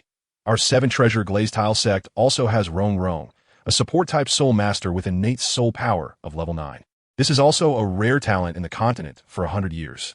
With her talent, she may be able to break the constraints of the 7-treasure glazed tower in the future and become the first title Douluo of the 7-treasure glazed tower. I hope so. Ning Fengji sighed, then thought of his exceptionally talented yet quirky daughter, suddenly putting on a serious face, and said, Sword Uncle, starting today, Rong Rong's daily training must be increased by 2 hours. You and Bone Uncle are not allowed to interfere. The butterfly effect caused by Xiao Yu ultimately fell upon the unseen Ning Ronron. However, Xiao Yu was completely unaware of this. He was busy settling the rewards from the system, obtaining the Ice and Fire 2 Eye, and intercepting the opportunity of the Shrek 7 monsters earned him a top-tier gold-level summoning card. Recruiting Dugubo into the sect earned him a red-level summoning card. Attracting Yang Wudi and Pe sect also gained him a black-level summoning card. The addition of Yi Rinxin and Jiao Xian Haitang granted Xiao Yu another black-level summoning card. Completing the task of absorbing the 10,000-year fourth soul ring resulted in another red-level summoning card. Additionally, defeating the powerful members of the Blue Lightning Tyrant Dragon family, the Tiando Royal family, expanding sect influence, expanding soul guide business, and confronting the likes of Feng Xiaotian, all combined, Xiao Yu ended up with 1 gold-level summoning card, 3 red-level summoning cards, and 5 black-level summoning cards. As for the remaining purple and yellow levels, Xiao Yu regarded them merely as synthesis fragments for black-level summoning cards. After the confrontation with the Blue Lightning Tyrant Dragon and the Tiando Royal family, the 9 Stars Hall truly stepped onto the stage of Douluo Continent. Henceforth, it was feared that major forces would closely monitor the 9 Stars Hall. Therefore, Xiao Yu immediately used all the summoning cards of black level and above to add a few more reinforcements to the sect. Ding! Black level character selection completed. Congratulations to the host for obtaining the God Warrior Yuheng Starfalu, Martial Soul Polar Wolf, Innate Soul Power level 8, Current Soul Power level 75. Ding! Black level character selection completed. Congratulations to the host for obtaining the SS Era Golden Saint Seiya Pisces Aberdite, Martial Soul Rose, Innate Soul Power level 8. 5. Current Soul Power level 83. Ding! Black level character selection completed. Congratulations to the host for obtaining the Era level 2 Kendo Warrior Rhea, Martial Soul Shadow Spear. Innate Soul Power level 8, Current Soul Power level 79. Ding! Black level character selection completed. Congratulations to the host for obtaining the ND Era Silver Saint Seiya Water Mirror from the Giant Cup constellation. Martial Soul Giant Cup Holy Grail, Innate Soul Power level 9. Current Soul Power level 84. Ding! Black level character selection completed. Congratulations to the host for obtaining the Saint Warrior Maiden Dolphin constellation May E. Martial Soul Dolphin. Innate Soul Power level 7. Current Soul Power level 25. Ding! Red level character selection completed. Congratulations to the host for obtaining the Underworld Warrior Tianming Star Radamanthus. Martial Soul Winged Dragon. Innate Soul Power level 9. 5. Current Soul Power level 96. Ding! Red level character selection completed. Congratulations to the host for obtaining the Era Bronze Saint Seiya Wolf Constellation Rondo Martial Soul Thick Earth Greedy Wolf. Innate Soul Power level 9. Current Soul Power level 39. Ding! Red level character selection completed. Congratulations to the host for obtaining the SS Era Golden Saint Seiya Capricorn Shura Martial Soul Holy Sword. Innate Soul Power level 9. 5. Current Soul Power level 96. Ding! Gold level character selection completed. Congratulations to the host for obtaining the strongest Golden Saint Seiya Gemini Saga from the SS Era. Martial Soul Yin Yang Gemini. Innate Soul Power level 10. Current Soul Power level 99. Level 99. The man praised as the strongest Saint Seiya. Xiao Yu felt as if he had become the embodiment of a lucky emperor. Able to draw out Saga. With a level 99 limit Douluo powerhouse backing him, Xiao Yu suddenly felt an overwhelming ambition. The Blue Lightning Tyrant Dragon Clan and the 7 Treasure Glazed Tile School were nothing but insignificant in front of a limit Douluo. Even a Spirit Hall, with a limit Douluo in charge, was something Xiao Yu only worried about in terms of the opponent leveraging their high prestige in the Soul Master world to use their numerical advantage in a battle of numbers, exhausting the little resources he had painstakingly accumulated. If we only consider high-level combat power, Xiao Yu believed that Qian Daolu, who had reached level 99 with the help of divine angelic power, could never be Saga's opponent. Of course, this was under the condition that the battlefield was not the Angel Temple, where Qian Daolu could maximize the use of angelic power to reach a demigod level, and Saga might not necessarily be able to win. Young Master, Prince Shueqinghe of the Tiando Empire, Sect Master Ning Fengji of the 7 Treasure Glazed Tile School, and Sword Douluo Chun Xian are here. At that moment, Milo's voice rang out from outside. Xiao Yu immediately closed the system page and walked out of his room. Let's go meet them. He could guess the intentions of Shueqinghe and Ning Fengji with his toes. First, they wanted to redeem the soul Douluos he had in his hands, and secondly, the strength displayed by the 9-star Hall had shocked them. Ning Fengji was probably thinking of bringing the 9-star Hall onto his side to execute his plan of uniting against the Spirit Hall. As for Xue Qinghe, oh no, it should be Qian Renxue. There was an 80 chance she was here to probe into the situation of the 9-star Hall to see if it would pose a threat to the Spirit Hall's plan of unifying the entire continent. If Xiao Yu had previously worried about Qian Renxue using her grandfather's summoning technique, he was now fearless. Unless Qian Daolu brought out the 6 great offerings like the golden crocodile, there might still be a threat to Xiao Yu. But was that possible? Of course not. After all, Qian Daolu had to guard against Bibi Dong, that psychopath. If something happened to those old fellows, the power of the Spirit Hall would truly fall into Bibi Dong's hands. In Qian Daolu's heart, Bibi Dong, the enemy of his son, was merely a transitional figure serving as the Pope, while also being a distant disciple. Ultimately, the power of the Spirit Hall had to return to their family's descendants, namely Qian Renxue. Therefore, he had to reserve a force for Qian Renxue within the Spirit Hall that was sufficient to deter Bibi Dong, no matter what. Chapter 53. Soul Awareness. The 9-star Hall's branch in Tiando City had now been built to a considerable scale. In the reception hall, Ning Fengji, Chen Xian, and Xue Qinghe sat in order, with servants already presenting fragrant tea. While tasting the tea, Ning Fengji discreetly observed everything in the room. From the small reception hall's decor, it was evident that the person in charge of the 9-star Hall was someone who was both grand and shrewd, confident yet still retained a measure of caution. The entire hall's arrangement was neither extravagant nor wasteful, yet detailed down to every corner, leaving no room for criticism. Before long, a sound of footsteps was heard as Xiao Yu entered, accompanied by Iolia and Milo. Ning Fengji and the others stood up upon hearing the sound. With the presence of 2 titled Douluos, Xiao Yu had already gained the capital to stand on equal footing with them.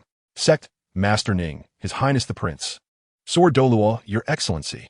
Xiao Yu wore a warm smile and cupped his hands towards the 3. The 3 were highly recognizable. The middle-aged man in elegant robes, warm and refined, was Ning Fengji. The old man in white, tall and sturdy like bamboo, was undoubtedly Sword Douluo Qinshin. And the younger man, whose temperament closely resembled that of Ning Fengji, was certainly Qian Renxue disguised as Xue Qinghe. Xiao Yu was even more curious about the beauty hidden beneath that disguise. Young Master Xiao. The 3 of them returned the greeting in unison. After the formalities, everyone took their seats in order of importance. Xue Qinghe spoke straightforwardly.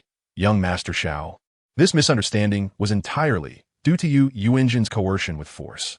In a moment of panic, several committee members, including Meng Xinji, acted on their own accord and followed Yu Yuanjin here. I hope that young Master Xiao can be magnanimous and not hold it against them. Xiao Yu was too lazy to expose the truth. Everyone was a smart person, and being overly serious about certain matters would only lose their meaning. So he took the opportunity to say, I guess that's how it is. With the wisdom of the Snow Knight Emperor and the brilliance of His Highness the Prince, how could they commit such acts of murder and treasure theft? Exactly. Xue Qinghe also understood the situation well, although it was a misunderstanding. The several members of the Education Committee are ultimately subjects of our Tiando Empire, and my royal family cannot escape the responsibility of not being strict enough in our governance. Saying this, Xue Qinghe took out 3 black and gold cards and simultaneously removed the 5 storage soul guide rings he had been wearing, handing them to Xiao Yu. Young Master Xiao, here are 15 million gold soul coins, along with 10 million worth of rare metals. Consider this a compensation from our Tiando Empire for the fright caused to young Master Xiao. Xiao Yu smiled and was about to take the card and ring from Xue Qinghe's hand. At the moment their hands touched, both of them felt a jolt in their hearts. In that instant of contact, both Xiao Yu and Xue Qinghe sensed a tremor from the depths of their souls, a premonition of a martial soul fusion skill, a divine-level martial soul. It was astonishing that such a divine-level martial soul, comparable to that of a 6-winged angel, still existed on this continent. Even after lying low for many years, Xue Qinghe couldn't help but lose her composure at that moment, her pupils shaking violently, and she opened her mouth as if to say something but found herself unable to utter a word, as if her throat had been blocked. Qinghe, young Master Xiao, what's wrong with you two? Ning Fengji noticed something was off between them and couldn't help but call out. Oh no, I forgot that Ning Fengji was still nearby. Xue Qinghe thought to herself, feeling a wave of panic wash over her. Her body tensed up as if frozen, fearing that Xiao Yu would mention the martial soul connection. Xiao Yu reached the soul sect level at the age of 13. Even though Ning Fengji had not directly experienced Xiao Yu's martial soul, he could guess the quality level of his martial soul. The title Douluo's swan martial soul from the Tiando royal family was not worthy of resonating with such a high-quality martial soul. What a joke. If Xiao Yu were to mention the matter of martial soul resonance, Ning Fengji would immediately begin to doubt his own identity. Looking at the somewhat flustered Shui Qinghe or Qianren Xue in front of him, Xiao Yu's mouth twitched. Although the matter of martial soul resonance caught him off guard, his ability to cope was still better than Qianren Xue's. After all, his martial soul also originated from a deity, one even more powerful than the native god level of Douluo, and what surprised Xiao Yu was that even after being weakened 100-fold, merely a trace of a projection could still be equated with the unique six-winged angel of the Douluo continent. It's nothing, Master Ning. I just feel that His Highness the Crown Prince seems familiar. Does His Highness feel the same? Have we met before? Exposing Qianren Xue would bring Xiao Yu no benefit and would disrupt the original storyline, causing him to lose his advantage as a prophet. Therefore, he chose to conceal this matter for her and winked at Shui Qinghe while speaking. Yes. Although Shui Qinghe was unclear why Xiao Yu was helping to conceal it, he couldn't think too much about it at the moment and nodded in agreement, saying, I also feel that I have met young Master Xiao before. We must have crossed paths a long time ago. I see. So you two truly are fated. Ning Fengji nodded in doubt. He felt that these two were not telling him the truth, but he couldn't force them to answer, so he pretended to be indifferent and skipped over the matter. Seeing that the atmosphere had become somewhat awkward, Xiao Yu quickly changed the subject. Several members of the teaching committee have also been guests at my 9-star hall for a while.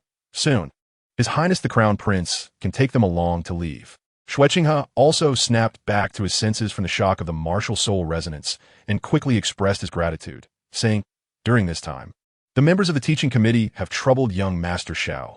I apologize for any offense.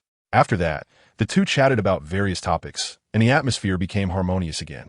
Seeing that the Tiando royal family had almost achieved their purpose for this visit, Ning Fengji, who harbored different thoughts, no longer recalled the strange behavior between the two and spoke up. Young Master Xiao, the reason I came here, besides accompanying His Highness the Crown Prince and ensuring His Highness's safety from any petty thieves along the way, is to discuss a matter. Master Ning, please speak.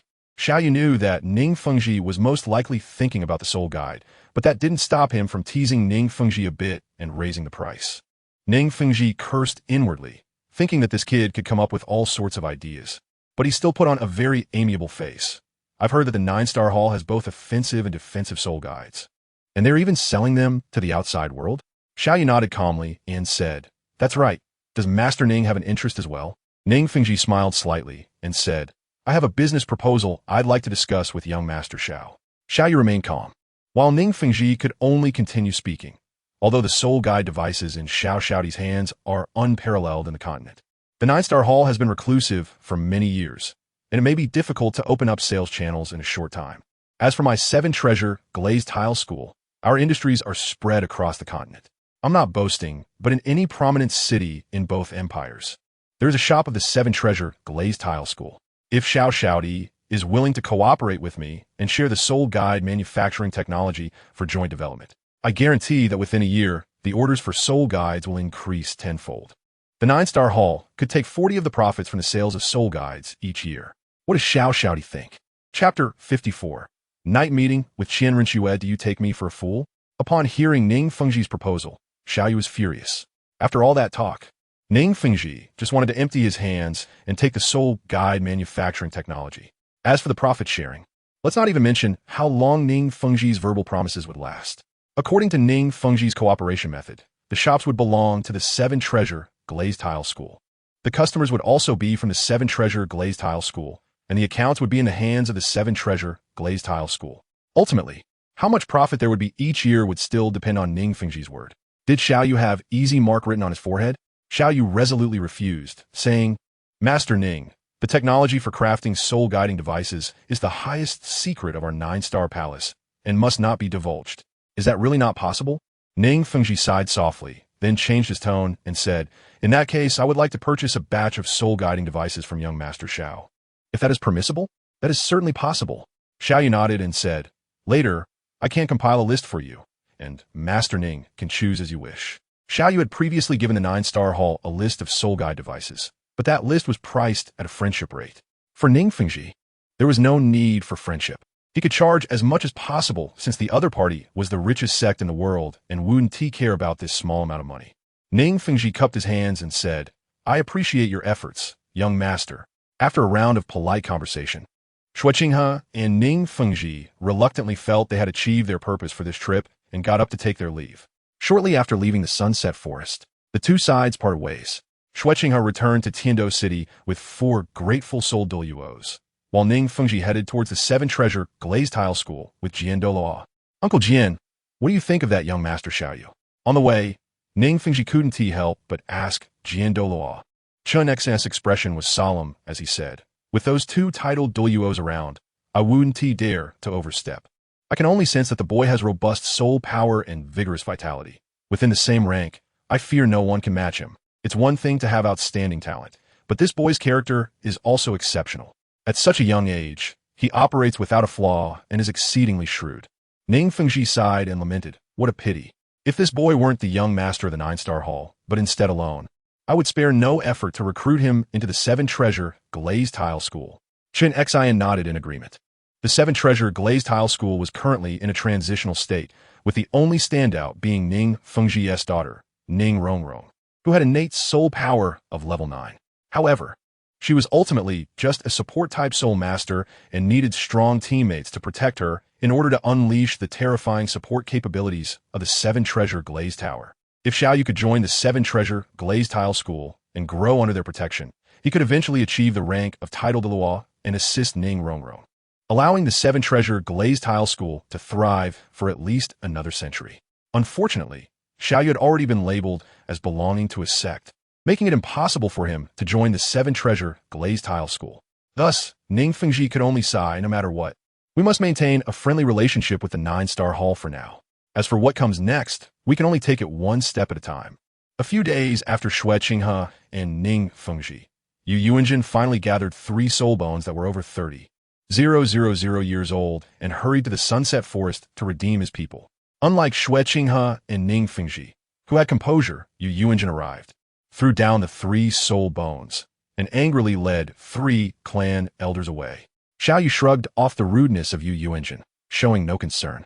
After all, the future of the blue electric Tyrannosaurus Rex family had long been determined. Even if something unexpected happened with the soul hunting plan of Bibi Dong from the Spirit Hall a few years later, he would personally take action to help the blue electric Tyrannosaurus Rex family achieve their extermination goal. A month later, the 9 Stars Hall was completed in the Tianshou division of the Sunset Forest, and everything regarding the soul guide business with the 7-treasure glazed tile school was settled.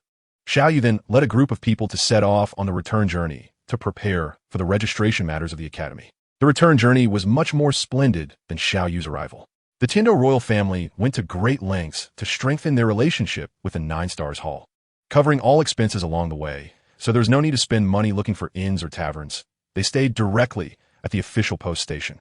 The officials at the post station clearly accepted the official instructions, treating Xiao Yu and his group with great care, almost as if they were worshipping their ancestors. Naturally, Xiao Yu had no reason to refuse such benefits, as staying at the official post station could save him a lot of unnecessary trouble. At midnight, a furious shout broke the silence, abruptly interrupting Xiao Yu's meditation. He quickly got up and rushed outside. In the courtyard, Iolia and Milo stood side by side, facing 2 figures in black robes at a distance. Yirenshin, the leader of the 9-Heart Begonia clan who returned with Xiao Yu, arrived a few steps late, lagging behind Milo and Iolia. As expected of a titled Douluo with a 100,000-year spirit ring, his senses were indeed sharp. The one speaking was the person on the left among the 2 opposite. His voice sounded somewhat hoarse. "There's no need to be so tense. We come today with no ill intentions, only under the orders of our master to invite young Lord Xiao for a conversation. Why should we trust you? A person hiding their head and showing their tail?" Yirenshin retorted angrily and then used soul power to transmit a message. "Xiao, be careful. These 2 are likely titled Douluos. They are not simple. Young Lord Xiao, the youth hero, wouldn't he lack this little bit of courage, would he?" said the person on the right with a hint of sarcasm in his tone. "There's no need to use provocation tactics on me. I might want to fall for that. Xiao Yu, however, I'm in a good mood today, so I can accompany you all this time." Xiao. Yirenshin immediately became anxious upon hearing this and wanted to persuade Xiao Yu. Xiao Yu gave Yirenshin a reassuring look. "Grandpa Yi, don't worry. I know how to handle this. Besides, I have a guess about who wants to see me. You stay here and keep an eye on everyone. I'll be back soon." The two people opposite them, seeing that Xiao Yu agreed, said nothing more and turned to leave. Xiao Yu and Iolimia followed closely behind, flying away from the post station. The five of them formed two distinct teams, with two in front and three behind. After exiting the city, they flew for more than 10 miles before stopping. It really is her. After landing, Xiao Yu clearly saw the person waiting here, a tall young woman, around 18 years old, with a high-nosed bridge, snow-white skin, and imposing phoenix-like eyes. She wore a long gown made of golden threads, exuding an air of noble elegance from head to toe. Qian Ruxue. Xiao Yu instantly judged her identity. After all, he had concealed the matter of the martial soul sensing in front of Ning Fengji at that time, and she must have been filled with doubts in her heart. Xiao Yu had anticipated that she would seek an opportunity to meet him, but he didn't expect her to come in person.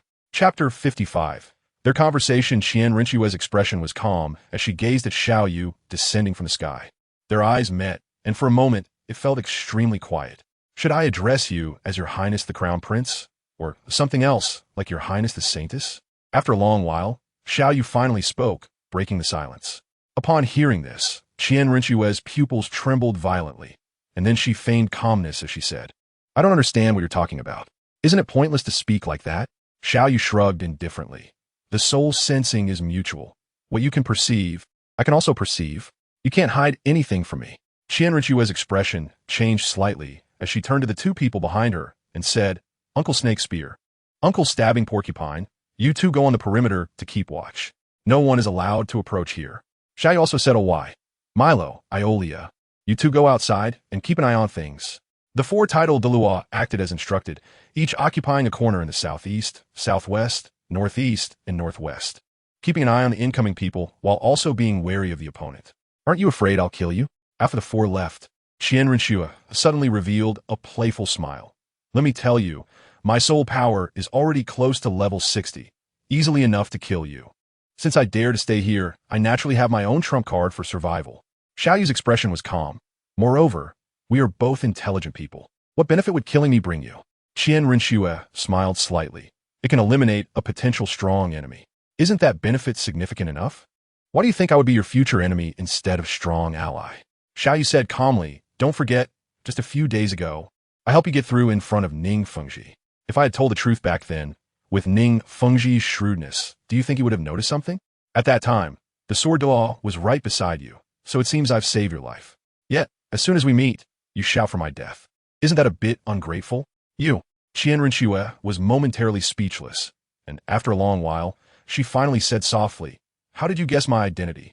Xiao Yu naturally couldn't reveal the plot from the original story, so he fabricated an answer. "It's not too difficult. It's that swan martial soul from the Tiando royal family. Even if you gave it another 10,000 years, it wouldn't resonate with my martial soul. Since you are an imposter, there must be a hostile force infiltrating the Tiando royal family. The subordinate kingdoms and principalities below wouldn't have the guts for that, but the Star Luo Empire might. However, considering that you can command two titled Douluo, your status among the forces behind you should be quite high. The White Tiger martial soul of the Star Luo royal family and the Phantom Spirit Cat martial soul of the Queen's family don't meet the standards for resonating with my martial soul. So it seems the only possibility left is the Spirit Hall. Although the 9-star hall has been hidden for many years, it doesn't mean we've closed our eyes and ears to the world affairs. I still have some understanding of the six-winged angel inherited martial soul of the Pope's lineage from the Spirit Hall.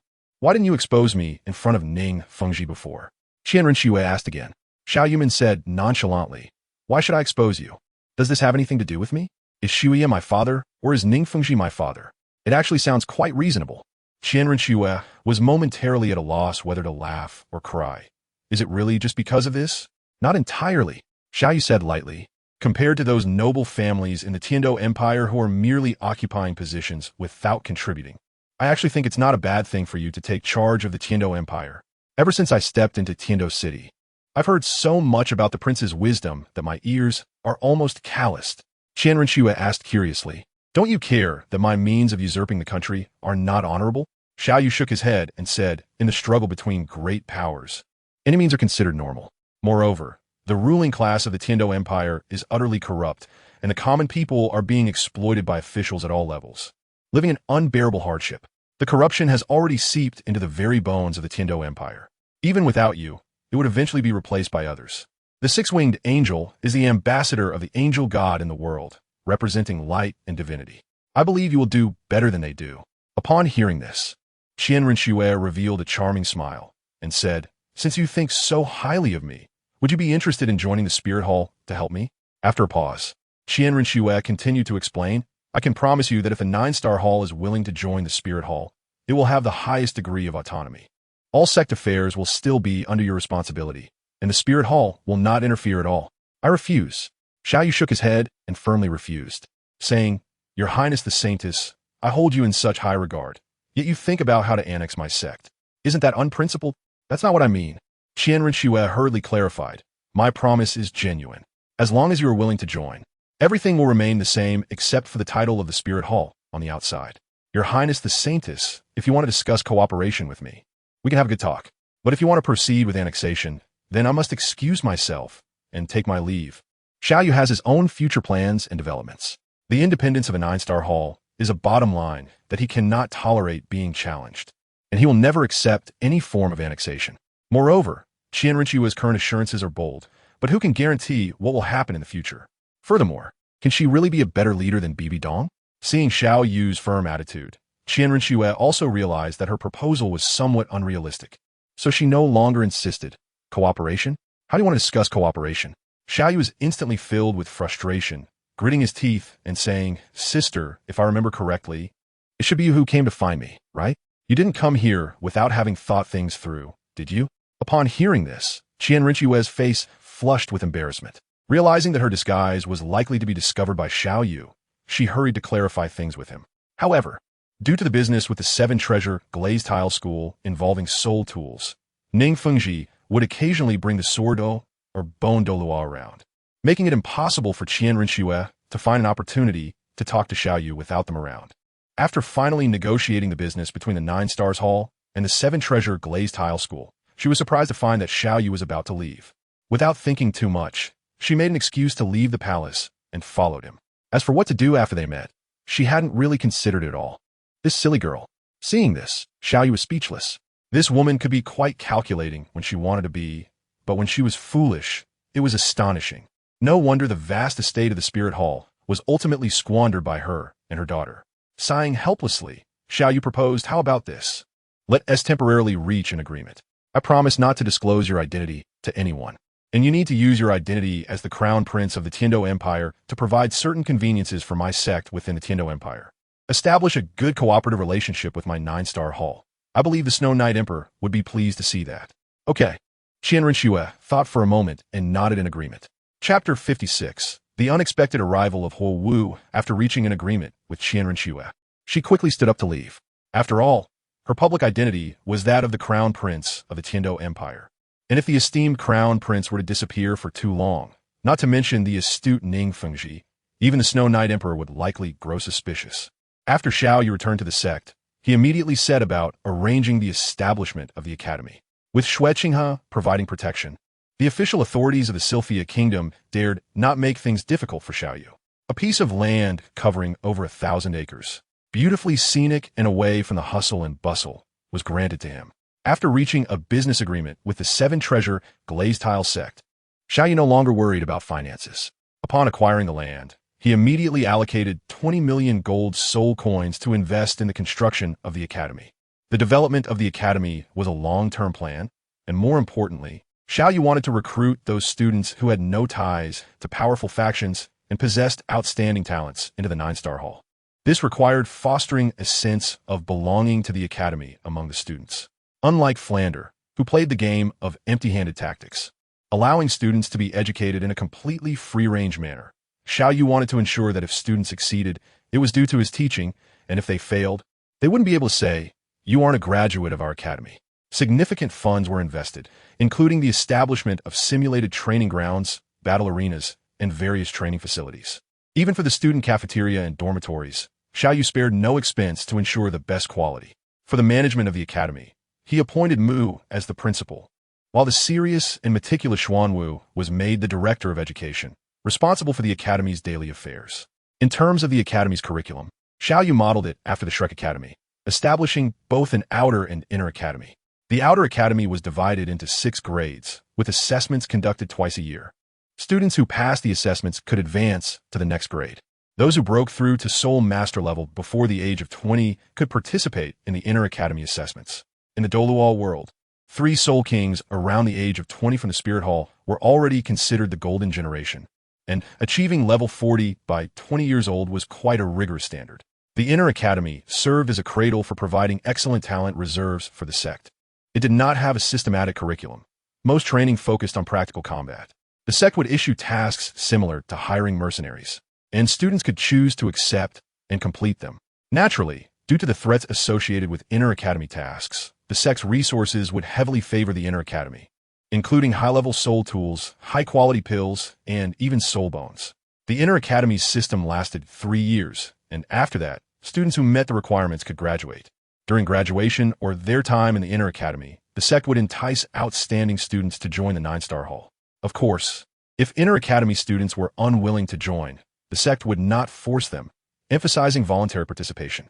Xiao Yu did not want a group of reluctant members within the sect who might run away in times of crisis or betray them. Moreover, even if students did not join the 9-star hall, would they not remember the academy fondly? Life at the academy would be a cherished memory for any soul master. In the future, if the 9-star hall truly needed assistance, Xiao Yu believed that many students, even those who were not sect disciples, would come to support them. Just like in the original story, during the Continental War that occurred after the collision between the Sun-Moon continent and the Douluo continent. The head of Shrek Academy called upon nearly 60 titled Douluos from across the continent, undoubtedly composed of outstanding graduates from Shrek Academy. 6 months later, the 9-star academy was officially established and began enrolling students. During this half-year, Shuqinghe and several other prominent partners of the 9-star hall provided free advertising for the academy. Yi Renxin and Yang Wudi, who joined the 9-star hall, also fully utilized their connections, writing letters to invite their juniors to enroll at the 9-star academy. Yi Renxin was the top healer in the Douluo continent, and many powerful individuals had received his benefits, subsequently writing letters expressing their consideration to send their outstanding juniors. Yang Wudi's most important friend was, of course, the clan leader of the Li Yumin 3 clans. Apart from the loyal servant of the Tang family, Titan, the other 2 clan leaders, Niugao and Baihe, readily agreed to send suitable disciples from their clans to apply, especially for the Min clan, after breaking away from the Haotian sect and lacking offensive capabilities. They found it difficult to make a living. Due to their prideful nature, they were reluctant to join other soul master clans, making them the most challenged among the 4 single attribute clans, often needing assistance from the other 3 clans, with the Pa clan providing the most support. Now that Yang Wudi needed help, Baihe naturally offered strong support, declaring that they would send all outstanding junior disciples from the Min clan to the 9-star academy every year. Moved by this, Yang Wudi decided to help the Min clan further, and Xiao Yu tearfully offered a batch of melee soul tools to the Min clan at a price that was almost a loss. Dugabo also wanted to contribute, but he was usually unpredictable in his actions and couldn't find many friends to invite, with support from various parties. On the first day of enrollment at the 9-star academy, people came in droves, forming a long queue at the academy entrance, like a dragon winding endlessly. Brother Xiao Yu, this is amazing. The number of applicants is even more than we imagined. Inside the academy, Yi Lingling was beaming with excitement. She understood the effort Xiao Yu had put in and was genuinely happy for him. Xiao Yu was also very happy. Although he had made many preparations beforehand, he still feared that something might go wrong. Now, seeing the enrollment go smoothly and the continuous stream of students coming to register, a satisfied smile appeared on his face. If it weren't for a figure suddenly appearing in front of him, Xiao Yu's mood today would have likely remained very good. What are you doing up here? Xiao Yu furrowed his brows and stared at the figure in front of him, saying, "Why are you here?" Huowu shrugged and replied nonchalantly, "Why can't I be here? Your 9-star academy is open for enrollment to everyone, regardless of commoners or nobles. What's the problem with me coming to sign up?" Xiao Yu was speechless for a moment, and after a long while, he finally spoke. "What you said is not wrong. But as the daughter of the esteemed president of the Blaze Academy, isn't it unreasonable for you to come all the way here instead of being at your own academy? Why do you care about me?" Huowu rolled her eyes at Xiao Yu and said, "Where I choose to study is my freedom. Who says the daughter of the president of Blaze Academy has to be at Blaze Academy? Can I want a change of environment?" Xiao Yu shook his head helplessly and said, "Stop messing around. Hurry up and go home. If your family elders find out, they'll think I've abducted an ignorant girl and come knocking on my door." Ugh. Who was the ignorant girl? Huo Wu's pretty face turned slightly red as she spat at Xiao Yu and said, I came here to register properly. Every one of my abilities meets your academy's admission standards. If you dare to chase me away, I'll loudly shout that your academy is engaging in fraud and secretly targeting students who clearly meet the admission criteria. Let's see how you handle that. You. Xiao Yu was momentarily speechless. Huo Wu had grasped his weakness. This was the first day of enrollment, and if that girl Huo Wu started making a scene, it would definitely have a serious impact on the following days of recruitment. Brother Xiao Yu, just let her stay. Yi Lingling gently tugged at Xiao Yu's sleeve. Although she also didn't want Huo Wu to stay, if she really started causing a ruckus, it would be detrimental to their future recruitment. Moreover, she was the daughter of the Flame Academy. If she really wanted to make trouble, they would be hesitant to stop her. Xiao Yu nodded helplessly, thinking that with the status of the Blaze Academy in the Tiando Empire, they would probably receive news in a few days and would send someone to take her away. Chapter 57. Departure to Soto City. Time flies, spring goes, and winter comes. Day after day, 3 years have passed in the blink of an eye. During these more than 3 years, this continent has appeared exceptionally calm. Xiao Yu knew that the time left for him was limited, so he hurried to cultivate his soul power while expanding his influence. After 3 years, with the support of Shueqinghe, the official authorities of the Sylphia Kingdom fully cooperated with the development of the 9 Stars Academy. The 9 Stars Academy has now become a top-tier advanced Soul Master Academy on the continent. Since the Sylphia Kingdom does not have its own named Soul Master Academy, the 9 Stars Academy has almost become the official representative academy of the Sylphia Kingdom. Meanwhile, the members of the 9 Stars battle team, led by Xiao Yu, were diligently training their soul power, utilizing abundant resources to continuously break through their limits. Currently, the soul power levels of everyone are as follows. Xiao Yu, a level 61 assault-type Soul Emperor.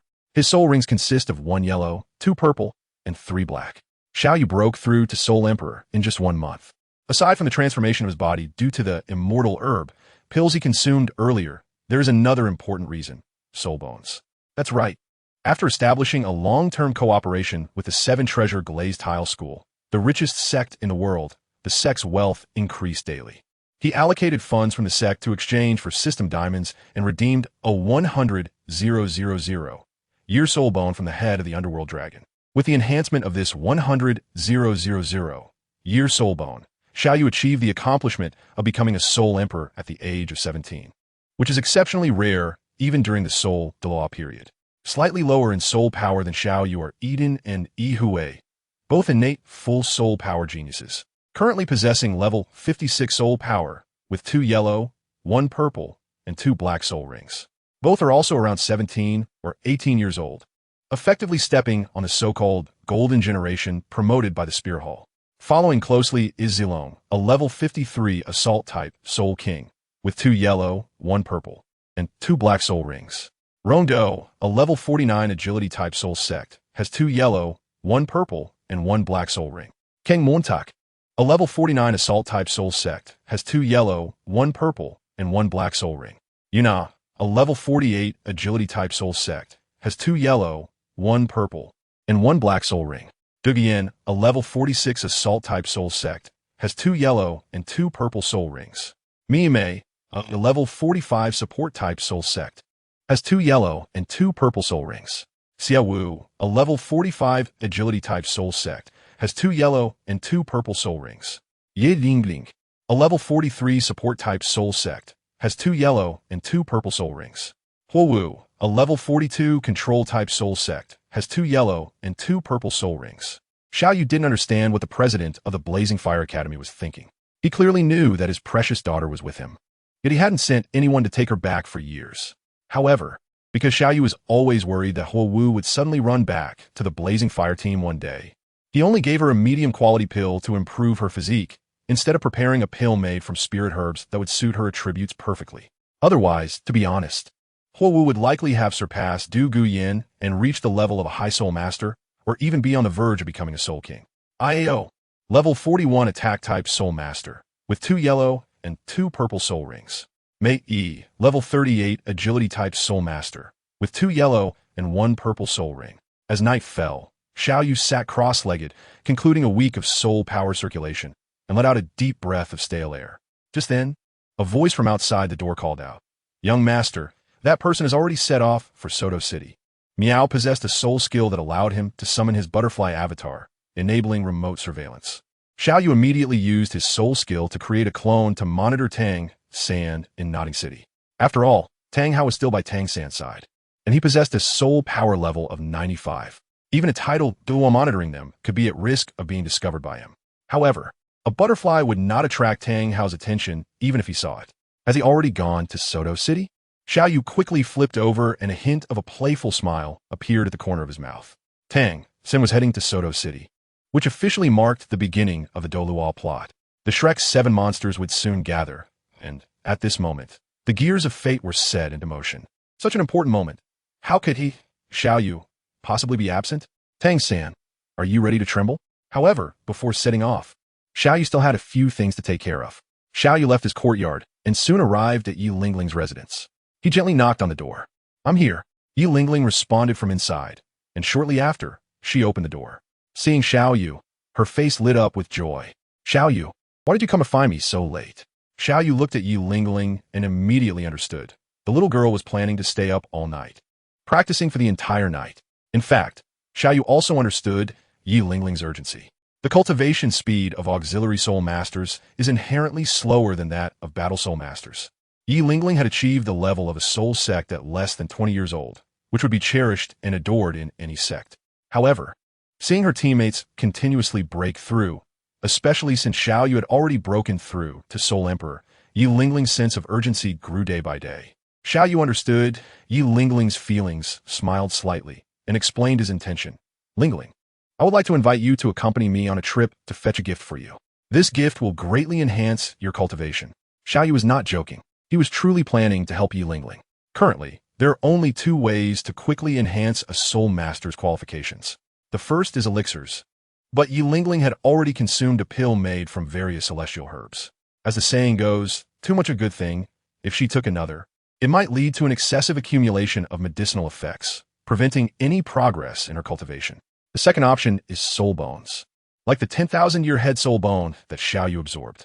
If Yi Lingling could absorb a high-quality soul bone, not only would her cultivation level rise several ranks quickly, but her future training speed would also double.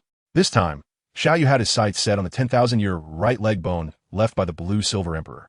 The Blue-Silver Emperor is the king of plant-type soul beasts, and the Nine-Heart Sea Buttercup is also a plant-type martial soul, making their compatibility extremely high. After years of getting along, Yi Lingling had reached a point of unconditional trust in Xiao Yu.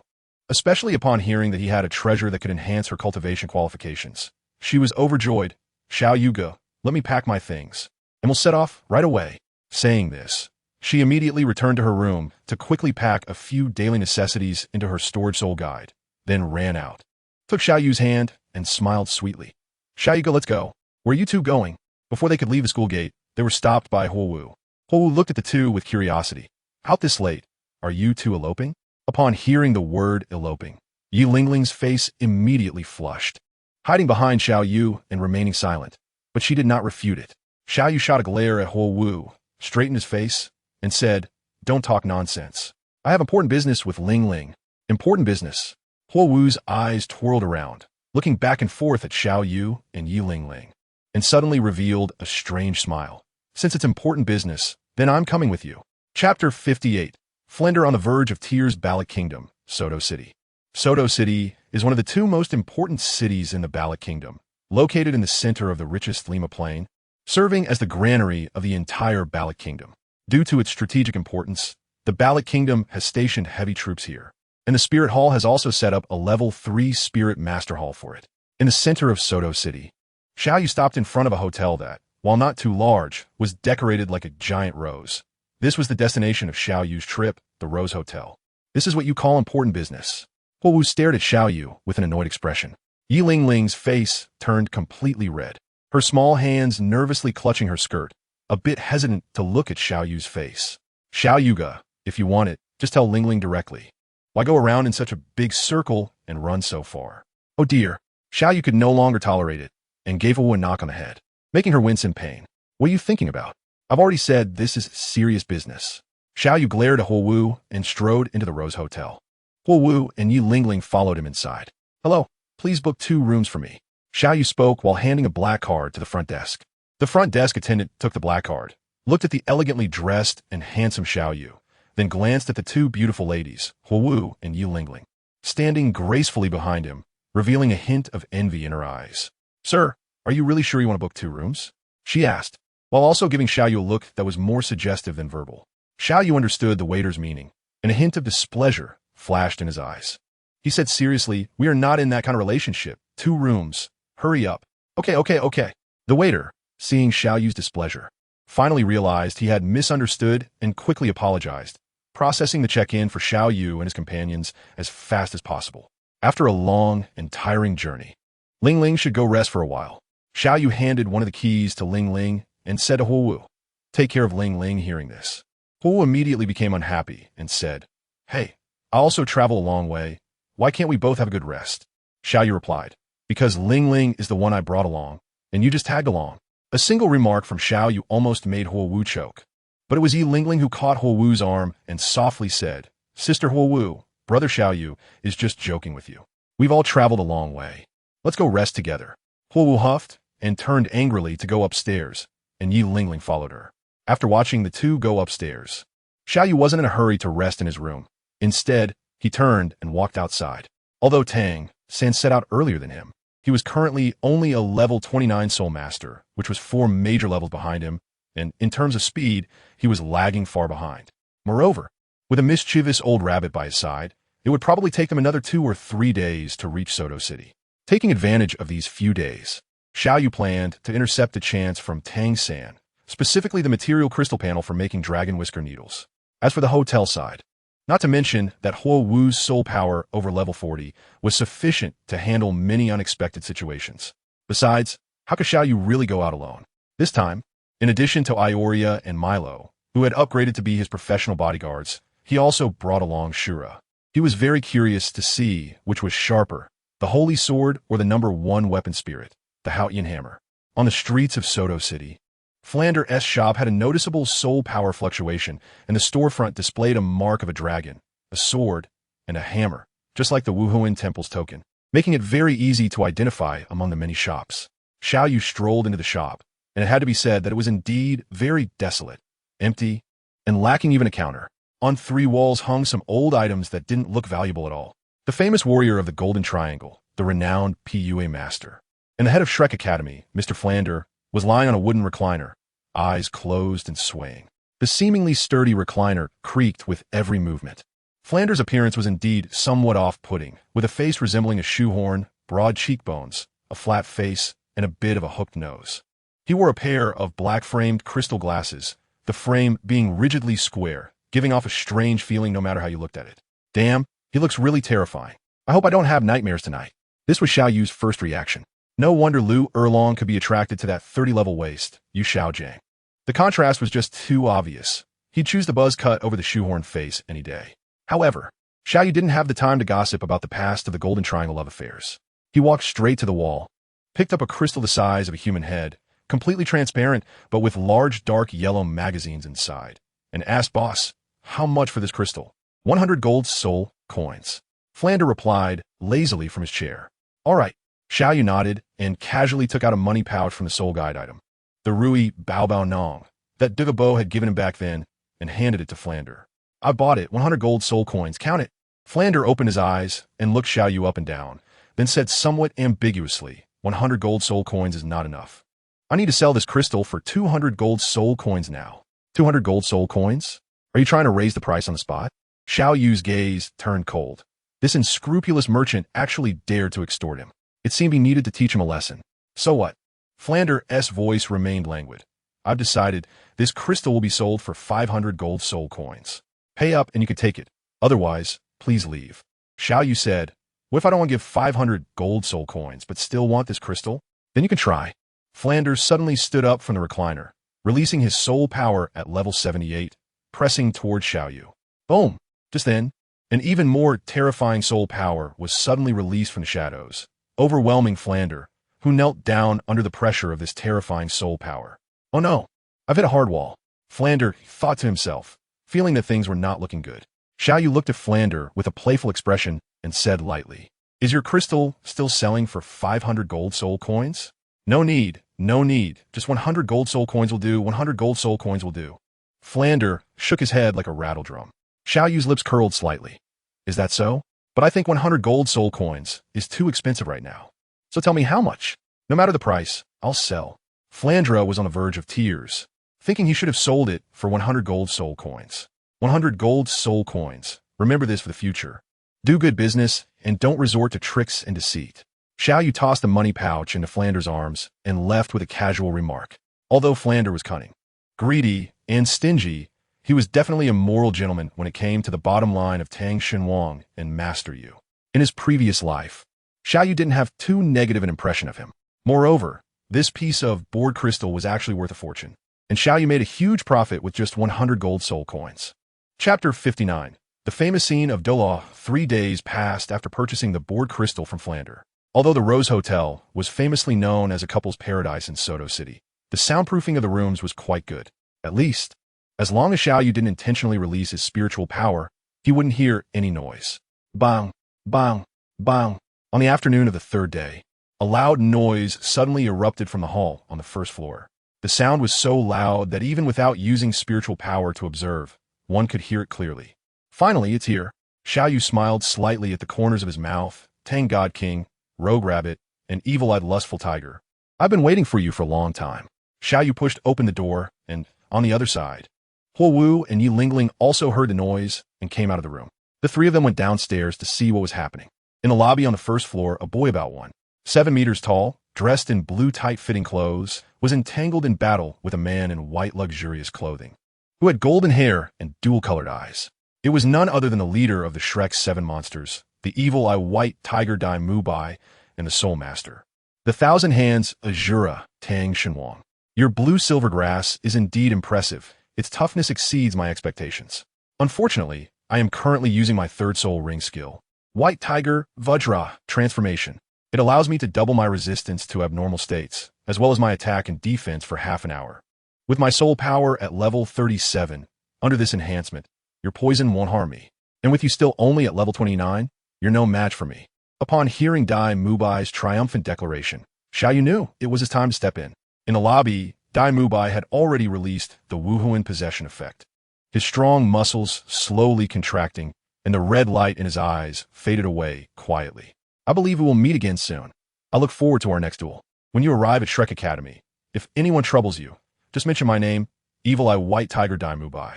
After giving Tang San and Xiao Wu a deep glance, Dai Mubai waved at the pair of twin beauties and turned to leave the hotel.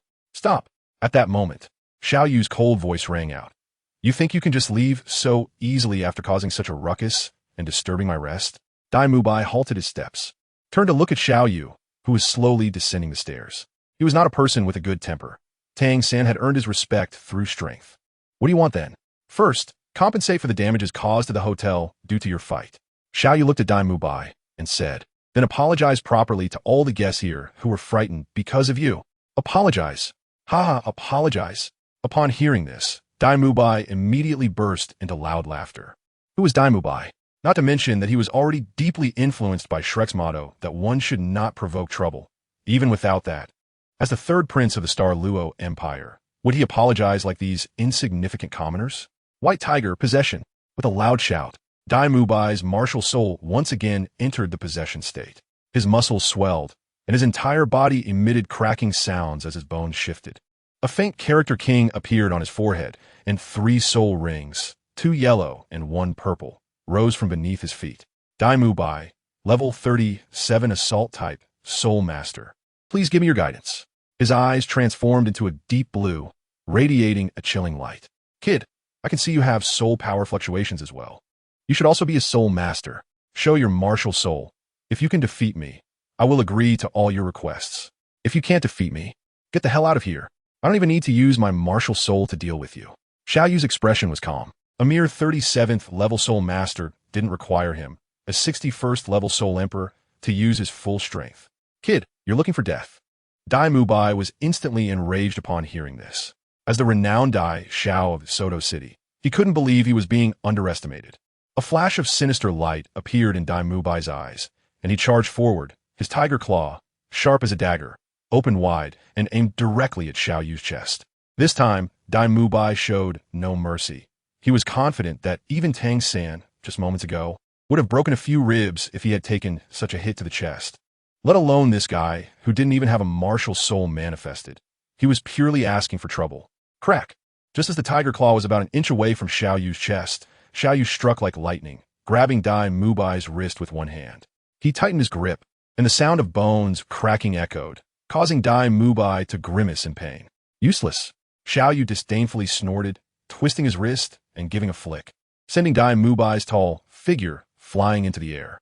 Just as he was about to land, Xiao Yu raised his leg and kicked, hitting Dai Mubai squarely in the chest, sending him flying over 10 meters, crashing violently against the hotel wall before slowly sliding down.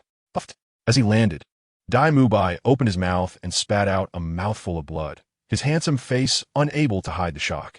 Clearly, he hadn't expected that the other party could break through his defense without even activating his martial soul. This person looked only a year or two older than him. Just how advanced was his cultivation?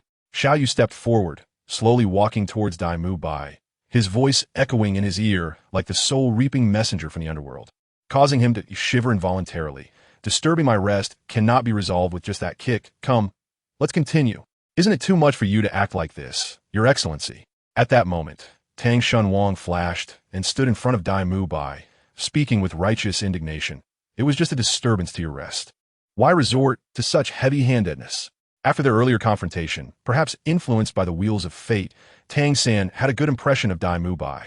Moreover, when Dai Mubai was about to leave, he had mentioned that if there were any troubles at Shrek, they could use his name. With Tang Shunwang's keen insight from living two lives, he could easily deduce that Dai Mubai was definitely a student of Shrek Academy. Now it was the perfect time to befriend the senior. Slap! Before he could finish speaking, a crisp sound of slap echoed, and Xiao Yu shook his hand. I almost forgot, besides him, you also disturbed my rest, and I hadn't settled the score with you yet. You came right to my door. Delightful. Giving Tang Shunwang a big slap was a long-held wish of Xiao Yu, and now that the dream had come true, he felt a sense of joy and indescribable comfort throughout his body. You dare to hit me. The fiery pain on his face made Tang San feel deeply humiliated, his eyes gradually turning crimson. This person in front of him had already chosen the path to death. I hit you, so what? Don't need to pick a day for it? Xiao Yu casually shook his hand. Right now, he truly wasn't afraid of the Tang God King. If it weren't for his concern about the wild father behind him, the Asura God, and the fact that keeping the father-son duo of Tang San and Tang How could be useful for his future plans. You have already sent the Tang God King to the realm of bliss. Chapter 60. This is just the beginning, I'll kill you. A furious roar came. But it wasn't from the Tang God King. It was from the rogue rabbit, Xiao Yu. Seeing her beloved brother suffer such a severe beating, her anger was even stronger than that of the person involved.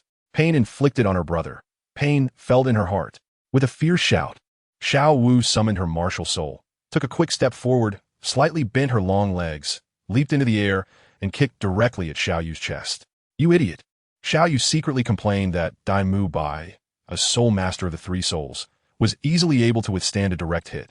So how could she, a level 29 great soul master, have the courage to launch a frontal assault? Xiao Yu raised his hand to block, then quickly grabbed with his other hand, directly seizing Xiao Wu's long thigh, and then retreated with a forceful pull. A sharp scream escaped Xiao Yu as she was pulled into a perfect split, then fell heavily to the ground, her legs perfectly aligned with the surface below. Xiao Yu, Tang Shunwang finally snapped out of the overwhelming sense of humiliation, and upon seeing Xiao Yu being thrown by Xiao Yu, his anger intensified. First soul skill bind. The blue-silver grass martial spirit manifested, and a thick vine slithered out from below, but its target was not Xiao Yu. Instead, it wrapped around Xiao Wu's delicate body and yanked her back to his side.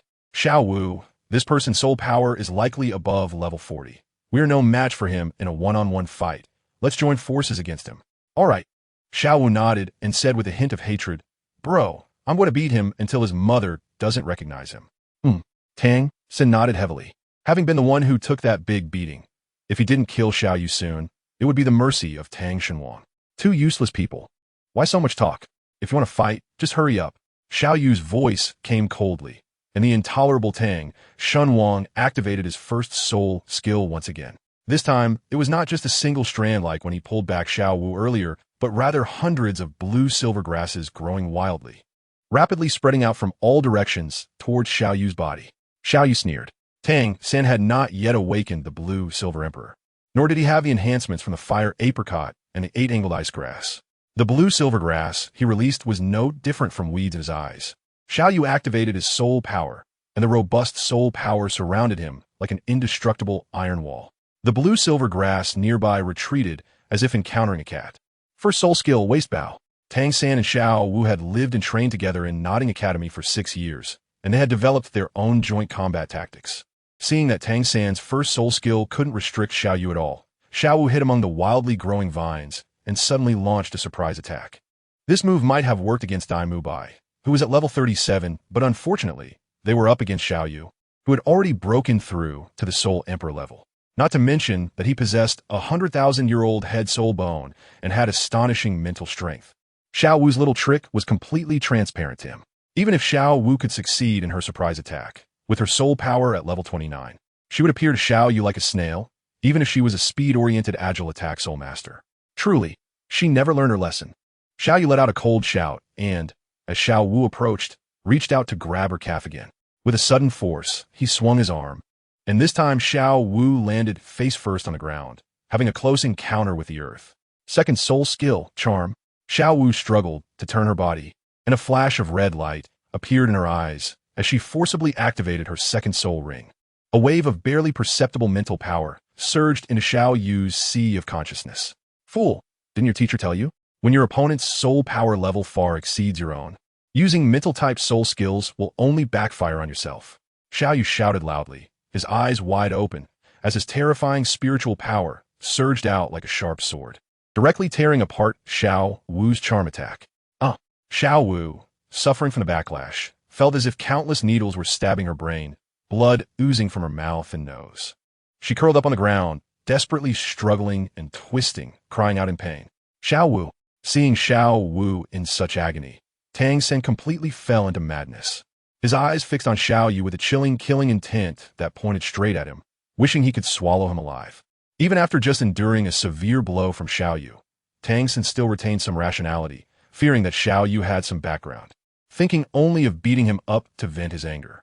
But now that Xiao Wu was hurt by Xiao Yu, he was left with only one thought: kill Xiao Yu and avenge Xiao Wu. Whoosh, whoosh, whoosh. Tang San reached for the soul guide device at his waist. 24 bridges on a moonlit night, and with a sound of breaking air, countless hidden weapons flew towards Xiao Yu like flowers scattered by a celestial maiden.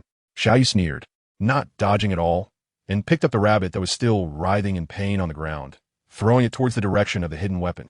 Bastard! How dare you? Tang San's expression changed drastically. As a protective brother, he couldn't bear to let his sister Xiao Wu get hurt. Using the ghost shadow misty steps to its fullest, he rushed in front of Xiao Wu at a speed that was hard to perceive with the naked eye. He wrapped one arm around Xiao Wu while using his other hand to execute the Xinyu hand. There was a series of clanging sounds as he knocked all the hidden weapons he had launched onto the ground. You're too despicable. Tang San turned his head, ready to reprimand Xiao Yu, only to be met with a fist the size of a sandbag. Bang! Xiao Yu's punch hit Tang San's right eye, instantly giving him a half-panda eye. You little brat, you plan to use so many weapons to take my life. Yet you expect me to be polite and discuss righteousness and morality with you? How ridiculous! Xiao Yu punched again without mercy, this time hitting Tang San's left eye, turning it into a complete panda eye. So it's the path of taking lives, huh? You think you're pure and innocent, right? I'll show you double standards. When you hit others, it's all about the respect for strength among soul masters. When others hit you, it's bullying the weak, huh? Xiao Yu was shouting while his hands never stopped, delivering a flurry of blows to Tang San. To be fair, this kid Tang San was quite tough.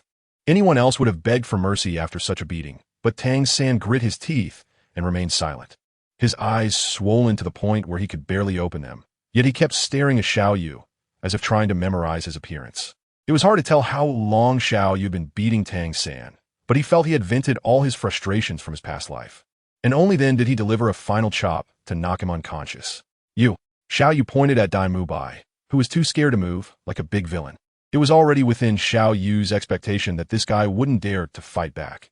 If he were really a tough guy, he wouldn't have abandoned his fiancée to escape alone. Dai Mubai trembled in fear, worried that Xiao Yu would rush over and give him the same beating he gave Tang San. You should thank this kid. I've vented most of my anger already, so I won't hit you. Xiao Yu said, this kid and that yellow hair girl are up to you to handle. Is there a problem? No problem, no problem. Dai Mu Bai nodded vigorously, hurriedly grabbing one in each hand and fleeing the hotel like the wind. Watching the backs of the few people as they left, Xiao Yu's lips curled slightly, revealing a cold smile. Tang-san, this is just the beginning. We have a long way to go in the future. As he watched them walk away, Xiao Yu stepped up to Yi Ling and Huo Wu and said, it's really boring here. Let's leave. Chapter 61. The Arrival of Tang, Deche. I mean, you came all the way to Swoto City. It wouldn't be just to beat up that guy in blue, right? After the three left Swoto City, Huo Wu couldn't help but ask. If you put it that way, it's not wrong. Xiao Yu smiled slightly and nodded in acknowledgement. What grudge do you have against him? Huo Wu clicked her tongue, reached out to pull Yi Ling behind her, and said, Ling, this guy is too violent. We should stay away from him in the future. I believe Brother Xiao Yu. Yi Ling said softly, Brother Xiao Yu wouldn't bully people for no reason. That person must have had a reason to be beaten. You. Huo Wu was speechless for a moment and could only curse angrily. You silly girl. Be careful that he sells you off in the future while you're still counting his money. Bang. Xiao Yu raised his hand and gave Huo Wu a playful slap. How could someone as well-behaved as Ling be sold? If I were to sell someone, it would be you, crazy woman. Who are you calling a crazy woman? Huo Wu was almost furious enough to burst along. Just as it seemed the two were about to start another round of verbal sparring, Yi Ling quickly changed the subject. Brother Xiao Yu, I believe you wouldn't hit someone without reason. Just tell me your intention behind this. It's actually quite simple. Xiao Yu scratched Yi Ling's head and said softly, I want to lure out the person behind that kid. If I don't beat him up a bit harder, I'm afraid that person won't show up. Upon hearing this, Yi Ling immediately asked curiously, who is it, Brother Xiao Yu, that requires you to go through so much trouble? He has already arrived. Xiao Yu's expression suddenly changed, and his eyes narrowed as he stared ahead. In the middle of the road, he saw a disheveled, middle-aged man who looked almost like a beggar, appearing out of nowhere. Who is this person? Stay to the side of the road and don't block the way. Xiao Yu had just spoken softly to Yi Ling, and Huo Wu disdainfully didn't bother to eavesdrop on their conversation using soul power, so she treated him as just a beggar blocking the way and waved her hand dismissively. Yi Ling, however, was tense and unconsciously clutched the hem of Xiao Yu's clothes. She guessed that the person Xiao Yu was going to such lengths to force out must be someone very formidable. The middle-aged man ignored Huo Wu and simply stared at Xiao Yu, slowly stepping toward him. With each few steps he took, a soul ring would rise behind him, and he only stopped when all 9 soul rings were floating behind him. Title Douluo. Huo Wu couldn't help but cover her mouth in shock. Kid, how do one die? A cold voice rang out, and a terrifying killing intent surged toward Xiao Yu, causing the temperature around them to drop significantly. Dan Hao, stop pretending here. Xiao Yu circulated his soul power to resist the invasion of Tang Hao's killing intent and said, if you want my life, you're not qualified yet. Suddenly exposed, Tang Hao was clearly taken aback. It would be understandable if some soul masters in their 40s or 50s recognized him. But Xiao Yu in front of him was at most 20 years old. It had been over 10 years since Tang Hao had hidden away after his battle with Qian Xuanji. So how could he possibly recognize him? However, he quickly regained his composure. No matter how Xiao Yu knew his identity, he had to pay for hurting his son. Since you know who I am, that's good. I won't beat around the bush. Tang-san is my son, and you have harmed him, so you must pay the price. You will cripple one of your limbs and kneel to my son to apologize, or I will kill you. Dan Hao, I really don't know where a beaten dog like you get such a big tone. Xiao Yu, with a mocking tone, bluntly struck at Tang Hao's wound. A mere discarded disciple of the Haotian sect dares to bark in front of me? Kid, you're looking for death. The Haotian sect was an unbearable pain in Tang Hao's heart, and with Xiao Yu so brazenly exposing it, he instantly flew into a rage, roaring as he swung the Haotian hammer down fiercely at Xiao Yu. Bang! Just as the Haotian hammer was about to land, a sharp sword flew out from the side, colliding with the heavy Haotian hammer that weighed over 1,000 pounds. In Tang Hao's eyes, Xiao Yu was merely a slightly outstanding young man, far from being a match for him, a titled Douluo with years of fame. This casual swing of the hammer didn't even count as 1/10 of his power. But the sword that flew over clearly had been charged for a long time. Thus, the Haotian hammer was immediately knocked away by the sword. Who is it? Tang Hao focused his soul power and drew back the flying Haotian hammer into his hand, his expression becoming solemn. He felt a presence around him that could threaten his life. Top, top, top. The sound of metal footsteps echoed as Asura clad in golden armor stood before Tang Hao, with 2 yellow, 2 purple, for black, and 1 red soul rings rising in succession, matching his own configuration. May I ask who you are? I am Tang Hao, the titled Hao Yin. At this moment, Tang Hao had shifted from being cautious to being extremely alert.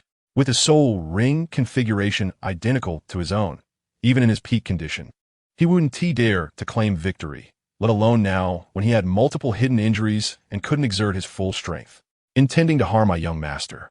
Whether it's the Hao Yin sect or the Spirit Hall, both deserve to die. The Shura released a chilling killing intent that enveloped Tang Hao. Since that's the case, then let us fight. As the foremost figure of the younger generation on the Douluo continent, and having acquired the infamous domain of the God of Slaughter, how could he have a good temper? If it weren't for the fact that Tang Sin had not yet grown up and he had too many considerations, he would have just charged him with a hammer and wouldn't even speak to him. But now, there was no way to avoid it, so it was only battle left. In an instant, countless chilling killing intents swept in from all directions, as Tang Hao activated his God of Slaughter domain. A domain, huh? The Shura frowned slightly, realizing that this domain could weaken his soul power by about 10%, and the omnipresent killing intent seemed to be constantly disturbing his mental focus. Third soul skill. Holy Light Sword Chi. With the activation of his third soul ring, terrifying sword chi spread from the Shura, transforming into a golden light that surrounded him, nullifying the overwhelming killing intent that rushed at him. This was the Shura's third soul skill. Besides enhancing his attack power, it could also counteract the weakening effect against him. A terrifying sword intent, a fighting style similar to that of a sword Douluo. Tang Hao tightened his grip on the Hao Yin hammer, and the pitch-black 6 soul ring suddenly burst forth with light, causing hundreds of illusory Hao Yin hammers to appear in mid-air, layered upon one another as they attacked the Shura. This was Tang Hao's 6th soul skill, Thousand Hammers, a powerful area attack soul skill. 6th soul skill, Holy Sword Draw the Shura, unwilling to show weakness, also unleashed his 6th soul skill. In an instant, beams of sword light tore through the sky, shattering the advancing Hao Yin hammers into powder, accompanied by terrifying explosive sounds. Chapter 62. The collision of top-tier weapon spirits clang. Clang. Clang. The clash of swords and hammers marked the battle between the two titled Douluos reaching a fever pitch. Both sides had unleashed their weapon spirits, with the massive Hao Yin hammer and the sharp Holy Sword colliding in mid-air, creating deafening sounds and accompanied by terrifying waves of soul power. Yi Lingling and Huo Wu's faces had turned pale. It was clear that the two of them, being only at the soul zone level, could not withstand the aftershocks of a battle between titled Douluos, especially a super Douluo who had broken through to level 95. If a soul zone couldn't withstand the aftershocks of a titled Douluo battle, how could a newborn baby? It was uncertain whether Tang Hao was unwilling to think about it, or just hadn't considered it all. Xiao Yu secretly complained, and quickly pulled the two girls back a distance, away from the center of the battle. Miluo and Olia, the two titled Douluo, appeared at the right moment, channeling their soul power to create a protective wall that kept the overflowing soul power from the battle at bay. Damn it, where did these titled Douluo come from? Their martial soul quality is even above the Hao Yin hammer, and their soul power surpasses mine. For titled Douluo above level 95, each level difference is like heaven and earth. Tang Hao, even at a disadvantage of 1 level of soul power, was still able to fight fiercely with Shura for a long time without falling behind, relying entirely on the ultimate skill of the Hao Yin sect left by his grandfather. Tang Chun, the Hao Yin 9 Absolutes. The weaknesses of the chaotic cloak hammer method were too obvious and easily discerned by Shura. Tang Hao attempted to use the chaotic cloak, but was interrupted by Shura after just 3 strikes, and after 2 attempts, he stopped using it. However, even the more effective Hao Yin 9 Absolutes was becoming difficult for Tang Hao to maintain. Let us not forget, since his battle with Qian Sunji, he had been left with an incurable internal injury, relying solely on his massive soul power to suppress it. After battling fiercely with Shura for so long, Tang Hao had summoned too much soul power and was nearing his limit in suppressing his injuries. Great Sumeru Hammer. Tang Hao had no choice but to unleash the divine skill exclusively taught to him by his grandfather, the Hao Yin Law, the Exploding Ring. The energy of the Exploding Ring was incredibly terrifying. Given Tang Hao's current state, each explosion of the soul ring would greatly shorten his lifespan. But this was his only choice to escape his predicament. If he continued fighting, his old injuries would also flare up, and he would still face defeat. The crystal clear, shimmering with an unusual red light, 100,000-year soul ring exploded, and powerful energy surged into Tang Hao's body, finally infusing into the Haotian hammer in his hand. The already massive Haotian hammer expanded once more, its hammerhead nearly covering the entire sky. Tang Hao endured the excruciating pain from the energy of the 100,000-year soul ring pouring into his body and swung the Haotian hammer fiercely down at Shura. Ninth soul skill, Divine Might Holy Sword. In the face of Tang Hao's sky-splitting strike, Shura also unleashed his strongest attack, condensing soul power to form a holy sword of millions of feet, which was then compressed countless times into an arm-sized blade capable of cutting through the myriad phenomena of the universe, even severing the roots of all things. The holy sword, also gathering terrifying power, met the Haotian hammer head-on, like two comets colliding at full speed, and in an instant, a blinding light erupted from the point of impact, transforming the heavens and the earth, as if the air itself had been torn apart. Poof! Tang Hao spat out a mouthful of blood, unable to suppress his internal injuries any longer, and staggered back several steps, barely supported by the Haotian hammer to avoid collapsing. Shura was also feeling the effects, with the 100,000-year soul ring combined with the so-called divine skill, Great Sumeru Hammer. The attack intensity could rival the strongest strike of a 97-level title Douluo. Enduring this blow, Shura felt his internal organs suffer varying degrees of impact, his hands trembling uncontrollably, and a trickle of blood oozing from the corner of his mouth. Hoo. Both of them were breathing heavily, their eyes locked onto each other, neither willing to back down. Miluo, Olia. Xiao Yu knew that he could not let the two continue fighting. One careless move might truly kill Tang Hao, and the Asura might also suffer an irreparable hidden injury from Tang Hao's dying counterattack. More importantly, Xiao Yu had another concern. Tang Hao had obtained the God of Slaughter realm through the Hell Road, and was also a candidate for the Asura God test. Who knew if Tang San's wild father would sense the life and death crisis of this biological father and, disregarding martial ethics, directly inject his Asura divine power through the God of Slaughter realm? In that case, they would be the ones suffering. The two titled Douluos immediately released their martial souls, and at this point, Tang Hao completely gave up struggling. 3 titled Douluos with 100,000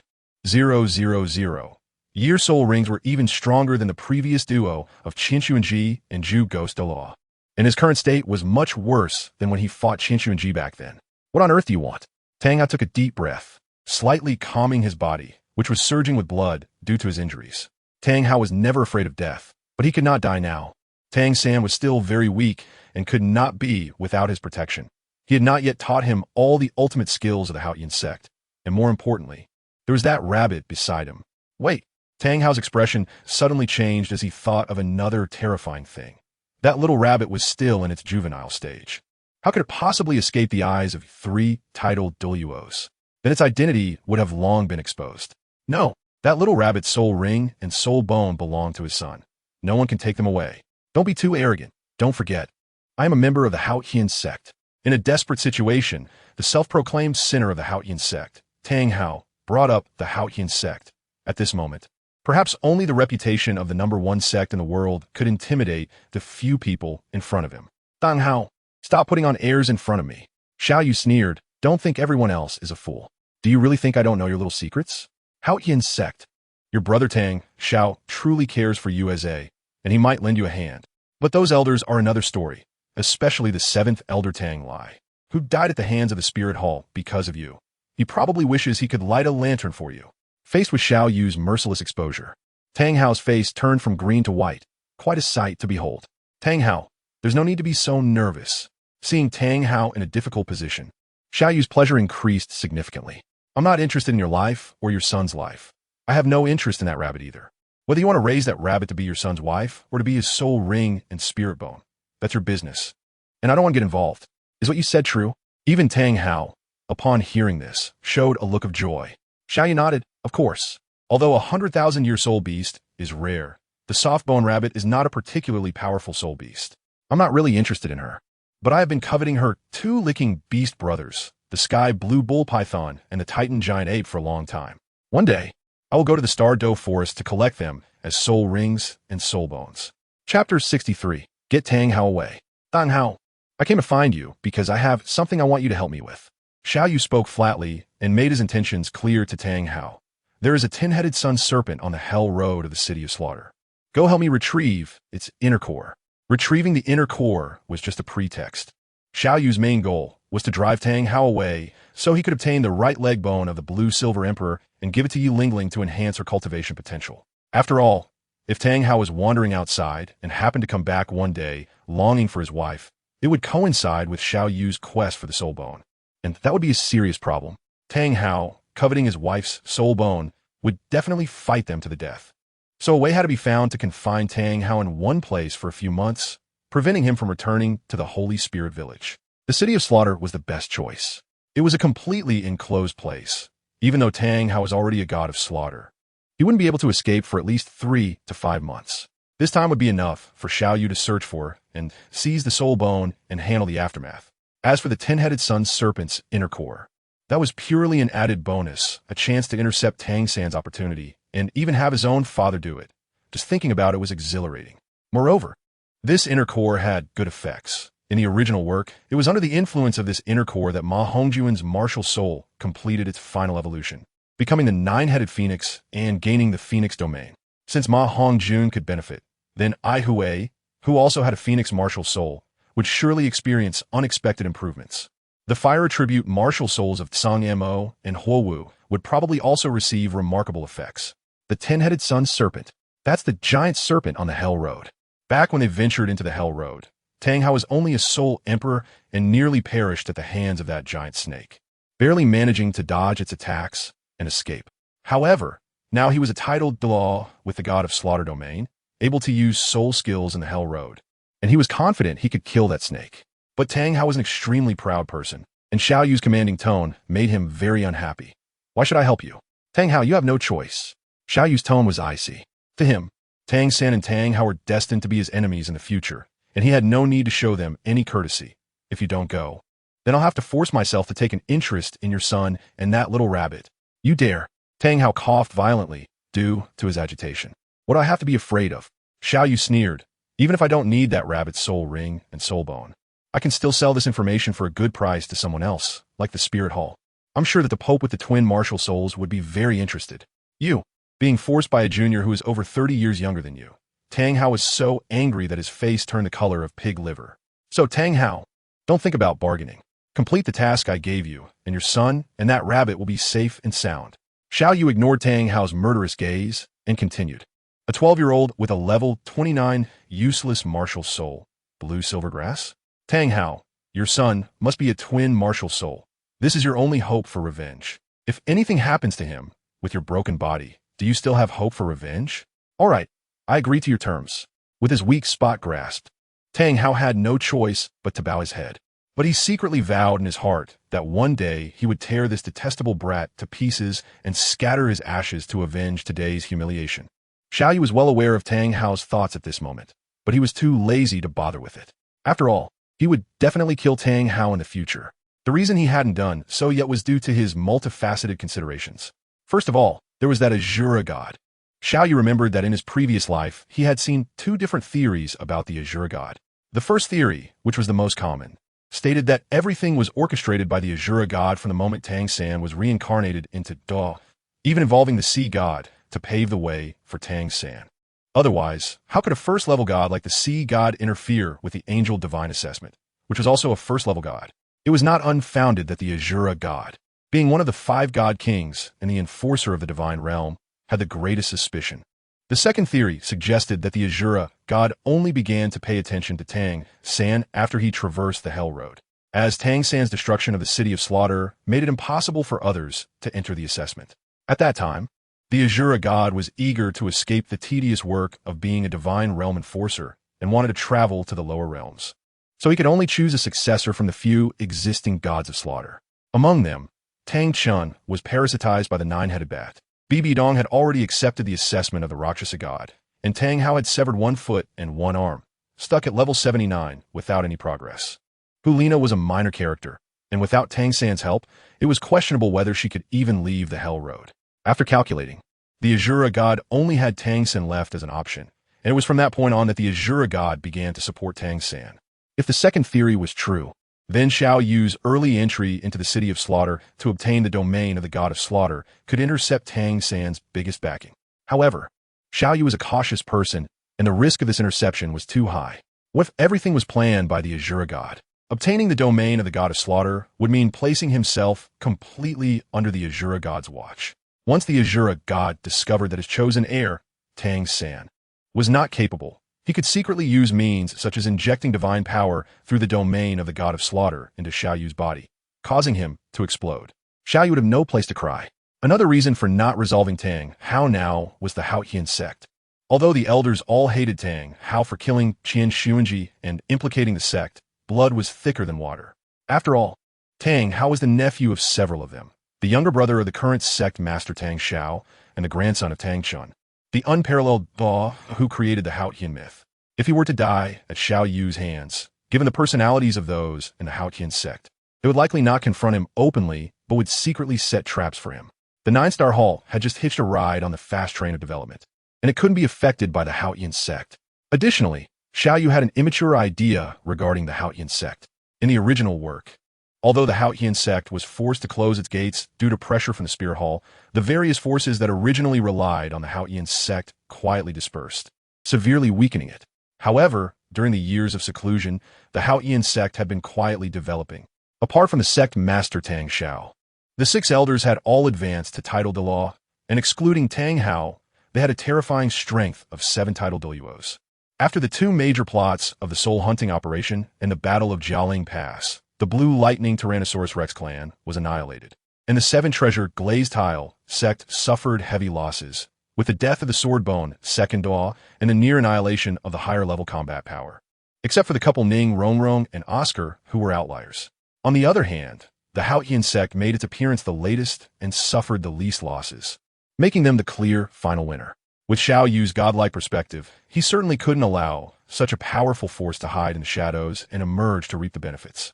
Therefore, he tried to use Tang Hao and Tang San as bait to open a gap and drag the entire Haotian sect into the quagmire of power struggles, ideally establishing them as a benchmark and becoming a target for the Spirit Hall's attacks. Chapter 64. The butterfly effect. Tang Hao left with endless resentment. Xiao Yu did not rush to find the Blue-Silver Emperor's soul bone in the Holy Soul Village. Firstly, Tang Hao's injuries from the battle with Shura would likely take 10 days to half a month to heal, and before leaving, he would definitely return to the Holy Soul Village to see his wife. It wouldn't be too late for Xiao Yu to take action after he finished visiting her. Secondly, if Xiao Yu remembered correctly, after the Rose Hotel, it would be the entrance to Shrek Academy, where the 7 monsters would gather, and soon after, Oscar would break through to level 30, and the 7 monsters would set off for the Stardew Forest. There were quite a few events in between, but it was only a matter of days. In this trip to the Stardew Forest, Tang San would obtain a significant boost in his life, the external soul bone, the 8 spider spears. With such an important external aid, how could Xiao Yu allow Tang San to obtain it smoothly? Just as Xiao Yu was pondering what excuse to use to go to the Stardew Forest, news came from the sect. Huihuo had finally broken through the bottleneck of the title Douluo after years of hard training. It was truly a timely opportunity, and Xiao Yu immediately sent a message back to the sect, instructing Huihuo to head directly to the Stardew Forest to meet him. As for Huihuo's 9th soul ring, Xiao Yu had already planned it out a few years ago. Huihuo's combat style focuses on offense and explosive power, and his martial soul, the Binia bird, possesses incredible destructive power that even several title Douluo would avoid confronting head-on. Therefore, the soul beast most suitable for his 9th soul ring must also have strong destructive power and explosiveness. So what do you think? The Titan Great Ape? Since Shura was also injured in the battle with Tang Hao, to ensure a thorough encirclement of the Titan Great Ape, Xiao Yu also brought Radamanthus to accompany Huihuo, leaving Shura in Soto City to recuperate. Xiao Yu did not go to the outskirts of Shrek Academy to stir up trouble during the enrollment process, but headed straight to the Stardew Forest. Previously, Huihuo had accompanied Xiao Yu to the Stardew Forest several times to hunt for soul rings, and they always stayed at the same inn. So this time he set the meeting place there. Xiao Yu had considered poaching from the Shrek 7 monsters, but after careful thought, he ultimately abandoned the idea. Among the 7 monsters, the leader Dai Mubai is the 3rd prince of the Star Luo Empire. A prince of such stature could never possibly ally with Xiao Yu, especially given his character of abandoning his fiancée to escape alone and indulging in debauchery in Soto City. Pass. The second, Oscar, is the one Xiao Yu most wanted to recruit from the Shrek 7 monsters. As a food-type soul master with innate full soul power, his rarity on the Douluo continent is unparalleled, rivaling even Tang San's twin martial souls. Although Oscar is a devoted admirer of Ning Rongrong, he is a remarkably clear-headed one. In the original story, upon discovering Ning Rongrong's eccentric personality, he quickly distanced himself from her. If not for Ning Rongrong's later proactive efforts to integrate into the seven monsters, he would have likely abandoned her without hesitation. After the Soul Master competition, in order to gain powerful attack strength to marry the woman he loves, he unhesitatingly embarked on a dangerous path, facing life and death crises countless times over 5 years. While Tang San also faced many hardships during those 5 years for him, even the most perilous place, the Slaughter City, it was merely a relatively challenging trial. Xiao Yu would even dare to bet his own life that if Tang San truly faced a life-threatening crisis, Tang Hao would definitely disregard the rules of the Slaughter City to rescue him. In contrast, Oscar had no backing, apart from the hidden weapons provided by Tang San. He had no real attack power.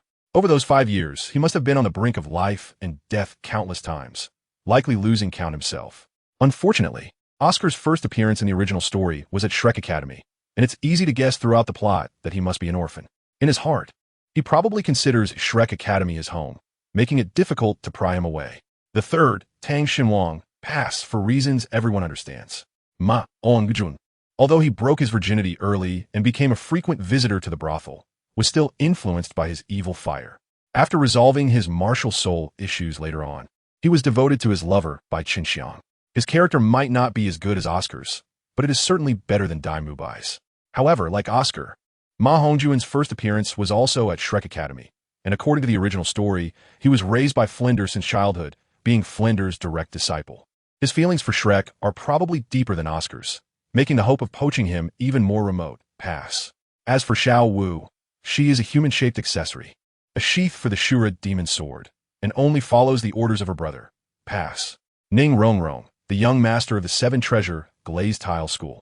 Although in recent years, the Nine-Star Hall and the Seven Treasure Glazed Tile School have formed a close partnership, they still maintain a significant level of vigilance against each other. To recklessly befriend the next-generation leader of the Seven Treasure Glazed Tile School could raise suspicions in Ningfengji that Xiao Yu is attempting to target his successor to achieve the goal of annexing the Seven Treasure Glazed Tile School. Although Xiao Yu indeed had this thought, he abandoned it due to Ning Fengji's cleverness. Thus, for Ning Rongrong, Xiao Yu adopts a laissez-faire attitude, allowing her complete freedom without interference. As for the little cat Zhu Zhuqing, her status is similar to Xiao Wu's due to her family background. She can only serve as Dai Mubai's accessory. Xiao Yu wants to help her, but must also take the Star Luo Empire into account. If the prince's fiancée were to be abducted, where would the face of the Star Luo Empire be? Never underestimate the million-strong armies of the Heaven Do Empire and the Star Luo Empire. If it weren't for the fear of these million troops, Ning Fengji would not be supporting the Heaven Do Empire, but controlling it. The Spirit Hall would not send a scientist to execute infiltration plans. The already corrupt ruling class of the Heaven Do Empire is still treated with such caution, let alone the Star Luo Empire, which is built on military strength. With no one from the Seven Monsters recruitable, there is no meaning for Xiao Yu to go to Shrek Academy. Is he just going to cause trouble to annoy Flinder and Tang Xinhuang? Just as Xiao Yu was heading to the outskirts of the Star Do Forest to prepare to meet with Hui Hua at Shrek Academy, as in the original story, Zhao Wujia, originally the proctor, got a little impatient and personally entered the trial for Tang San and the other four. Slightly different from the original. Ning Rongrong was not a rank 26 Great Soul Master, but a rank 31 Soul Sovereign. This was, of course, a butterfly effect brought about by Xiao Yu. After witnessing Xiao Yu's extraordinary talent, Ning Fengji felt a sense of urgency and became stricter with his only genius, Ning Rongrong. In addition, as a senior VIP partner of the Nine-Star Hall, Ning Fengji spent a significant amount of money to buy a medium-quality pill for Ning Rongrong from the Nine-Star Hall to improve her physique, allowing her to break through at 12 and leave Tang Xinhuang behind. Chapter 65. The unavoidable fate of Tang Xinhuang and the big contest. The Seven Treasures are famous for their strength, speed, and soul. As Ning Rongrong advanced to Soul Sovereign, her support capabilities became even more terrifying. Not only did she gain a soul skill that could amplify soul power attributes, but her amplification ability for her teammates also increased from 30 in the original story to 40. Zhao Wujia did not hesitate at all and directly targeted Ning Rongrong as his primary objective. It is common knowledge to eliminate the support type Soul Master first in a team battle, especially one with the World S number 1 support Martial Soul. The 7 Treasure Glazed Tile Pagoda. In an instant, Xiao Yu moved. Although he was not particularly skilled in speed, or rather, speed was supposed to be his weakness. Under the circumstance of nearly a 50-level difference in soul power, his figure was still difficult for Tang San and the others to capture. First soul skill bind. Seeing this, Tang San immediately used his first soul skill, Mother S bind, trying to delay Xiao Wujia's movements so they could see his figure clearly. However, the resilience of the blue-silver grass, which had not yet awakened into the blue-silver emperor, was too poor. Xiao Wujia, being a soul sage, excelling in strength, did not even need to use soul power and easily tore apart the vines that had wrapped around him. In just a few breaths, he had already appeared in front of Ning Rongrong. "Little girl, you're out first," Xiao Wujia called out lightly, channeling his soul power to condense a small light wave towards Ning Rongrong. He was very measured in his actions, a 12-year-old soul sovereign. It was easy to guess her status in the 7 Treasure Glazed Tile School. If he were to seriously injure her, he would be facing a global pursuit from the 7 Treasure Glazed Tile School. In Xiao Wujia's estimation, this soul power attack he condensed could knock Ning Rongrong out of the arena without truly harming her. However, to Xiao Wujia's surprise, just as the light ball approached Ning Rongrong, the gem hanging on her chest suddenly emitted a rainbow-colored glow. Following that, a circular protective shield expanded outward from this point, and the small light ball Xiao Wujia emitted instantly vanished upon contact with the shield. "This is a soul guide?" Xiao Wujia frowned slightly. With the support of Xue Qinghe, the soul guide business of the 9-Star Hall had spread across much of the Heaven Do Empire, and Xiao Wujia had heard of these new types of soul guides that were different from traditional storage soul guides. However, he was financially strained and could only hear about them without being able to afford them. "That's right, Teacher Xiao." Ning Rongrong smiled sweetly and said, "This is a level 5 defensive soul guide, the Heart of 7 Colors, which can withstand a full force attack from a Soul King. Teacher Xiao, you wouldn't use soul power above level 50 in an entrance exam, would you? The entrance examination requires a soul power level above 50, which student could possibly pass. This isn't an assessment, it's a difficulty test." Xiao Wujia nodded with a serious expression, as it seemed he couldn't eliminate Ning Rongrong, which also meant that Tang San and the other 2 would continue to receive the enhancement from the 7 Treasure Glazed Tile Tower until the end of the assessment. Soul guides, apart from storage, do they have other uses? It seems they are activated using soul power as a medium, appearing to be more intricate than hidden weapons. Not far away, Tang San, who witnessed the entire process of Ning Rongrong using the soul guide, felt a slight shock in his pupils. Unlike Xiao Wujia, Tang San was truly working in isolation and nodding. This could be seen from the original work when he first went to the Stardo Forest and actually asked Oscar if the Stardo Forest was a place where the Heaven Do Empire raised soul beasts. "Master, you might have heard of it, but in the eyes of this theoretical master, such things that obviously impact the traditional status of soul masters are considered heretical. How could he allow his beloved disciple to accept them?" "Xiao San, be careful." Just as Tang San was shocked by the soul guide, he suddenly heard Xiao Wu's anxious reminder. It turned out that Xiao Wujia, knowing he couldn't eliminate Ning Rongrong, turned around and charged towards Tang San and the others. With a paw raised high, he aimed a slap at Tang San. Tang San was distracted by the soul guide, and when he heard Xiao Wu's warning and tried to dodge, it was already too late. With a loud slap, following the Rose Hotel incident, Tang San once again received a heavy blow. Xiao Wujia's slap against Tang San was full of force. He held back against Ning Rongrong because of her strong background, but Tang San, a blue-silver grass soul master, had no background at all. At least, that's what Xiao Wujia thought. The immense bear power sent Tang San's frail body flying far away before crashing heavily to the ground. Here, Xiao Wujia had to thank Xiao Yu. If it weren't for Xiao Yu's butterfly wings causing Tang How to be seriously injured and not lurking in the shadows, he wouldn't escape a beating tonight. "Stupid bear, I'll kill you." Xiao Wu was Tang San's reverse scale, and how could Tang San not be her reverse scale too? Seeing her beloved brother suffer another heavy blow, Xiao Wu was filled with murderous intent and charged directly at Xiao Wujia. Zhu Zhuqing was speechless. Were these siblings' brains made of paste? One was distracted during battle, and the other was even braver, shouting and cursing at a 76-level soul sage. Who gave him the courage? Did they think they were soul fighters or title fighters? Xiao Wujia's face darkened at being called a stupid bear by Xiao Wu. He wasn't someone with a good temper. In his youth, he was even wanted by the Spirit Hall for his aggressive nature. Facing Xiao Yu charging at him, he no longer held back. Using his first soul skill, Unmoved King Body, to directly send Xiao Yu flying several meters, coincidentally crashing on Tang San, who had just gotten up from the ground. "You little brat, let's see how I deal with you." Xiao Wujie roared and rushed towards the two like a released arrow. Seeing Xiao Wujie charging fiercely, Xiao Yu used her second soul skill, Charm, just like in the original work, but due to the vast difference in soul power levels, Xiao Wujie instantly broke it, and she suffered a backlash from the soul skill, rolling her eyes back and fainting. Following that, Tang San entered a berserk state, unleashing countless hidden weapons like rain towards Xiao Wujie. However, since Xiao Yu intercepted the piece of crystal that produced golden light, Tang San, who had lost the dragon whisker needle, had no weapons capable of breaking through Xiao Wujie's defenses. Instead, Xiao Wujie, relying on his formidable defense, approached amidst the downpour of hidden weapons and received another heavy blow. Nevertheless, the endless hidden weapons still caused Xiao Wujie some trouble. Coupled with Tang San's extraordinary willpower, even after taking several heavy hits from Xiao Wujie, he gritted his teeth and didn't faint, managing to endure through the incense stick's worth of time specified in the assessment. Seeing that the assessment had ended, Xiao Wujie no longer made things difficult, especially since the qualifications of the few were indeed not bad. He waved at Dai Mu Bai, signaling him to arrange for them. Chapter 66. Shrek's Creditor. A few days later, an inn on the outskirts of the Stardew Forest.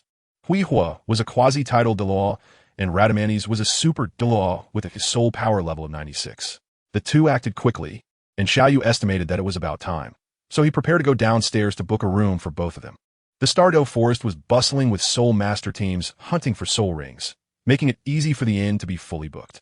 Although titled Douluo powerhouses wouldn't be affected in the slightest by their surroundings, as the sect leader, it was better to provide a good resting environment for the sect members. They planned to rest here for one night, adjust their conditions, and set off to the Stardew Forest tomorrow to obtain a soul ring for little Oscar. Xiao Yu had just booked 2 rooms and was ready to return to his own room to cultivate, when suddenly he heard a rough voice. Damn, could it be such a coincidence? Xiao Yu's lips twitched slightly as he turned his head to look at the source of the sound. He saw a group of 8 people, a burly middle-aged man and 7 young boys and girls dressed in different colors. It was none other than Xiao Wujie and the Shrek 7 monsters.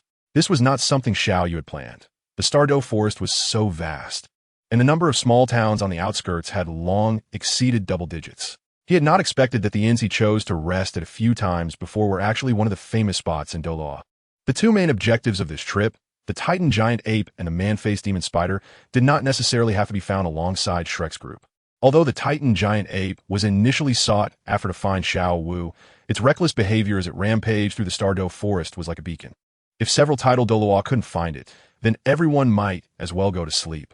After killing the Titan Giant Ape, the subsequent storylines would not unfold, and Tang San would not encounter the Man-Faced Demon Spider. To find that spider, one could start with Meng Shu in Mangaran. Long Gong Meng Shu was a renowned soul Douluo, and finding him was much easier than tracking down the Shrek Academy. Moreover, the reason was simple. Recruiting a lone soul Douluo from the mainland, especially one capable of using a martial soul fusion skill to briefly match a titled Douluo, was something not every sect leader would do. This way, his advantage as a prophet would not be exposed. Therefore, although this trip to the Stardew Forest was closely related to the Shrek 7 monsters, Xiao Yu really did not need them. He just hadn't expected that his choices from a few years ago would align so perfectly. What intrigued Xiao Yu even more was the unusual positioning of the Shrek 7 monsters. Ning Rongrong walked proudly at the forefront, showing none of the despondency from the original story after being criticized and PUAD. This was actually the butterfly effect brought about by Xiao Yu. Due to Ning Fengji's strict requirements for Ning Rongrong, when Flinder asked her and Oscar to run laps around the village, she did not sneak away but grit her teeth and persevered. Coupled with her breaking through to Soul Master at the age of 12, she directly overshadowed the other 6 Shrek monsters. Apart from the food system's Soul Master Oscar, who surprised her a little with his innate full soul power. Nothing else could bring her down, so Flinder's PUA tactics failed. If that were all, it would not be enough for Ning Rongrong to take the central position in Shrek. After the assessment that day, our Tang San had his eyes set on the soul tool that Ning Rongrong used. In Tang San's mind, as long as he figured out the internal structure of this soul tool and integrated it into his hidden weapons could surpass the soul tool. The ideal was grand, but reality was stark. After a flurry of operations, That 5th-level defensive soul tool was ruined by Tang San. Ning Rongrong was so angry that her mouth nearly twisted. If it weren't for Tang San having Xiao Yu pester him several times, she would never have lent it to him. Moreover, before handing it over, she repeatedly reminded him not to attempt to disassemble the internal structure. The 7 Treasure Glazed Tile School had tried to recruit skilled craftsmen to research soul tools for imitation. But because the soul tool from the 9 Stars Hall were equipped with self-destruct mechanisms during manufacturing, every attempt ended in failure. Even though she had told Tang San this, he still acted on his own, not knowing where he got the confidence to think he could outdo those renowned craftsmen. Ning Rongrong was furious, yelling at Tang San to pay her back. This 5th-level soul tool was priced at 10,000 gold soul coins, while Tang San's entire fortune amounted to just a few hundred gold soul coins. Xiao Yu was even poorer. Oscar and Ma Hongjun were also orphans with nothing. And although Dai Mu Bai and Zhu Zhuqing were from the imperial family of the Xinghua Empire, they both had escaped privately. With Zhu Zhuqing fleeing under pressure from her sister and having just enough money to pay her tuition, while Dai Mu Bai had brought quite a bit before running away. But after years of supporting Shrek and living lavishly in Soto City, he was left with little, wanting to help but being unable to do so. Flinder ultimately stepped in personally, issuing an IOU to Ning Rongrong in the name of the Academy. Now, Ning Rongrong was the creditor of the entire Shrek Academy, naturally walking tall and proud in front of the others. Just then, as Xiao Yu was curious about what had happened to the Shrek 7 monsters, Xiao Yu had already spotted him. Although the 10,000-year-old beast had lost its cultivation after becoming human, its perception of the surrounding spirits was still unlike that of ordinary people. Following Xiao Yu's gaze, Dai Mu Bai and Tang San also noticed Xiao Yu, their faces instantly darkening as the humiliation from that day at the Rose Hotel surged back to their minds. What a narrow road for enemies. Who would have thought they would run into you here?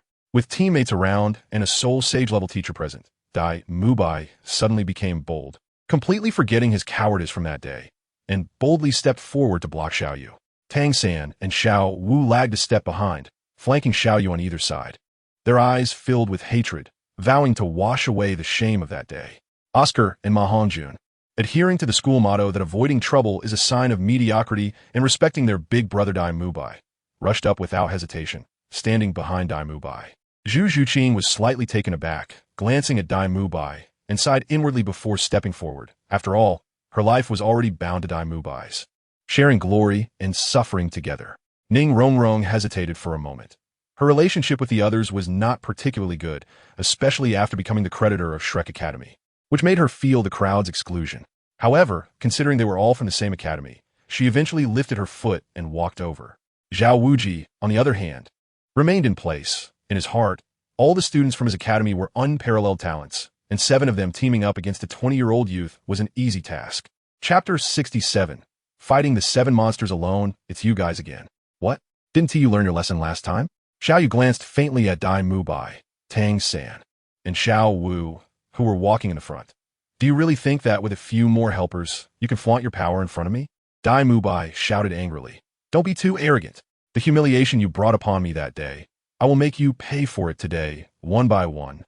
Your so-called revenge is just bringing a large group of people to bully the few? Xiao Yu sneered and looked directly at Dai Mu Bai, saying, I was right. You are indeed a complete coward. Dai Mu Bai was left speechless by Xiao Yu's retort. Beside them, Zhu Zhuqing's eyes clearly showed a fluctuation upon hearing the word coward. Yes, she knew all too well that Dai Mu Bai was a coward, but the shackles of fate had bound her to his side. Even if he was a useless person, she could only follow him. The selfless Tang Shenwang, seeing that Dai Mu Bai was being criticized, immediately took over the conversation. Our Shrek Academy students are a whole. When one person is in trouble, we stand together. It does not count as bullying the weak. Shamelessness is shameless. Why do you still need to make these grand excuses? If one day you take off this hypocritical facade, I might still look at you with some respect. Xiao Yu patted the corner of his clothes, gently dusting off a bit of dust, and lifted his leg to walk outside. If you want to fight, come out and fight me. Don't ruin other people's place with your few characters. I don't think you will consider the issue of compensation. The Shrek 7 devils fell behind. After all, with 7 people in a group battle, they had to discuss their tactics. Little San, how do you think we should fight? At this critical moment, Dai Mu Bai's previous experience of being beaten up resurfaced in his mind, making him a bit hesitant, which made Zhu Zhuqing's expression even more desolate. Our great Tang Sanwang, however, was quite confident. Boss Dai, don't worry. At his age, at most he is just a soul master.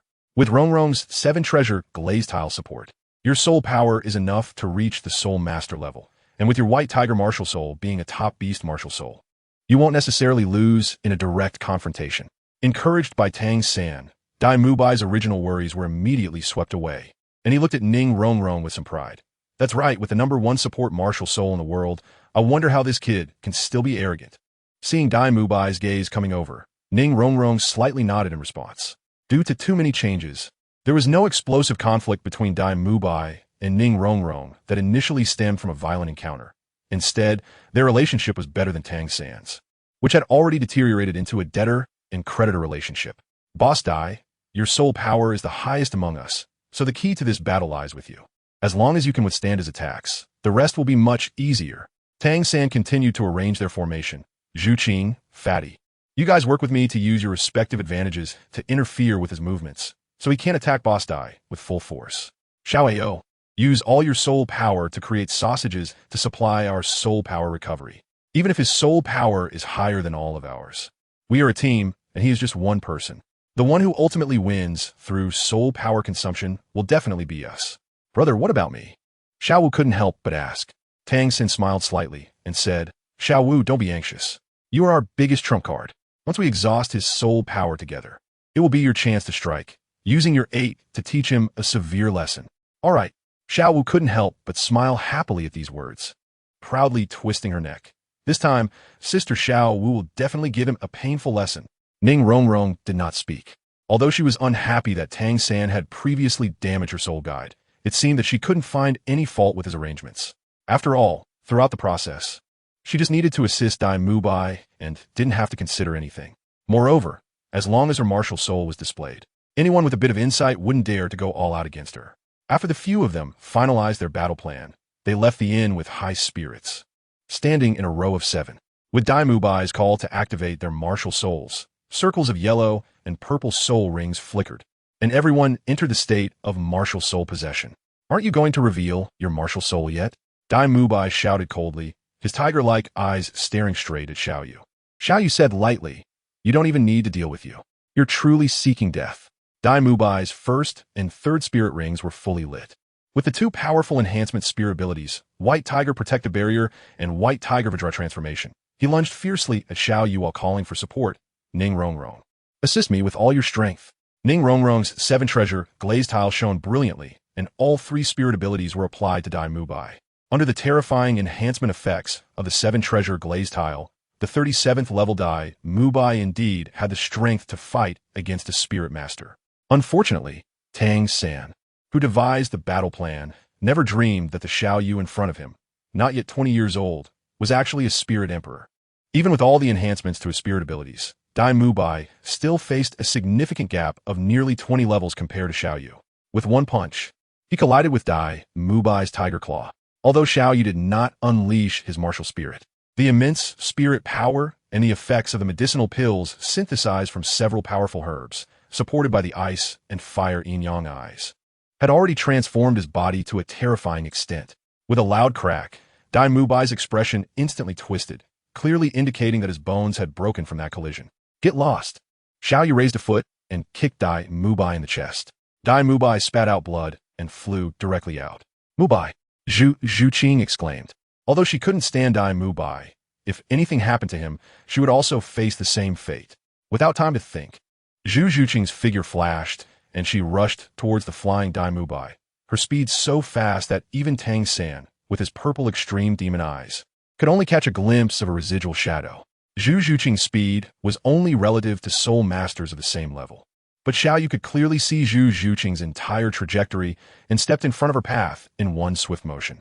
Get out of the way, Zhu Qing shouted, using her first soul skill, Nether Strike, as her sharp claws lunged toward Xiao Yu.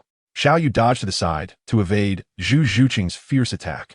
As the two passed each other, Xiao Yu turned back and delivered a knife hand strike right to Zhu Qing's neck. Zhu Qing's body went limp, and she collapsed weakly to the ground. Xiao Yu had restrained his strength to the extreme, only temporarily incapacitating her without truly injuring her. Among the Shrek 3 beauties, he was most fond of Zhu Qing. Her talent could be said to be the worst among the Shrek 7 monsters. with an innate soul power just a bit over level 7. However, through her perseverance and hard work, she had never fallen behind in levels. Chapter 68. Shrouded in the Shadow of Shrek. As soon as they engaged, Dai Mubai and Zhu Zhuqing were rendered incapable of fighting by Xiao Yu, leaving the remaining 5 Shrek members with drastically changed expressions. Xiao Yu scanned the surroundings and finally fixed his gaze on a mohawk-haired Ma Hongjun. First soul skill, Phoenix Fire Line. Second soul skill, Blazing Phoenix. It seemed that Ma Hongjun sensed Xiao Yu's unfriendly gaze and was flustered, releasing both his first and second soul skills at once without thinking. Your flames are much weaker than I expected. Xiao Yu circulated his soul power to protect his body, and the purplish-red flames couldn't get close at all. Ma Hongjun's evil fire phoenix contained too many impurities, although it was stronger than ordinary flames. Among Xiao Yu's teammates, there were 3 soul masters with fire attributes, not to mention the extreme fire spirit, the phoenix martial soul of Yi Hui. Even Song Mo's flames were stronger than Ma Hongjun's phoenix fire line, barely surpassing Huo Wu, who controlled the battlefield with flames. Over the years, Xiao Yu had no idea how many times he had sparred with these teammates. The mere evil fire was no longer taken seriously by him. Ma Hongjun, who was spewing flames from his mouth, suddenly saw a blur before his eyes, and the figure of Xiao Yu in black had already appeared in front of him. Before he could come to his senses, Xiao Yu had already punched him squarely in his chubby round face. In an instant, Ma Hongjun was sent flying like a cannonball, crashing into the ground and creating a large pit. That's enough, stop! A voice filled with anger rang out, and a tall figure appeared in front of the Shrek 7 monsters. It was Zhao Wujin. Zhao Wujin's face was dark, as if it could drip water. He never expected that his proud little monster students would have no resistance against their opponent. The key was that Xiao Yu's movements were too fast. In just a few seconds, he hadn't even had time to react before Xiao Yu had knocked down 3 of his students. If he had been any later, the remaining 4 would likely have met the same fate as Dai Mubai and the others. Seeing Zhao Wujin appear, the remaining 4 secretly breathed a sigh of relief. Tang San withdrew his hand from the 24 Bridges bright moonlight and looked at Xiao Yu not far away with a mocking gaze. He didn't believe that Zhao Wujin, a soul sage, couldn't handle Xiao Yu. You brat, you have some nerve to hurt my Shrek Academy students. Zhao Wujin glanced at the 3 lying on the ground. Zhu Zhuqing was all right, but Dai Mubai and Ma Hongjun were curled up on the ground moaning, clearly injured. He glared at Xiao Yu and said, "It was just a spar. Did you have to be so ruthless? I didn't even use my martial soul, and they couldn't take a single punch. You can only blame them for being too useless." Xiao Yu sneered. In the end, it's still your academy that's not up to par. The students you taught have no real skills at all. You dare to insult Shrek Academy. Zhao Wuji's face darkened with anger, his eyes glinting fiercely as he glared at Xiao Yu. "Kid, it seems I need to teach you how to behave when you're out in the world." 2 yellow, 2 purple, and 3 black soul rings rose from his body, and with the powerful body of the diamond bear, Zhao Wuji said coldly, "Kid, apologize properly to my student, or don't blame me for being rude. Teacher Zhao, teach him a good lesson." Xiao Wu cheered from behind, causing Ning Rongrong, who was behind her, to feel speechless. A nearly 50-year-old soul saint bullying a young man under 20. What would others think if they found out? Xiao was actually proud of it instead of feeling ashamed. "I want to see how you'll be rude." At that moment, a voice filled with anger rang out. Dressed in black, Hui was stepped in front of Xiao Yu and looked at the soul-possessed Zhao Wuji with disdain. "At your age, bullying the young, aren't you ashamed?"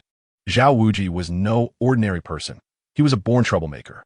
Instead of feeling the slightest bit ashamed at Hui Hua's accusation, he arrogantly replied, "So you must be this kid's mentor. In that case, I won't be bullying the young, but we'll let our strengths do the talking." "I'm not afraid of you." Hui Hua snorted coldly, and the black flames surrounding his Benyu bird's spirit slowly emerged, shining even brighter in the night sky. With 2 yellow, 2 purple, and 4 black soul rings sparkling, the previously arrogant Shrek group suddenly fell silent. Xiao Wu quickly retracted her own spirit, biting her lip to suppress her aura. 7th soul skill, true body of the diamond bear. Facing a soul Douluo opponent, Zhao Wuji showed no hesitation and directly activated his martial spirit true body, instantly transforming into a giant bear over 5 or 6 meters tall. He swung his arms, fully unleashing the diamond bear's powerful claws, charging straight at Hui Hua. "Overestimating yourself. He was not an ordinary soul Douluo, but a quasi-title Douluo who had reached level 90. Facing the fully powered Zhao Wuji, he didn't even activate his true body. He simply used his 6th soul skill, Solar Corona. Countless gusts of wind, carrying terrifying black flames, surged toward Zhao Wuji. He quickly halted his charge, forming a cross with his hands in front of him, attempting to withstand the attack with his robust physique. However, the disparity in their cultivation levels was too great, and Huihua's martial spirit quality far surpassed Zhao Wuji's. A howling wind swept through, blowing Zhao Wuji's massive body away, creating a deep pit in the ground. Much like his beloved disciple Dai Mubai, many parts of his body were scorched by Huihua's black flames, leaving him in a miserable state. Teacher Zhao, Tang San and a few others finally reacted. Tang San and Oscar rushed to Zhao Wuji's side, helping him up from the pit. Xiao Wu and Ning Rongrong followed closely behind. Oscar quickly used his first soul skill to conjure a large sausage and handed it to Zhao Wuji, who took it and began to chew heartily. Huihua did not stop Zhao Wuji from eating the sausage. After all, what did it matter if Zhao Wuji recovered? It would just be another attack. Moreover, a great soul master's first soul skill could only restore so much. Zhao Wuji understood this logic as well. After swallowing the sausage, he took a deep breath and looked at Huihua, saying, "This time, it's my fault for not recognizing the mountain. You can do as you please. But please don't make things difficult for my students. They're still young, and the future is long." Although Zhao Wuji was known as a troublemaker with various flaws, like Flinder truly cared for his students. It could be said that he was very protective of them, always standing by their side regardless of right or wrong. Chapter 69. Surround and Hunt, Titan Giant Ape. Why should I listen to you? Huihua's voice was icy, making Zhao Wuji and the others feel as if they had fallen into an ice cellar. Young Master Xiao, wait. At that moment, a figure suddenly sprang out of the shadows, making his way to Xiao Yu and bowing respectfully. Ning Zhou from the Seven Treasure Glazed Tile School pays his respects to young Master Xiao. From a Seven Treasure Glazed Tile School? You know me? Xiao Yu was slightly taken aback, quickly recalling that he indeed had never seen this person named Ning Zhou. It seemed that Ning Zhou sensed Xiao Yu's confusion and explained with a faint smile. I used to be the personal dark guard of the sect master. When the sect master was having discussions with young Master Xiao, I was secretly responsible for ensuring the sect master's safety. Young Master Xiao may not have seen me, but I have seen you. So that's how it is. Xiao Yu nodded, clearly understanding Ning Zhou's intentions, but still had to pretend to be confused on the surface. Why would the dark guard of sect master Ning come here instead of staying by his side? Ning Zhou quickly stepped aside and introduced Ning Rongrong to Xiao Yu, saying, "This is the young lady of our Seven Treasure Glazed Tile sect. I am here on behalf of the sect master to ensure her safety. I hope that young Master Xiao can overlook today's incident for the sake of our sect master." I was wondering where such a young soul sage of the Seven Treasure Glazed Tile Pagoda came from. It turns out she is the daughter of sect master Ning. Xiao Yu glanced at Ning Rongrong, who was indeed unremarkable, and then turned to Ning Zhou and said, "Today, for the sake of the Seven Treasure Glazed Tile School and young Master Ning, I won't hold it against these guys." Ning Zhou cupped his hands in gratitude and said, "Thank you, young Master Xiao." Xiao Yu nodded as a gesture of acknowledgement and waved at Huihua, and the two returned to the inn. As for the Shrek group, how could they still have the face to enter the inn? Tang San and Oscar supported the three injured members, while Ning Rongrong and Xiao Wu helped the unconscious Zhu Zhuqing. After Ning Zhou revealed his identity to resolve the crisis for the Shrek group, he quickly concealed himself in the shadows again. The group then walked towards the distance, preparing to find another inn in the next town. As for whether this would have any consequences, such as whether Oscar could still obtain the soul ring from the phoenix-tailed coxcomb snake due to the wrong entry point in the forest, that was not something Xiao Yu needed to worry about. Xiao Yu remembered that Oscar's third soul skill, flight, had been very effective during times of crisis for Shrek.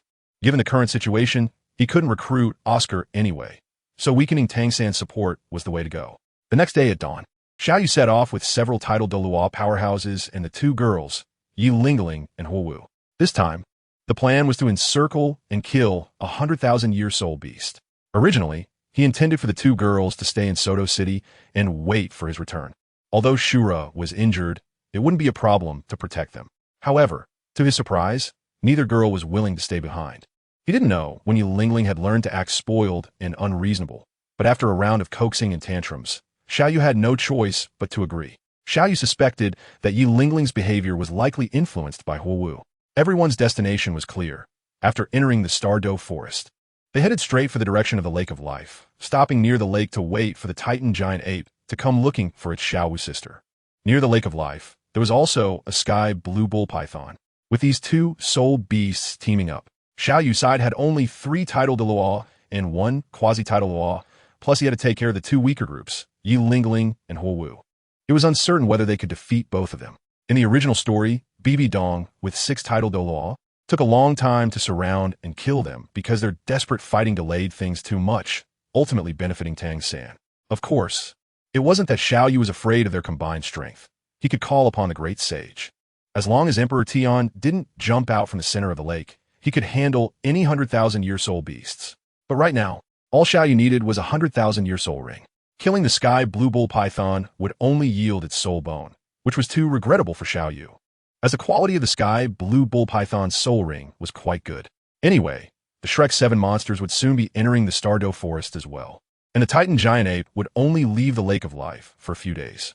Xiao Yu had spent 10 days or half a month in the Stardew Forest before when obtaining soul rings, so he could afford to wait a few days. After 2 days of waiting, Rhadamanthus, Iolia, Milo, and Huehua seemed to have reached a silent agreement, simultaneously turning their gazes in one direction and saying in unison, "It's coming." As soon as the words left their mouths, they saw trees in the distance falling to the ground in groups, as if harvested like wheat.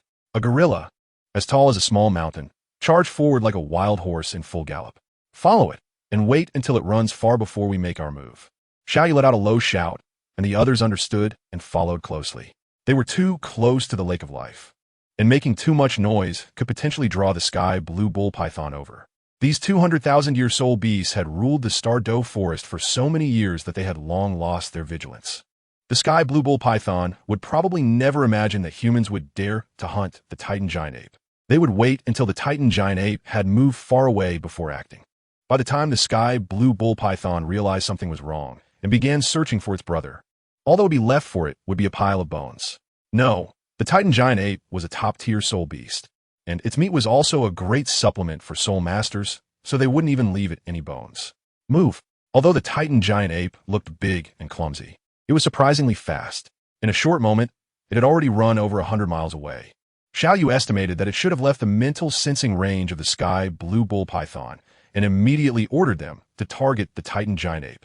3 beams of light shot into the sky, 2 golden and 1 black, belonging to Rhadamanthus, Milo, and Iolia respectively, while Huehua stayed behind, responsible for protecting the safety of Xiao Yu and the others and waiting for the right moment to strike.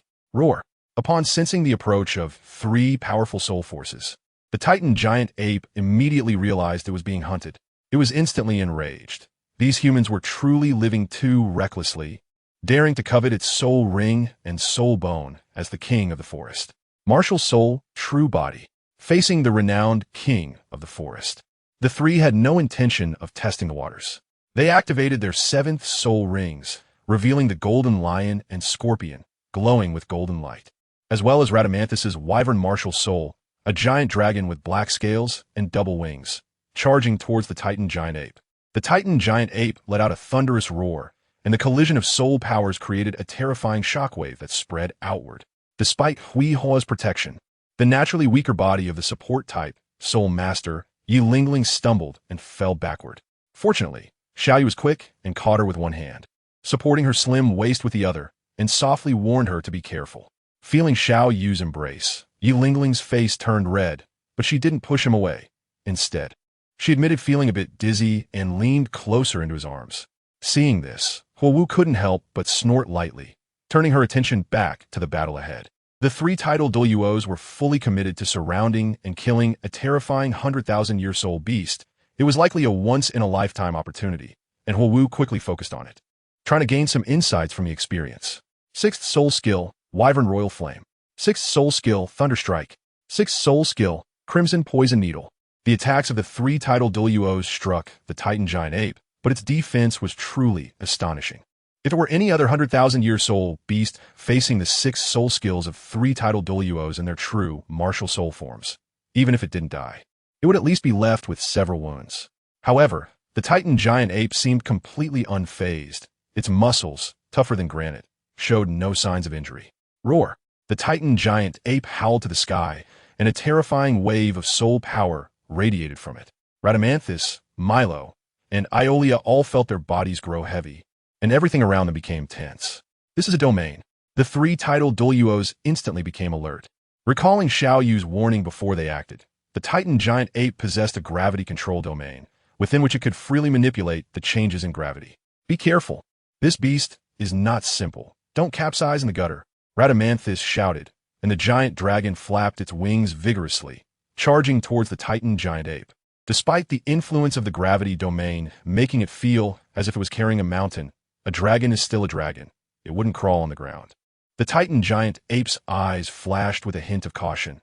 The wyvern martial soul opposite it made it feel a subtle suppression of bloodline.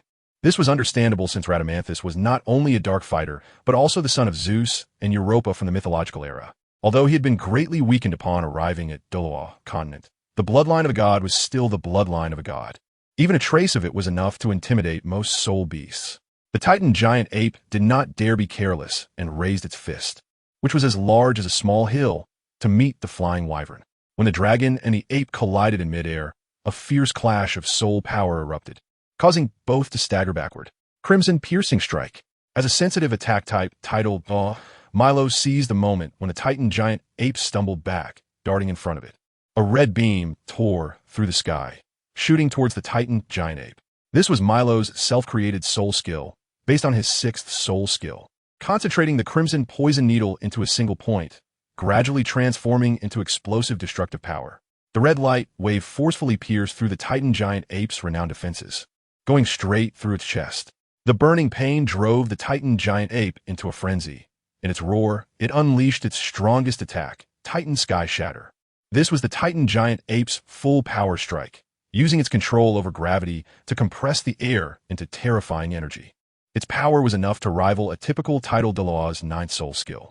A massive yellow beam shot forth, and Milo did not dare to be careless, unleashing his strongest blow as well. 9th soul skill, Crimson Needle Fire. Milo's attack, in addition to the scorpion's poisonous stinger, also incorporated Regal's cosmic hell flames, with 2 waves of immense power, one red and one yellow, shooting out, colliding in midair and causing the very fabric of space to tremble. Both man and beast exerted their full strength, and the energy from the 2 waves intertwined to form a massive light sphere in the center, leading to a stalemate. Iolia, go all out and take down this beast, Rhadamanthus yelled at Iolia. Iolia nodded. This was a soul hunt, not a fair duel. If they didn't T-strike while the Titan giant ape was being restrained by Milo, that would truly be foolish. 9th soul skill, Maximum Alert. 9th soul skill, Extreme Spirit of Severity. Without hesitation, both used their strongest attacks. Rhadamanthus focused his soul power in his palm and launched a dark explosive shockwave towards the opponent. This attack had 2 methods. This time Rhadamanthus chose a concentrated attack method, pointing his palm at his opponent and launching shockwave attacks in rapid succession like a machine gun. Iolia's attack was equally formidable, injecting highly compressed lightning into the enemy's body, using high-pressure electricity to strip it of its freedom of movement. In an instant, the released lightning penetrated its flesh with a power that could rival Saga's galaxy star explosion. The 2 powerful 9th soul skills accurately hit the Titan giant ape, accompanied by the sound of cracking bones. The Titan giant ape let out a painful howl, blood gushing from its massive body, and the air was thick with the scent of blood. The immense pain rendered the Titan giant ape unable to exert its full strength. Seeing this, Milo also pushed his soul power to the limit. The red light wave finally overtook the yellow one, and the searing crimson wave destroyed the Titan giant ape's proud defenses, sending it flying away. Huihua Final Strike. The long-prepared Huihua responded to the reminder and struck like lightning. A giant bird engulfed in black flames soared into the sky, a sphere of light, containing more than half of Huihua's soul power, and, at the center, a high temperature shot out, engulfing the battle-worn Titan giant ape. Its massive body quickly ignited, eventually turning to char and slowly falling. The king of the forest, the 100,000-year soul beast Titan giant ape, thus perished, and a red soul ring emerged from its already battered body.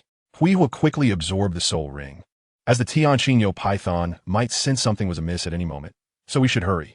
After the battle, Xiao Yu came out with the 2 women, worried that delays could lead to changes, and urged them to move faster. With Huihua's will, physique, and martial soul quality, absorbing the Titan giant ape's soul ring should pose no problem.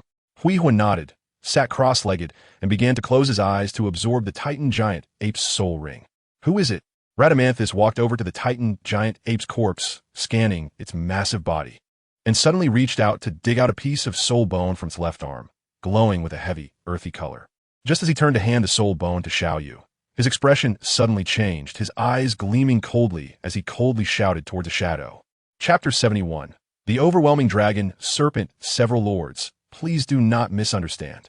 Emerging from the shadows was a tall, thin old man, holding a bright silver, dragon-headed cane. Bowing and saying, "I am Meng Shu.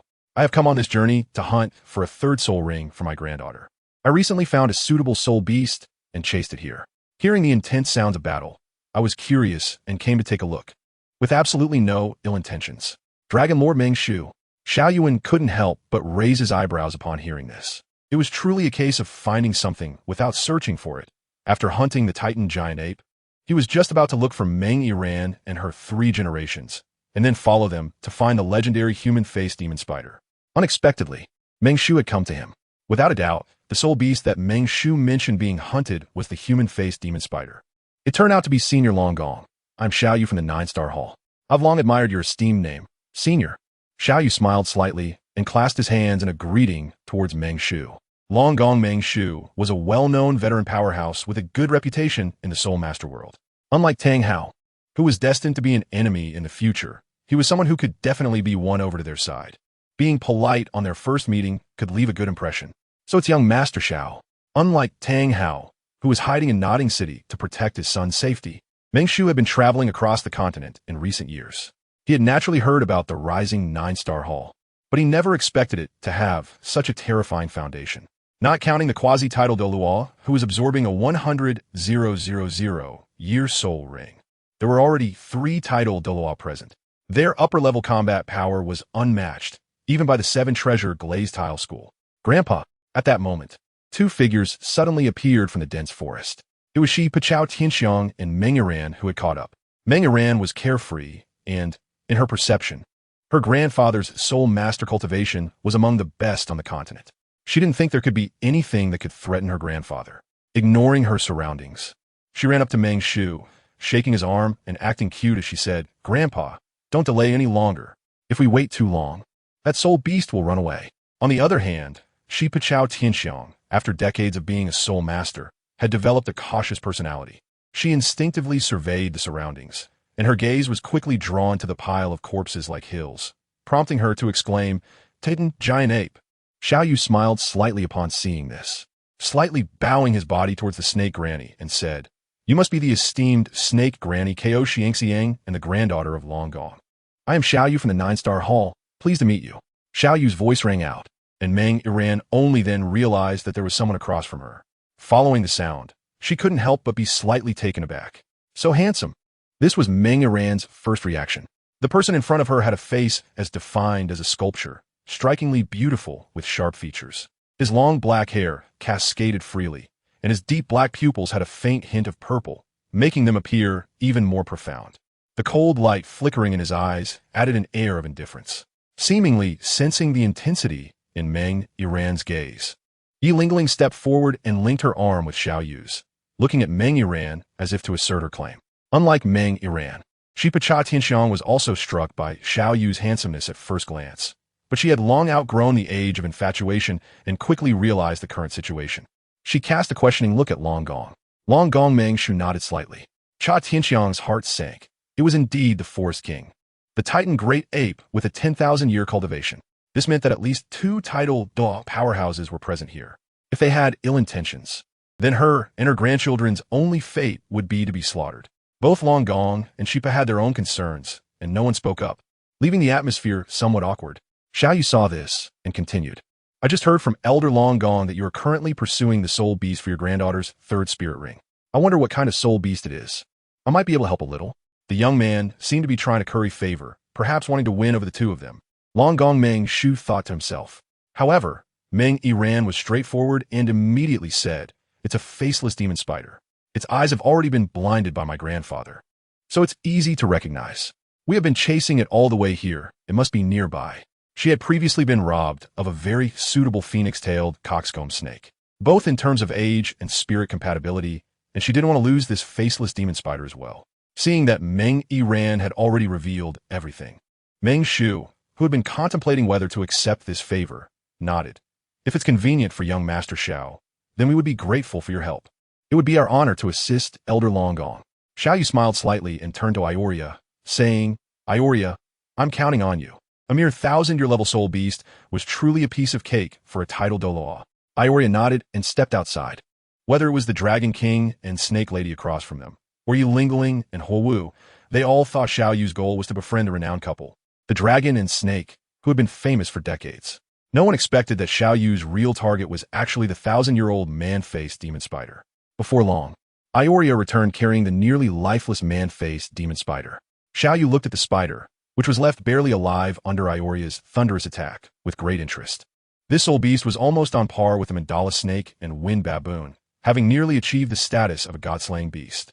Just as Meng Iran stepped forward to end its life, Xiao Yu immediately reminded her, Senior Dragon King, are you really going to let your granddaughter absorb this man-faced demon spider's soul ring? What's wrong? Meng Shu was slightly taken aback. He thought that since the 9-star hall was helping him hunt for soul beasts, they wouldn't try to seize this one at this moment. Xiao Yu raised his hand and pointed at the spider legs of the human-faced demon spider.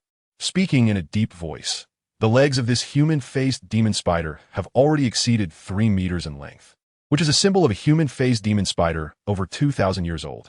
If my granddaughter is only absorbing the 3rd soul ring, absorbing a soul ring over 2,000 years old might be. Xiao Yu had not finished speaking when Meng Shu's expression changed drastically. He stepped forward to carefully examine the human-faced demon spider. After years of traveling the continent, he had a certain understanding of a human-faced demon spider.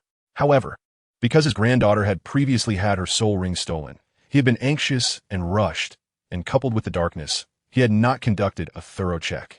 After confirming that Xiao Yu was not lying, Meng Shu breathed a sigh of relief inwardly. If he had been careless and allowed his granddaughter to absorb a soul ring that exceeded the age limit, especially one produced by such a violent soul beast as the human-faced demon spider, given her physical condition, the result would only be one. She would not withstand the impact of the soul ring's energy and would die explosively. His son had passed away early, and Meng Iran was the only bloodline left in the Meng family. If anything were to happen to her, what meaning would his life have in this world? Meng Iran's face also turned pale, cold sweat dripping down. If it weren't for Xiao Yu, today would have been her day of death. The 3 of them, filled with lingering fear, quickly thanked Xiao Yu, saying, Young Lord Xiao, your great kindness is beyond words.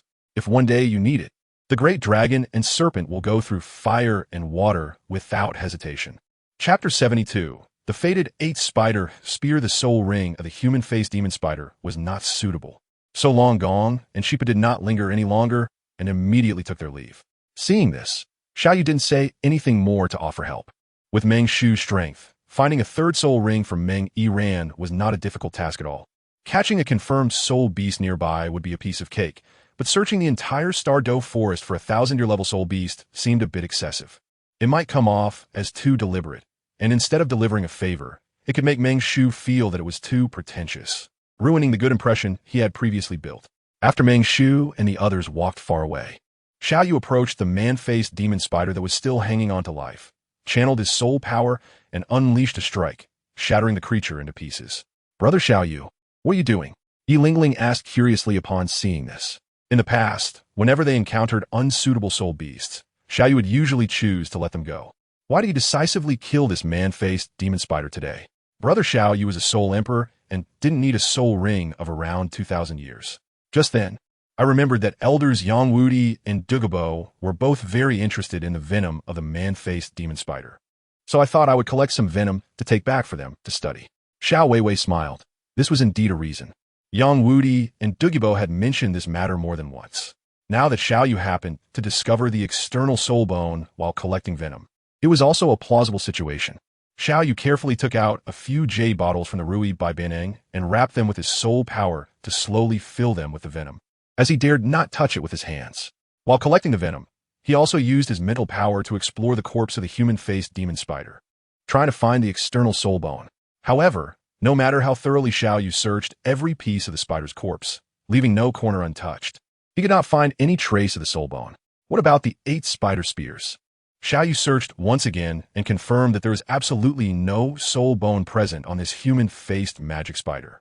Just as expected, Xiao Yu raised his head, gazing at the starry sky, as if he wanted to penetrate the clouds and soar into the heavens. The Asura god and the sea god, Everything was indeed planned by you. He couldn't help but feel that everything was too coincidental. A mere 2,000-year-old human-faced demon spider actually produced an external spirit bone with effects comparable to a 100,000-year soul bone and ultimately evolved into part of a divine-grade set. It seemed that the 8 spider lances were a gift from the sea god to Tang San, or perhaps from the very beginning, the 8 spider lances were destined to evolve into the sea god's 8 wings. Although he didn't obtain the 8 spider lances, at least he confirmed one thing. For Xiao Yu, this was not entirely a bad thing. He must be cautious when dealing with Tang San in the future. Who knows whether those 2 shameless ones would resort to any underhanded tactics, like summoning divine projections to help Tang San. After a while, the Huihua absorbed the 100,000-year soul ring, and his soul power directly broke through from level 90 to level 92.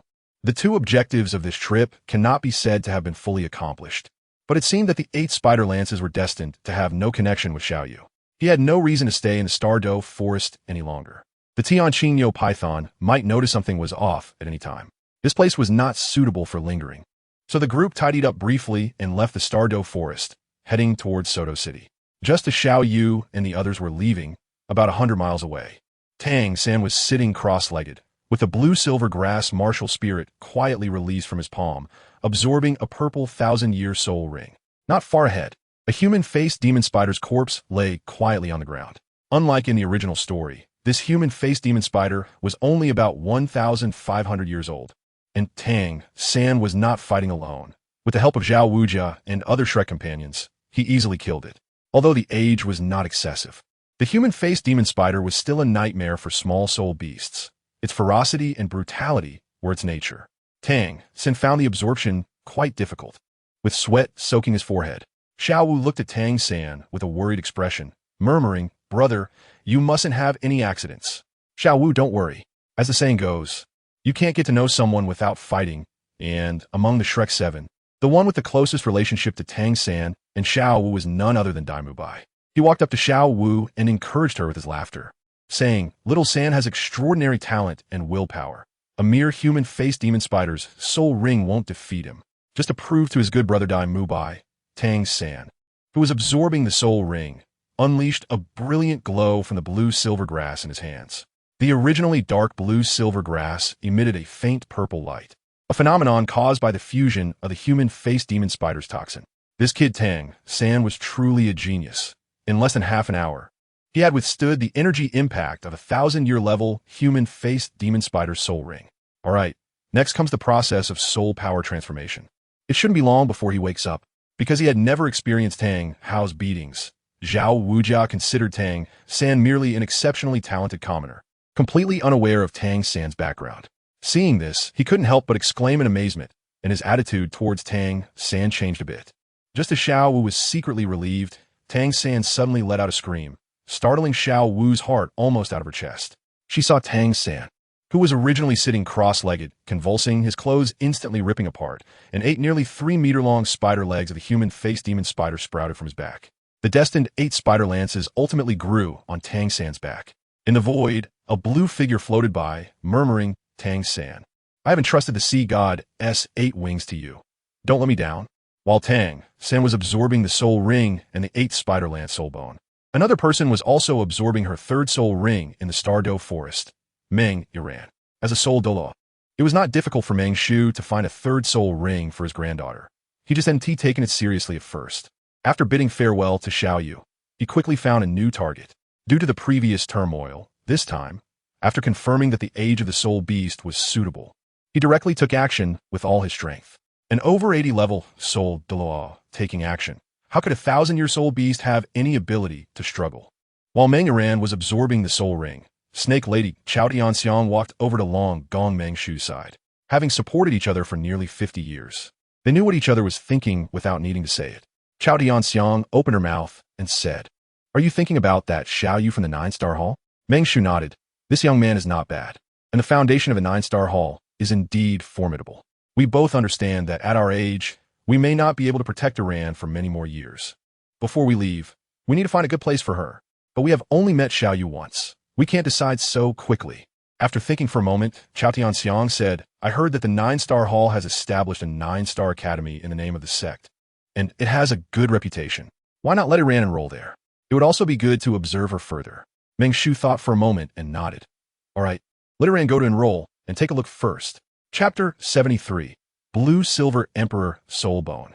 Nodding City, Holy Soul Village. After Xiao Yu and his group returned from the Starry Forest, they quickly returned to Soto City to meet with Shura, who was recuperating and monitoring Tang Hao. According to Shura, Tang Hao only rested in Soto City for 3 days before setting off towards the extreme west, clearly heading straight for the City of Slaughter.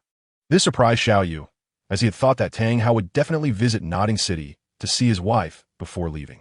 However, upon reflection, Xiao Yu understood that Tang Hao was probably worried about being monitored by his people and was clearly aware of the conflict with the Spear Hall. He feared that visiting his wife would remind him of the 100,000 year soul bone, so he resolutely chose not to explain anything to her. Unfortunately, no matter how cautious and careful Tang Hao was, he could not escape Xiao Yu's plans. Young master, it's right ahead. A beautiful man with flowing long hair and a white rose on his chest stood before a waterfall, turning to Xiao Yu and speaking. This person was Aberty, the Golden Saint of Pisces. Although Aberty ranked among the lowest in strength among the 12 Golden Saints and was known as one half of the seafood duo, he possessed a unique ability that other Golden Saints did not have, the ability to communicate with plants. Since Tang Hao did not go to Holy Soul Village, he could not be tracked to obtain the whereabouts of the Blue Silver Emperor's soulbone. With Plan A failing, Xiao Yu immediately implemented Plan B, sending a message to the sect for Aberty to head to Holy Soul Village and meet with him. Although the Blue Silver Emperor sacrificed her entire cultivation for Tang Hao, leaving only a seed that he replanted, she was still a royal, significantly different from ordinary blue silver grass. After arriving at Holy Soul Village, Aberty quickly found her hiding place with the guidance of numerous plants. Let's go in. Xiao Yu nodded, and his martial soul quietly attached to him.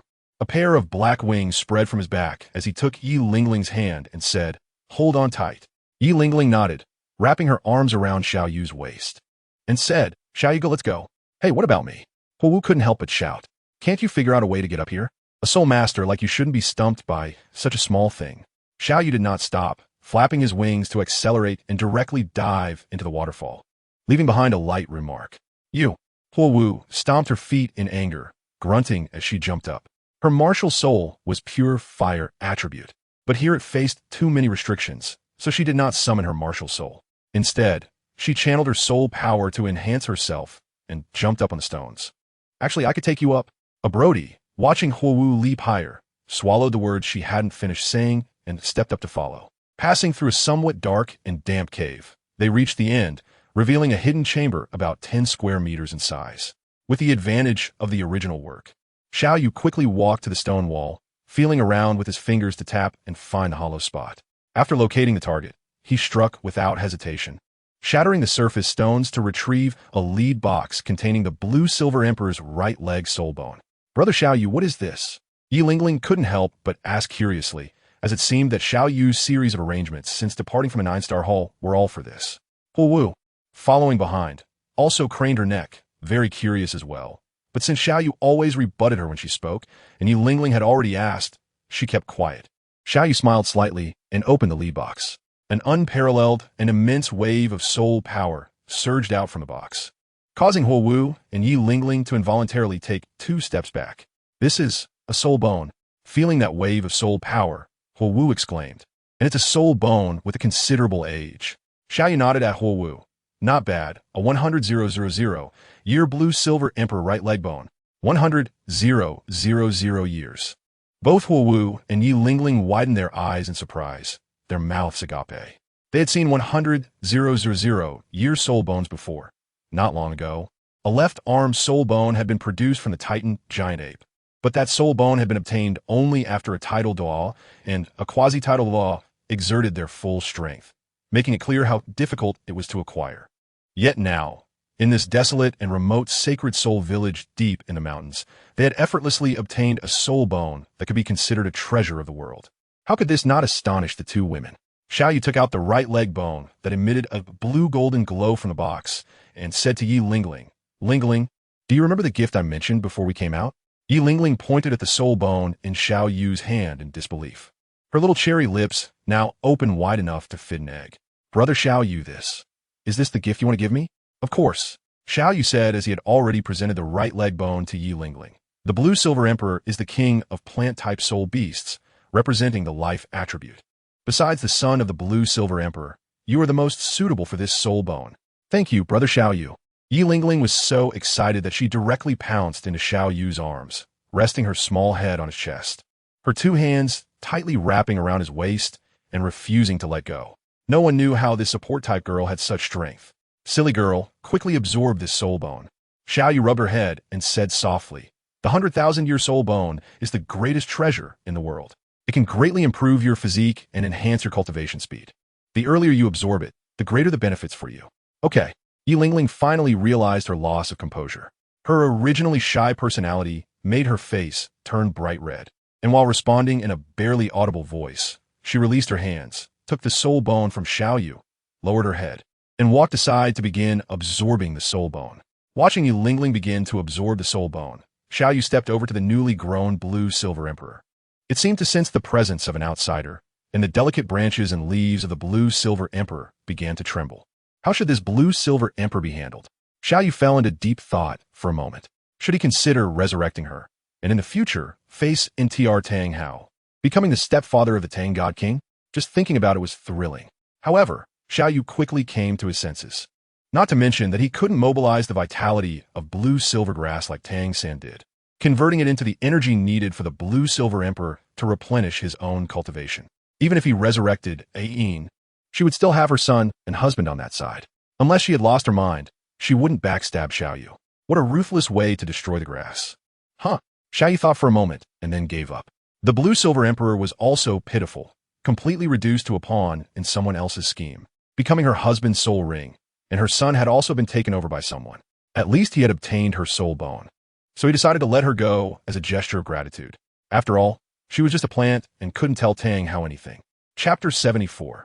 Huo Wu's decision. Just as Xiao Yu was lost in thought in front of the blue-silver emperor, Huo Wu had unknowingly stood behind him. Unlike her usual teasing banter, she simply watched Xiao Yu's back quietly, her eyes containing a mix of complex emotions. To be honest, she was a bit jealous of Yi Lingling. After all, that was a 100,000-year-old soul bone, and Xiao Yu had given it to her without even blinking. She had traveled a long way from her hometown to the 9-Star Academy. Did this guy really not understand her feelings? Every day, he would say things that made her angry. Xiao Yu now has a cultivation level of over 60 and has absorbed a 100,000-year-old soul bone, making his mental strength astonishing. He has long been aware that Huo Wu is standing behind him and has even sensed her emotional changes. In fact, he understands Huo Wu's inner thoughts, but he has his own difficulties. The Jiao Xn Haidang family has fully joined the Jiao Hall, where one suffers, all suffer, where one thrives, all thrive. Since he has known Yi Lingling since childhood, he can confidently help her improve her qualifications and cultivation. However, Huo Wu is different. She is backed by the Qihua Academy. The Jiao Xn Haidang is a family that, even while being affiliated with the Tiando Empire, maintains its independence. In contrast, Qihua Academy has been closely tied to the royal family since its establishment, with Huo Wu's father and grandfather holding titles in the Tiando Empire and being loyal to the royal family. This is evident from the fact that after the soul hunting action in the original story, several major elemental academies, despite losing many students, chose to merge into one academy and move to Tiando City rather than bow to the Spirit Hall. According to Xiao Yu's future plans, one point overlaps with the Spirit Hall. He also intends to seize control of the Tiando Empire and manage its million-strong army. This inevitably means he will come into conflict with the Tiando royal family. Of course, he could use a strategy of killing with a borrowed knife, such as using Qian Rinxue to eliminate the royal family and then reaping the benefits. However, plans can never keep up with changes. The future is complex and variable, with various forces converging in Tiando City. A small mistake could lead to a huge error, and once he confronts the Tiando royal family, the loyal Qihua Academy would have to choose a side, which would be even more painful for Huo Wu. Furthermore, with her father and grandfather holding titles, Huo Wu's status in the Tiando Empire is not low, given their long-standing friendship and the significant contributions the Jiao Xn Haidang has made to the sect's development over the years. Huo Wu can only rank behind Yi Lingling. However, how could the Huo family accept their daughter being subordinate? Therefore, although Xiao Yu understands Huo Wu's feelings, he must pretend not to understand and keep a certain distance from her, often teasing her to the point of provoking this hot-tempered girl. Brody seems to sense the awkward atmosphere and excuses himself to go outside for vigilance, leaving the stone chamber. As for the secretly following Milo and Ioria, they had long since vanished after confirming there was no threat inside. The two didn't know how long they had been silent. In the stone chamber, apart from the occasional sounds from Yi Lingling absorbing the soul bone, it was so quiet that one could hear a pin drop. After a long silence, Hua Wu suddenly spoke. At the end of this academic year, I will drop out of the academy and return to Qihua Academy. Xiao Yu did not turn around, gently nodding his head. You are the young lady of the Fire Academy. Staying here with me is indeed not appropriate. You should go back soon. Don't let your family worry. Is that how you want me to leave? Hearing Xiao Yu's words, Hua Wu felt a pang in her nose, tears shimmering in her eyes. Do you really dislike me this much? Noticing the choked voice of Hua Wu, Xiao Yu realized something was wrong and quickly turned around. That's not what I meant. Then what do you mean? Hua Wu could no longer hold back, and tears rolled down like pearls from a broken string. But Hua Wu was a kind-hearted girl, and even at this moment, she remembered not to disturb Yi Lingling, who was absorbing the soul bone. She bit her lip tightly, trying not to cry out loud. Xiao Yu was momentarily flustered. His interactions with Yi Lingling had always been natural and smooth, and he had never encountered a situation like this. He could only walk up to Hua Wu, gently wipe away the tears on her face, and softly say, You must have misunderstood me. I don't mean to dislike you. Hua Wu suppressed the sadness in her heart, forcing herself to lower her voice as she said, Don't you really understand it all? Xiao Yu shook his head helplessly and said, You are the daughter of the Qihua Academy, and even in the Tiando Empire, you are not someone an ordinary noble can aspire to. Do you think your family would accept my relationship with Lingling? After a pause, Xiao Yu continued, Lingling and I have known each other since childhood. The Jiuxin Haidang family supported me by joining the Jiuxin Hall and using their connections to help me. I absolutely cannot let Lingling down because of this deep affection and gratitude. Is that the only reason? Hua Wu stopped her tears, raised her head, and looked directly into Xiao Yu's eyes. You don't hate me, do you? Why would I hate you? Xiao Yu did not shy away from Hua Wu's questioning gaze and replied, Although you can be a bit hot-tempered at times, I think being straightforward isn't a bad thing. Really? Hua Wu suddenly stepped forward 2 more steps, almost close to Xiao Yu, and he could smell the faint fragrance emanating from her. Do you like me? The sudden question left Xiao Yu's mind blank. Accustomed to calmly analyzing problems, he suddenly became stuttered. This. Seeing the usually composed Xiao Yu showing a flustered expression, Hua Wu broke into a smile, stepped forward, and hugged Xiao Yu like an octopus. Her pretty face close to his ear as she whispered softly, You hesitated. My mom said that when a man faces such a question and doesn't immediately deny it, but hesitates, it already indicates the answer. Damn, how could Hua Wu's mom teach her this? Is she afraid her fiery daughter won't be able to get married? Xiao Yu was at a loss for words. If he said he had no feelings for Hua Wu, that would definitely be a lie. In terms of figure and appearance, Hua Wu was also goddess level. Although her temper was a bit fiery, it also showed that she was genuine, unpretentious, and daring in love and hate. When Xiao Yu read the original work, he had a good first impression of this girl. After coming to Douluo, and through these years of school life, Xiao Yu also discovered that beneath Hua Wu's volatile personality, there was a kind heart. Although she came from a noble background, she did not look down on commoners with arrogance. Let go of me. Even so, Xiao Yu understood that the situation between him and Hua Wu was not something they both wanted. There were many real issues between them. He reached out to grab Hua Wu's arms, trying to pull her off him. I won't let go. I'll find a way to deal with my father. You just need to tell me if you are willing. But Hua Wu was also using all her strength, and Xiao Yu couldn't be too rough. After several attempts, he was still unsuccessful. Xiao Yu couldn't help but feel a bit helpless and said, It's not just a matter of liking or being willing between us. Leaving everything else aside, if Lingling finds out, I have no objections. Just then, a clear voice rang in their ears. Chapter 75. The intentions of the 2 girls Lingling. Have you finished absorbing the soul bone?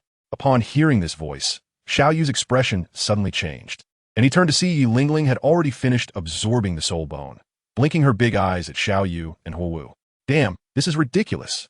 In the original story, Tang San took 3 days to absorb his mother's soul bone, right? How could Yi Lingling finish so quickly? It hasn't even been 2 hours. What? Is it not Tang San's mother, but Yi Lingling's mother? Actually, there was one point Xiao Yu hadn't considered, which was that Tang San had a twin martial soul. Besides inheriting a Yin's blue-silver emperor, he also had the formidable attack power of the Haotian hammer. The Haotian hammer's martial soul was completely contrary to the life attribute displayed by the blue-silver emperor. Not to mention that the Haotian hammer was also associated with the killing domain primarily focused on slaughter. Therefore, in terms of compatibility, Yi Lingling was actually above Tang San. Seeing that Yi Lingling had already absorbed the soul bone, Hu was so frightened that she quickly jumped down from Xiao Yu's side, turning her head away and not daring to look at Yi Lingling. This was like being caught in the act of digging a wall in front of someone. Lingling, you mustn't misunderstand. Xiao Yu lightly cleared his throat, trying to ease the awkward atmosphere. Yi Lingling rolled her eyes at Xiao Yu and said irritably, "What did I misunderstand? I was just absorbing a soul bone, not fainting." Lingling, you heard it all. Hu Wu's face turned red and pale, and she lacked the courage to even look at Yi Lingling, lowering her head to stare at the stone slab. Yi Lingling smiled slightly, walked in front of Hu Wu, and pulled her to Xiao Yu's side. "Sister Hu Wu, I actually knew about your feelings long ago. Even though you two often bicker, your gaze towards him can't lie." Hu Wu, usually bold, timidly lifted her head to look at Yi Lingling, resembling a mistress caught by the main wife. "Lingling, aren't you angry?" "I was angry at first," Yi Lingling replied lightly.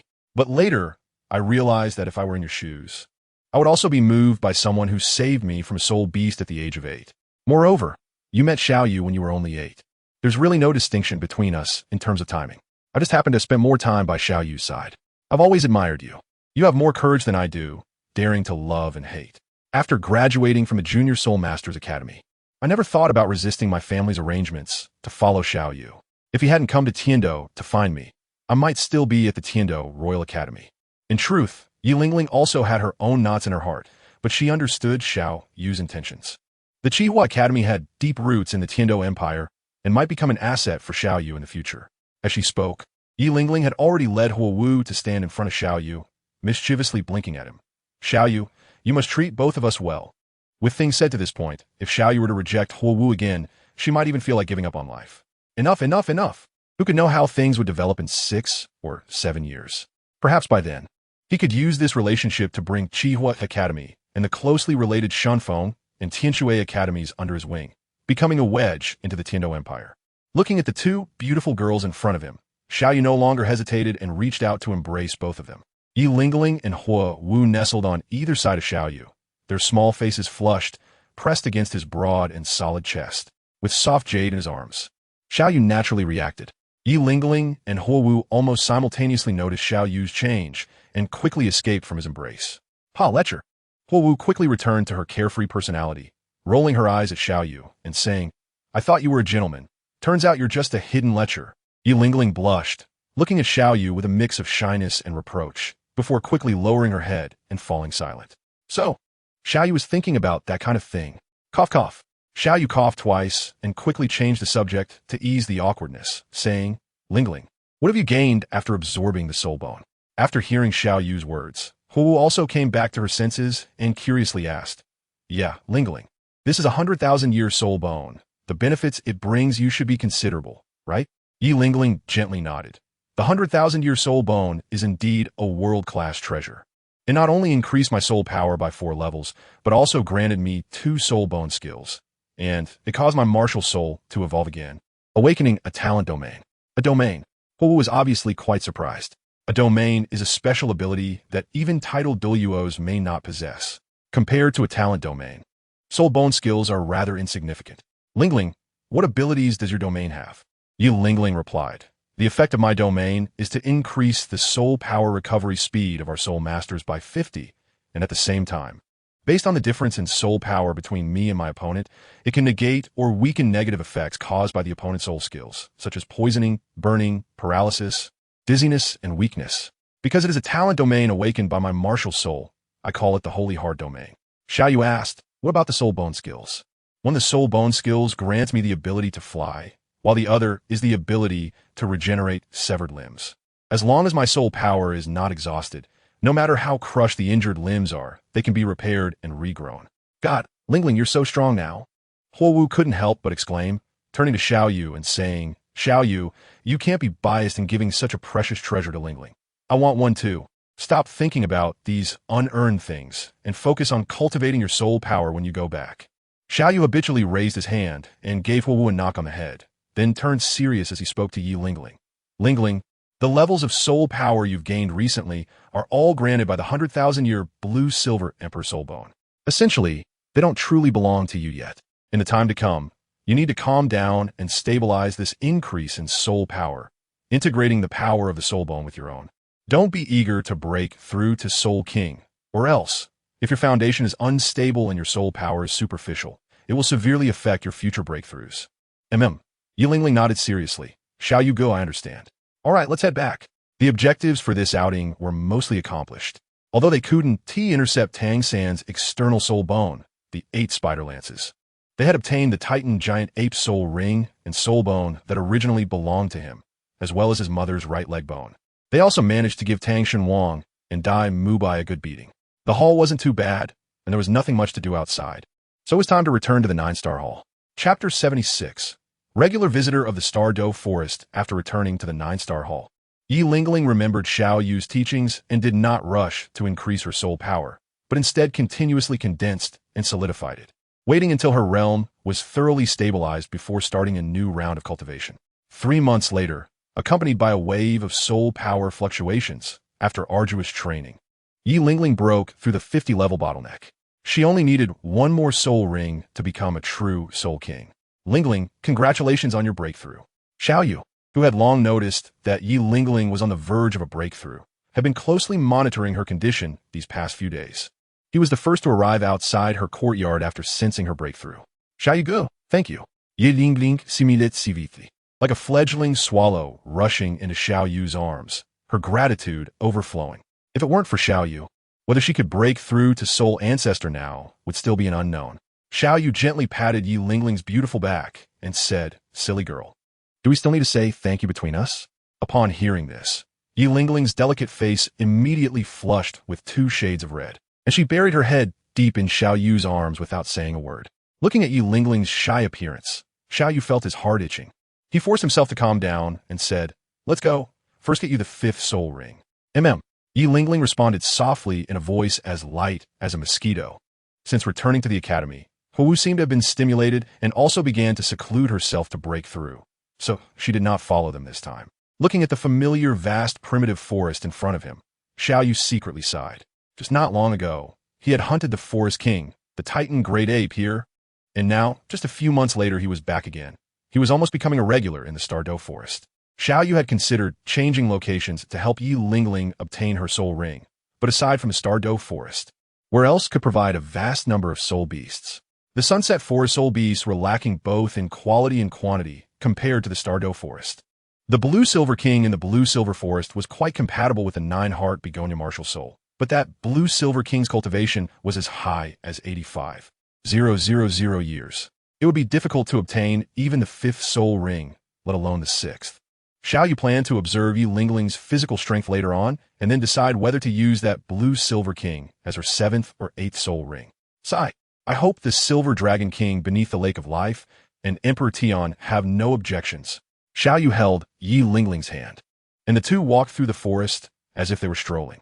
This time, Yi Lingling needed a 5th spirit ring, and there were definitely no suitable spirit beasts on the outskirts. Xiao Yu was not in a hurry to search. He planned to go deeper into the Star Doe Forest first. Yi Lingling followed Xiao Yu closely, her face beaming with a happy smile.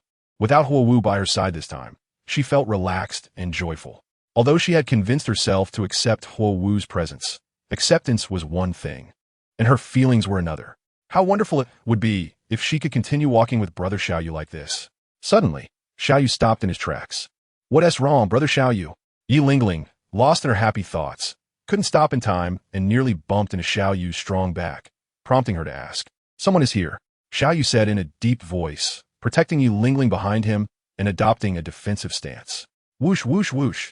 As soon as he finished speaking, 3 figures emerged from the dense forest, quickly taking up positions to form a triangle, surrounding Xiao Yu and Yi Lingling in the middle. Who are you? What is your intention for coming here? The person facing Xiao Yu among the 3 spoke harshly. Xiao Yu said lightly, what can one do in the Star Doe Great Forest? Naturally, it's to obtain soul rings. That person sized up Xiao Yu and Yi Lingling, and seeing that they didn't seem to be tracking them, he relaxed and casually waved his hand, arrogantly stating, this is already our camp, and no one is allowed to approach. You two better scram quickly, or don't blame us for being rude. If that person had spoken nicely, Xiao Yu would have simply changed direction, but he chose to speak in such a condescending tone, which immediately made Xiao Yu very unhappy. What? Has the Star Doe Great Forest become your private property? Xiao Yu coldly smiled. I've been to Stardew Forest so many times and have never heard of any rules. I think the environment here is nice, and I want to rest here. What should I do? The young man, I think you want to die. The three were immediately enraged, their martial souls unleashed, revealing a Soul King and two Soul Sovereigns. Kill them. The Soul King commanded his two subordinates, thinking that the two young men, at best, were just Soul Emperors, unworthy of him taking action. The two Soul Sovereigns, receiving the order, grinned as they approached Xiao Yu and Yi Lingling. Kid, open your eyes in your next life. Slap, slap. Before the words could finish, Xiao Yu had already made his move, and with two crisp and loud slaps, the two Soul Sovereigns, who didn't even have the best soul rings, were knocked to the ground, their faces swollen.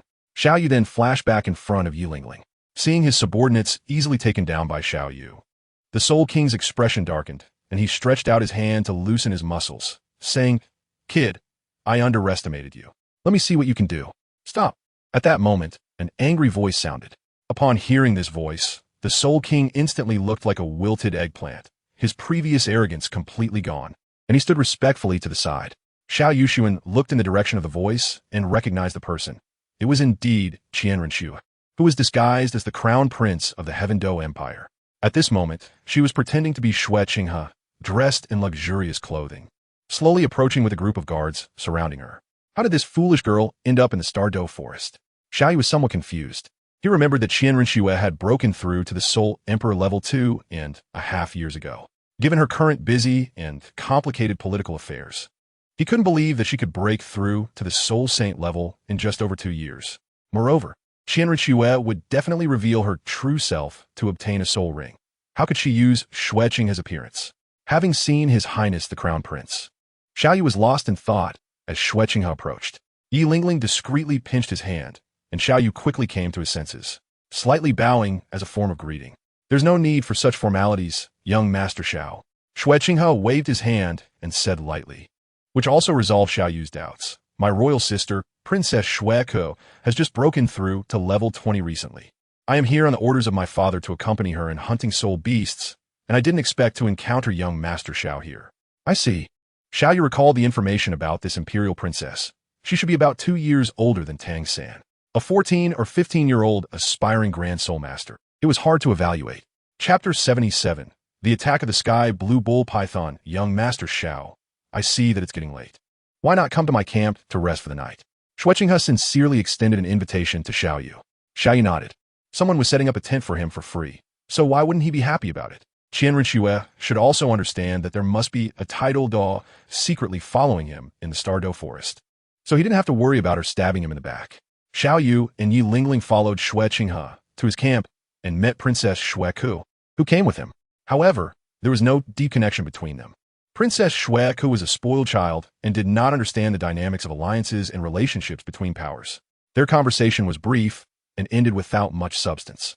As night fell, Xiao Yu unceremoniously entered the tent that Xue Qinghe had arranged for him, with the royal guards of the Tian Do Empire present. He didn't need to stand watch.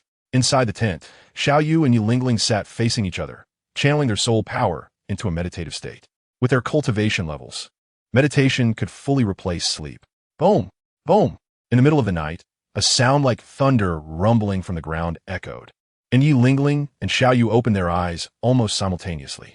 Yi Lingling asked worriedly, Brother Xiao Yu, what is going on? Xiao Yu shook his head with a serious expression and said, I don't know, but it definitely won't be anything good. Lingling, let's get out of here. Yi Lingling nodded, and the two quickly exited the tent. This is... Yi Lingling widened her eyes, staring at the scene before her. Thousands of soul beasts were surrounding the camp in groups, exuding a murderous aura like a formidable army. The beast tide. Xiao Yu's first reaction was that something was off. Wait, isn't the beast tide something that occurs during the Do-Air period? He remembered that the first beast tide was triggered when the body sect infiltrated the Stardew Forest and hunted down 7,100,000 year soul beasts, which angered Emperor Tian and other fierce beasts, ultimately leading to that catastrophe that lasted nearly a year. But it's only Doi now. Just then, Xue Qinghe also woke up and rushed over with a group of guards. Seeing the scene before him, he couldn't help but take a deep breath. What's going on? Soul beasts can actually gather and attack like humans? There are dozens of 10,000 year soul beasts here. It's likely that there are more than just 10,000 year soul beasts coming. Xiao Yu's voice was somewhat heavy, his gaze deep as he looked into the distance. Roar, roar, roar. In the darkness, the wind and clouds changed color, and a gigantic creature over 100 meters long, with the head of an ox and the body of a serpent, slowly emerged from the shadows. A 100,000-year soul beast, the Tianqing Yopong. As the young master of the spirit hall, Shueqinghe immediately recognized it. The moment the Tianqing Yopong appeared, the terrifying killing intent instantly locked onto Xiao Yu.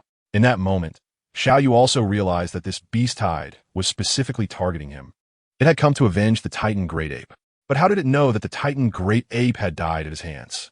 At that time, in order to avoid the Tianqing Yopong, he had even waited for the Titan Great Ape to move far away before striking. Xiao Yu did not expect that the intense battle not only attracted the soul master Meng Shu, but also summoned several 10,000-year soul beasts. Among these soul beasts, there was a 10,000-year spirit-type soul beast called the Spirit Brain Demon. This creature was not very strong in combat, but had a special ability.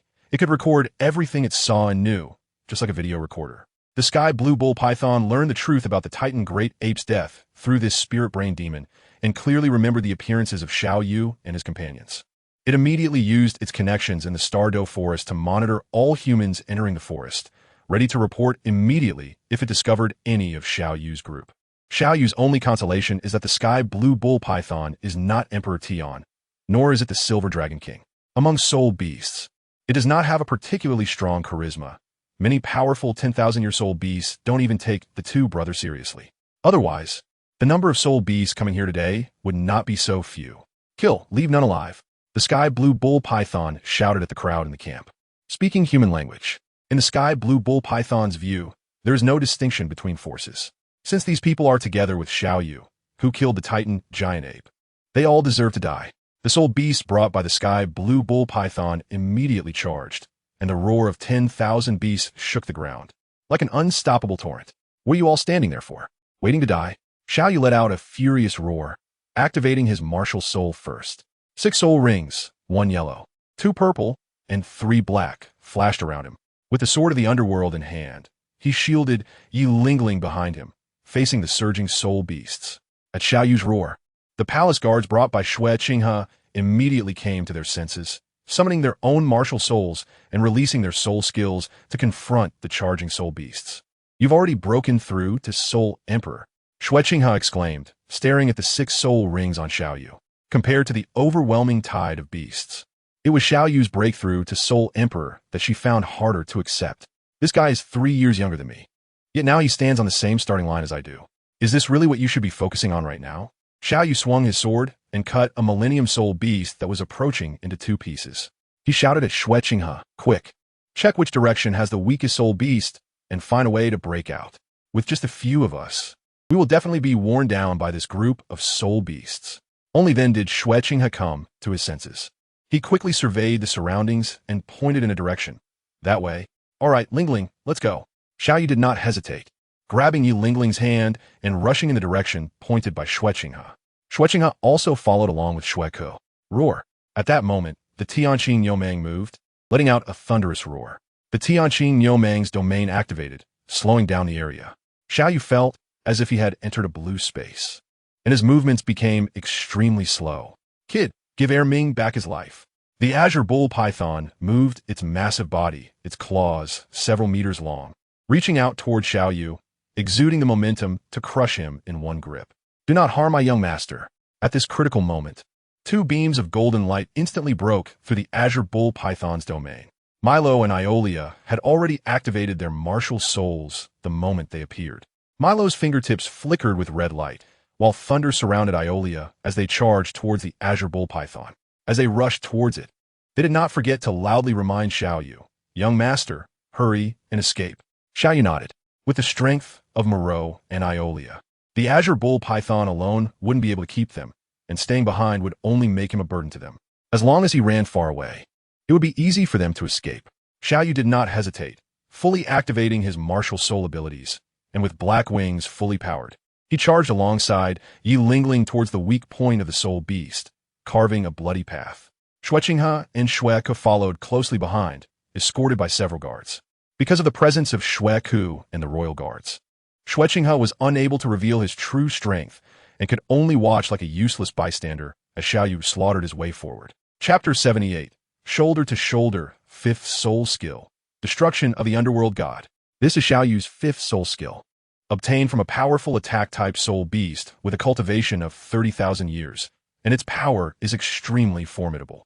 A flash of sword light was seen as he cleaved a silver-toothed wolf, which had a cultivation of over 10,000 years, into pieces. Whoosh, whoosh, whoosh. Xiao Yu dealt with the last soul beast that had chased after him and stopped in place, gasping for breath. Yi Lingling, seeing this, quickly summoned her martial spirit. White petal-like light gradually flowed into Xiao Yu's body, restoring his soul power and injuries.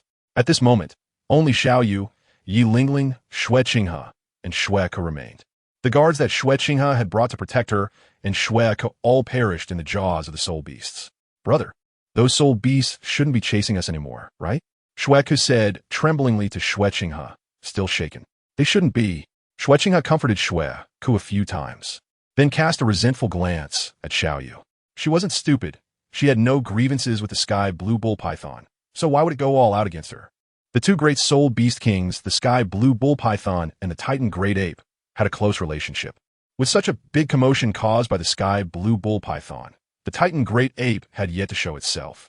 She could tell with her toes that the titan great ape must have been killed by Xiao Yu, which was why the sky blue bull python was willing to go to such lengths to eliminate him. She was clearly just a fish caught in the crossfire. Noticing Xue Qinghe's gaze, Xiao Yu didn't dare to meet her eyes. He understood that Qianrenxue must have realized who the real culprit was. This girl could be incredibly foolish at times, but when she was sharper than anyone else. Just as Xiao Yu was secretly mocking Qianrenxue, suddenly, the spirit bone of 10,000 years emitted a warning signal toward Xiao Yu for no apparent reason. Not good, there are more soul beasts. Xiao Yu had no time to think, pulling Yi Lingling back a few steps. Xue Qinghe, startled by Xiao Yu's shout, instinctively pulled Xue Ke back as well. Bang! Just as the four retreated, a huge black shadow leaped down from the distance, splashing up countless fragments of stone. Titan Great Ape, Xue Qinghe exclaimed, and upon closer inspection, he added, its cultivation level should be over 40,000 years, nearly 50,000. He glanced at Xiao Yu and said, could this be a relative of that 100,000 year Titan Great Ape? Xue Qinghe wasn't wrong. This Titan Great Ape did have a somewhat convoluted familial relationship with a 100,000 year Titan Great Ape, the younger brother of the Rogue Rabbit, and it was one of the strongest among the 10,000 year soul beasts summoned by the Sky Blue Bull Python. The 100,000 year soul beast had already developed intelligence, and the Sky Blue Bull Python knew that there would definitely be a title Douluo by Xiao Yu's side. From the very beginning, it initiated a small-scale beast tide to hold back the title Douluo around him, deliberately leaving a weak gap in the encirclement of soul beasts so that Xiao Yu would notice and attempt to break through in that direction, with the Titan Great Ape lying in ambush ahead to collide with him. Damn, I didn't expect soul beasts to actually employ military tactics. Looking at the Titan Great Ape that had clearly been waiting here for a long time, Xiao Yu couldn't help but curse inwardly. A Titan Great Ape with nearly 50,000 years of cultivation was not something even a soul Douluo would want to face easily. Xiao Yu suddenly turned around, and the soul bone skill from 10,000 years ago activated the death gaze. His eyes released a powerful mental shock, directly targeting Xue Ke.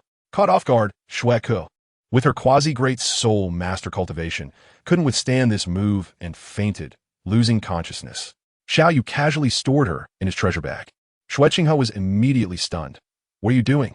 With nearly 50,000 years of cultivation, the Titan Great Ape already possesses the combat power of a beginner soul Douluo. I have little chance of winning alone. Xiao Yu tightened his grip on the Death King's sword and charged towards the Titan Giant Ape rushing from the front, saying in a deep voice, there are no more people from the Heaven Do Empire around you. There's no need to maintain your disguise. Help. Xue Qinghe suddenly realized, though she was displeased with Xiao Yu's call, she understood that soul beasts do not distinguish between human factions. The only way to survive was to fight alongside Xiao Yu and take down the Titan Giant Ape before them. The six-winged angel martial soul manifested, and under the golden light, Qianrenxue had dispelled the disguise effect of her head soul bone, revealing her true form. 2 pairs of pure white wings emerged from her back, and 6 soul rings, 2 yellow, 2 purple, and 2 black, slowly rose from her body. Seeing Xue Qinghe suddenly transform beside her, Yi Lingling was dumbfounded thinking what's going on. The crown prince of the Heavendo Empire is a woman. Lingling, first assist us, and I'll explain this to you after we get out of danger. Xiao Yu's voice rang in her ears, and Yi Lingling quickly came back to her senses. Summoning her nine-heart sea butterfly and activating her holy heart domain, a faint purple light falling on both Xiao Yu and Qian Renxue. Domain. Qian Renxue immediately sensed Yi Lingling's domain. After all, she also possessed a talent domain and was very familiar with the feeling of a domain. What surprised Qian Renxue even more was the 2 yellow and 2 purple soul rings on Yi Lingling. She had initially thought that Xiao Yu had come to the Stardow Forest because Yi Lingling had broken through to Soul Ancestor. But it now seemed that Yi Lingling was aiming to acquire her 5th soul ring. Just as Qian Renxue was slightly dazed, Xiao Yu, who took the initiative to act first, had already reached the Titan Giant Ape. He unleashed his 3rd soul skill, Gale Shadow Strike, and shot forward like a black meteor. The sharp blade directed at the Titan Giant Ape. The Titan Giant Ape let out a roar, raising its fist, which was as massive as a boulder, and smashed it down toward Xiao Yu. In the booming sound, the sword and fist collided, and Xiao Yu's body was sent flying, struggling to stabilize himself after being propelled backward for quite a distance, feeling a sweetness in his throat, barely holding back from spitting out blood. Although the Titan Giant Ape did not retreat, there was a visible wound on its fist caused by Xiao Yu, with dark, purple blood dripping from its thick arm onto the ground. Roar! Although it was just a trivial wound, the Titan Giant Ape was still enraged. Its lantern-sized eyes filled with endless coldness and fury, and with a roar, a wave of earthy yellow light shot out toward Xiao Yu. Xiao Yu's expression changed. With no time to think, he unleashed his 4th soul skill, the Dark Sword 1000 Decisions. Layers of sword shadows flew out from behind him, colliding with the rays emitted by the Titan Great Ape. Just then, Qian Renxue also arrived on the scene. Seeing this, she immediately used her 5th soul skill, the Holy Sword. A long sword formed from holy fire was in her hand, and she transformed into a bolt of golden lightning, quickly reaching the side of the Titan Great Ape. Golden light radiated from Qian Renxue as she raised the holy long sword high and fiercely stabbed at the Titan Great Ape's vital point. In an instant, she pierced through the Titan Great Ape's tough skin, and the intense energies of holiness, light, flame, and judgment surged into its body. Chapter 79. The fusion of light and darkness as Qian Renxue's sword pierced through the Titan Great Ape's skin. A torrent of soul power surged into its body, rampaging within.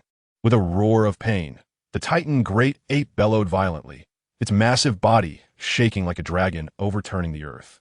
Qian Renxue was caught off guard and was thrown away. Lacking battle experience, she didn't think to use the 2 pairs of wings on her back to stabilize herself and crashed straight toward the ground. Be careful! Xiao Yu quickly stepped forward and barely caught the falling Qian Renxue, thus preventing her from having a direct encounter with the ground. Let go of me! Realizing that she was actually being princess carried by Xiao Yu, Qian Renxue's cheeks flushed with embarrassment, and she couldn't help but scold him. Oh! Xiao Yu quickly put down Qian Renxue, and as their eyes met, the two rapidly adjusted their mentality in the face of the great enemy, charging towards the Titan Giant Ape like 2 streaks of light, one to the left and one to the right. Roar! Roar! Roar! The Titan Giant Ape, injured by Qian Renxue, roared wildly, its terrifying soul power causing the surrounding area for hundreds of miles to tremble. 6th soul skill, Hell's Judgment. Facing the soul power pressure from the Titan Giant Ape, Xiao Yu unleashed his strongest move. His pitch-black wings spread to their maximum extent at that moment, and soul power continually gathered above, ultimately forming a bottomless black hole from which countless rays carrying an aura of infinite death shot out. 6th soul skill, Angel's Roar. Qian Renxue also activated her 6th soul skill, transforming her soul power into a mental attack in an instant through the special conversion of angelic soul power. Launching an assault on the Titan Giant Ape's spiritual sea while Xiao Yu attacked its physical body. The Titan Giant Ape, facing both physical and mental attacks, displayed astonishing resilience, enduring the excruciating pain in its brain. Its massive iron fists swung out continuously, pounding down on the black waves of light that surged towards it like a raging storm. Even when some light spheres slipped past its hands and struck its dark body with terrifying booming sounds, leaving numerous blood holes on its robust frame, it did not halt its advance. In a flash, the Titan Giant Ape's enormous body had charged right in front of Xiao Yu, raising its fist to deliver a fierce blow. Xiao Yu quickly mobilized his soul power, raising his sword to block in front of him. Bang! The terrifying brute force directly sent Xiao Yu flying. Xiao Yu, Qianren Xue exclaimed, wanting to rush over to rescue him. However, the Titan giant ape turned around and launched a wave of light attack towards Qianren Xue. Fourth soul skill, Holy Spirit Light Shield. A ball of flickering earth-yellow light, infused with a heavy aura of soul power, rushed towards her. Qianren Xue quickly activated her own fourth soul skill, a defensive soul skill, conjuring a shield imbued with a sacred aura in front of her. With a crisp sound of cracking, the shield shattered instantly, but the light ball still carried considerable residual power, crashing towards her body. With no way to evade, Qianren Xue raised her holy sword to fiercely slash down at the light ball. In an instant, another intense collision of soul power occurred, causing the light ball to explode, scattering light in all directions. Amidst the booming sound, Qianren Xue was sent flying backward, barely stabilizing herself upon landing, and spat out a mouthful of blood. Both were significantly injured, and Yi Lingling quickly used her healing soul skill, with petal-shaped white light falling on both Xiao Yu and Qianren Xue, restoring their injuries and soul power. Xiao Yu and Qianren Xue exchanged glances and simultaneously stepped back, positioning themselves on either side of Yi Lingling. A 10,000-year level soul beast already possesses intelligence. It should be able to notice Yi Lingling's healing effect. Logically, it would definitely attack Yi Lingling first. However, the Titan Great Ape seemed to ignore Yi Lingling completely, remaining in place, continuously pounding its chest with its fists like raindrops, occasionally letting out a roar that made one's eardrums buzz. What is it doing? Qianren Xue asked in confusion. Xiao Yu frowned slightly and voiced his guess. I feel like it's about to unleash a big move. Before he finished speaking, thousands of soul power orbs, each the size of a rock, appeared in midair, blocking out the sun. Amid the roar of the Titan giant ape, they came crashing down towards Xiao Yu and the other two. You jinx! Qianren Xue shot Xiao Yu a glance, annoyed, and was about to use her fourth soul skill for defense again. Xiao Yu's movements were even faster. The level 7 soul guidance device, the Bell of Life, rang out, and a huge protective shield opened up, enveloping Xiao Yu and the others within. The Titan giant ape's attack struck the shield, producing a series of thunderous booms that shook the earth. Watching the shield sway precariously under the relentless barrage, Xiao Yu turned to Qianren Xue and said, "The power of the Titan giant ape strike is likely comparable to that of a soul Douluo's attack. My level 7 soul guidance device can only withstand attacks from soul saints and below. I'm afraid it won't hold out for long." Qianren Xue also showed an anxious expression and asked, "So what should we do?" Xiao Yu immediately asked, "What about the two titled Douluos by your side? With a Titan great ape of less than 50,000 years, if a titled Douluo intervenes, then everything would be fine." This time was just to help Shui Ku obtain her second spirit ring, and having royal guards escort her would have been more than enough. I didn't expect to encounter such a situation. Qianren Xue said, somewhat frustrated. I left both of them in Heavendo City. Xiao Yu sighed and said, "Then there's only one way left." Qianren Xue immediately asked, "What way?" Xiao Yu glanced at Qianren Xue and said, "Do you still remember how I uncovered your identity?" Wuhuan fusion skill. Qianren Xue instantly realized that there was a Wuhuan resonance between the two of them, which must allow them to perform the Wuhuan fusion skill. The power of a Wuhuan fusion skill is not merely the sum of the abilities of two soul masters, but rather an existence that transcends that. Even a Wuhuan fusion skill performed by two ordinary soul emperors can impact the soul Douluo realm, not to mention that both of them possess divine-level Wuhuans. The Wuhuan fusion skill they would unleash might already rival that of a titled Douluo. However, Qianren Xue felt reluctant in her heart. Such a situation for a Wuhuan fusion skill, apart from blood relatives like parents or siblings, mostly occurs between couples or partners, like the White Tiger Wuhuan and the Spirit Cat Wuhuan inherited by the Star Luo Empire.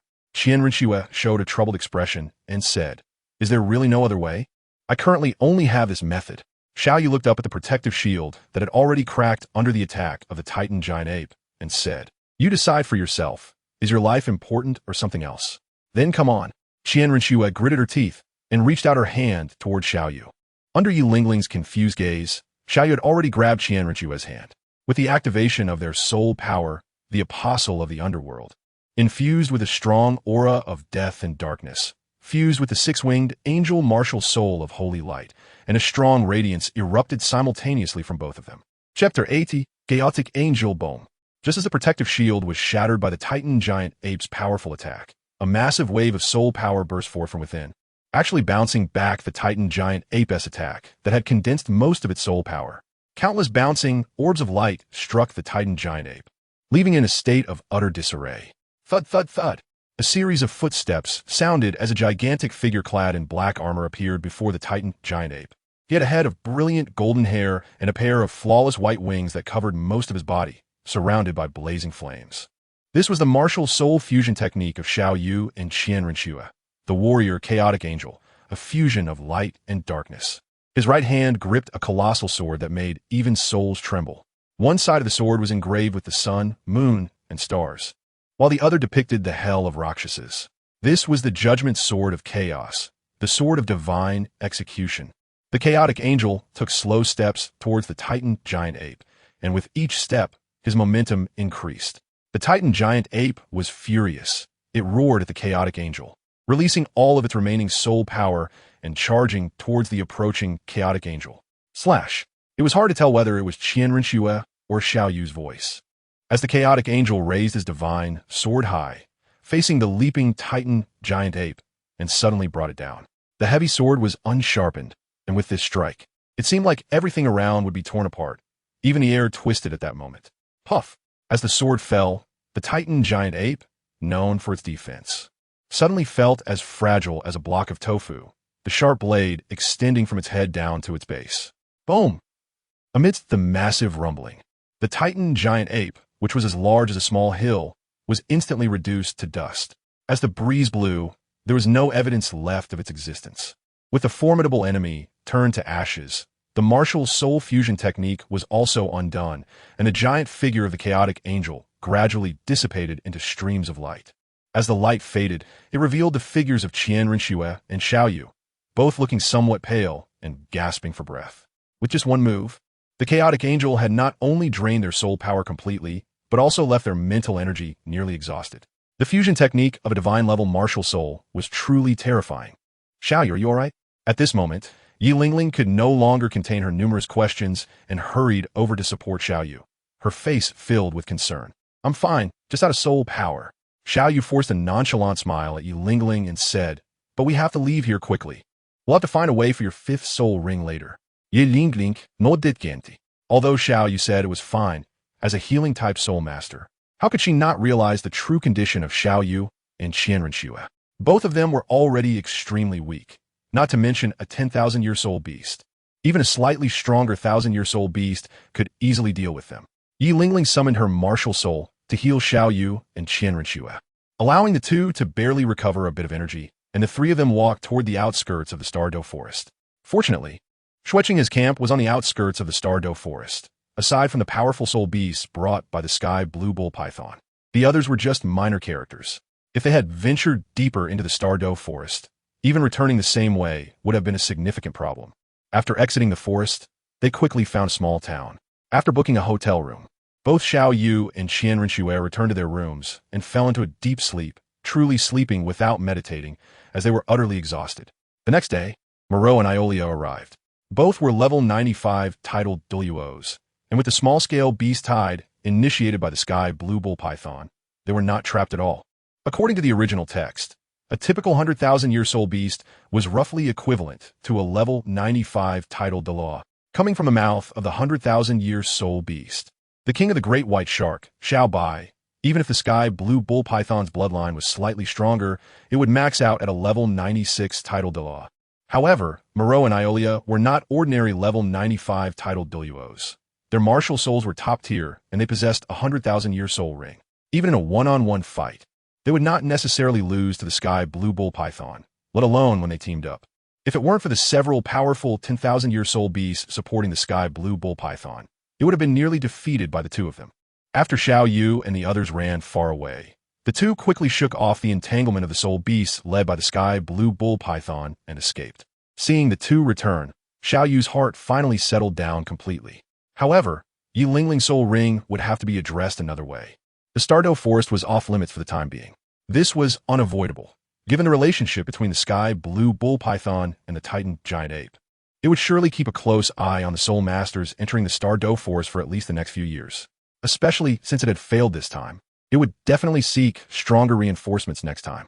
Although many powerful soul beasts did not take the sky blue bull python and Titan giant ape seriously, The sky blue bull python had occupied the core of the Douluo forest for so long that it might have treasures that could entice powerful soul beasts.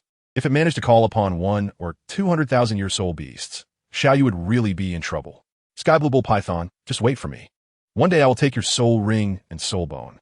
Xiao Yu silently vowed in his heart. In the following days, Qian Rinxue used the skin of Shui Qinghe again, spending most of her time in her room, recuperating, slowly regaining her vitality. At the same time, she sent a message to Tiando City, summoning some powerful soul masters to quickly come and escort her and Princess Shui Ku back to the imperial capital. As for Princess Shui Ku, although Xiao Yu had held back his spiritual impact, she was simply too weak and remained unconscious for 12 days before waking up. By the time she regained consciousness, the people sent by Emperor Shui Yi to pick them up had already arrived. During this time, Xiao Yu also fully informed Yi Lingling about Qian Rinxue's situation. Qian Rinxue was aware of this and nodded in agreement. After all, Yi Lingling had seen everything. Rather than letting her speculate and risk accidentally revealing her identity, it was better to tell her everything. With her personality that seemed to want to cling to Xiao Yu, she would be cautious and keep this matter under wraps. When Yi Lingling learned about Qian Rinxue's true identity, she was quite surprised.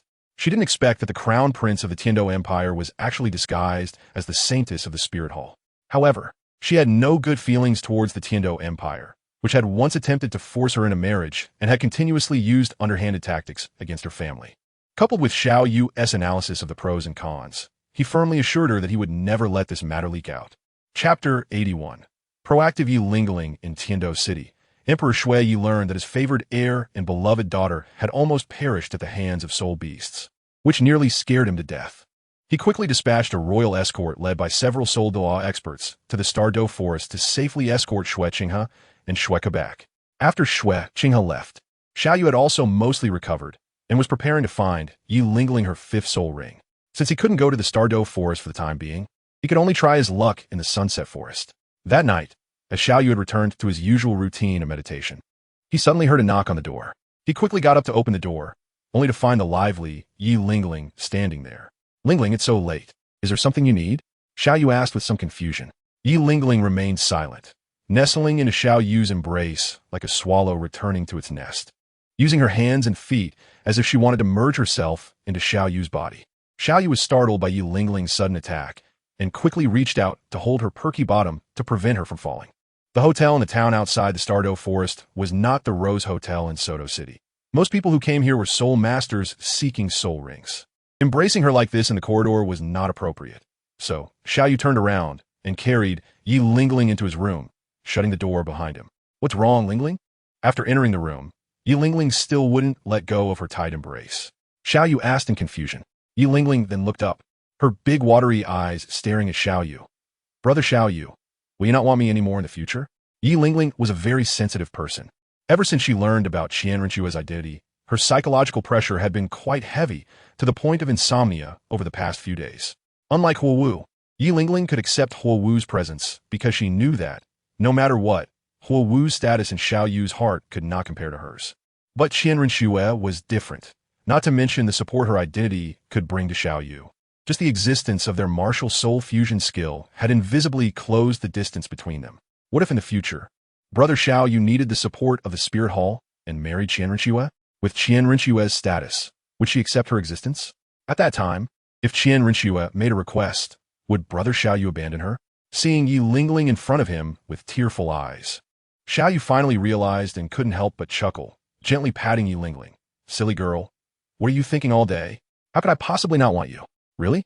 Yi Lingling looked up, looking pitifully at Xiao Yu. Looking at the adorable Yi Lingling in front of him, Xiao Yu felt his heart melting. Xiao Yu lifted Yi Lingling's small head, leaned down, and kissed her luscious red lips. At this moment, action spoke louder than words. Yi Lingling did not refuse and began to respond awkwardly to Xiao Yu. After a long while, their lips parted. Yi Lingling's pretty face turned red, and she buried her head deep into Xiao Yu's embrace, pressing against his solid chest. Little girl, do you understand now?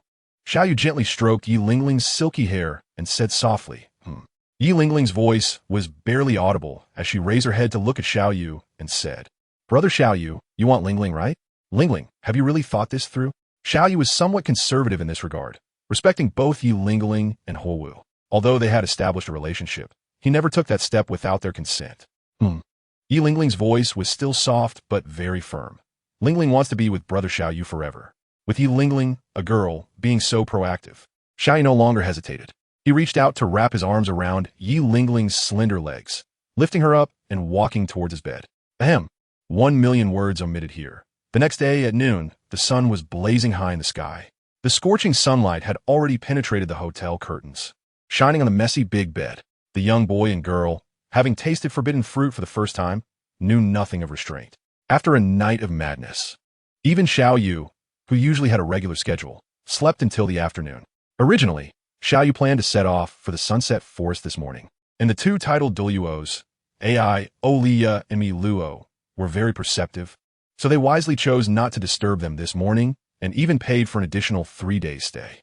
The glaring sunlight swept across Xiao Yu's face, causing his eyelashes to flutter as he slowly opened his eyes.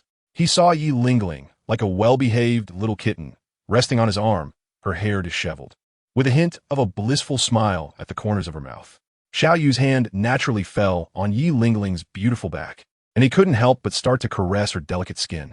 Under Xiao Yu's touch, Yi Lingling gradually woke up, looked at Xiao Yu, whose hands and feet were still restless, and thought about the craziness of last night.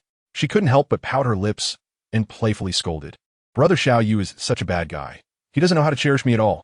Xiao Yu chuckled. At this moment, he could only thicken his skin. Isn't it because my little Lingling's charm is too great that I just can't stop? Don't forget, you were the one who came to find me last night. Don't say it, don't say it. Yi Lingling blushed at his words, and now that she thought about it, even she didn't know where she found the courage last night. She reached out and pinched the soft flesh around Xiao Yu's waist tightly. With Xiao Yu's current physical strength, this little pain was nothing at all. He smiled as he looked at Yi Lingling, whose face was as red as an apple, and couldn't help but kiss her again. Yi Lingling initially struggled a bit shyly, but soon responded passionately. After a long, heated kiss, Yi Lingling found it hard to catch her breath and gently punched Xiao Yu's chest, and only then did they part. Yi Lingling obediently leaned against Xiao Yu's embrace, burying her head deep in his chest. Xiao Yu wrapped his arms around Yi Lingling's slender waist, which was full of elasticity, and began to close his eyes to rest. Life should be enjoyed to the fullest when one is successful. Seize the fleeting moments of leisure. Ioria and Milo were probably right. The plan to go to the Sunset Forest had indeed been delayed for 3 days. The soul beasts in the Sunset Forest were not particularly strong. Ever since Xiao Yu set up a branch here, with the presence of Dugabo and Yang Wudi, both titled Douluos with formidable attack power. Along with a few other titled Douluos who occasionally visited, the Sunset Forest had almost become the backyard of the 9-star Hall. However, the number and quality of soul beasts in the Sunset Forest could not compare to those in the Stardew Forest. So Xiao Yu would go to the Stardew Forest instead of the Sunset Forest. But given the current situation, he could only settle for second best. Fortunately, the people at the branch all knew about the relationship between Yi Lingling and Xiao Yu, especially after seeing Yi Lingling's bright demeanor and her dedication to her work. They quickly found her a plant-type soul beast that matched her requirements. Chapter 82. The Horns of War. After Yi Lingling absorbed the soul ring, the matter was settled, and Xiao Yu returned to the headquarters of the 9-star Hall. This trip, especially the encounter with the Titan giant ape in the Stardew Forest, made Xiao Yu realize his shortcomings. Although his soul power had been rapidly increasing over the years, he had been too focused on enhancing his soul power and neglected mastering his own soul skills. When facing the Shrek 7 monsters, he could fully suppress them with his soul power far exceeding level 30, and there seemed to be no problem. But when he faced the Titan giant ape, the issues became glaringly obvious. During the battle with the Titan giant ape, every time he released a soul skill, there was a brief pause before he could use the next one. This lack of practical experience was even more evident compared to Qian Renxue. True strong fighters had mastered their soul skills to perfection. They would not pause, and those with strong comprehension could even switch between multiple soul skills seamlessly. In the future, Xiao Yu could not rely on his soul power to suppress others indefinitely. He would eventually encounter opponents of the same rank or those with higher soul power. Not to mention that lunatic, the Pope of the Spear Hall, Bibi Dong, would surely come to face him one day. Although this Pope had a love-struck mind and an antisocial personality, her talent was indeed exceptional. Unlike her daughter, who had spent 20 years lurking in the Tiando Imperial Palace, wasting her soul power cultivation and gaining almost zero practical experience, she was a killing god who had experienced hundreds of killings in the Slaughter City, rich in practical experience. She could switch between her twin martial souls without any pause. If Xiao Yu could not correct his issues, defeat was inevitable in the future. After returning from the Sunset Forest, Xiao Yu began to go into seclusion, temporarily putting aside the enhancement of his soul power and focusing on mastering his soul skills. Xiao Yu was not in closed-door training this time. After tasting the forbidden fruit for the first time, he found it quite enjoyable and naturally sought out Yi Lingling from time to time for in-depth discussions. Initially, the somewhat oblivious Huo Wu had not noticed this, and both Xiao Yu and Yi Lingling were somewhat restrained. However, as time went on, the two began to be reckless, and it didn't take long for Huo Wu to find out. When she learned that the two had secretly taken the final step behind her back, Huo Wu gritted her teeth in anger. She had thought that after they expressed their feelings for each other in the stone chamber of the Holy Soul Village, they were on the same starting line. She didn't expect that after Yi Lingling went out to obtain a soul ring, they would have already taken things further. Boldly, Huo Wu immediately entertained the idea of turning the raw rice into cooked rice. However, Xiao Yu had been mostly in closed-door training recently, and when he did come out to spend time with her, it was usually only for half a day, and Yi Lingling was mostly by his side. As for the nights, he was definitely in Yi Lingling's room, and no matter how bold Huo Wu was, she couldn't just go to Yi Lingling's room to confront them.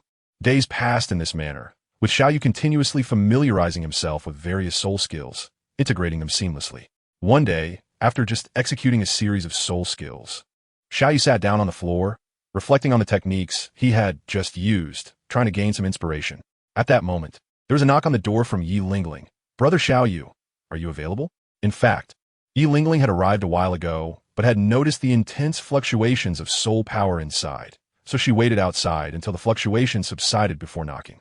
Xiao Yuan immediately stood up and opened the door upon hearing that.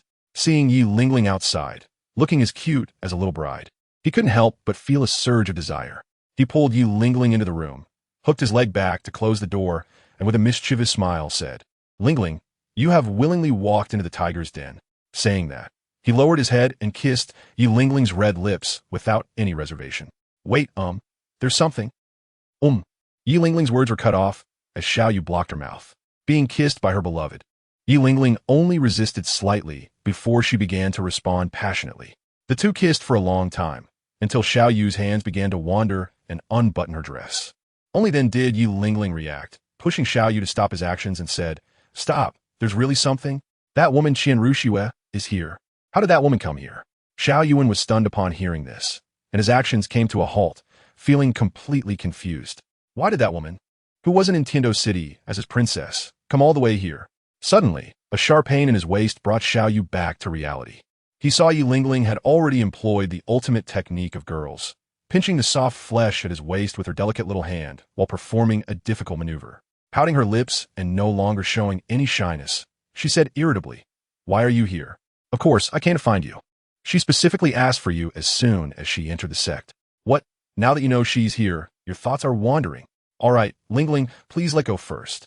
I assure you with my character that up until today, there has absolutely been no ambiguous relationship between her and me. Up until today, that is, after this, who knows? To be honest, Qian Ruxue is indeed beautiful. If a man isn't moved by her, then he can't be considered a man." Xiao Yu first comforted the already upset Yi Lingling with kind words, gently stroking her hair, and then explained, "What I'm curious about is why this woman, instead of staying well in Heavendoe City, traveled such a long distance. Given her identity and status, something must have happened in the Heavendoe Empire or the Spirit Hall. By the way, did she come her true form or as Shueqinghe?" Yi Lingling wasn't the type to make unreasonable scenes. Upon hearing this, she relaxed her grip and said, "She came as Shueqinghe, and she was accompanied by a few royal guards, one of whom is a senior who graduated from the Heavendoe Royal Academy, whom I recognized. It seems that something has indeed happened in the Heavendoe Empire." Xiao Yu nodded and said, "Let's go, Ling, let's meet her first." After a short while, Xiao Yu and Yi Lingling arrived at the reception hall, where they saw Shueqinghe sitting in the guest seat, leisurely savoring fragrant tea. Upon seeing the crown prince, he said, "I didn't know the crown prince was coming, and I failed to welcome you from afar." Xiao Yu entered and respectfully greeted Shueqinghe. Upon seeing Xiao Yu, Shueqinghe put down his teacup, stood up, and greeted him with a smile, saying, "Young Lord Xiao, you are too kind. It is I, Qinghe, who has intruded on your closed-door training." After exchanging pleasantries, they took their seats in order of importance. Once seated, Xiao Yu directly asked, "Your Highness, with so much on your plate, What brings you to West Air City from so far away today? Xueqing sighed and replied, to be frank, I have come to quell a rebellion. The Lord of Hamo's city, Ferreira, under the kingdom of Sylvia, has conspired to rebel, and the rebellion has now spread to 6 or 7 surrounding cities. I see, Xiao Yu said, then I wish your highness great success in your endeavors. Hearing this, Xiao Yu secretly breathed a sigh of relief, thinking it was just a small-scale rebellion. Despite the decline of the Tiando Empire year after year, even a dying camel is bigger than a horse. Quelling such a minor rebellion shouldn't be too difficult. Chapter 83. The rules of the Star Luo royal family. Looking at Xiao Yu, who seemed unfazed, Xueqing felt a bit helpless. In front of these sects, a city rebellion really wasn't a big deal. Reviewing the history books of the Douluo Continent, regardless of who was in power, there has never been an emperor who took action against sections. Even if one day the Tiando Empire were to disappear, the succeeding ruler would not hold the 7-treasure glazed tile school accountable, which had close ties with the Tiando Empire. At most, they would maintain a distance and strip the 7-treasure glazed tile school of its privileges within the Tiando Empire.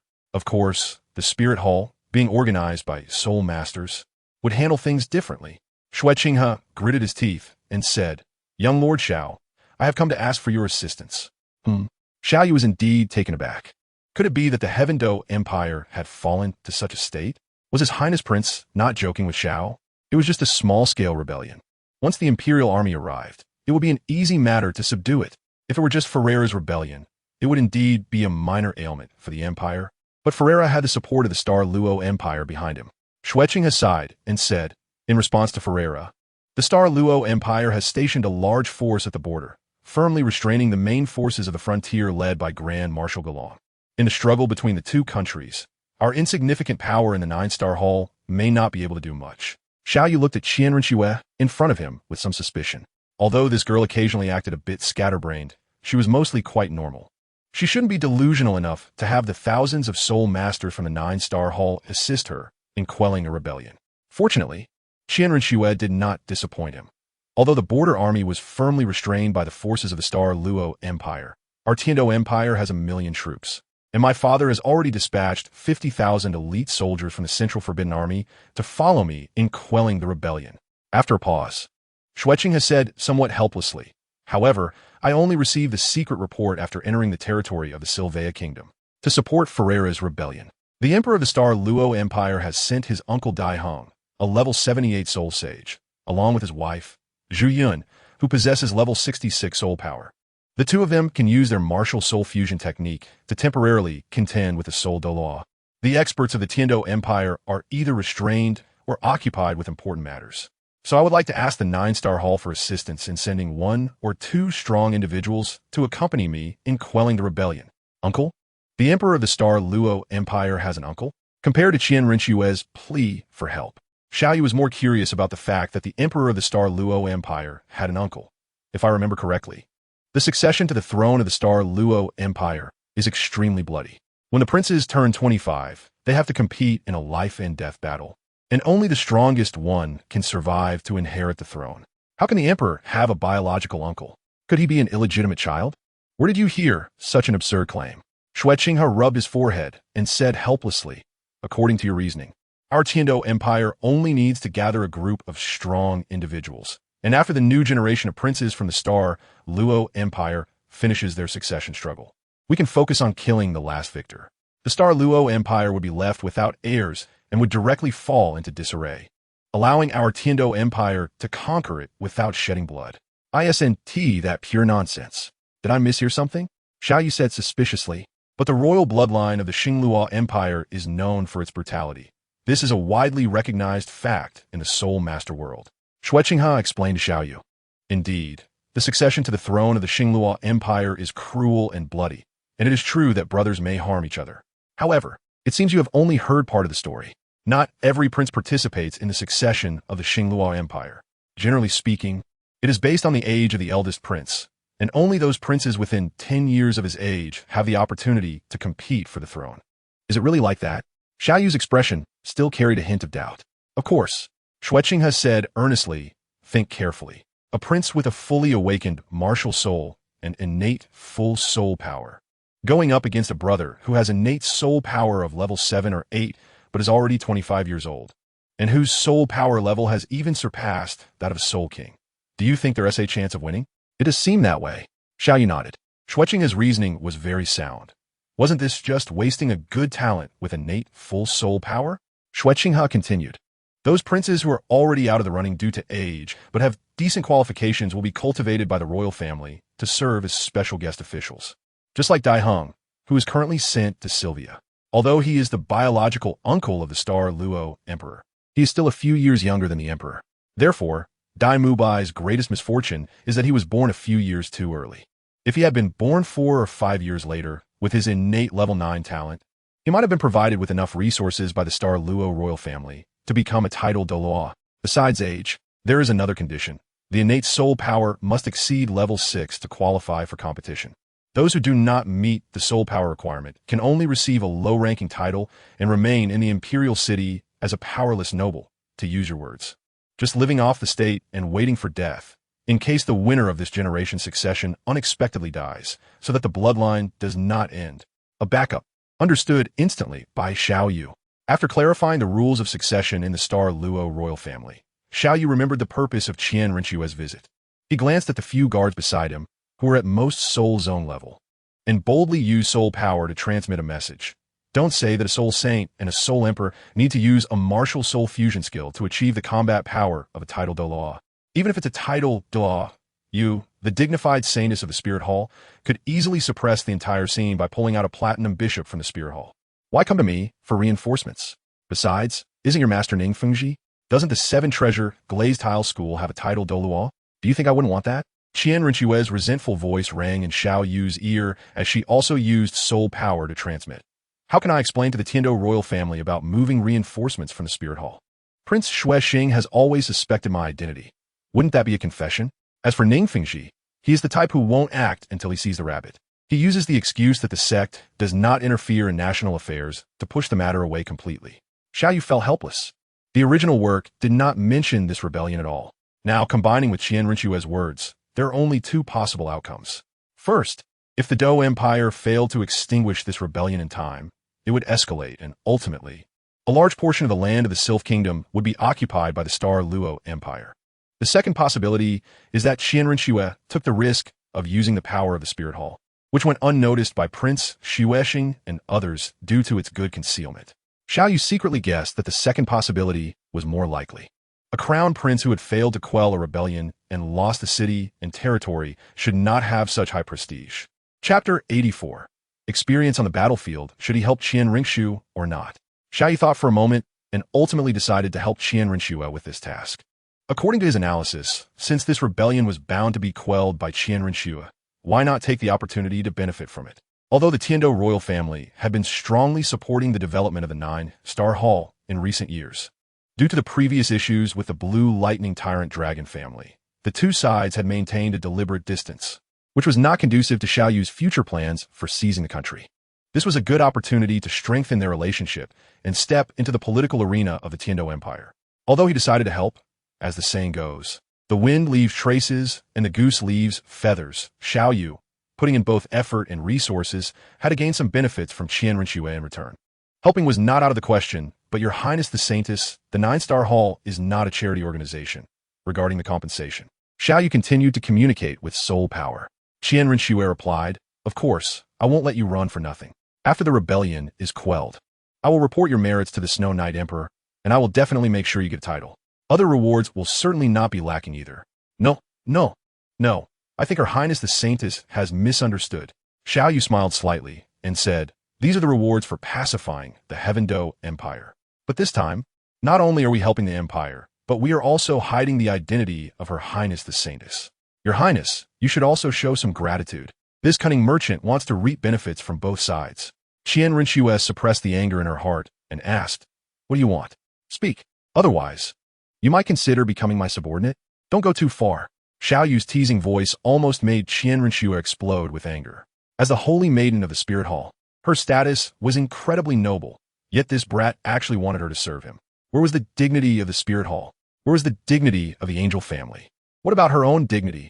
Qian Rinxue, unable to hold back, she slammed the table and stood up, startling the few attendants beside her. These attendants had long known that the two were communicating through soul power, but their cultivation was too low to understand what was being said. However, which of the royal attendants was not sharp-witted? The Nine Stars Hall did not belong to the imperial official institutions, and they secretly speculated that the two were discussing the conditions for action. Could it be that their demands were too high and the negotiation had fallen through? On the other hand, Yi Lingling, who was aware of Qian Rinxue's identity, felt something was off. When Xue Qinghe slammed the table and stood up, a hint of girlish shyness clearly flashed across her face, and her suspicious gaze immediately fell on Xiao Yu. Xiao Yu, you weren't just teasing her, were you? Noticing Yi Lingling's gaze, Xiao Yu silently thought it was bad luck. At that moment, Qian Rinxue's teasing voice rang in his ears. If you don't help me this time, I'll tell that little girl behind you, the one with the 9-heart begonia, that I'm pregnant with your child. Let's see how you deal with the aftermath. Qian Rinxue also noticed the change in Yi Lingling's expression. Having been undercover in the royal family for more than 10 years, even though she hadn't experienced some things firsthand, her theoretical knowledge was quite rich from being immersed in it. With just one glance, she could tell Yi Lingling's situation. This little girl, who was still innocent in the Stardow Forest, had now been completely taken by Xiao Yu. Xiao Yu frowned slightly, shrugged indifferently, and transmitted a message. You can't fool Lingling with that. She's a healing-type soul master and most familiar with the fluctuations of life. She can tell whether you're pregnant without even feeling your pulse. Then I'll just say it's a misdiagnosis by the doctor. Qian Ruxue said slyly. I wonder if young Master Xiao has heard this saying. If a lie is told 1,000 times, it becomes a truth.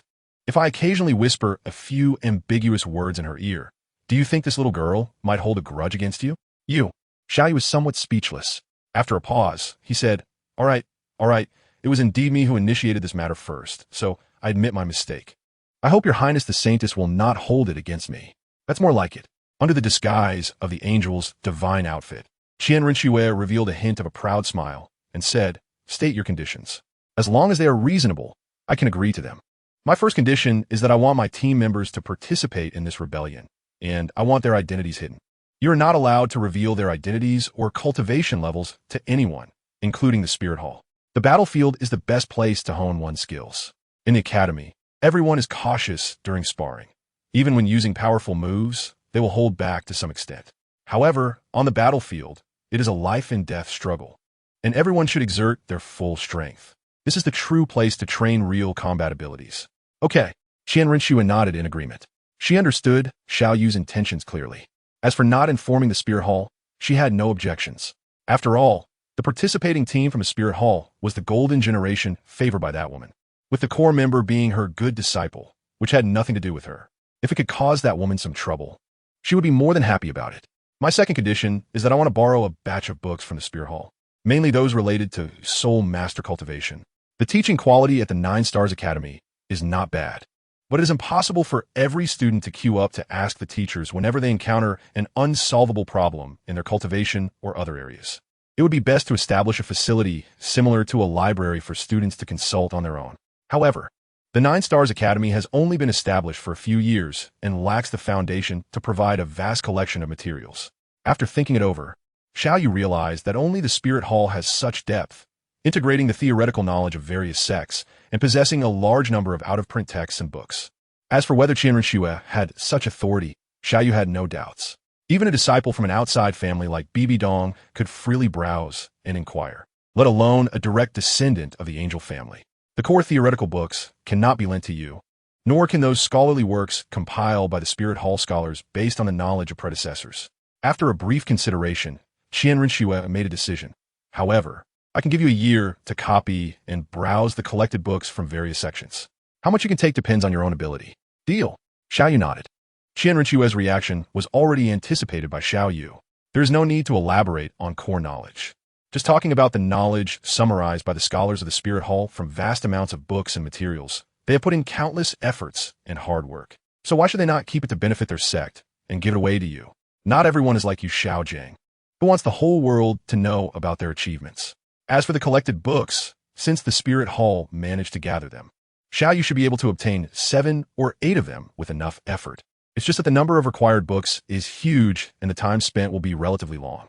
Chapter 85. Soul Guidance Device? Landmine?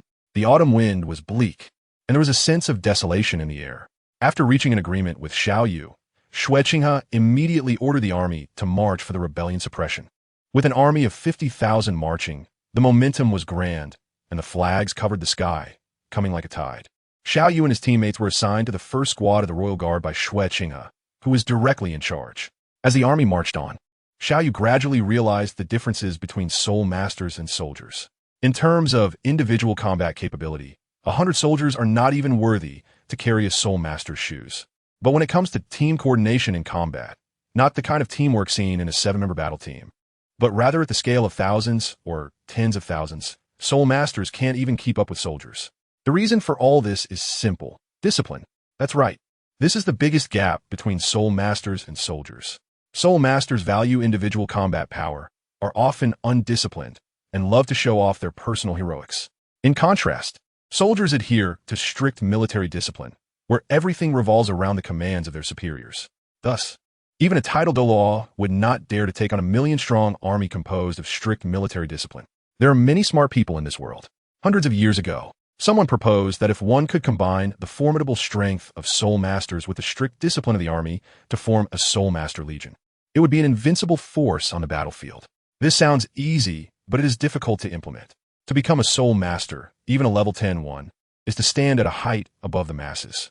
With a population of over 100 million on the Douluo Continent, the number of soul masters is only around 100,000, which shows how prestigious their status is. They would rather not give up their privileged lives to be constrained by military rules. Furthermore, the cost of equipping a soul master is hundreds of times that of a soldier, so currently, only the two great empires of Tiando and Xingluo, along with the Spirit Hall, can form soul master legions, and even then, their numbers do not exceed 10,000.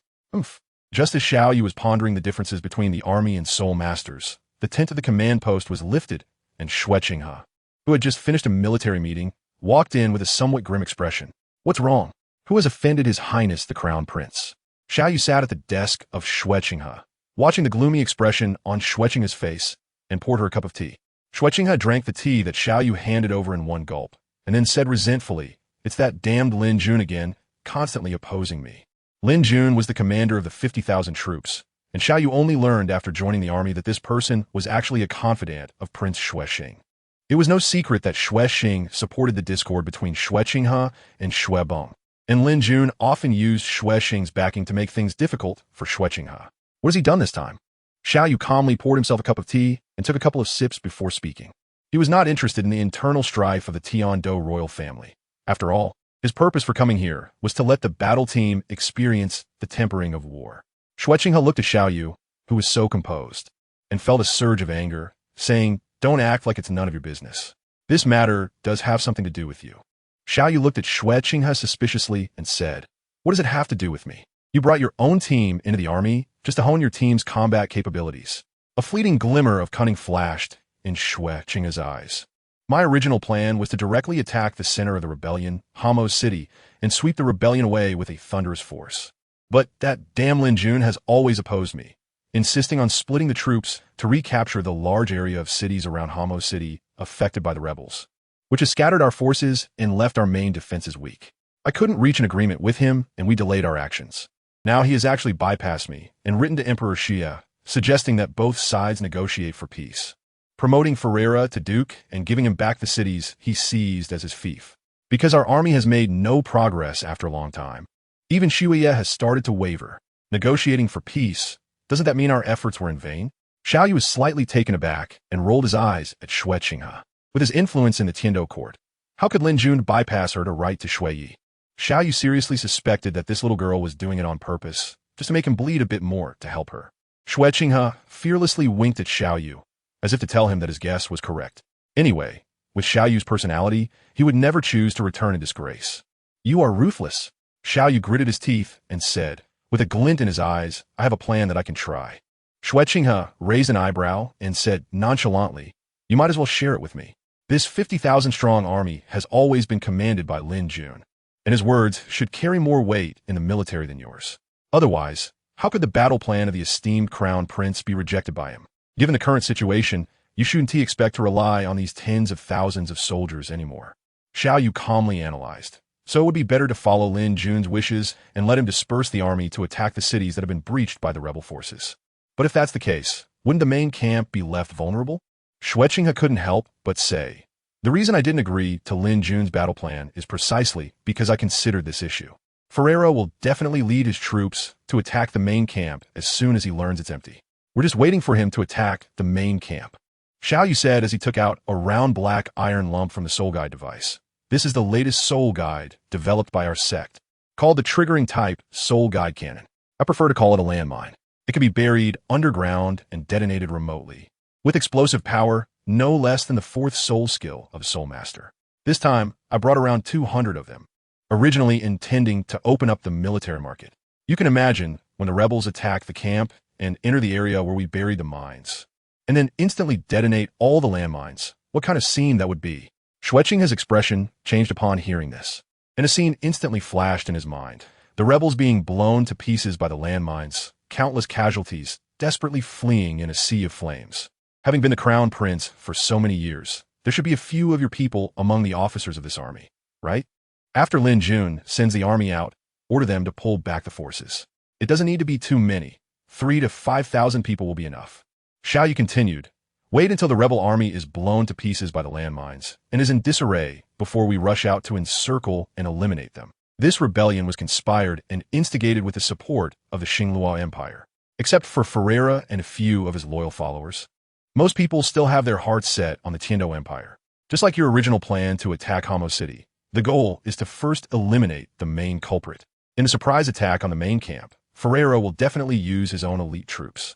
As long as we annihilate this surprise attack force, the remaining rebels who were coerced will not need your concern.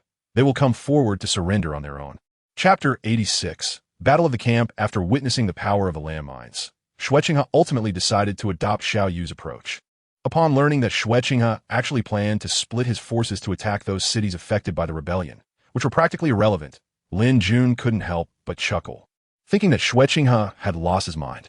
Without hesitation, he set off with a team of men, and other forces also began to mobilize in the following days. The originally stationed army of 50,000 was now reduced to less than 1,000. A few days later, on a moonless and windy night, a team of several thousand quietly approached the Tiando Empire's main camp. "Brothers, charge in and capture Xueqinghe alive.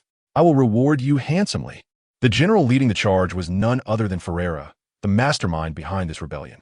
He raised his arm and called out, and the army behind him surged into the camp like a tide. Beep, beep, beep. The camp was empty, but the area where they stepped was filled with countless red dots that kept flashing, appearing very glaring in the night sky. "Oh no, it's a trap." Before Ferreira could finish speaking, those originally orderly flashing red dots suddenly began to speed up, and a layer of red glow expanded outward. Boom! Accompanied by a series of continuous explosions, the once surging rebel forces were instantly blown to pieces. Countless severed limbs and debris were thrown into the air, and in an instant, there were countless casualties, with wails echoing everywhere. "Retreat! Quickly retreat!" Ferreira, a high-level Soul King with 58 levels of soul power, immediately activated his soul power to protect his vital points as soon as he realized something was wrong. Although he was caught in the center of the explosion and was in a sorry state, he barely managed to survive and hurriedly issued orders. Meanwhile, several generals of the Tiando Empire, secretly planted by Qianren Shue, along with their elite troops, lay in ambush nearby. Seeing the rebels in disarray, they waved flags and charged out. The rebels had suffered heavy casualties from Xiao Yu's landmine assault, their formation shattered. Most soldiers were now terrified and scattered like headless flies, fleeing aimlessly around the camp. The Tiando Empire's army, in terms of numbers, was actually inferior to the rebels, but the opponent's morale had deflated, making them like sheep ready for slaughter. Under the charge of the Tiando Empire's troops, they dropped their weapons and suffered casualties everywhere. Members of the 9-star battle team, including Yi Hui, Eden, and Zilong, form an offensive formation under Xiao Yu's lead, charging into the midst of the rebels and displaying their might. Circles of soul rings flashed, and soul skills fell one after another into the dense crowd, with countless bursts of blood appearing, becoming the most vivid color of the night. "Damn it, charge out!" Ferreira roared, with 2 yellow and 3 purple soul rings flashing. A gray rhinoceros, over a meter long, crashed heavily onto the ground, creating 4 bowl-sized pits. The yellow first soul ring and the purple third soul ring lit up simultaneously. Ferreira's first soul skill increased his speed, while the third enhanced his defense. With the enhancement of these 2 soul skills, Ferreira began to move. The rhinoceros galloped straight toward the outside. The soldiers of the Tiando Empire quickly noticed this source of the rebellion, and, under the command of their leader, countless arrows and spears rained down upon him. However, the rhinoceros's defense was indeed astonishing. This level of attack felt like mere tickling to him, not slowing his speed at all, while many soldiers trying to block his path were crushed under his hooves. Everyone, target that rhinoceros soul master. Use all your strength to take him down. Before the battle, Xiao Yu had learned about Ferreira's general situation from Qian Renshua, and now seeing this rhinoceros rampaging through the crowd, he could hardly guess his identity. Although Xiao Yu had never formally studied military strategy, he understood the principle of capturing the leader first. He immediately changed direction and led his team towards Ferreira. Get away! Ferreira, who was sprinting at full speed, sensed multiple soul power auras approaching him. It was clear that the soul masters from the Heaven Do Empire were coming for him. Without time to think, he didn't even check the strength of his attackers and directly activated his fourth soul skill, a technique similar to an earthquake. Using himself as the epicenter, he infused his soul power into the ground, causing it to spread outwards. The earth shook violently in an instant.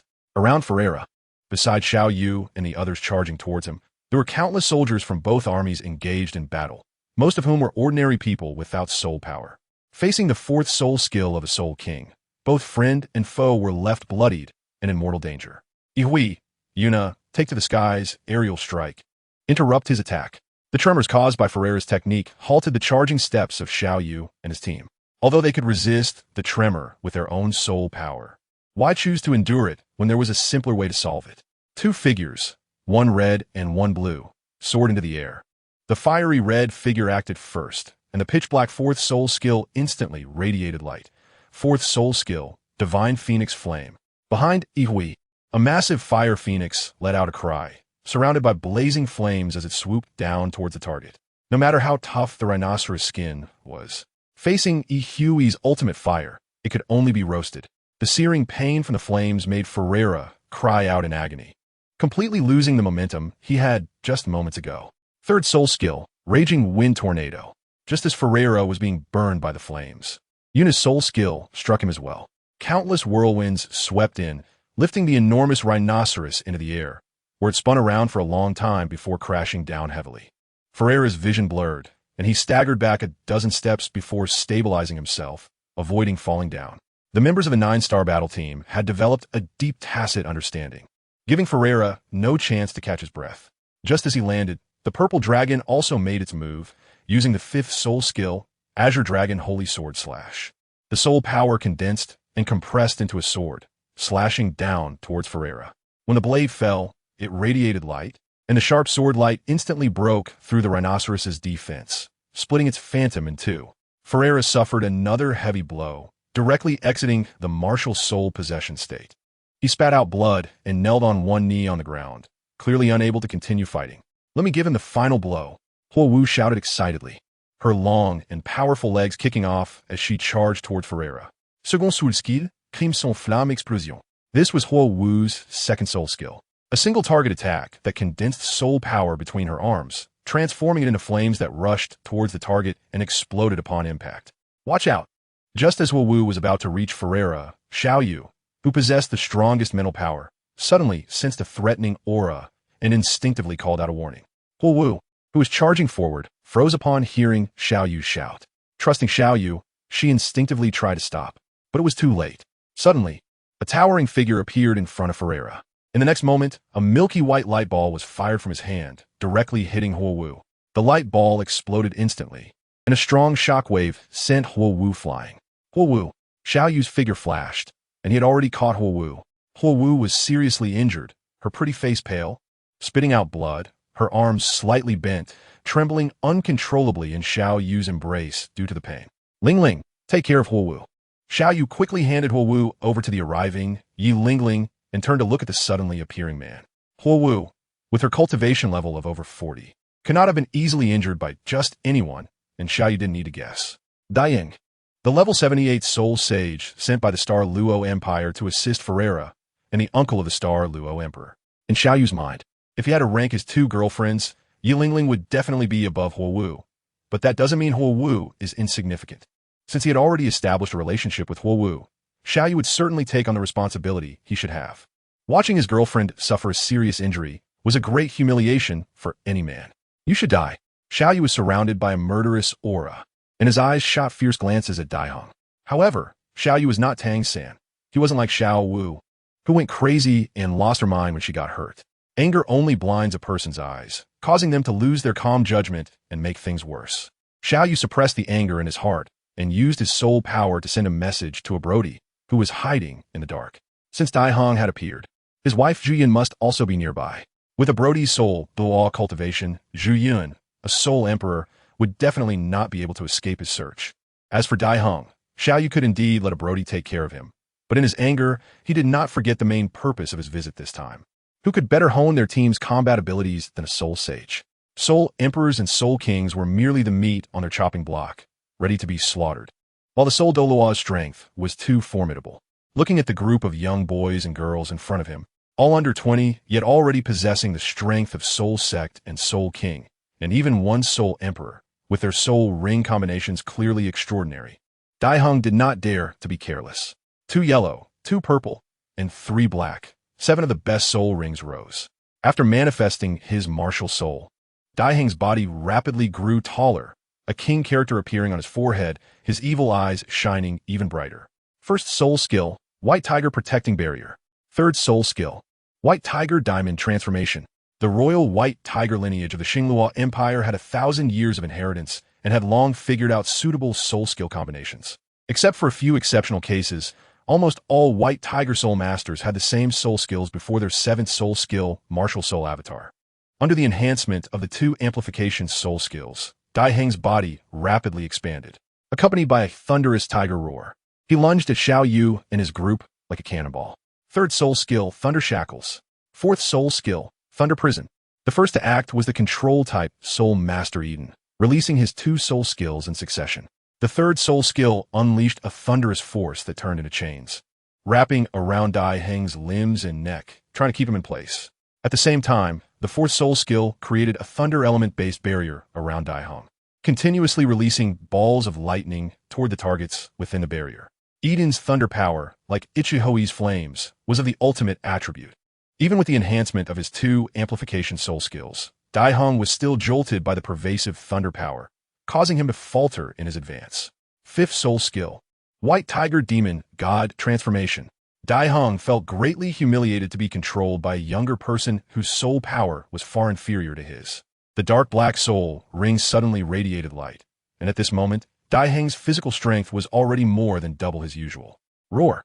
With a tiger's roar, Daihong broke free from the shackles of lightning, his tiger eyes sweeping over Eden, suddenly launching a full-force attack, the air filled with a murderous aura. Miyime, give full support. Ichihoi and Zilong, block him with me.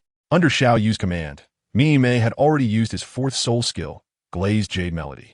Although Miyime's 4th soul skill was not from a 10,000-year soul ring, it had already surpassed 8,000 years, nearly reaching 9,000. The amplification effect was terrifying, raising the soul power of the assisted soul masters by 100. Any attack effect of their soul skills would triple. However, his mental power was limited, and simultaneously enhancing 3 soul masters was his limit. In the future, as his strength increased, the number of people he could enhance would only grow.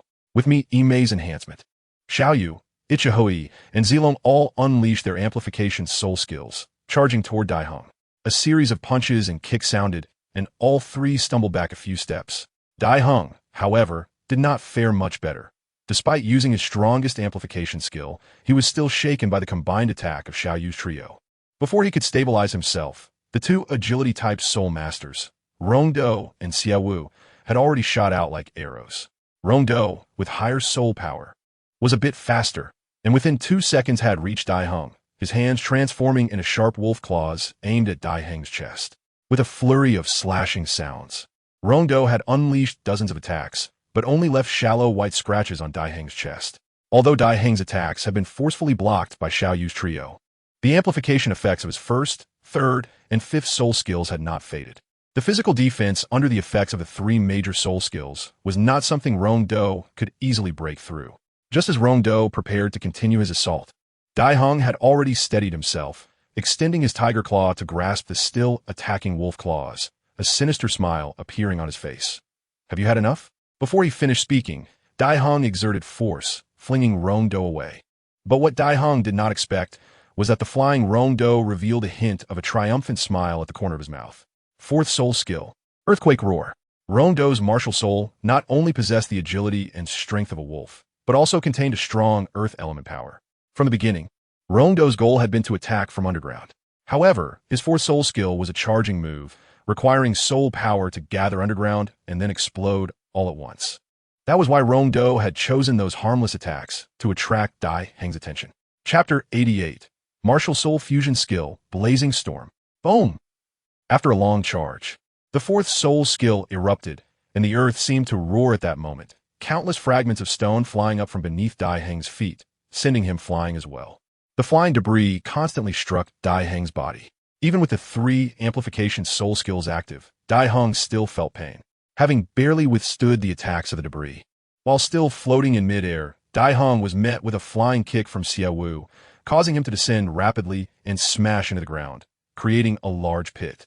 "It's my turn now," Io excitedly shouted, his fourth soul ring lighting up, and he instantly transformed into a giant bear over 5 meters long, which was the source of his fourth soul ring, a 7,000-year violent magic bear. Io sprinted forward with his thick bear legs, charging at the grounded Dai Heng, his massive bear paw raised high, ready to strike down.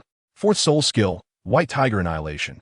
Just then, Dai Heng unleashed his fourth soul skill, a white light shooting out from his hand, containing not only gathered soul power, but also mental fluctuations, clearly a mental attack. The white light accurately struck Io, who immediately let out a scream. During the Soul Master competition, the 49th level Davis could severely injure both Ma Hongjun and Oscar, who were also Soul Sect level. In an unexpected situation, this was based on the anime setting. How much more so now that Dai Heng, with over 70 levels of soul power, was attacking. Even though Io was cautious against the Soul Sage, he was still hit by this mental attack, reverting to his original form, his face pale, kneeling on one knee, blood oozing from his ears and nose, clearly suffering serious injuries. "Now it's your turn." Dai Heng took a deep breath, adjusted his state, and turned his fierce gaze towards Rong Do. He could not forget who had put him in such a predicament. Just as he was preparing to use his fourth soul skill to attack Rong Do again, a more terrifying mental attack struck him. It was Xiao Yu's headbone skill. Death Gaze. Dai Heng felt a chill run down his back and almost instinctively redirected his attack toward Xiao Yu. The 2 mental attacks collided invisibly. Although there was a 15-level difference in soul power between Xiao Yu and Dai Heng, Dai Heng's mental attack was merely his fourth soul skill, produced by a 4,000-year-old soul ring, while Xiao Yu's Death Gaze came from a 100,000-year-old headbone. And the significant difference in quality was an insurmountable gap for a 15-level soul power. The collision lasted no more than 3 seconds, and Death Gaze overpowered the White Tiger's Spear Extinction, landing accurately on Dai Heng. In an instant, Dai Heng felt his mind go blank. Everything in front of him turned white, and it was as if a fly was buzzing in his ears, drowning out all other sounds. 6th soul skill, Hell's Judgment. 5th soul skill, God of Death's Ruin.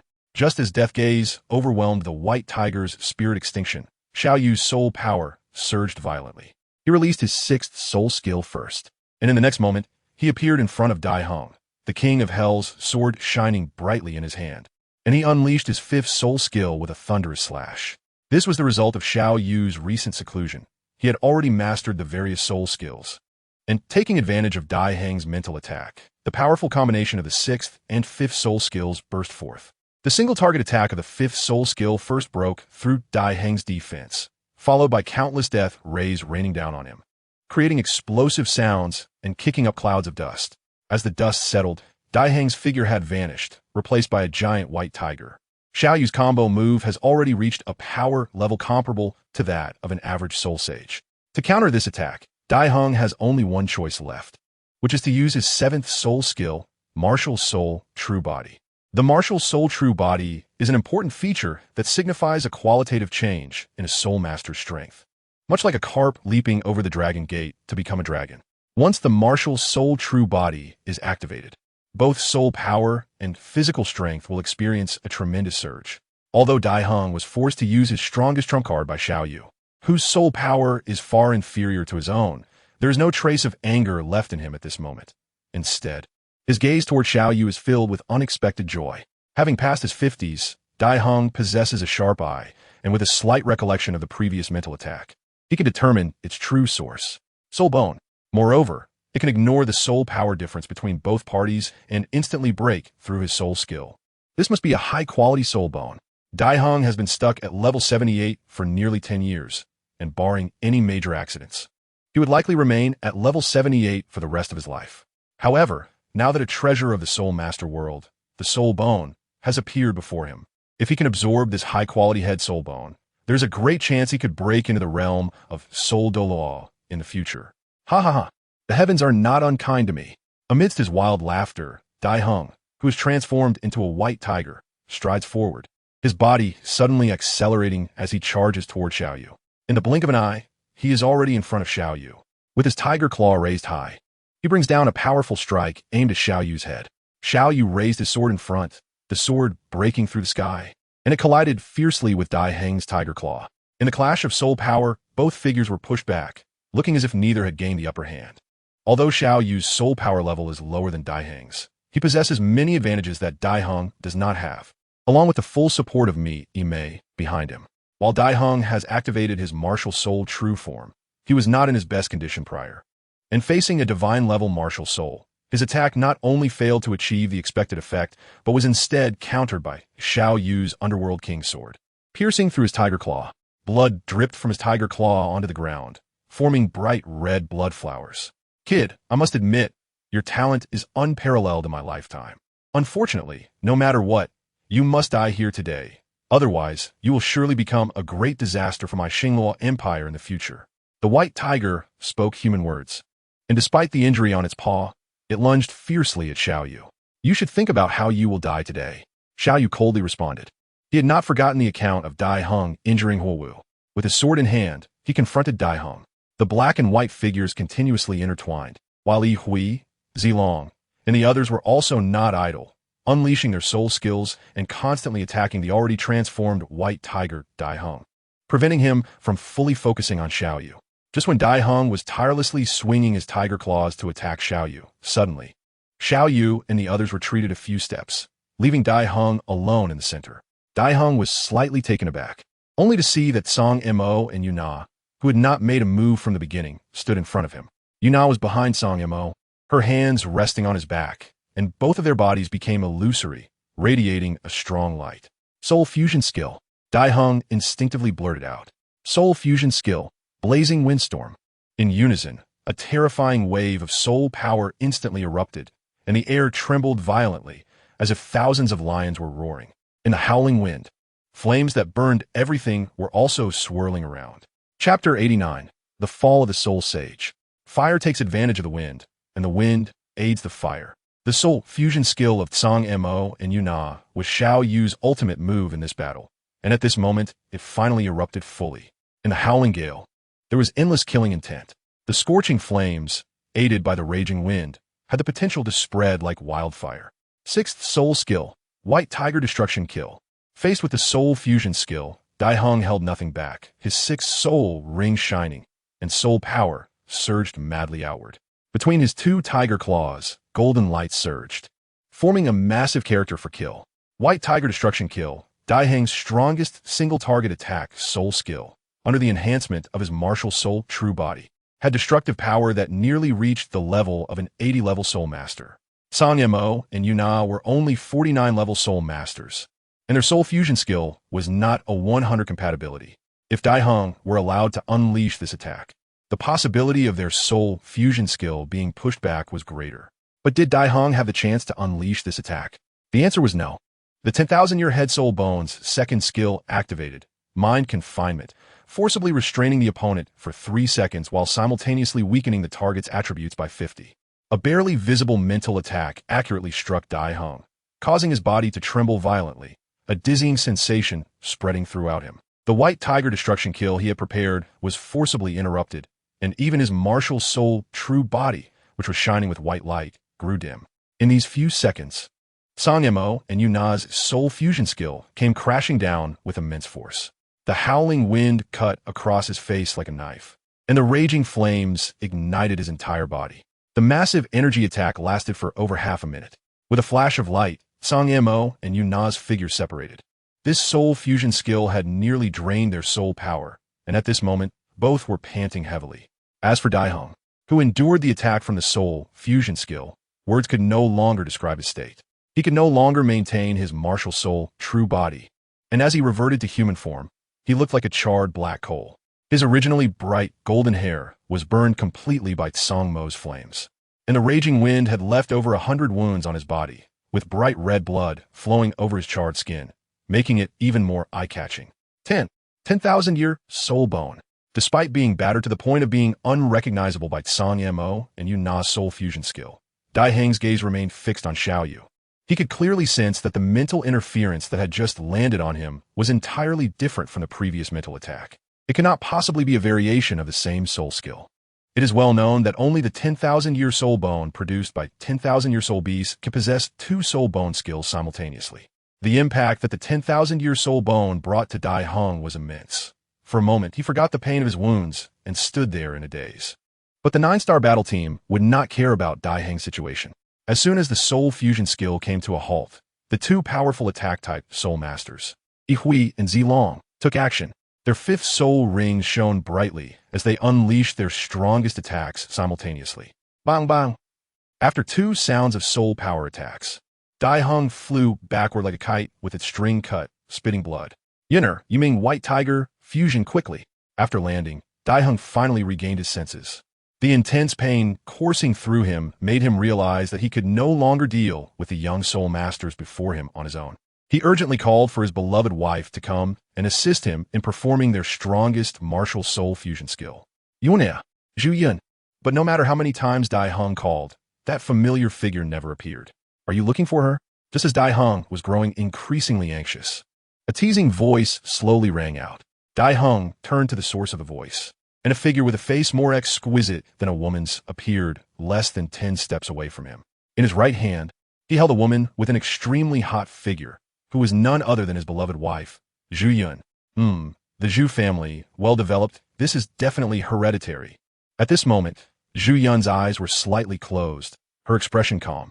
Under the attack of a Brody's rose-scented assault, Zhu Yun,